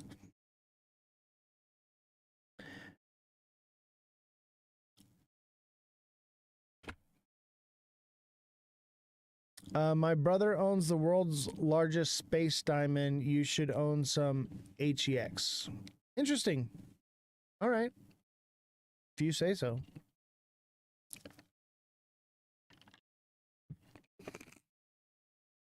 Are we going to see a market dump soon? Yeah, I mean, yes and no. Okay. I think end of the month, bit of a sell-off, but I think we're in alt season, baby. I think we're going to see a bit of a pullback, but alt season. That's what I see. Obviously, there's going to be ups and downs, but I think long term, we're going to be continuing moving up until about November, December. Obviously, with some pullbacks in between there.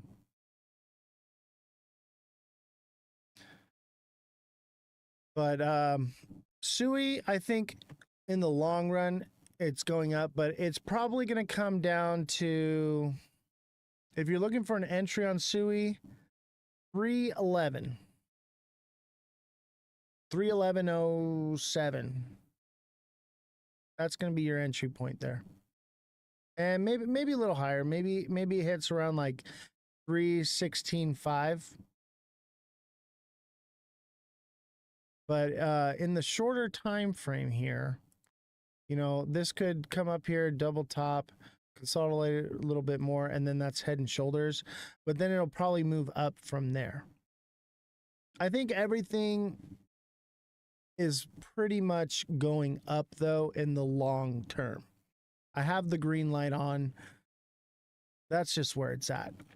In my opinion, obviously, tariffs can throw a wrench in everything. And I think if you missed some of this pump, right, that's going to be your time to get in. All right. If you didn't get in yet and you're a little bit behind, now may not be the best time to buy. Obviously, could pump from there, but I think we need to see what happens on the first. We need to see what happens with Jerome Powell and then go from there.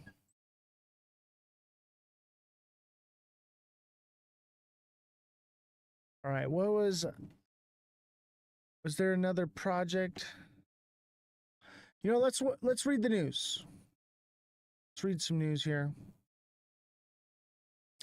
Which cryptocurrency is more likely to be a millionaire maker, XRP or Chainlink?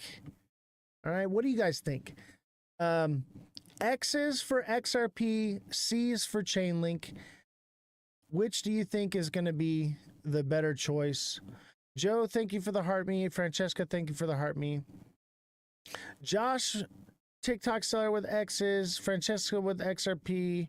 Asset farmer with X. I think XRP there's a bit of a consensus here. I don't know. I think Chainlink. But you know me and how I feel about XRP. But that's more long term. This cycle, XRP. Okay, definitely. Duh. Right? XRP is going to do phenomenal things. Look at the narrative and the moon cheese behind it. Okay. And maybe I'm wrong about everything about it. We don't know. It's very speculative. More information could come out and that changes my mind on it. So, but in the meantime, I think XRP is going to be a top performer. I've said that like all along. I just said like, is it really going to 10K? No. All right. If XRP gets adopted, we're going to 1K. I mean, XRP is not getting adopted. I just don't see it happening, man. That's moon cheese. But the narrative's great, which means it's going to pump.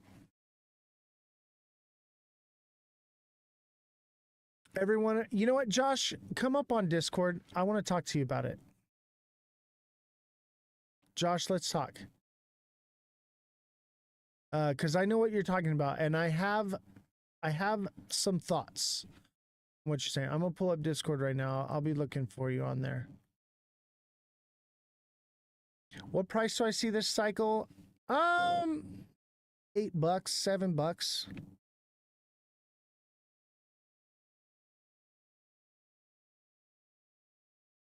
I mean, it could potentially do like $15. I think 25's pushing it. Like, you know, $10 is probably going to be the top.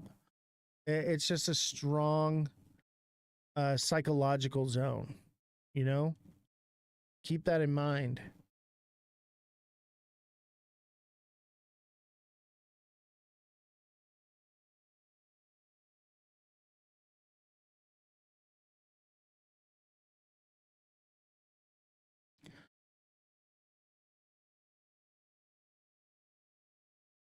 Holy shit, Batman, I'm buying a new Suburban.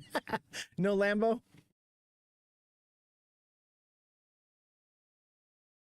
Let's see here. Josh, come on, buddy. There you are. What's up, Josh? Can you hear me? Can't hear you.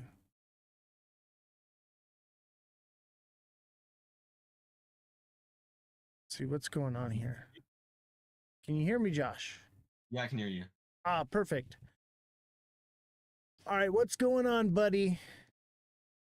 Tell me your moon cheese, man. pump, bro. I want to believe.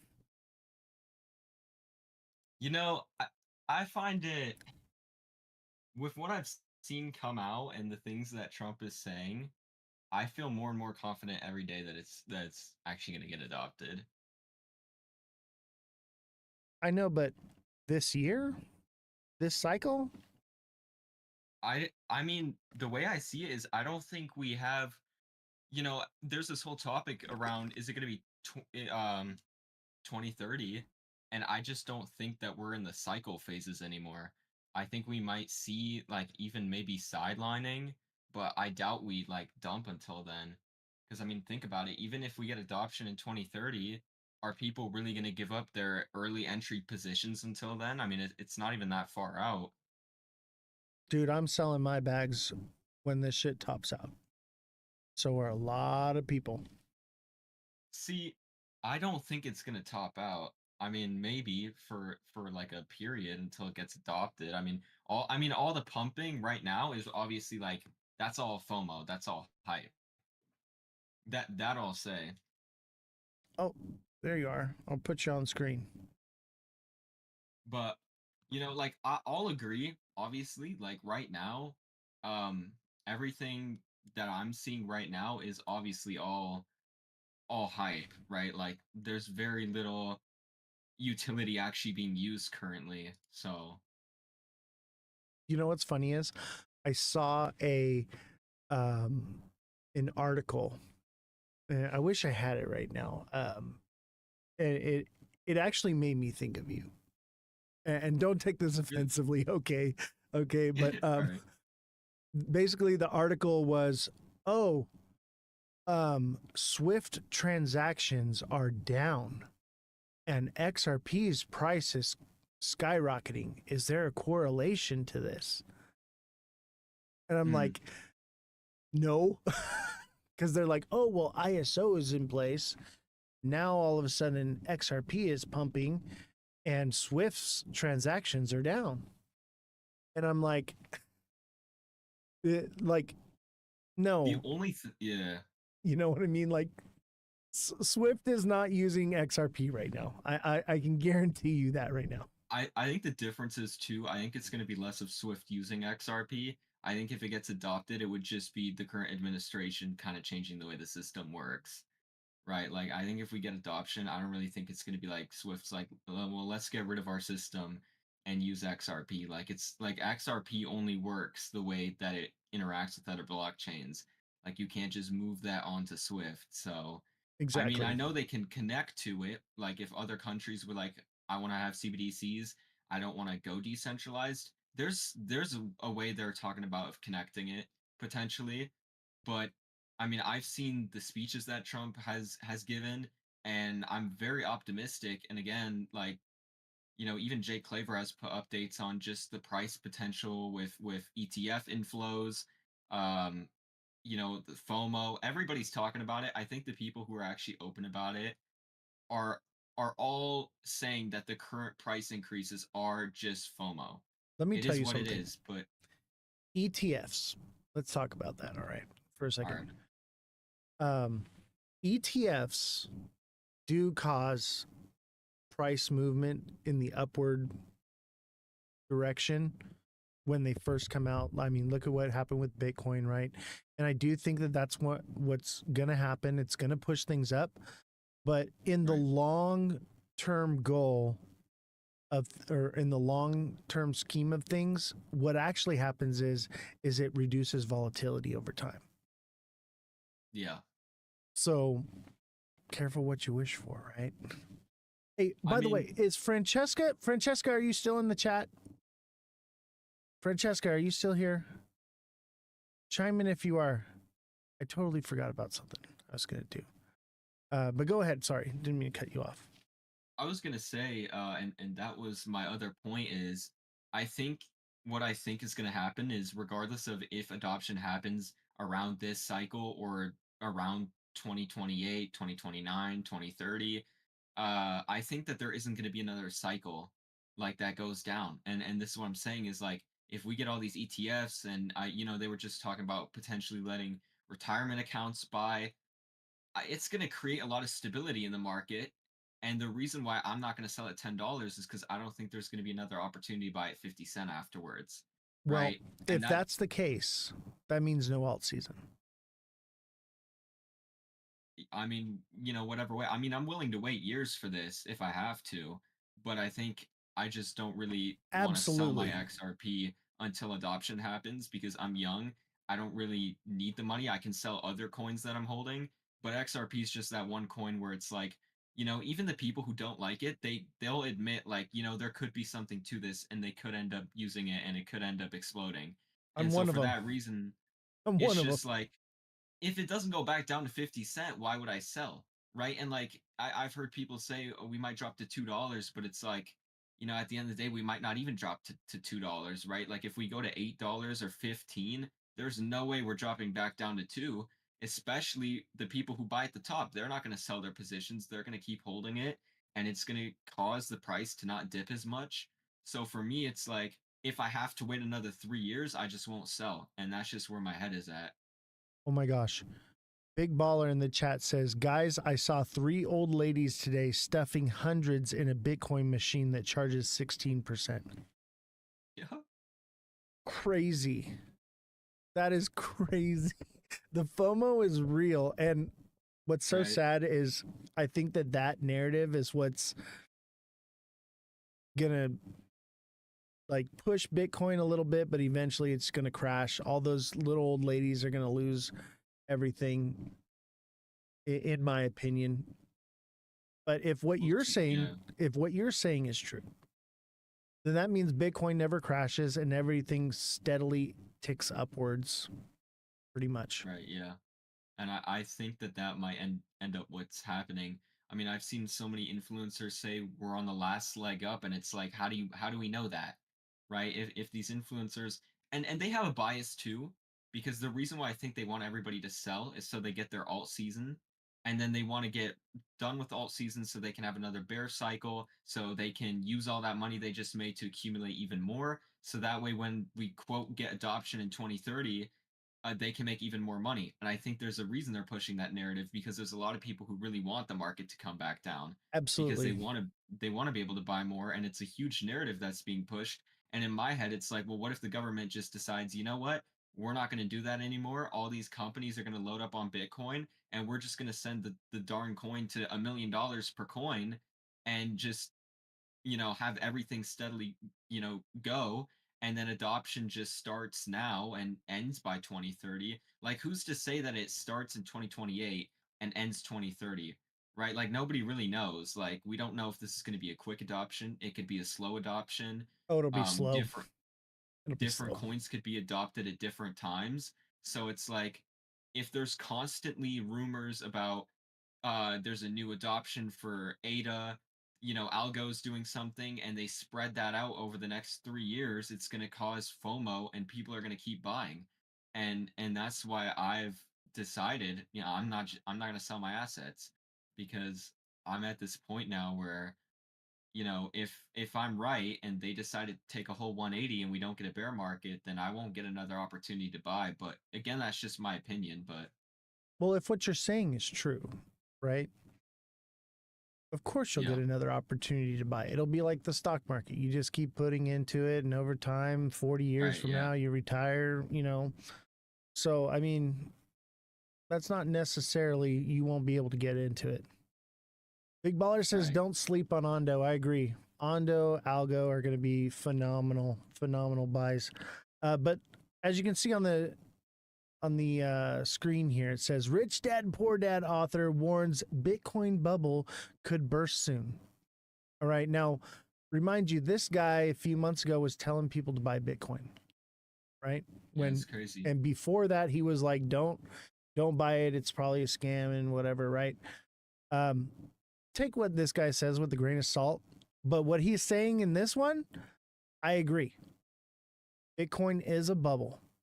It has to pop at some point. It has to pull back. Nothing can just move upward forever, right? It has to get a pullback. It has to fill those fair value gaps, right? Otherwise, it's unhealthy. And that upward movement that it's been getting is technically unhealthy for it. It needs a pullback. Everything gets a pullback eventually, right? So with everything, all the alts moving now, okay, and Bitcoin kind of being stagnant just under 120K and not really doing much, while our alts are doing, 10 to 25%, and Bitcoin's doing 1 to 5%. That is a heavy indication of alt season. And even if alt season's not supposed to happen, it will happen because they'll create it, right? We've literally already started creating it because, like you said, people want it. They need it. It has to happen because people are more into alts right now than Bitcoin. Most of that Bitcoin money that's flowing in there is the Bitcoin maxis that have always been into Bitcoin and the noobs. Right? Most of us that are like into crypto, we're into alts. Yeah. So what I find funny, and this is just going to be my argument. I made a post on X and I said people who don't buy XRP will be broke forever, and it was a little bit of sarcasm, but so many Bitcoin maxis overreacted to it, and I didn't even talk negative about Bitcoin in my tweet. Never once did I say, Bitcoin is bad, don't buy Bitcoin. All I literally said was, talking about XRP. And it was really interesting because almost all of them told me Ripple's dumping on you. And I was like, well, hold up. If that's true, then why do I see people who have held Bitcoin for 14 years dumping hundreds of $billions on Bitcoin? Like the actual money that's being dumped on Bitcoin right now outweighs whatever Ripple has sold by multiple X's right now. So the double standard, in my opinion, is crazy. Well, I mean, Ripple needs to. They got a fine to pay. Yeah. They got to keep the lights on. Here's an article for you. XRP news today. Ripple moves 738 million in XRP amid 20% surge. Ripple transferred 738 million in XRP between anonymous wallets linked to a new sub-wallet via on-chain data. XRP surged 20% to 365, driven by the XRP ETF launch and the Genius Act stablecoin framework. Internal transfers typically avoid market impact, but highlight Ripple's strategic asset management and long-term confidence. So they're moving their coins. They're not selling right now. And why would they? They know it's going to go up. Everyone knows I know it's going to go up. So the question is once it hits up there at those crazy numbers, they've got billions in XRP sitting in wallets ready to be dumped at any given moment. So that's concerning to me. I think maybe part of the other reason is because they hold so much. And I don't know if this is true, but I saw a post on Twitter, and I'm pretty sure this was community made, but they were talking about something in the Genius bill that has something to do with, I don't know, coins or projects can't hold more than a certain amount to not be considered. I wonder if it was a security. I don't know what they were talking about. So I truly wonder if they're going to keep all the supply that they hold. Maybe they donate some to the U.S. escrow. I mean, that's been rumors, but Why would they do that though? Yeah, that I think they would though, because they've been talking. They were at the White House multiple times. I've seen Trump over the last weeks talk about so many things. But why? What would Ripple gain from doing that? Give me one adoption. Good adoption. Yep.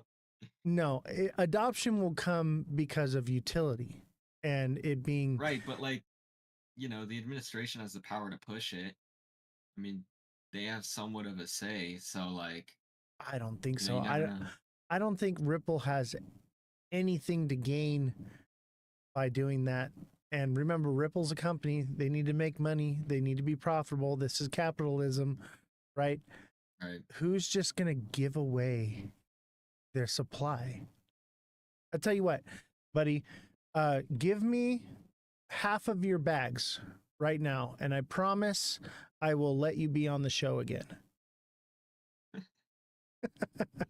You already know I'm going to let you back on the show again, right? Yeah. Why would you give me half your bags? That's the logic right there. That's true. That's true. Yeah. I mean, I guess it'll be interesting to see, because if they start selling, then I guess that there's our top signal right there. But maybe they know how high it could go. I mean, I've seen David Schwartz. I've been stalking his replies. He's been having some very interesting conversations with people about some very deep things on XRP. Of course, but why wouldn't they rug it? Why wouldn't they? They've been taking all this supply, putting it into wallets, right? They know the price is going to go up, so why would they sell now? Back when it was like 220 to 250. Yeah. Why would they sell then if they knew we were going to go into alt season and knew it's going up to $8-10?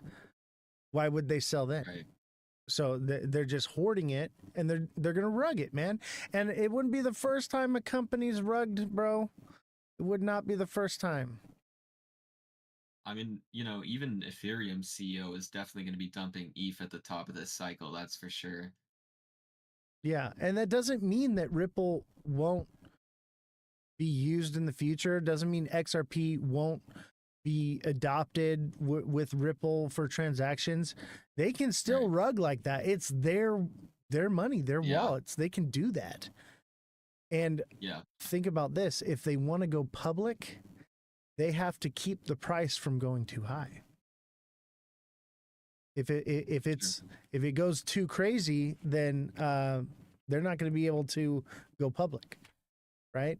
And in order to go public, that is the reason why possibly that they turn over their supply to the U.S. for the reserve, right? Because going that would be like a no. They own the whole supply. Now they want to go public. So that is a possibility. I just don't see it. I think they're going to be more profitable dumping these bags on people than they will going public. And then they lose control of their company. I mean, the way I see things is, personally, I don't really care if they dump. It doesn't really affect me, because I'll just buy every single dip it throws at me. Ooh, that's dangerous. That's dangerous rhetoric, bro. Careful. Starting to sound like a green trader, man. I'm in that spot, man. I think if somebody had to ask me, I could only buy one cryptocurrency coin for the rest of my life, it would have to be XRP. But why not, when it hits $10, take your profits out, at least your initials, and play with the house's money. And then that way, if it does go down, you just take that money, you throw it right back in down at the bottom. I mean, maybe like 35%. That's what I'm saying. Like, that's all I'm saying, bro, is like, just be smart about it, Like, don't just keep throwing money at something and holding it to the bottom. I've done that before, man. And trust me, it makes you broke. It does the opposite of what you think.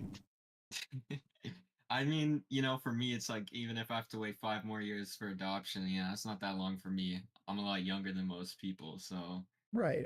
And even for me, like, I could wait 25 years and I'll still be around for that. My kids will enjoy it. And I get it. You're young, my main thing is like, crypto, you become rich off of it by trading it because of its volatility. Yeah. Obviously, if it's going to lose its volatility, just keep buying it and holding it over long term, but we're not there yet. Maybe in a few more years, that's what we'll see, and we'll lose that volatility. And then, I'll just keep throwing it. I won't have to watch the markets no more. That'd be great for me. I'd be totally happy with that. But I think in the meantime, while it's still volatile, use it to make some money. Make yourself rich now instead of 20 years down the line. Just being real, just being a realist. And Yeah. I hope that you're right. I hope it's just a steady uptick for the rest of our lives, kind of thing. That would be great, man. But realistically, trade it, bro. Trade it for now. Because I'll tell you what, right now, when things go up, there's a million other people like me that bought it great prices. We're going to keep dumping on people. It's going to keep the prices from going crazy. And people like me that think that way, they've got even bigger bags than I do, man. So it's just be realistic, man. Make it real. Make it real, dude. Because I'll tell you what, right now, there's money that I had that I made off of XRP from before. And if I'd have left it in right now, I would have made more money off of it, right? Yeah. But I took that money while I was alive and I bought property with it. I bought my Corvette with it. Now my Corvette's worth more than, what I took out in XRP altogether and would have made now. So it appreciated more. And I'm not, it wasn't a lot of money, but I did something with the money. You know what I'm saying? Is like, enjoy it, live life. It's just numbers on a sheet of paper if you don't actually do something with it. And diversification, like as far as get outside of crypto, make a lot of money and put it elsewhere. There's so many things to invest in. Go buy yourself a nice gold chain, bro. All right. Go swag out, get yourself some nice Nikes, take the lady out to dinner and wife her up, bro. Like, do something with your life. Don't just stare at a screen all day. That's all I'm saying. Yeah, I'll definitely be trading the stock market when I sell, or I'm gonna take some ADA profits, probably around $8 to $10, and then load up an account and start trading. $8 to $10 on ADA? Yep. That's where you're at, bro? Yeah. Damn. Hey, chat, hear me out. My boy said $8 to $10 on ADA.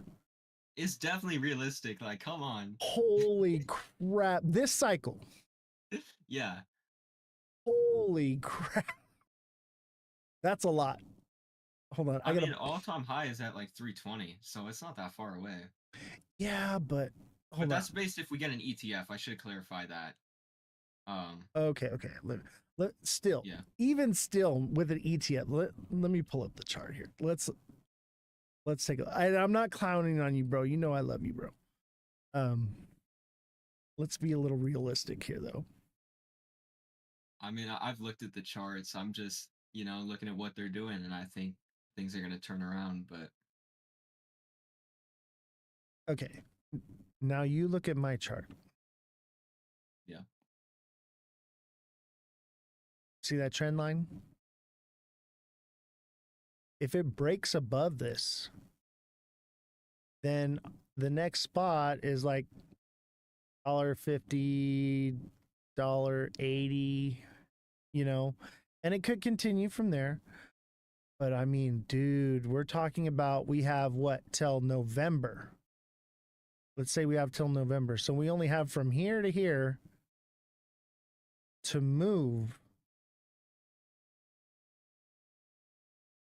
up here to $10, bro. That seems a little unrealistic to me. Look at that's where $10 is. That's where $10 is, man. Yeah. I don't want to burst on your bubble or nothing, but like you literally have the distance from here to here, this blue line right here to there, to get all the way up here. I just think that's really unrealistic. I think it could see an all-time high. I see $4.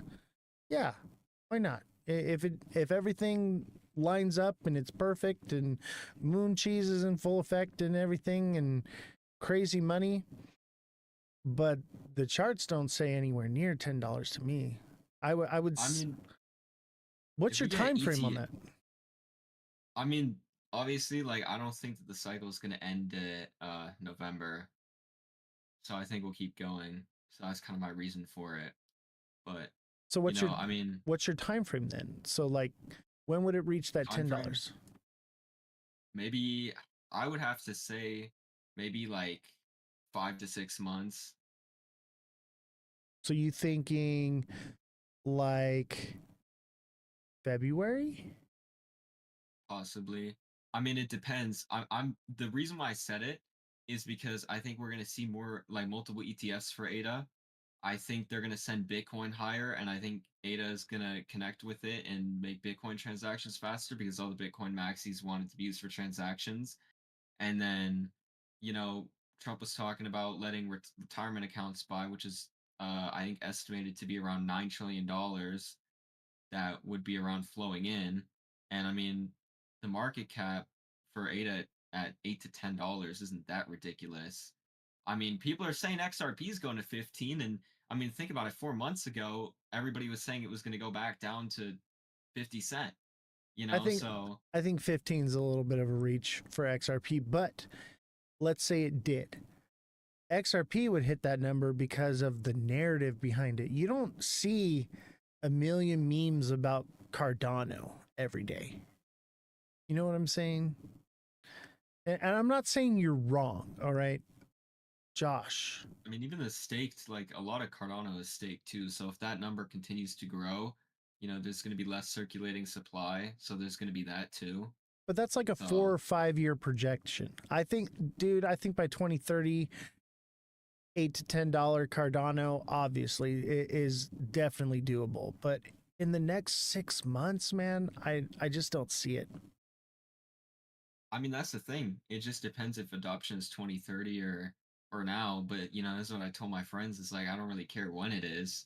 Like, right, I'll it'll wait. happen. I'll buy more. Like, for me, it's like I'll just sell it at $8 or $10 because I know that's where it's gonna end up at. So it's like, right, until okay. then, I just see, and I totally understand that, and I agree with you. Down the road, all these things are gonna do crazy things that we would have never predicted. This cycle, if it even is a cycle, like you said. However, you have to understand as a creator, because you're a creator now, you're up here, people are looking at your face, okay? Yeah. You have an obligation to the people that are watching you to be very clear about what you're saying and why you're saying it and how it's going to happen. Because I can get up here and say, oh yeah, Solana is going to 11D. And people will listen to it and believe it, but you got to remember there's a lot of people that are taking out loans on their house, not paying their car payment, different things because they think it's going to happen tomorrow. Yeah. They think it's going to happen in a month or two from now. And so they're rolling the dice on it. So I just want to tell you, nothing but love here, bro. You know I love you, bro. No homo. But you know, I just be careful. Be careful what you say because your words hold weight. Yeah. Okay. I mean, on Twitter, I always do like my low end and then high end. So it's like, you know, obviously, like I actually when XRP hit 366, all the people in my group chat, I told them to sell and then buy back lower, and they did it. So, you know, you know how bullish I am on XRP, but I even told them like, look, 366 was the top for that day, and you can buy back lower. So a lot of people did it, and you know, I'm very open about that too. But you know, just looking at the fundamentals, the community of Cardano and what it's building, you know, people are talking about all these other coins. I mean, I was looking at Quant more, and they have half the supply Bitcoin has. And it's like the whole reason people like Bitcoin is because of the low supply. And it's like Quant's sitting over here with, you know, less than half of it. So, you know, I think there's just more coins. And I think like the whole topic right now is Bitcoin. But I think like eventually, you know, when utility kicks in, and that's part of my pricing, is like utility, well, what are you supposed to do with Bitcoin? Like realistically, like from a non-biased perspective, besides store of value, which that's arguable, what are you supposed to do with Bitcoin, right? Well, it's like, what is it? 2 transactions per person per life or something like that? We stumbled onto something by accident. So remember SXT, right?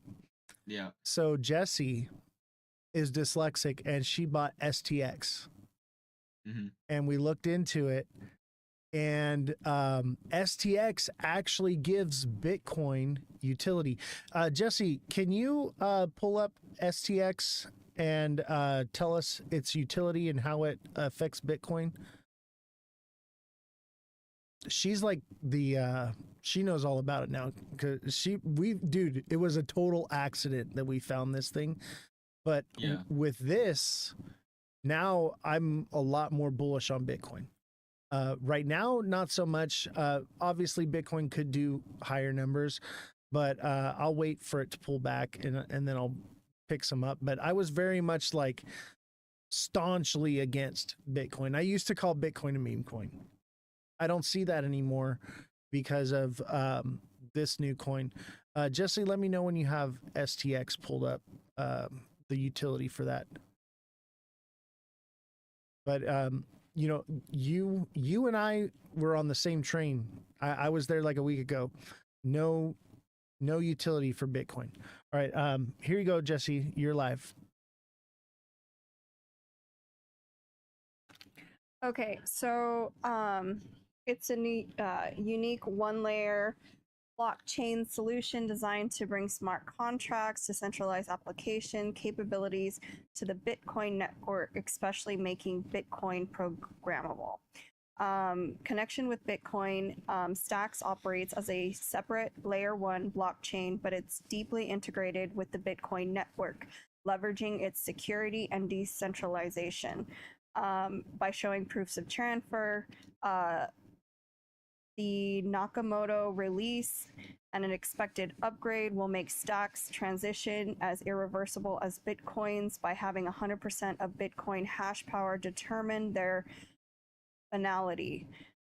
I don't know. Stacks will introduce BTC 1.1 Bitcoin-backed assets that will enable trust-minimized movement of BTC in and out of Bitcoin layers, allowing Stacks smart contracts to interact with Bitcoin's state and unlock its potential in areas like DeFi and NFTs. Boom. That sounds pretty good, right? Yeah.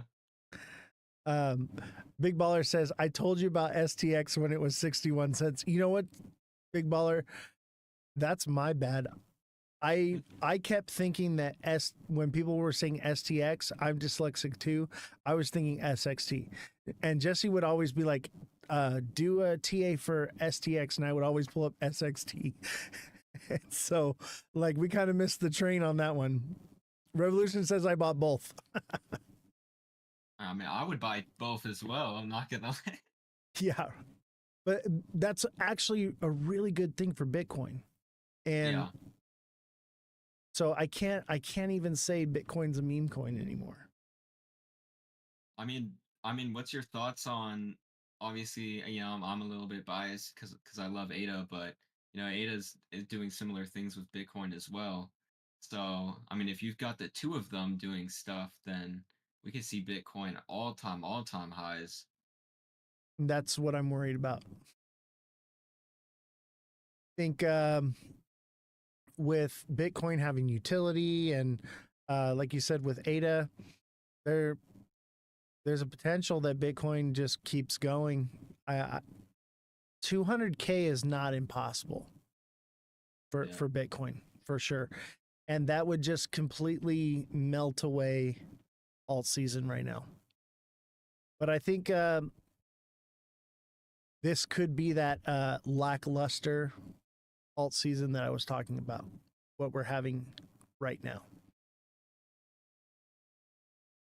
You think people would stop buying altcoins if Bitcoin went to 250? No.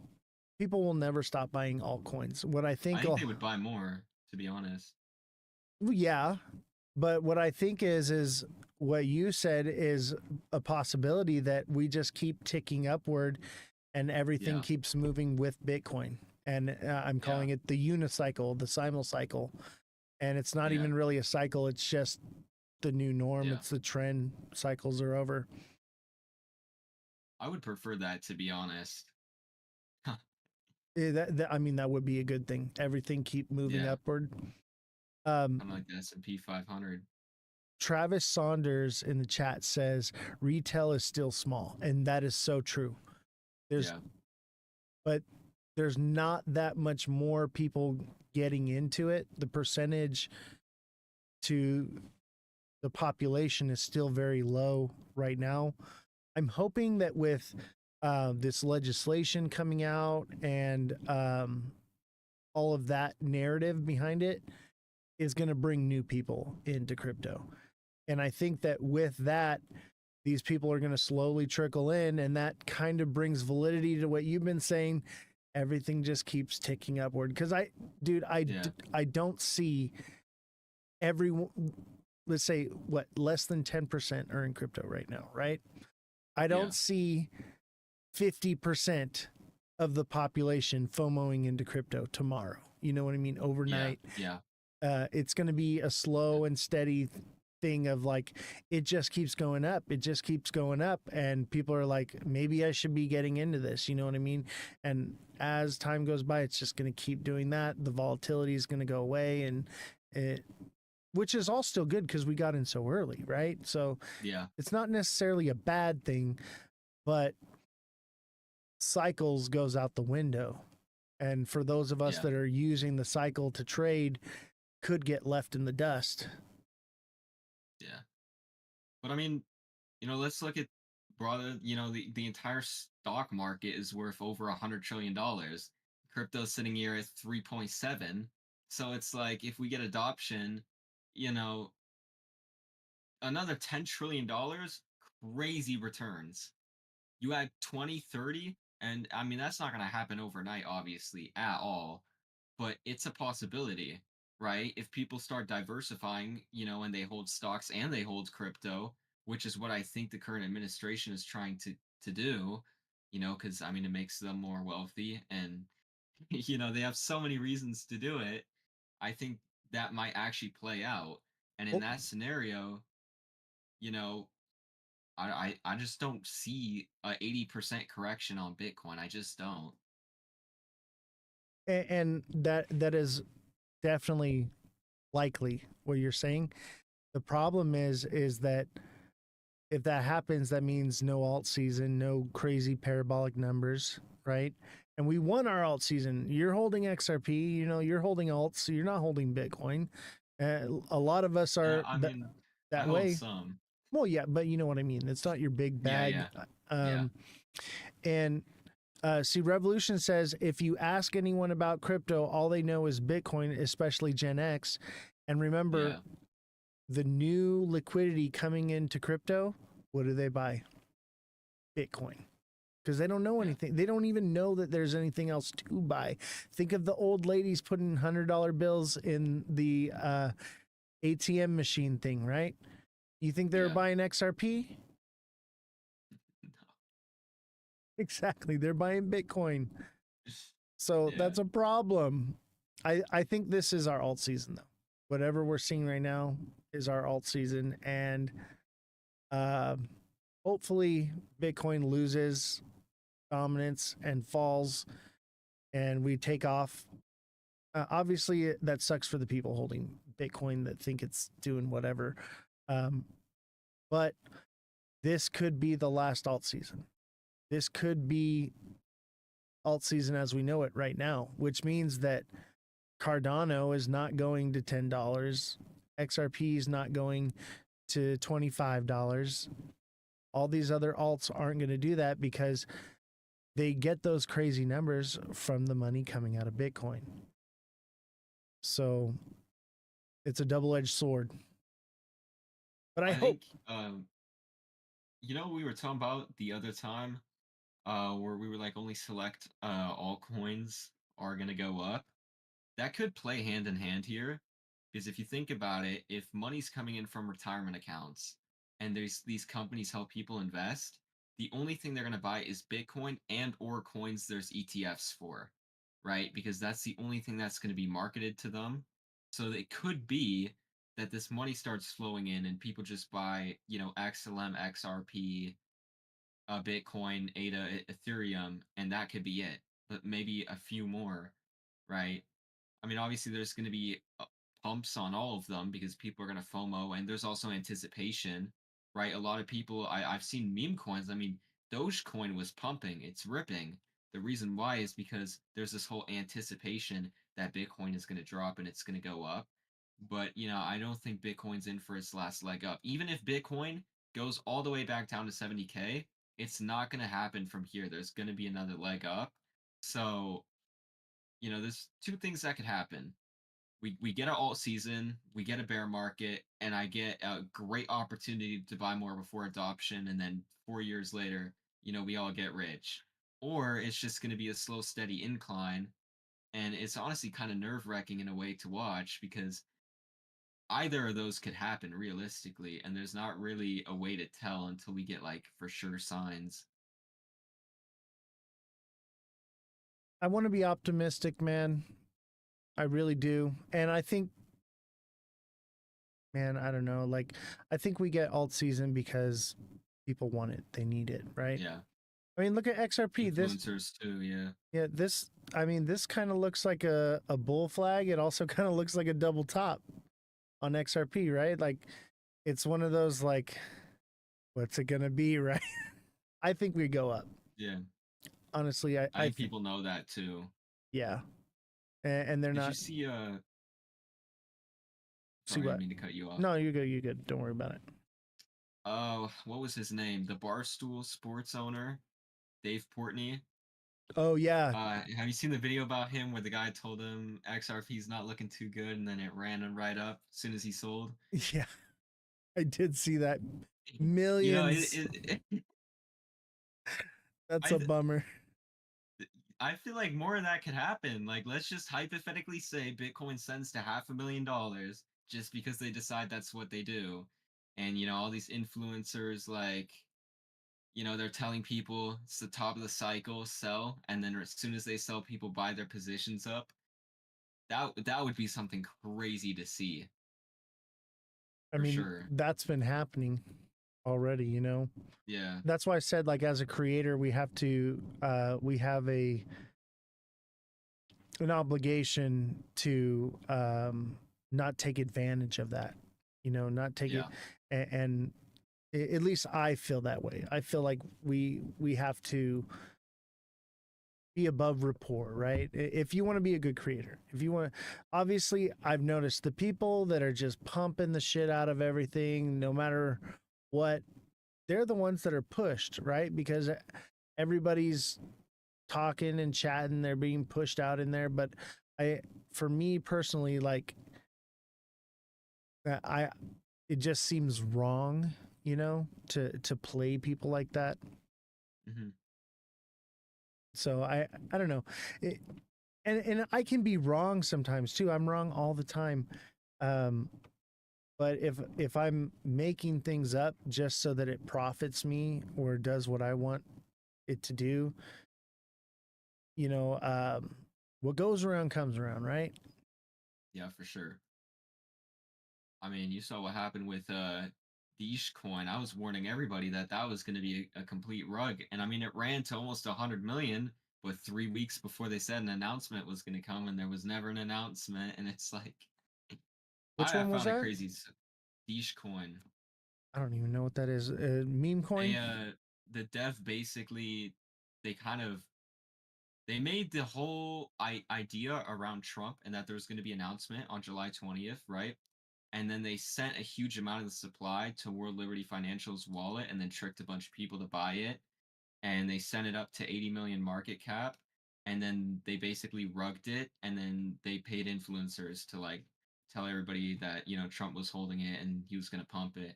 It was like a whole big thing. And I spent weeks warning everybody. And I mean, my posts were getting shadow banned and so many people lost money on it. I mean, it was actually, I don't even know why World Liberty Financial didn't come out and like say they weren't part of it, because I mean that was a crazy thing to watch. Damn. What about this new trend, the Dej coin? Everybody thinks it has utility, dude. It's a meme coin, man. Even like my agent, she's like, "Hey, should I buy Dogecoin?" I was like, "No, don't do it." I think that's the one I was talking about. Is that what it is? Oh yeah. Yeah, they rugged that one. Yeah. Poor people. People thought that it was something, and just another Dogecoin kind of thing, pump and dump. Yeah. Another It's not White gonna be Rock. another Dogecoin. Yeah. Yeah, we don't need another Dogecoin. Yeah. You know, the only thing I'm worried about is when, let's hypothetically say Bitcoin goes to 13 million in a couple years, right? Maybe 5 years down the line. The only thing I've thought about is it going to get there 13 because million. of 13 million in 5 years. That's obviously really high.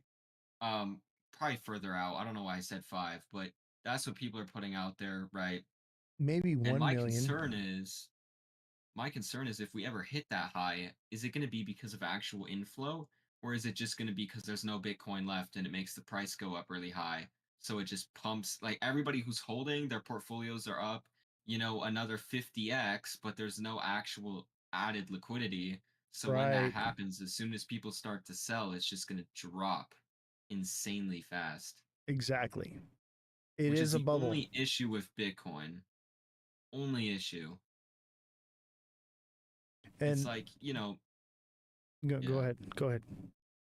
I was just gonna say, the price will rise because there's no Bitcoin left, but it won't rise because of added value. So that means liquidity isn't really gonna be bigger. So, when people start to sell, a lot of people are gonna get stuck at the top right there. Yeah, my question in all of that with the liquidity issue is what happens when we do get this adoption we're talking about, because it's coming. Okay, there will be an adoption. The question is when, right? Yeah. So with adoption, will you be able to spend it digitally and not have to transfer it into something and just spend your Bitcoin, and you don't need the liquidity? That's true. But what does that do to the US dollar? I mean, it would cook it at that point. Yeah, and that's another problem. There's a lot of problems with this whole switch getting flipped thing that I'm really concerned about, because it's like, careful what you wish for, right? It would definitely cause the dollar to crash, or the dollar crashes before and then they use that as a reason to switch. Either two of those. Yeah, and that would be like a forceful switch, where it's like we don't have the liquidity anymore, so we're just using digital dollars now, and you're transferring it to a stable coin. I don't know. Chat, someone help me out. How does this work? I don't claim to know everything, right? And a lot of what we're talking about, it's very speculative. So like we're making educated guesses here, right? But what is a switch to digital assets, digital money actually do to the world? Is it actually going to be a positive change? Maybe in the long run, but in the short run, I think a lot of people are gonna get cooked in all of this. Yeah, especially the ones that aren't holding whatever asset, or these crypto assets. But Travis says instead of fake dollars printed, it will be fake coins. But that's the thing about Bitcoin, is you can't fake it, right? Yeah. But you can fake stable coins. That's the problem with Tether, right? So Tether's been printing fake coins and pumping it into Bitcoin. And because of that, for every $100 in Bitcoin, it's only backed by $1. That's more of that liquidity problem of actually pulling it out and turning it into something real. I'm going to be honest, I don't really like stable coins that much. Unfortunately, that's the future, man. Yeah. That's the new CBDC. Hopefully not. Oh, I firmly believe it is, man. And you know what I think? I think that the stable coin, everyone's going to have their own stable coin. Amazon's going to have one. Walmart's going to have one. They're already building them right now, right? So you're going to be holding USDC or whatever, and you're going to have to transfer it into their stablecoin. And instead of having overdraft fees, the transfer fee is going to be the new overdraft fee, man. I mean, hey, that's another reason to use XRP. Yeah, but at the same time, you're still, and you are correct with that, because it's cheap and fast. So yeah, they're going to need something like XRPL in order to facilitate that. But at the same time, every time you're trying to make a transaction, unless you're holding Amazon stablecoins, you're going to be paying a transaction fee to make that purchase. I mean, I don't even think there's anything legally stopping from Amazon making their own stablecoin, then being like, you want to buy something off our website, it has to be done through our coin. They're making one right now. They could do that. Amazon's making one. Walmart's making one. There's a whole list of them that they're all making their stable coins right now. You know, either that or we get some sort of. The only thing is, how would that even work? Because the liquidity would be so spread out. If every company has their own coin, you know, it doesn't exactly work. I could be wrong, but that's what I've been trying to say is like, is there really any money in holding coins like XRP anymore because of stable coins? I mean, I don't think somebody would just hold Amazon coin though. I mean, it doesn't go up. So they have like a higher reason to hold Bitcoin, higher reason to hold XRP, you know. I feel like the reason would be is APY, right? Depending on what you're holding or staking, you're going to earn APY from it. And that's going to be your yield. I think though they might face backlash because there's this whole idea around if we go to crypto, people should be able to pay with whatever coin they want to. Like if I want to pay with XRP, I should be able to pay with XRP. If I want to pay with Bitcoin, I should be able to pay with Bitcoin. Because if we start controlling with what cryptocurrencies you can pay with, is that really still decentralized at that point? And that was a whole argument. I don't know if you watched when Brad Garlinghouse was talking to the Senate, but they were arguing about that very topic. They were like, yeah, we like this crypto adoption, but it needs to stay decentralized, and we don't want stable coins with overreach. And I feel like right now there's going to be a whole battle around that for sure. Oh, 100%. And we talked about this before, right? Yeah. And the thing is, we're going to lose that battle. We're going to lose it for sure. Not. Well, look at I can't say that we, you know, obviously they're going to win, but like hopefully they don't. They're going to win. I'm a pessimist. You know me, I'm the bear of the market. You know, I'm always like, but I'm a realist at the same time. I'm like, think about it. What do they really want to accomplish with crypto? They want control, right? Yeah. And they want to take the power away from you. And they put it out with the guise of putting the power of the money back in the hands of the people. They come out with these pipe dream ideas of that everything is going to be decentralized and all this stuff. But really the end goal, what they want is they want centralization. They want control. They want to monitor what you're spending, how you're spending it, track it so that they can send ads to you that are custom for you. And, you know, even with like the TikTok algorithm, TikTok knows how to make you spend money with their algorithm.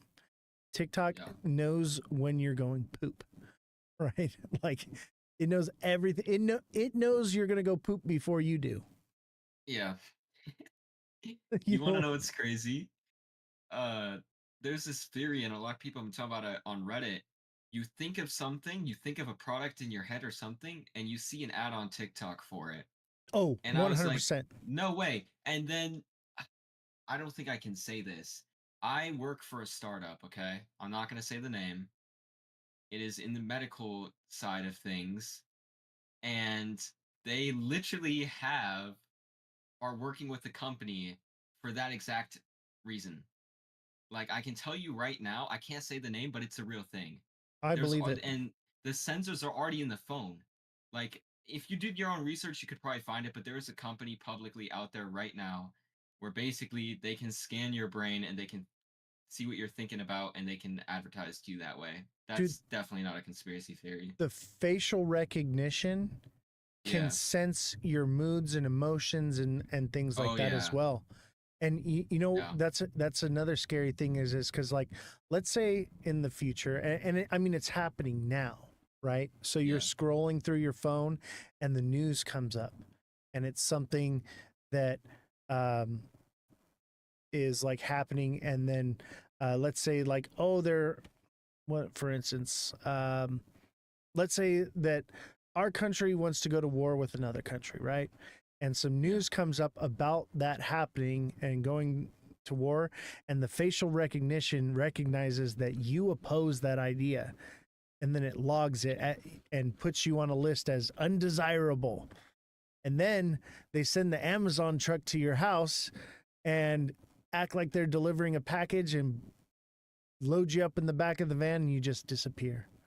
And it's become normalized that Amazon trucks are driving around, and all these different things are normalized. And then before you know it, 1984. Have you read 1984?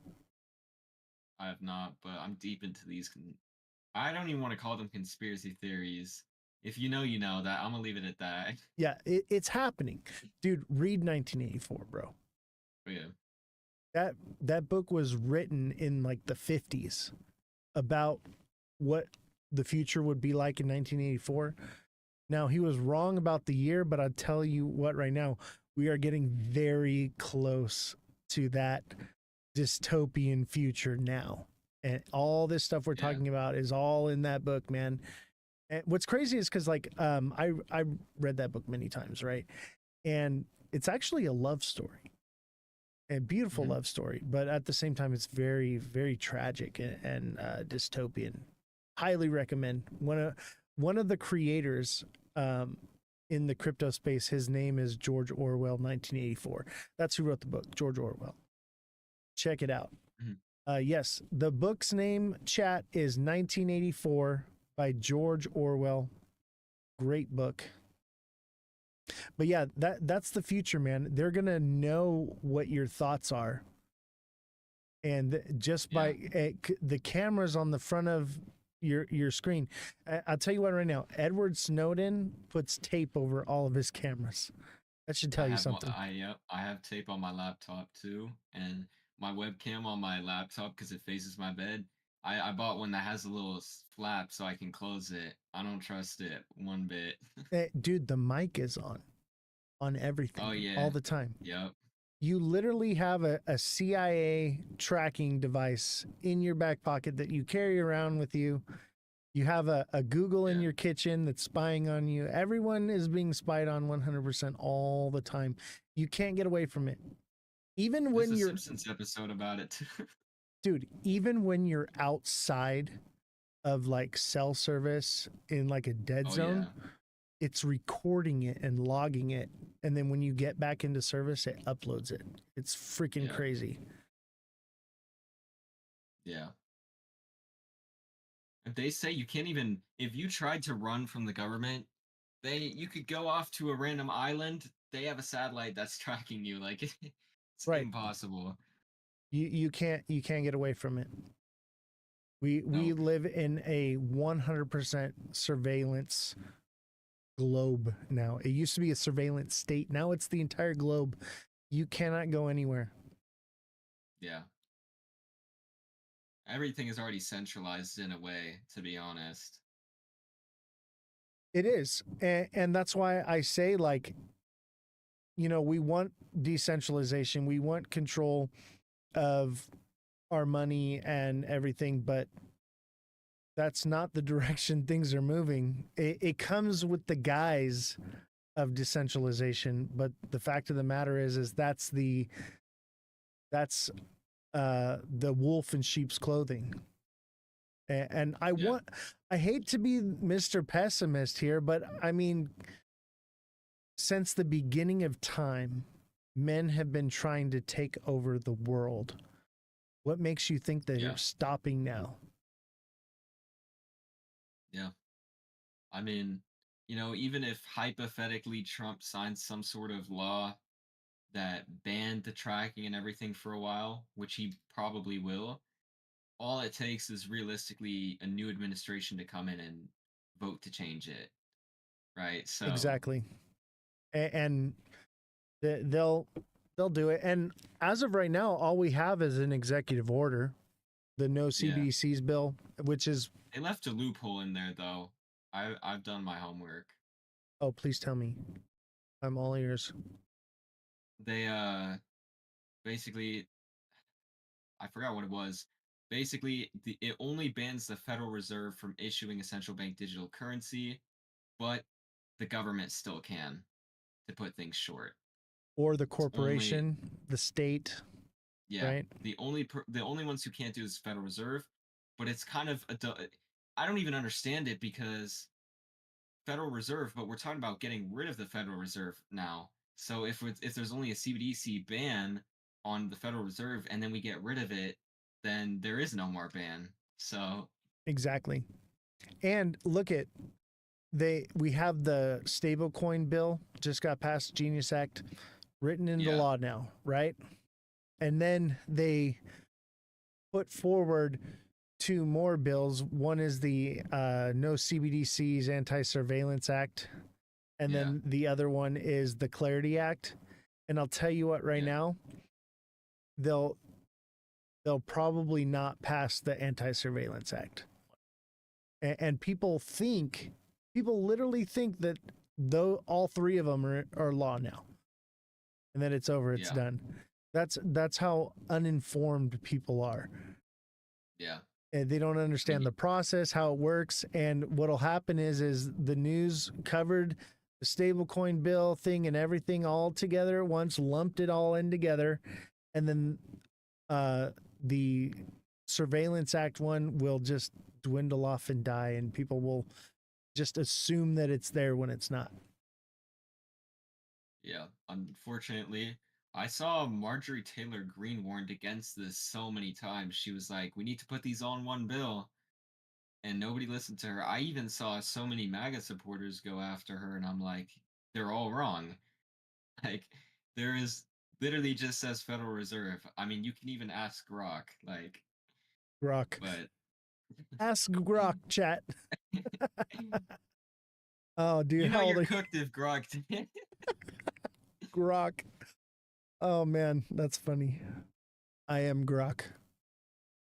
I mean, if Grok tells you there's a loophole, there's definitely a loophole. Yeah. Dude. I think the future is bright for those of us that are in crypto now. We're going to make some money, but I think in the long run, the future's bleak, man. We're going to lose.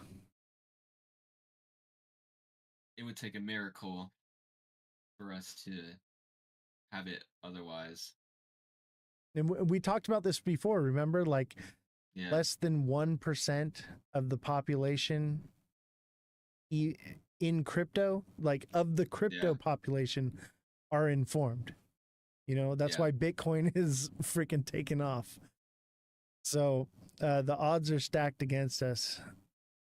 I think and that's my main issue, and I think this is why I'm such a XRP hodler, is because of, like, those who know, whether adoption comes in 2030, not everybody's going to be in it, and once they pump it, it's going to be too late for most people.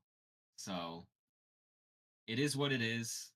You know, maybe we get lucky and the next 200 years are not centralized and controlled. Maybe we see change, but that's like a 1 to 99% chance ratio right there. No way. No way. By that time, dude, it'll be like 100% a global government that is totalitarian, fascistic, authoritarianism 100% by then. That's what I see. That's the future. And we've been marching in lockstep for that for years. Yeah. Literally, the people that don't want that march in lockstep for that to happen. It's They've crazy. got their brains wired weird. Dude, look at COVID. Look at what happened during COVID. People were like mad because they had to wear a mask. So when they were out in public and they saw someone not wearing a mask, they would bitch and complain about it and say, he's not wearing a mask. If I have to wear one, he has to wear one. They literally created their own problem that they hated. That's the world we live in. Yeah, I know we probably can't talk about it because I don't want to, there's definitely an automated system listening to this, but there's a lot of things that, how do I say this without saying it, that they lied about that pandemic. Oh, yeah. And they got everybody to fall for it. And that's scary because I didn't fall for it. Yeah, I did not, but if people will fall for that, all I'm going to say is they could get everybody to take something that could, I'm not even going to get into that, but people are way too brainwashed. Dude, they'll go put a brain chip in their brain if they think they can have Nintendo in their mind. You know what I mean? Like, yeah. And before you know it, and that'll be the future. Everyone's going to have these brain chips, right? And like, look at TikTok algorithm, right? It feeds you dopamine for scrolling. Yeah. And that's why TikTok Shop does so well, because it literally feeds you a dopamine response when you spend money. That's like why people watch on Twitch, and you can send bits on Twitch, right? Which are like just like when you send roses on TikTok, but they don't send them on Twitch because Twitch doesn't give them that dopamine release. But on TikTok, they're constantly sending in those gifts and stuff, and it's literally a penny. It's a fraction of a penny actually, because TikTok takes 60% of that penny, right? Yeah. And they feel as though they've done something and contributed so much by sending one rose, when really they've sent 40% of a penny. Yeah. But they continue to do that, and TikTok is like on a wide spread. They're making millions, and the creators, it's slave labor, dude. I've been sitting here for 2 hours and I've made $11. You know what I mean? That is slave labor. That's less than $5 an hour. And as time goes by, I'll be here for 4 hours and it'll still be about that same price. So like it's just crazy that dopamine release, right? And that's what I was talking about with the brain chips. The brain chip will do the same thing. You'll be doing slave labor, but your brain will be getting that dopamine release that you won't even care. You'll be happy to do it. Yeah. It's crazy. And what's even more crazy is the people who think they're against it and you just said this, are advocating for the people who don't care about them. Yeah. Like at this point, this isn't even about what political side you're on, because I mean, let's be honest. There is no I don't even know what the word is, but you're not winning on either side. Let's just put it that way. Let me bring something up in the chat. So Alexa says, I'd rather send it straight to you. And that's why we accept donations directly to the Cash App, Venmo, or PayPal. Alexa, obviously, you already know what it is. And Twitch, there's a link there that you can click. 50%. Okay, so TikTok takes 60% of what we make. All right. On here when you send gifts. If you send it to me, 50% of everything you send in donations goes to a nonprofit. This month we're giving to the undergroundrailroad.org, which is the Tim Ballard Foundation, which goes to help stopping essaying of children and trafficking. So when you're giving directly to me, we're receiving the same amount of money. But you're giving to not only this channel, but you're giving to something that matters. Like in the last several months, we gave to the Save a Warrior Foundation, which helps veterans who are like, want to unalive themselves and things like that, and don't have homes and things. So when you give those donations directly to the show, you're actually doing so much more. And I notice, like, when people give on TikTok, they send a penny or whatever. When they send those donations, they're actually substantial. We raised $75 2 months in a row for the Save a Warrior Foundation. And I think with crypto taking off the way it is, and the money people are making now, I'm hoping that we can raise over $1,000 to help children being trafficked. And I've been wanting to do this one for months now, and it just 4th of July came up, so I decided, we're going to do the Save a Warrior Foundation again. And like clockwork, like everything happens for a reason, man. But with the Epstein thing coming out, now we're doing the trafficking thing, and it just lined up perfect. You know, God's got a bigger plan than we do, and his timing is perfect. So it really is amazing, all the donations you guys have sent in. So if you do want to give a donation to the show directly, send me a DM, and I will make sure that the money gets sent. And at the end of the month, when we get all the donations together, I post the receipt of the money that was donated, so you know that that money's going to the cause that I say it's going to, and it's going to help this show. It's helping to pay Jesse, it's helping to pay the IT guy, the journalist that we have here, and Josh is just our slave labor. He's just here, he works for free. Anyway, go on. I didn't mean to cut you off. I just, little promo there. No, that's good. I don't know. What were you talking about? Yeah, Surveillance I agree. It's state. Crazy. I mean, even what TikTok's done is, if you think about it, all these different gifts, even the galaxies, they've put like a value to each of the gifts and the animations, but it's all digital. It's like made up, and it's like people are paying for nothing if you really think about it. And like you said, 60% is going to TikTok, which is crazy. That's, dude, and Twitch takes 25%, Yeah. which still seems like it's a lot. Like, I think they should be taking like maybe like 8 or 10%. Like 60% is crazy. That means when you send $10, they get 11, I get 9. Or excuse me, when you send $20, they get 11, I get 9. Yeah.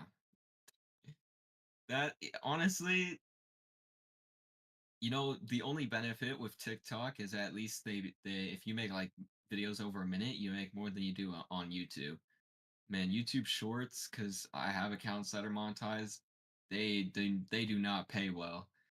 It's like, it's actually crazy, and it's like these media companies are profiting so much, and they're getting all these people to create content, but at the end of the day, it's like they just push what they want to push to the algorithm. And what you were saying too, likes is the new currency. Yeah, if you're sad, they're gonna push you videos around that topic. If you're happy, they're gonna push you videos around that. And it's like, it is that deep. It really is that deep. It's like, and the thing is, it's like, this all ties in with crypto. It's like, when we're talking about adoption, all this other stuff is also at the back end of that at the same time. Like, this is all technologies. I mean, you just said Amazon's working on a stable coin. It's like, where one thing goes, everything follows. It's always how it's going to be. It's like, Trump was talking about flying cars. And it's like, a couple years ago, we were watching movies about futuristic cities with insane technology, AI, robots, and flying cars.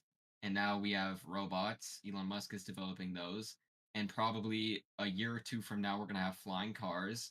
And then before you know it, you have futuristic looking cities. Like 15-minute cities, or even just cities like that. Like, oh yeah, they want you to live in the pod. They want you to live in the pod and eat the bugs. You'll have a brain chip in your brain. You'll think you're sitting on a beach eating steak, and you'll have bug paste pumped directly into your stomach, and you'll be getting a dopamine release that thinks you're biting into a juicy steak. The Matrix, man. That's where we're headed. Yeah. Kind of like the Wall-E movie, almost. That little spaceship that everybody was in with their seats. And what's crazy is we see these movies, and we know that it's happening, yet we just march towards it. Yeah. And do nothing about it. They do it on purpose. Yeah. 100%. And that's deeper down the rabbit hole. I believe that the reason they do that is because in your brain, you feel like, oh, this needs to stop, but you've already fought against it because you released those emotions in the movie, not in real life. Yeah. So you're able to be pacified in real life, but in the movie, you're releasing those emotions, that anger, those feelings of revolt. Like, look at Star Wars. You know, we're clearly in the Empire, and everybody, you know, was for the rebellion. Yet, in real life, everyone marches in lockstep for the Empire, and that's because that dopamine release of I did something is released and gives your brain that feeling. So it pacifies you. 100%. Yeah, it's gonna be a crazy next decade. That's for sure. Oh yeah. And were you here when I talked about the release of suppressed technologies bill? Do you know about that one? Yeah. Yeah. 2020. All suppressed technology is to be released and implemented into society by 2025. And that's the reset, the switch being flipped, all this new technology coming out. Obviously, it's going to be released and started to be implemented this year. But by 2030, the world will be unrecognizable. It will be that switch that you're talking about is going to happen, you know, like, but how, when, where, why, we don't know, but we do know it's coming. So I do think the narrative of everything going digital and getting taken over, yes, but I think it's more of like a slow roll snowballing effect over time, and not so much as a switch getting flipped where, like, ISO just happened July, right? And everybody's like, oh, what happened to XRP? You know, hey, real XRP maxis never told anybody that was going to do anything. I'm going to just leave it at that. Right. But I mean, that's why we pumped the way we did. Crypto week with the bill and the ISO FOMO from the normies is why XRP's up right now. And like those prices you're talking about, $15, $25, that comes from institutional money, not retail FOMO. And that kind of money is probably not going to come in until after this thing crashes. I think end of the month, man, tariffs is going to bring it all back down, and then big boys are going to come move into it. You know what's crazy though is I put this in the Discord group chat. Trump has a huge event planned for August 1st. So that For could crypto? be to counter tariffs. I think so, yeah. Really? Where's that Either at? that or it would just be some sort of news that would make the markets either stay where they're at or pump. What's it called? I'm going to have Jesse look into it, pull it up for us. I don't know exactly what it was. I just know something around August 1st. That's all I remember seeing. Jesse, can you look and see if there's, you said it's around crypto? Could be. They said something about payments, which, I mean, they can say that however they want. It had something to do with transactions or payments on August 1st. Jesse, and it's in the Discord, right? I was talking about it. I didn't put a link to it. Oh, okay.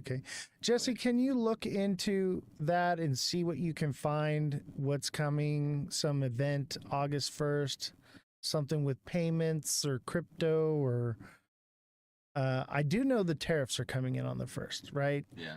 That's all I know of. So this is actually news to me. And it's funny how the timeline just seems to line up perfectly, right? Just when something's about to come along that's going to crash everything, they got to throw something out there to keep it going.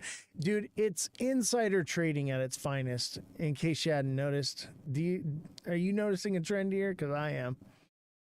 Yeah, I mean, what was it? They voted no on the Genius bill the night before just to vote yes on it the next day. That was 100% an insider trading move. Oh, for right there. sure. For sure. Not from a real source, only talking about his tariffs. Okay. So it's not, it's just something on X, probably. Rumor. I know, I wouldn't say it's a rumor because I saw it like officially posted, but I will say I don't know exactly what it's about. I do want to clarify that. All I know is that some sort of an event is going to be on August 1st. I don't know how big it's going to be, but Dude, if you find it or anything look on for it, in the Discord, there's like a hashtag news posted in there, and I'll look into it. all right. You don't got to do it right now, but I'll anyway, look for it brother, tonight. I got to get into the news and the rest of the show, man. I always appreciate having you on. It's been a great chat, and hopefully your bags pump. Same for you guys, chat. Hopefully your bags pump. Crypto Goat sent a heart me. There's so many fake crypto goats now. Oz the crypto goats. There's a whole bunch of different crypto goats out there now. So by the way, if you want to follow me, make sure you follow me during the live because there are a million fake accounts of me now. All right, Josh, thank you very much. I appreciate you. All right. Have a great rest of your night. You too, brother. Yeah, send that link to Jesse on Discord. Put it in hashtag news, and I appreciate you. All right. We'll do. Well, that was a fun conversation. Thank you for all the gifts. So many to even list, but I'll give shout outs to names. Neo, Seamont, Travis, Big Baller, Crypto Slayer, Crypto Goat. Thank you for all the gifts. Lots and lots of gifts. Appreciate you guys. We've made a whopping $11.84, but I do appreciate it. Somebody send me a dragon crown. Let's see if we can get a dragon crown. I like that. That one's my favorite because I go, and like the fire comes out of your mouth. I don't know. I think it's fun. If you can, if you can't, let me tell you right now, if you can't, I get it because it looks like we're about to pump, baby. XRP is a bull flag. This looks like a bull flag to me. Ah, Big Baller, thank you. Thank you for the dragon crown. Yeah, XRP is about to pump. From what I've worked with XRP market cap, it's going to about 58 to 60 bull market cap over $1. Dude, moon cheese.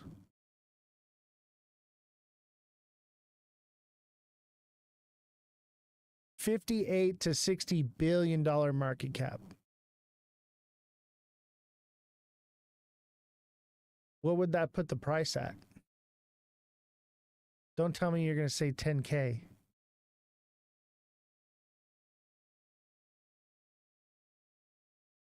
If that is the case, the secret market cap is 6 trillion, then XRP total is 100-ish. Secret market cap, $6 trillion. Bro. The secret market cap, guys. Are you guys following the secret market cap? Dude, if it's a secret, how do you know? If it's a secret, how do you know?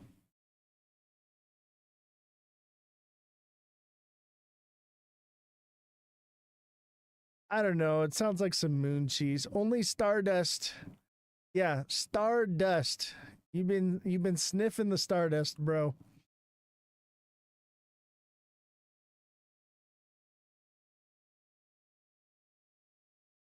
My guy.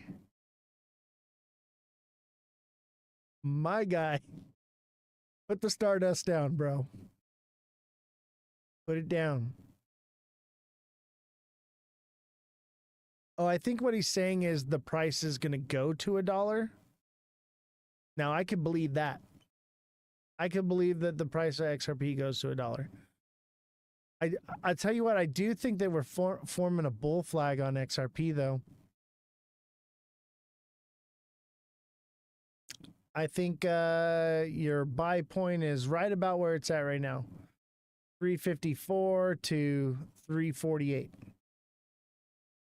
That's going to be your buy point.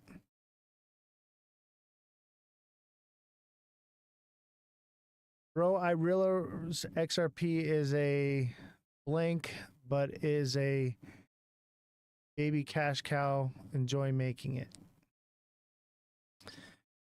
Can I TA Doge? Yeah, I can TA Doge for you, buddy. Just give me a minute here. Let's do the hat and mustache. Hat and mustache is the goal.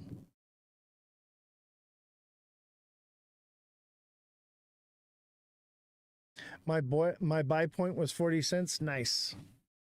And if you missed a 40-cent buy point on XRP, I told you all when to buy it at 163.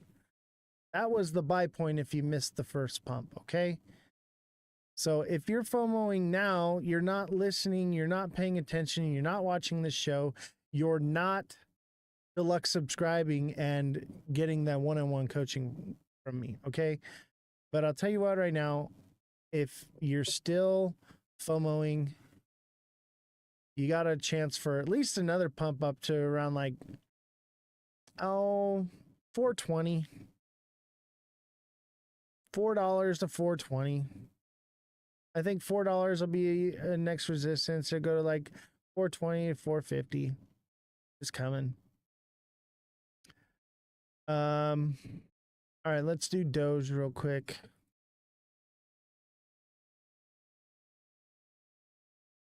I don't know who's still buying Doge, but Simon seems to do pretty well. Simon does pretty well, so if Simon's buying it, it must be about to do something. Thank you, Eric, Big Baller, and Simon for the hat and mustaches. Doge. Yeah, pretty much buy it now. I think it's going to go. I think XRP is going to go. All right, Doge is still this double bottom here, okay? So it's got this double bottom, right? Which means it should go to like 34, 35 cents to 36.55.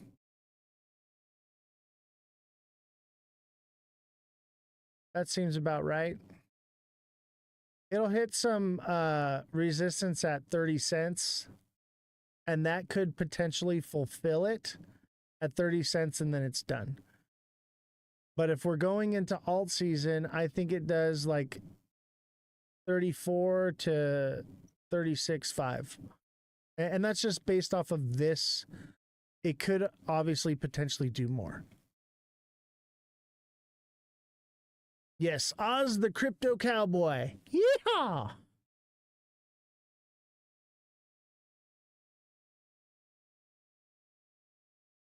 Nate, I'll do ADA. I literally just did ADA, but I'll do it again for you.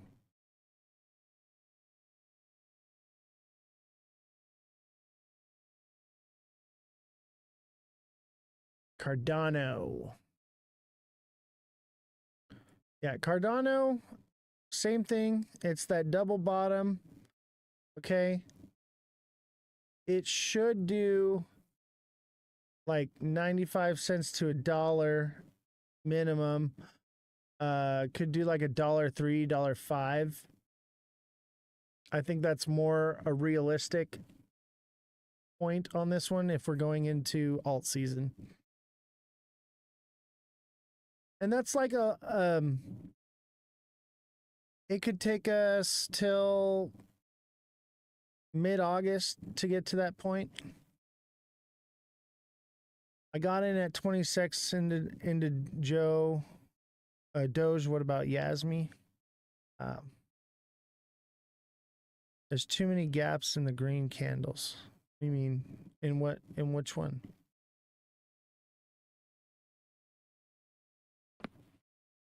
By the way, if you're not trading gaps, you need to get into my TA class because we're going to start doing gap trading. Gap trading will print you money, baby.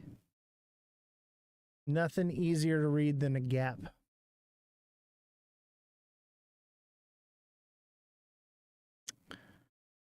All right, what was the Yasmi? Yasmi, baby.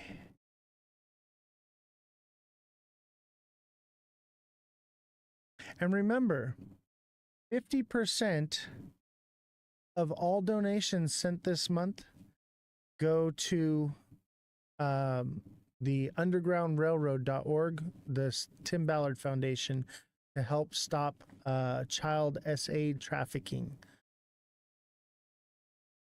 Yasmi, I'm not seeing Yasmi.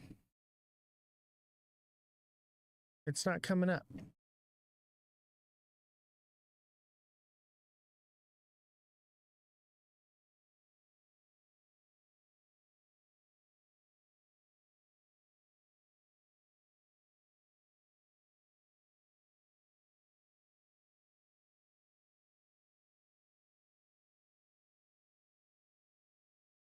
There we go.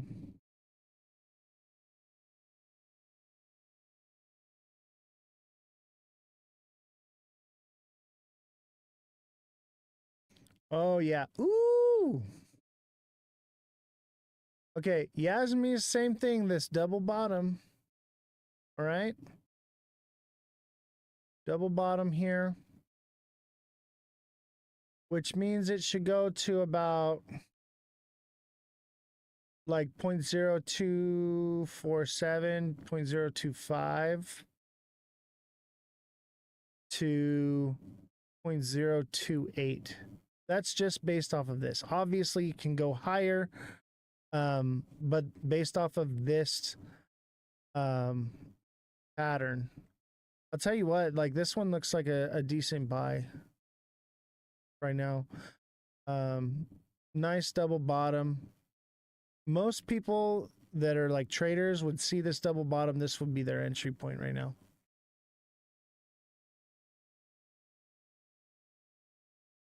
Texas 1. You have a long list of cryptocurrencies that you want done, yet you are not a subscriber. So we'll see if I can get to you. Okay, buddy? HBAR's got the same double bottom. Yeah, a lot of them do. A lot of them do. TikTok seller, thank you for the roses. Let's do neon.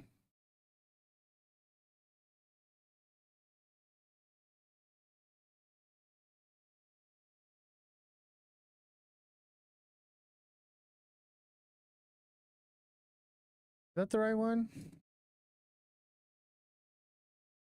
Neon. Yeah, it looks like that.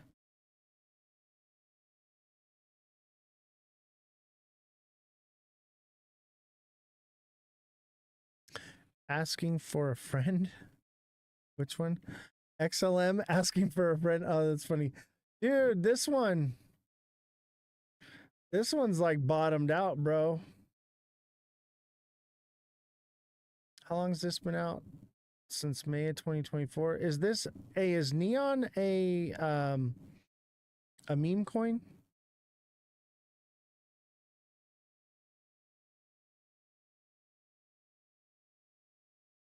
I'll tell you what, if we're going into alt season, this looks like a buy.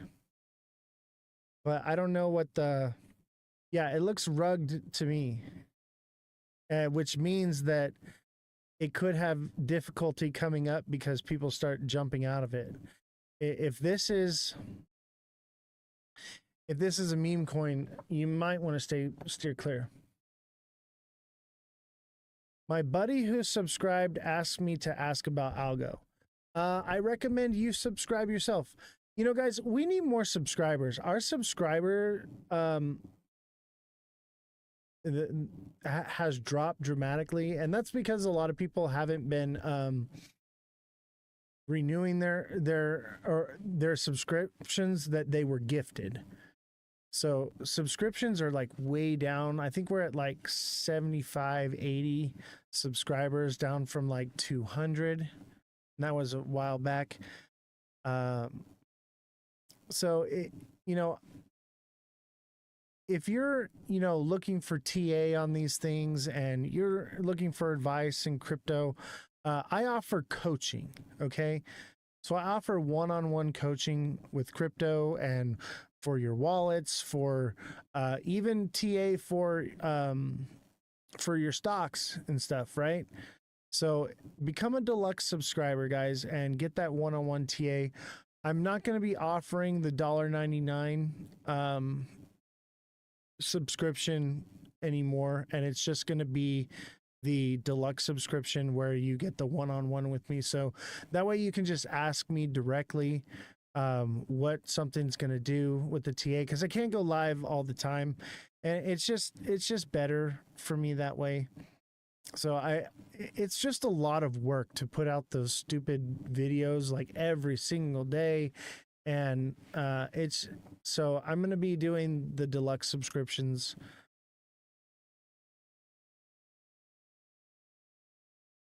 Yeah, SXT looks like it might send. I agree. I think everything's about to send, y'all. Yeah, I'll SXT right now. TikTok seller, if this is a meme coin, I would steer clear of it. If it has utility, it might be worth buying, but I would probably steer clear of this thing personally, because if it is a meme coin and it got rugged from all the way up here, no matter how much you buy into it, people are going to try to sell it to get out of it. Yes, the green light is on, baby. The green light is on. It is on like Donkey Kong. Look, I'm gonna have to retire Crypto Hulk. Crypto Hulk is gonna have to get put away. No more Crypto Hulk. We're done with Crypto Hulk.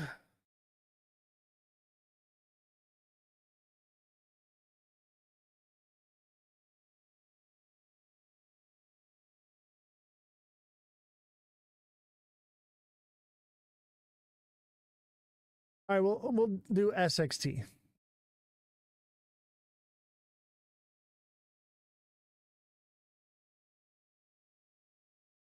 Man, I threw out my back like 10 minutes before the live, guys. I literally couldn't breathe. It was so bad. It was so bad. I haven't been this bad in a long time. Oh yeah, SXT looks like it might send, y'all. It also looks like it could be a Head and Shoulders here, okay? If this is a Head and Shoulders, we're cooked. And it's coming down to 0.075 if it's cooked. But that would be a buy, baby. That would be a buy. If you're in the TA class, you would see that's a fair value gap, but it already got filled. So I would say more or less that 0.085 would be it. This is beautiful. This is what you want to see in something that's crashed and moving up. It's filling all those fair value gaps. This is what you want to see. This means it's going to tick upward. It's gonna go up, I think. I don't really see it coming down. And if it does, it's probably going to go to 0.085 and then up from there. No big deal. I really don't think the Head and Shoulders is going to play here. I think we're going into alt season. And, this is a cup and handle, right? So we have our cup and handle here. Now, it is a bearish drop into a cup and handle, so it's less likely to play out, only like 30% instead of like 60%. However, it's a new project and it hasn't really formed any patterns yet. So this is its first real pattern. So I would imagine this is going to play out. And if this plays out, you're going to see cup, handle, cup. So it'll go to 1450 probably. 14 to 14.50 is what I'm seeing. We'll take profits at around 11.5. Something like that. I think that this is bullish, man. I think that this one's going to see all-time highs, man. Just be patient on this one. And if it falls down, I'm buying more. All right? That's where I'm at with it. It may not send until the next cycle, okay? Remember when I told you about this one, okay? Remember I told you this one's in its accumulation phase. You're buying up and buying to hold this thing for when it does send. This is like buying Zbeck back in 2024.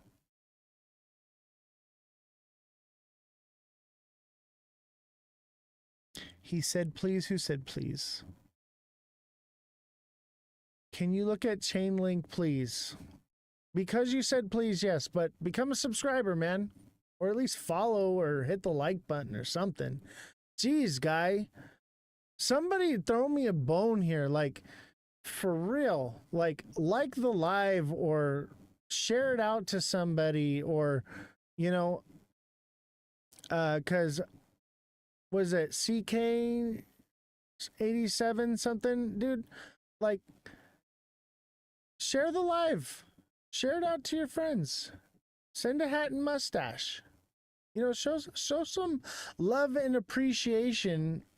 Because guys, like, I do this like every day of the week. This is my life now. I could literally just be on vacation all the time. I went on 2 vacations. It was wonderful. And I was like, what the hell am I doing? Why am I sitting in front of a camera in a padded room all the time? I could just be on vacation all the time. Why am I doing this? And it's for you guys. I do it for you. I know you didn't share it because it would tell me you shared it. Now you lying to me. Now I'm not doing it.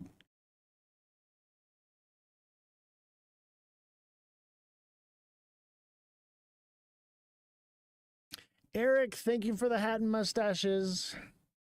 Thank you so much.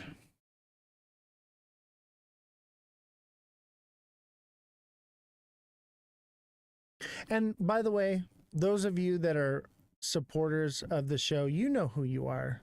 All right. I don't have to tell you. And I appreciate all that you do. All right. A lot of newcomers though, man. We need some love here, man. We need subscribers. We need to grow this show. You know, I just want to grow. I just want to make this show popular. I just want to pay the staff here. You know, it's not really like, I'm not trying to be greedy or anything. I want to see this show do amazing things, you know?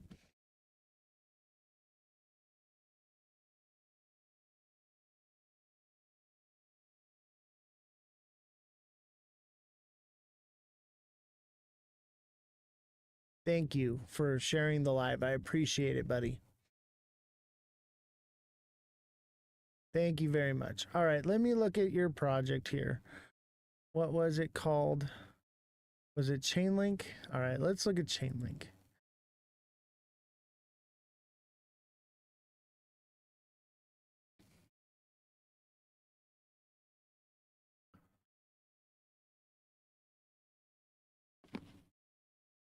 Hey, no problem, man. I do this because I love the community.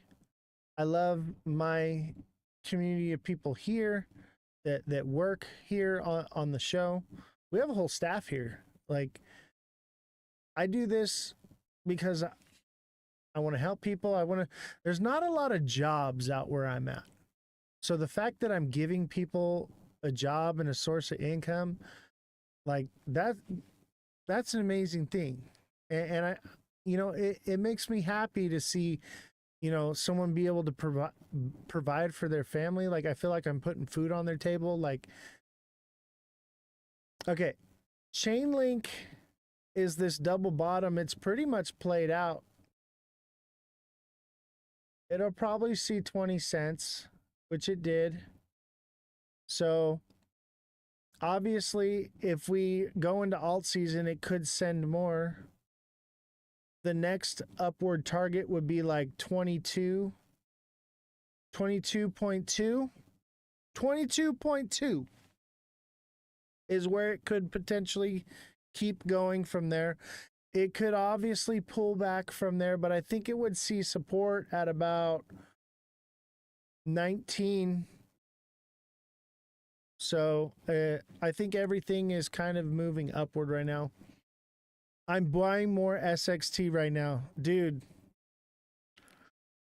I'll tell you what right now, my biggest bag is SXT. And I'm willing to hold it for the next 5 years. And I'm just going to keep adding to it. Yeah, I got some XRP. And, you know, I had dinner with Big Baller the other night, and I was kind of like bummed out because he was like, yeah, man, I'm making all this money off XRP. And I was like, man, I just been kind of buying SXT. And I was like, you know what? It's all right. Because, like, I don't need to be greedy. I'm not going to FOMO into nothing. I'm not going to risk other people's future just because I want to be greedy. And I'm okay with it. Like, I'm all right with it. Oh yeah, SXT is going to go as soon as alt season's official. Expect to see SXT. All right, expect it. It's going to happen. Is it going to do face melting numbers this cycle? Maybe. But next cycle, it's going to be the narrative. I'll tell you that right now. Next cycle, the narrative is not going to be utility. It's going to be security. Next cycle will be security because we'll be looking at adoption. And with adoption, people need security. They need things to be secure. Hey, yeah, no problem. Did you catch that Cardano one TikTok seller? You caught it, huh? Remember what I said?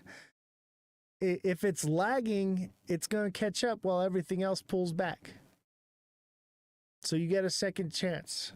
You know, you don't got to FOMO in on nothing. There is plenty of things that you can do here. And like, that's what comes with the coaching.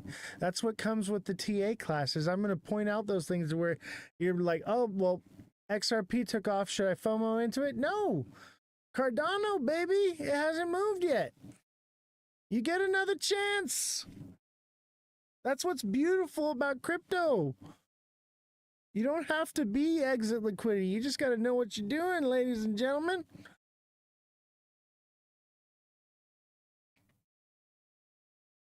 Thoughts on plug and I don't know, Jesse, can you look into those? Actually, you know what? Jathan, if you're a subscriber, I'd look into those, man. But we have a fact checker here that looks into stuff or whatever, but I'm not going to bug her. Oh, shit. Okay, there we go. I'm not going to bug her for someone that's not a subscriber. I'm going to start changing the rules. No TA for anyone that's not a subscriber. All right? If you're not a subscriber, no TA, period. Rule has been set from here on out. And if you're not a subscriber and you don't want to subscribe, you got to send a Galaxy. That's where we're at right now. All right? I'm tired of doing everything for everybody for free all the time. And the show gets no traction and goes nowhere. And yeah, I'm just tired of paying out of pocket. The cowboy has spoken. Yeah, giddy up. Giddy up. The crypto cowboy. See, Jesus rode in on a donkey. I'm riding in on a goat. Oz the crypto goat Jesus. I'm the crypto Jesus. No, I'm just kidding. Just kidding, okay? I'm here. I'm your savior. Your savior. I'm here to save you. I'm just messing with you guys. I'm just messing, like, no, like, blasphemy, nothing. I'm just being silly, all right? And I don't think I'm crypto Jesus.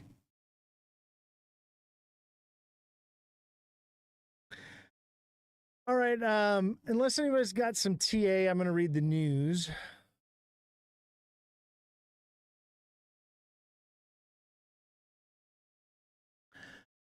Oh, this one's later. Well, we can read the tariff stuff.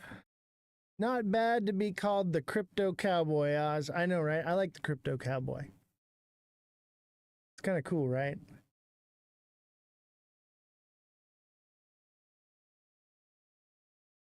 Oh, man, I threw out my back again.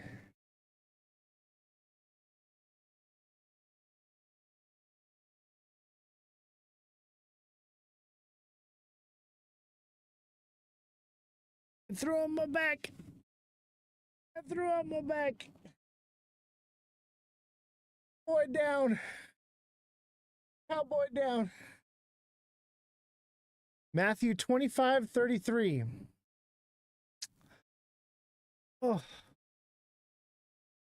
I'm okay. I'm okay. You know? Yeah, I just threw out my back. Don't you lie to me. I'll be all right. Oh. Cowboy down. Call the fire department. Call the paramedics. Send a galaxy. How this works. Oh, I gotta stand up for a second. Chat. Oh my God. Ah. That's what you get for making fun of the lady with the button. Oh my God. Pimp in distress. Man down. Man down. This is what I get for playing golf. I play one game of golf and I can't live. Can't breathe. Oh my God. I'm okay, Jesse. I'm okay. I'll be fine. Oh, it hurts. Send me a galaxy. I'll feel better. Take a deep breath. I'm all right. I'm all right. If chat sends me a galaxy, I'll be fine. Hey, wait, Jesse. Jesse! Dang it. Good help's so hard to find.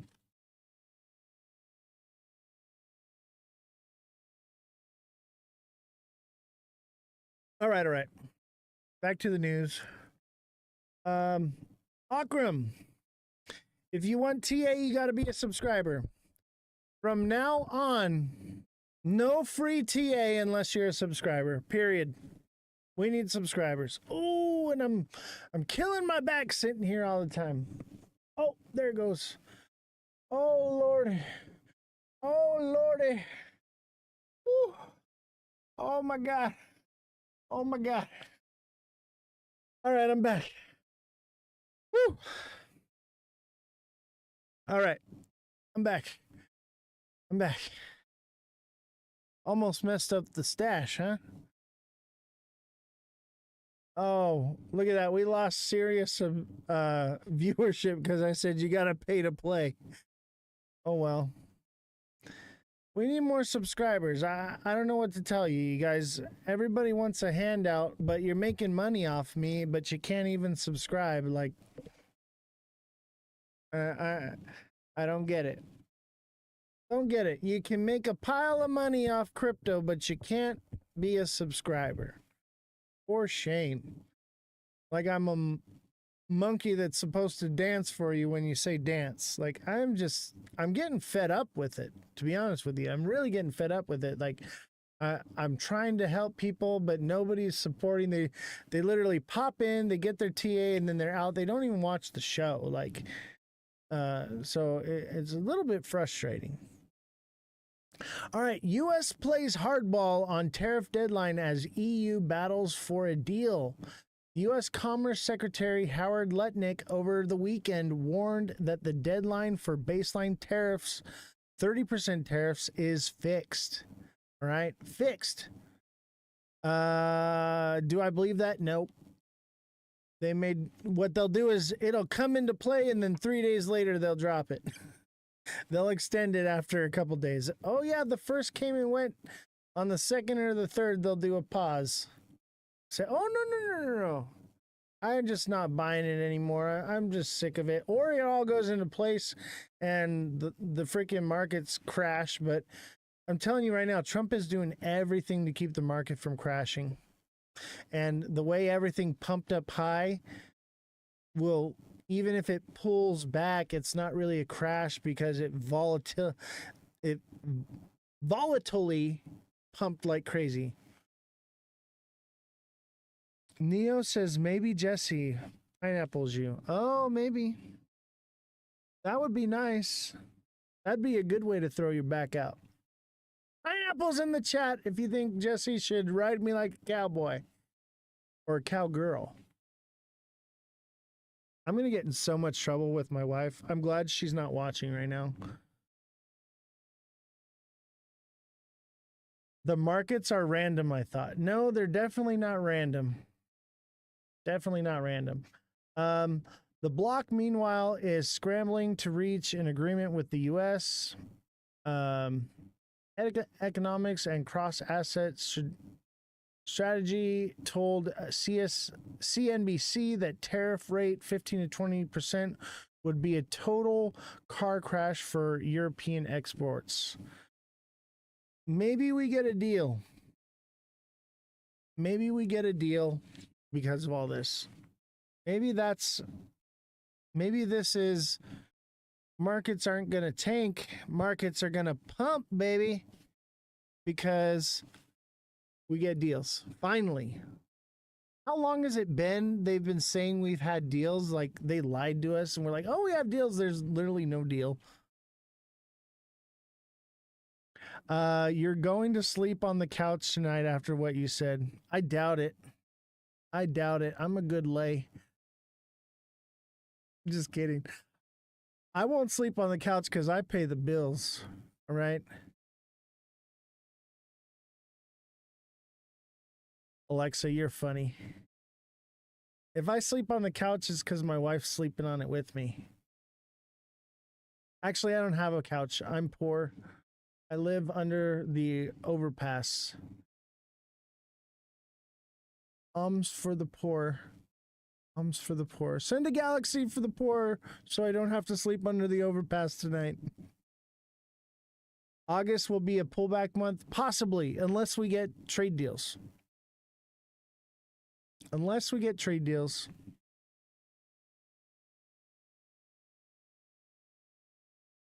So, yeah. Europe can't survive with these tariffs. Europe has to make a deal.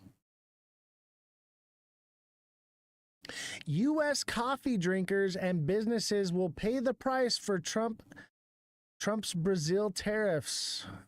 All right, so remember we got tariffs on Brazil coming on August 1st.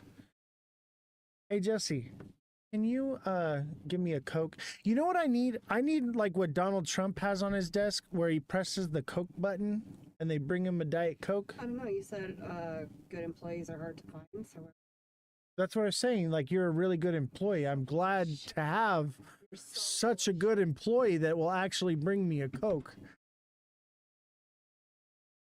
Man, I'm in trouble. No pineapples for me with Jesse. So remember, we got these tariffs as well. Brazil.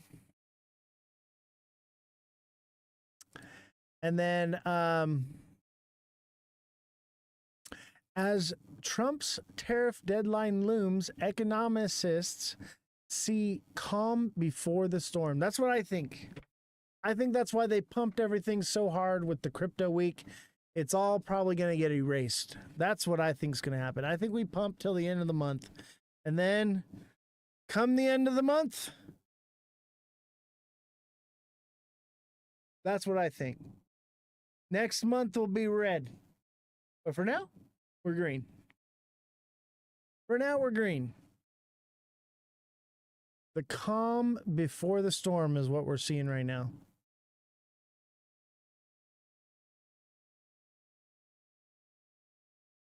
South Africa pushes to increase trade exports to China amid U.S. 30% tariff hike.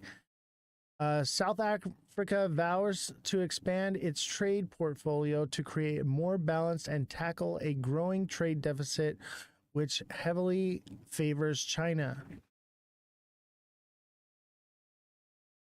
Alt-season moon cheese is something to consider. That's why I'm thinking. And I think maybe we get like the alt-season moon cheese and we get a deal, like one stupid deal or a pause with one of them, and that creates like every other Like, we get one pause with one country and it null and voids like 90 other countries that actually got tariffs. It's crazy to me how people are just so low information.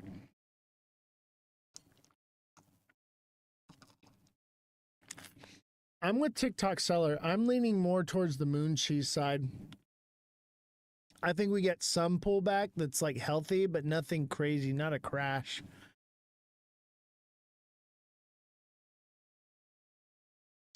And then China pledges to crack down on illicit exports of rare earths, urges U.S. to lift more trade controls. So China's state security agency says it's cracking down on alleged smuggling of rare earth minerals that it says threatens national security, just weeks before Beijing and Washington agreed to make it easier for American firms to obtain from China those materials which are crucial for manufacturing computer chip production.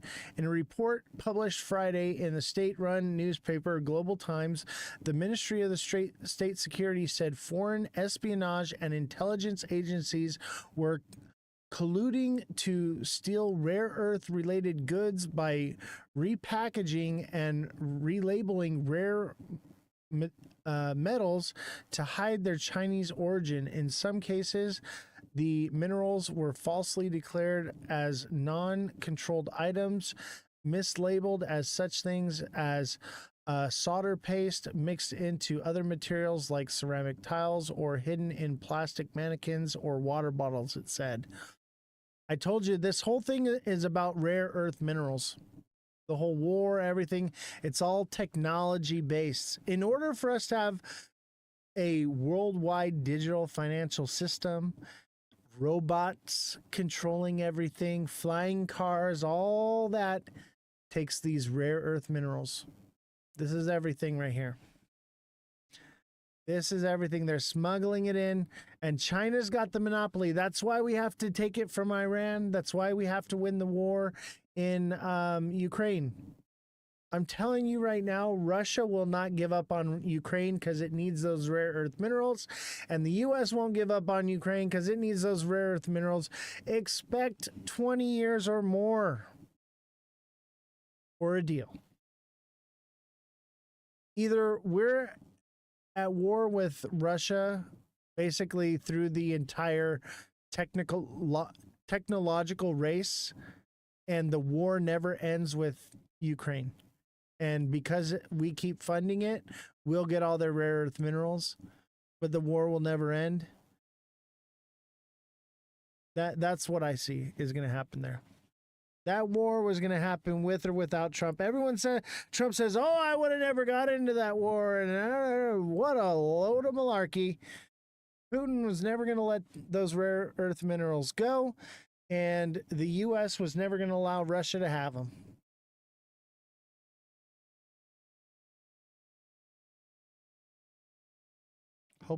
Hopefully somebody plays that and gets me.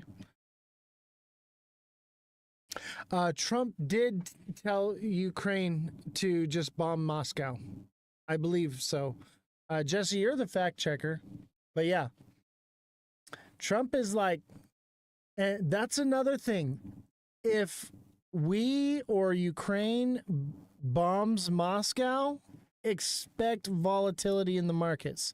You better buy that dip though, baby. That's a dip to buy for sure. You looked it up to make sure. Do you want to read an article on it or anything, or is that it? I'm actually surprised I missed that.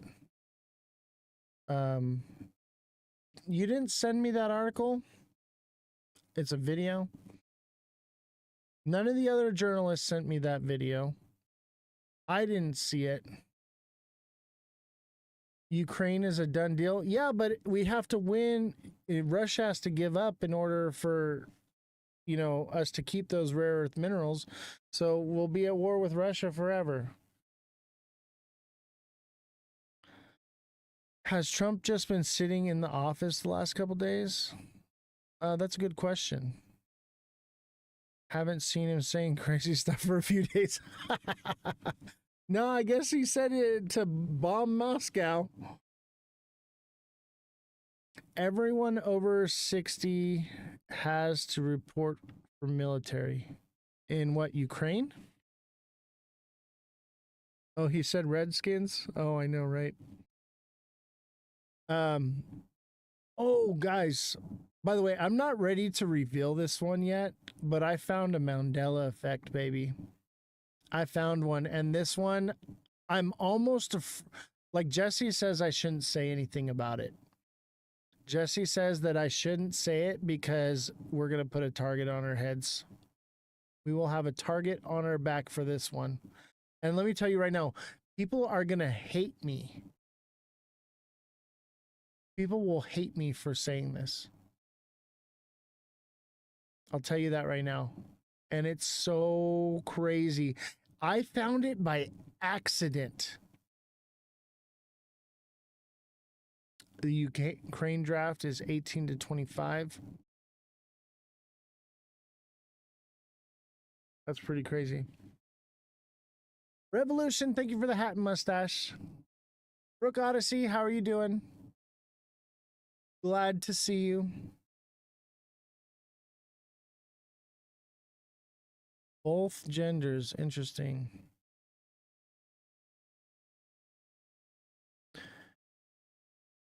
Not the right time, not the right place. I'm not going to say it right now.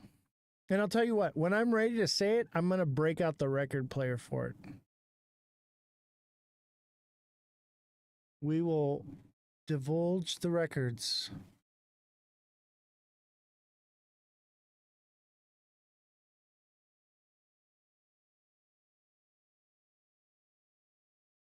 "13-year-olds are learning medical training for the front line."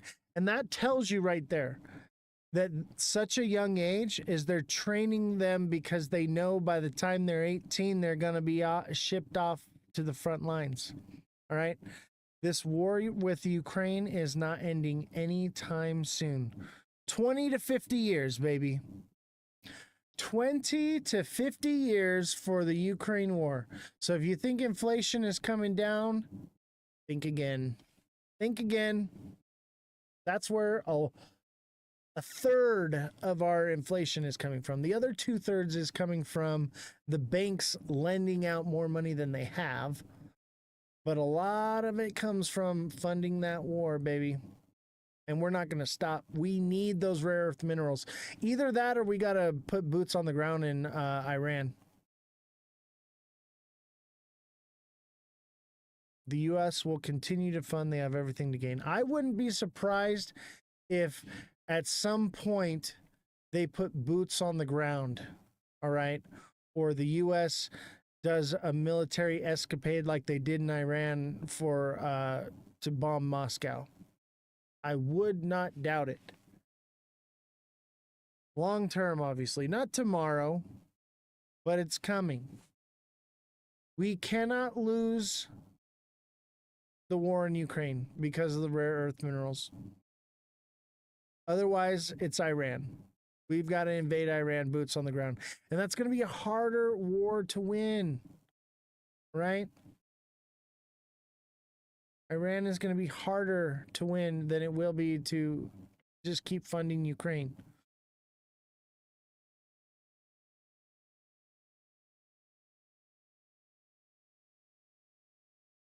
A 100 missiles a minute to try to take down one Russian ballistic. Oh my God.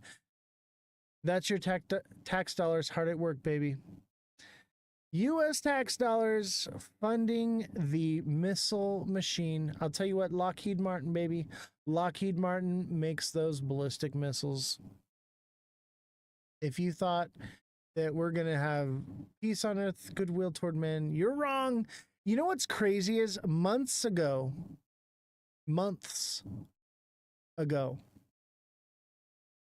I said that the war in Ukraine was going to get worse.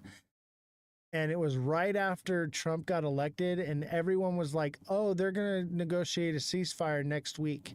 It's going to be over. And here we are months later. I'm never wrong, man. Can I just be wrong one time, please? If I could be wrong one time, then the world would be a better place.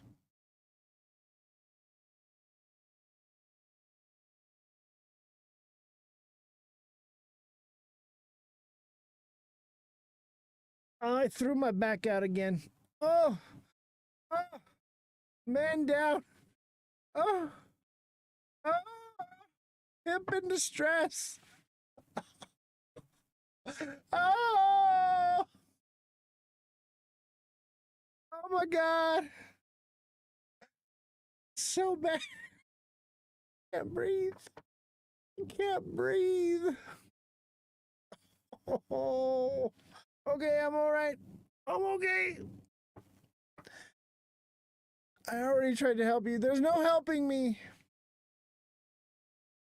You're just gonna have to hop on this cowboy and ride it. Pineapples in the chat. Jesse's gonna kill me. That's why she's not coming to help me right now. She's so mad about the pineapples. You're gonna have to ride this pony boy. I'm telling you, it'll help my back. It'll help my back. I just need a good, nice massage. It'll help me out, I promise.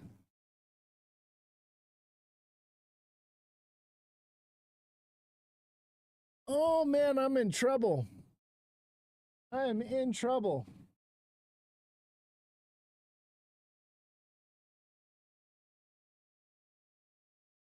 Neo says it's a trap. What's a trap? The markets? I think it's like a bull trap. What is a trap? Now I'm curious. Scroll up.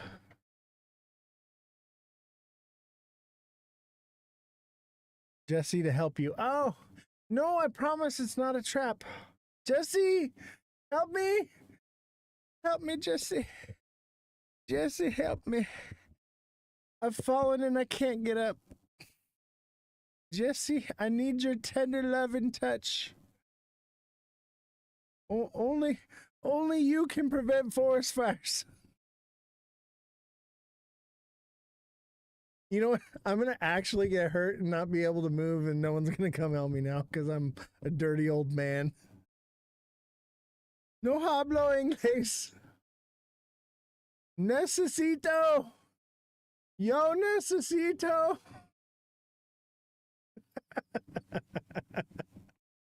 Yo necesito.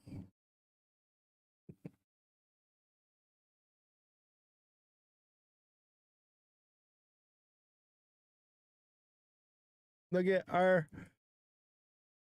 ghost has a smiley face. Gift to send me.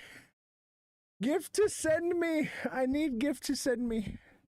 15 lions. Gift to send me. You gift to send me. All right. Back on it. We're having fun today because, like, I took pain medication because I threw out my back. Oh, I'm a little wonky today. Jesse, I need you in here. It's important. It's important. Come here. I need your tender, loving touch. I need you to come and give me a little massage. A massage. I will tip you. I promise no happy ending. Well, unless you're down. Just not on the live. We'll save the happy ending for the end. She spit in your Coke. I wouldn't doubt it, but honestly, she's hot enough, I'd drink it. She could spit in my mouth.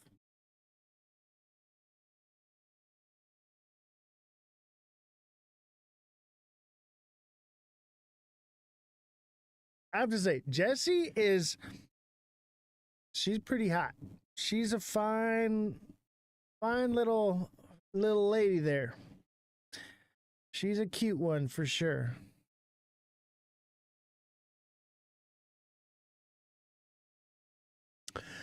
All right, Federal Reserve officials gives green light to July rate cuts. All right. Official, not officials. Okay. There's one guy. Now, mind you, every single time they've voted on rate cuts, it's been unanimous. So now there's one guy that's saying, okay, I've heard teardrops work wonders in a drink. Interesting. Jesse, lend me your tears or lend me your rear. Simon, thank you for the 12 what's ups. Appreciate it. You gift to send me? Gift to send me. Hat and mustaches, baby. You gift to send me. All right, so let's watch this little video. This is a market that can continue to rally irregardless if the Fed cuts rates. The problem that we have now is that we have so much debt that with the interest rates that are currently the way they are, our interest is now, we're in the net negative interest rate situation. The Federal Reserve is not remitting positive interest payments to the Treasury right now. Like, that's normal. That's not what's happening right now. We're in a net negative situation. And that will likely continue as we have to refinance this debt. So the issue is, while we all want cheap cost of capital, we can't afford to have the interest be the third or fourth largest expense on the Federal Reserve's balance sheet, or excuse me, the federal government's balance sheet behind Social Security and Medicare and the military. That is not something that we're used to being down 7, 8. It's coming up to 3 or 4. And that's when you start to see countries that are at a 120% debt to GDP that enter something we call a debt spiral, where you have to keep refinancing your debt and the interest keeps getting bigger and bigger and bigger, and eventually it's impossible to continue to refinance. So we're not there, but Americans need to take heed and caution that, for one, it takes time to implement AI. It will take time to monetize. If you remember, I can give you like the .com crash as an example. We had this huge run up and we couldn't even sell a bag of dog food. Pets.com was worth $1 billion. So it wasn't until e-commerce was actually created and then the internet could be Jesse, can you monetized see that we what did time Powell goes live tomorrow? And then we leveled out. So you I think will it's always Eastern see Standard retrenchment. You'll Time. always see hyper exuberance, and then once monetization reality comes into play, you do see some retraction, retrenchment, until you can get a stable, okay, this is the operating level that we're going to be at for a while, and that will continue to grow, but you will see it come back from the highs. And so that's the issue, is that yes, we're on the fourth industrial revolution. Yes, robotics, quantum computing, AI, blockchain, all of these technologies are going to give us so much growth opportunity, but they should be able to do that organically without us Buy the rumor, sell the news, baby. low interest rate policy and massive quantitative easing.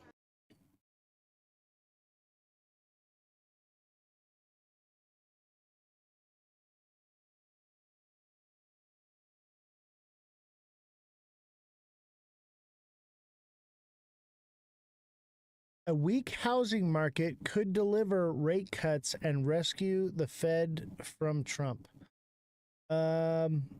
Is that a good thing? Do we want that? 8:30 a.m.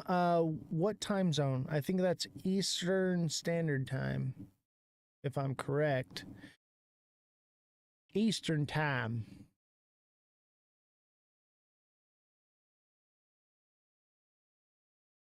Correct me if I'm wrong, Jesse. 8:30 a.m. What time zone? Whatever DC is, I think that's Eastern Standard Time. It should say.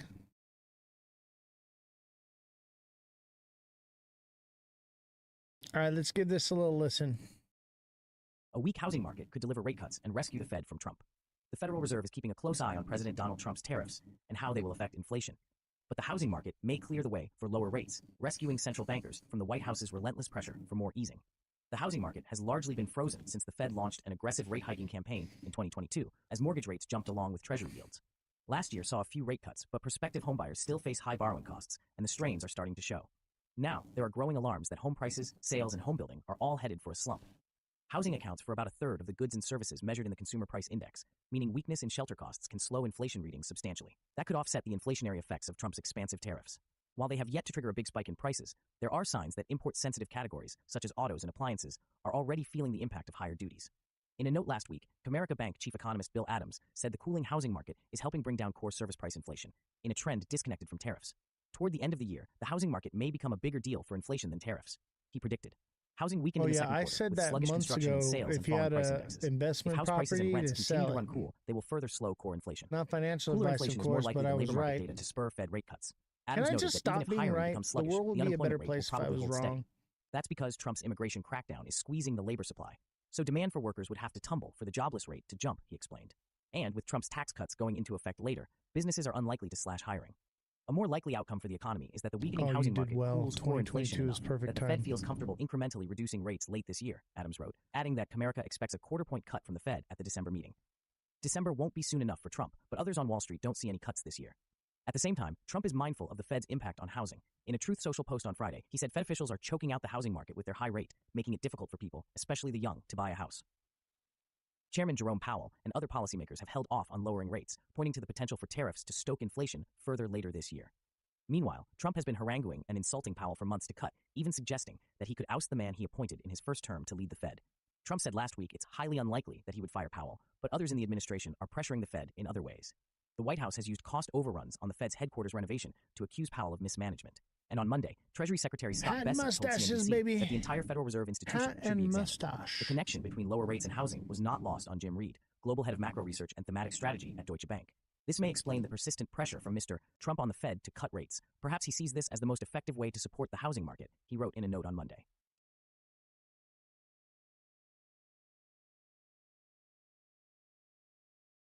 Who thinks we see rate cuts? Let me see. If you think we're going to have rate cuts, smiley faces. Crying faces if no rate cuts. Smiley faces for rate cuts. Crying faces for no rate cuts. Let's see. Revolution says no rate cuts. TikTok seller says no rate cuts. What's the consensus here? I want to know what y'all are thinking, because I think no rate cuts, and the fact that they put out the first article that we read that official says that there would be rate cuts, that leads me to think that it's only one person. You would hear a consensus of all of them starting to say one guy coming out is not enough. Them pushing that agenda means it won't happen. I agree.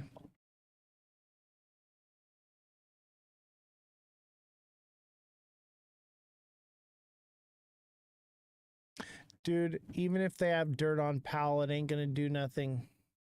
It's more than just Powell. That's that whole investigation on Powell and all of that is to create, it's insider trading. It's to create you to think that they're going to get rid of Jerome Powell. It ain't going to happen, bro. And dude, we talked about this, big baller, where you were messaging me and you were like, oh, they're going to get rid of him and all this stuff. He's still there, man. He's still there. It's a private institution. The court has already ruled that they're not going to do anything. What's up, Danny? How you doing, buddy? The crypto cowboy. Send in those hat and mustaches, baby. Hat and mustaches is the gift of the day today. The night we had dinner, I told you to go all in with XRP. Well, we had already gone pretty hard with XRP. And I did buy some more, but I'm not going all in on it. I think we're flagging now, though. I think there's a strong indication it keeps taking off. Thank you, Danny. Appreciate that. Yeah, I got a nice look, right? You guys like the cowboy look? Cowboy looks pretty cool, right?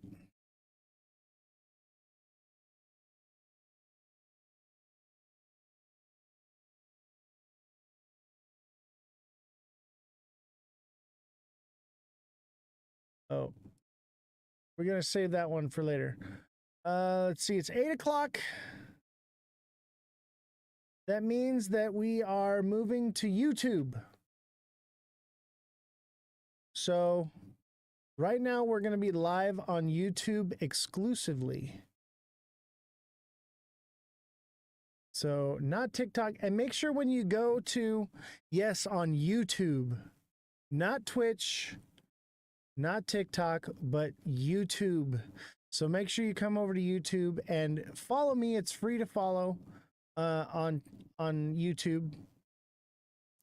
So you're going to go to youtube.com/Ozthecryptogoat. Yes, it's all Ozthecryptogoat, every platform. So we're going to be doing a YouTube exclusive there. And we need to get more followers there, more likes on the videos. And the reason we're doing YouTube is because I want people to know where to find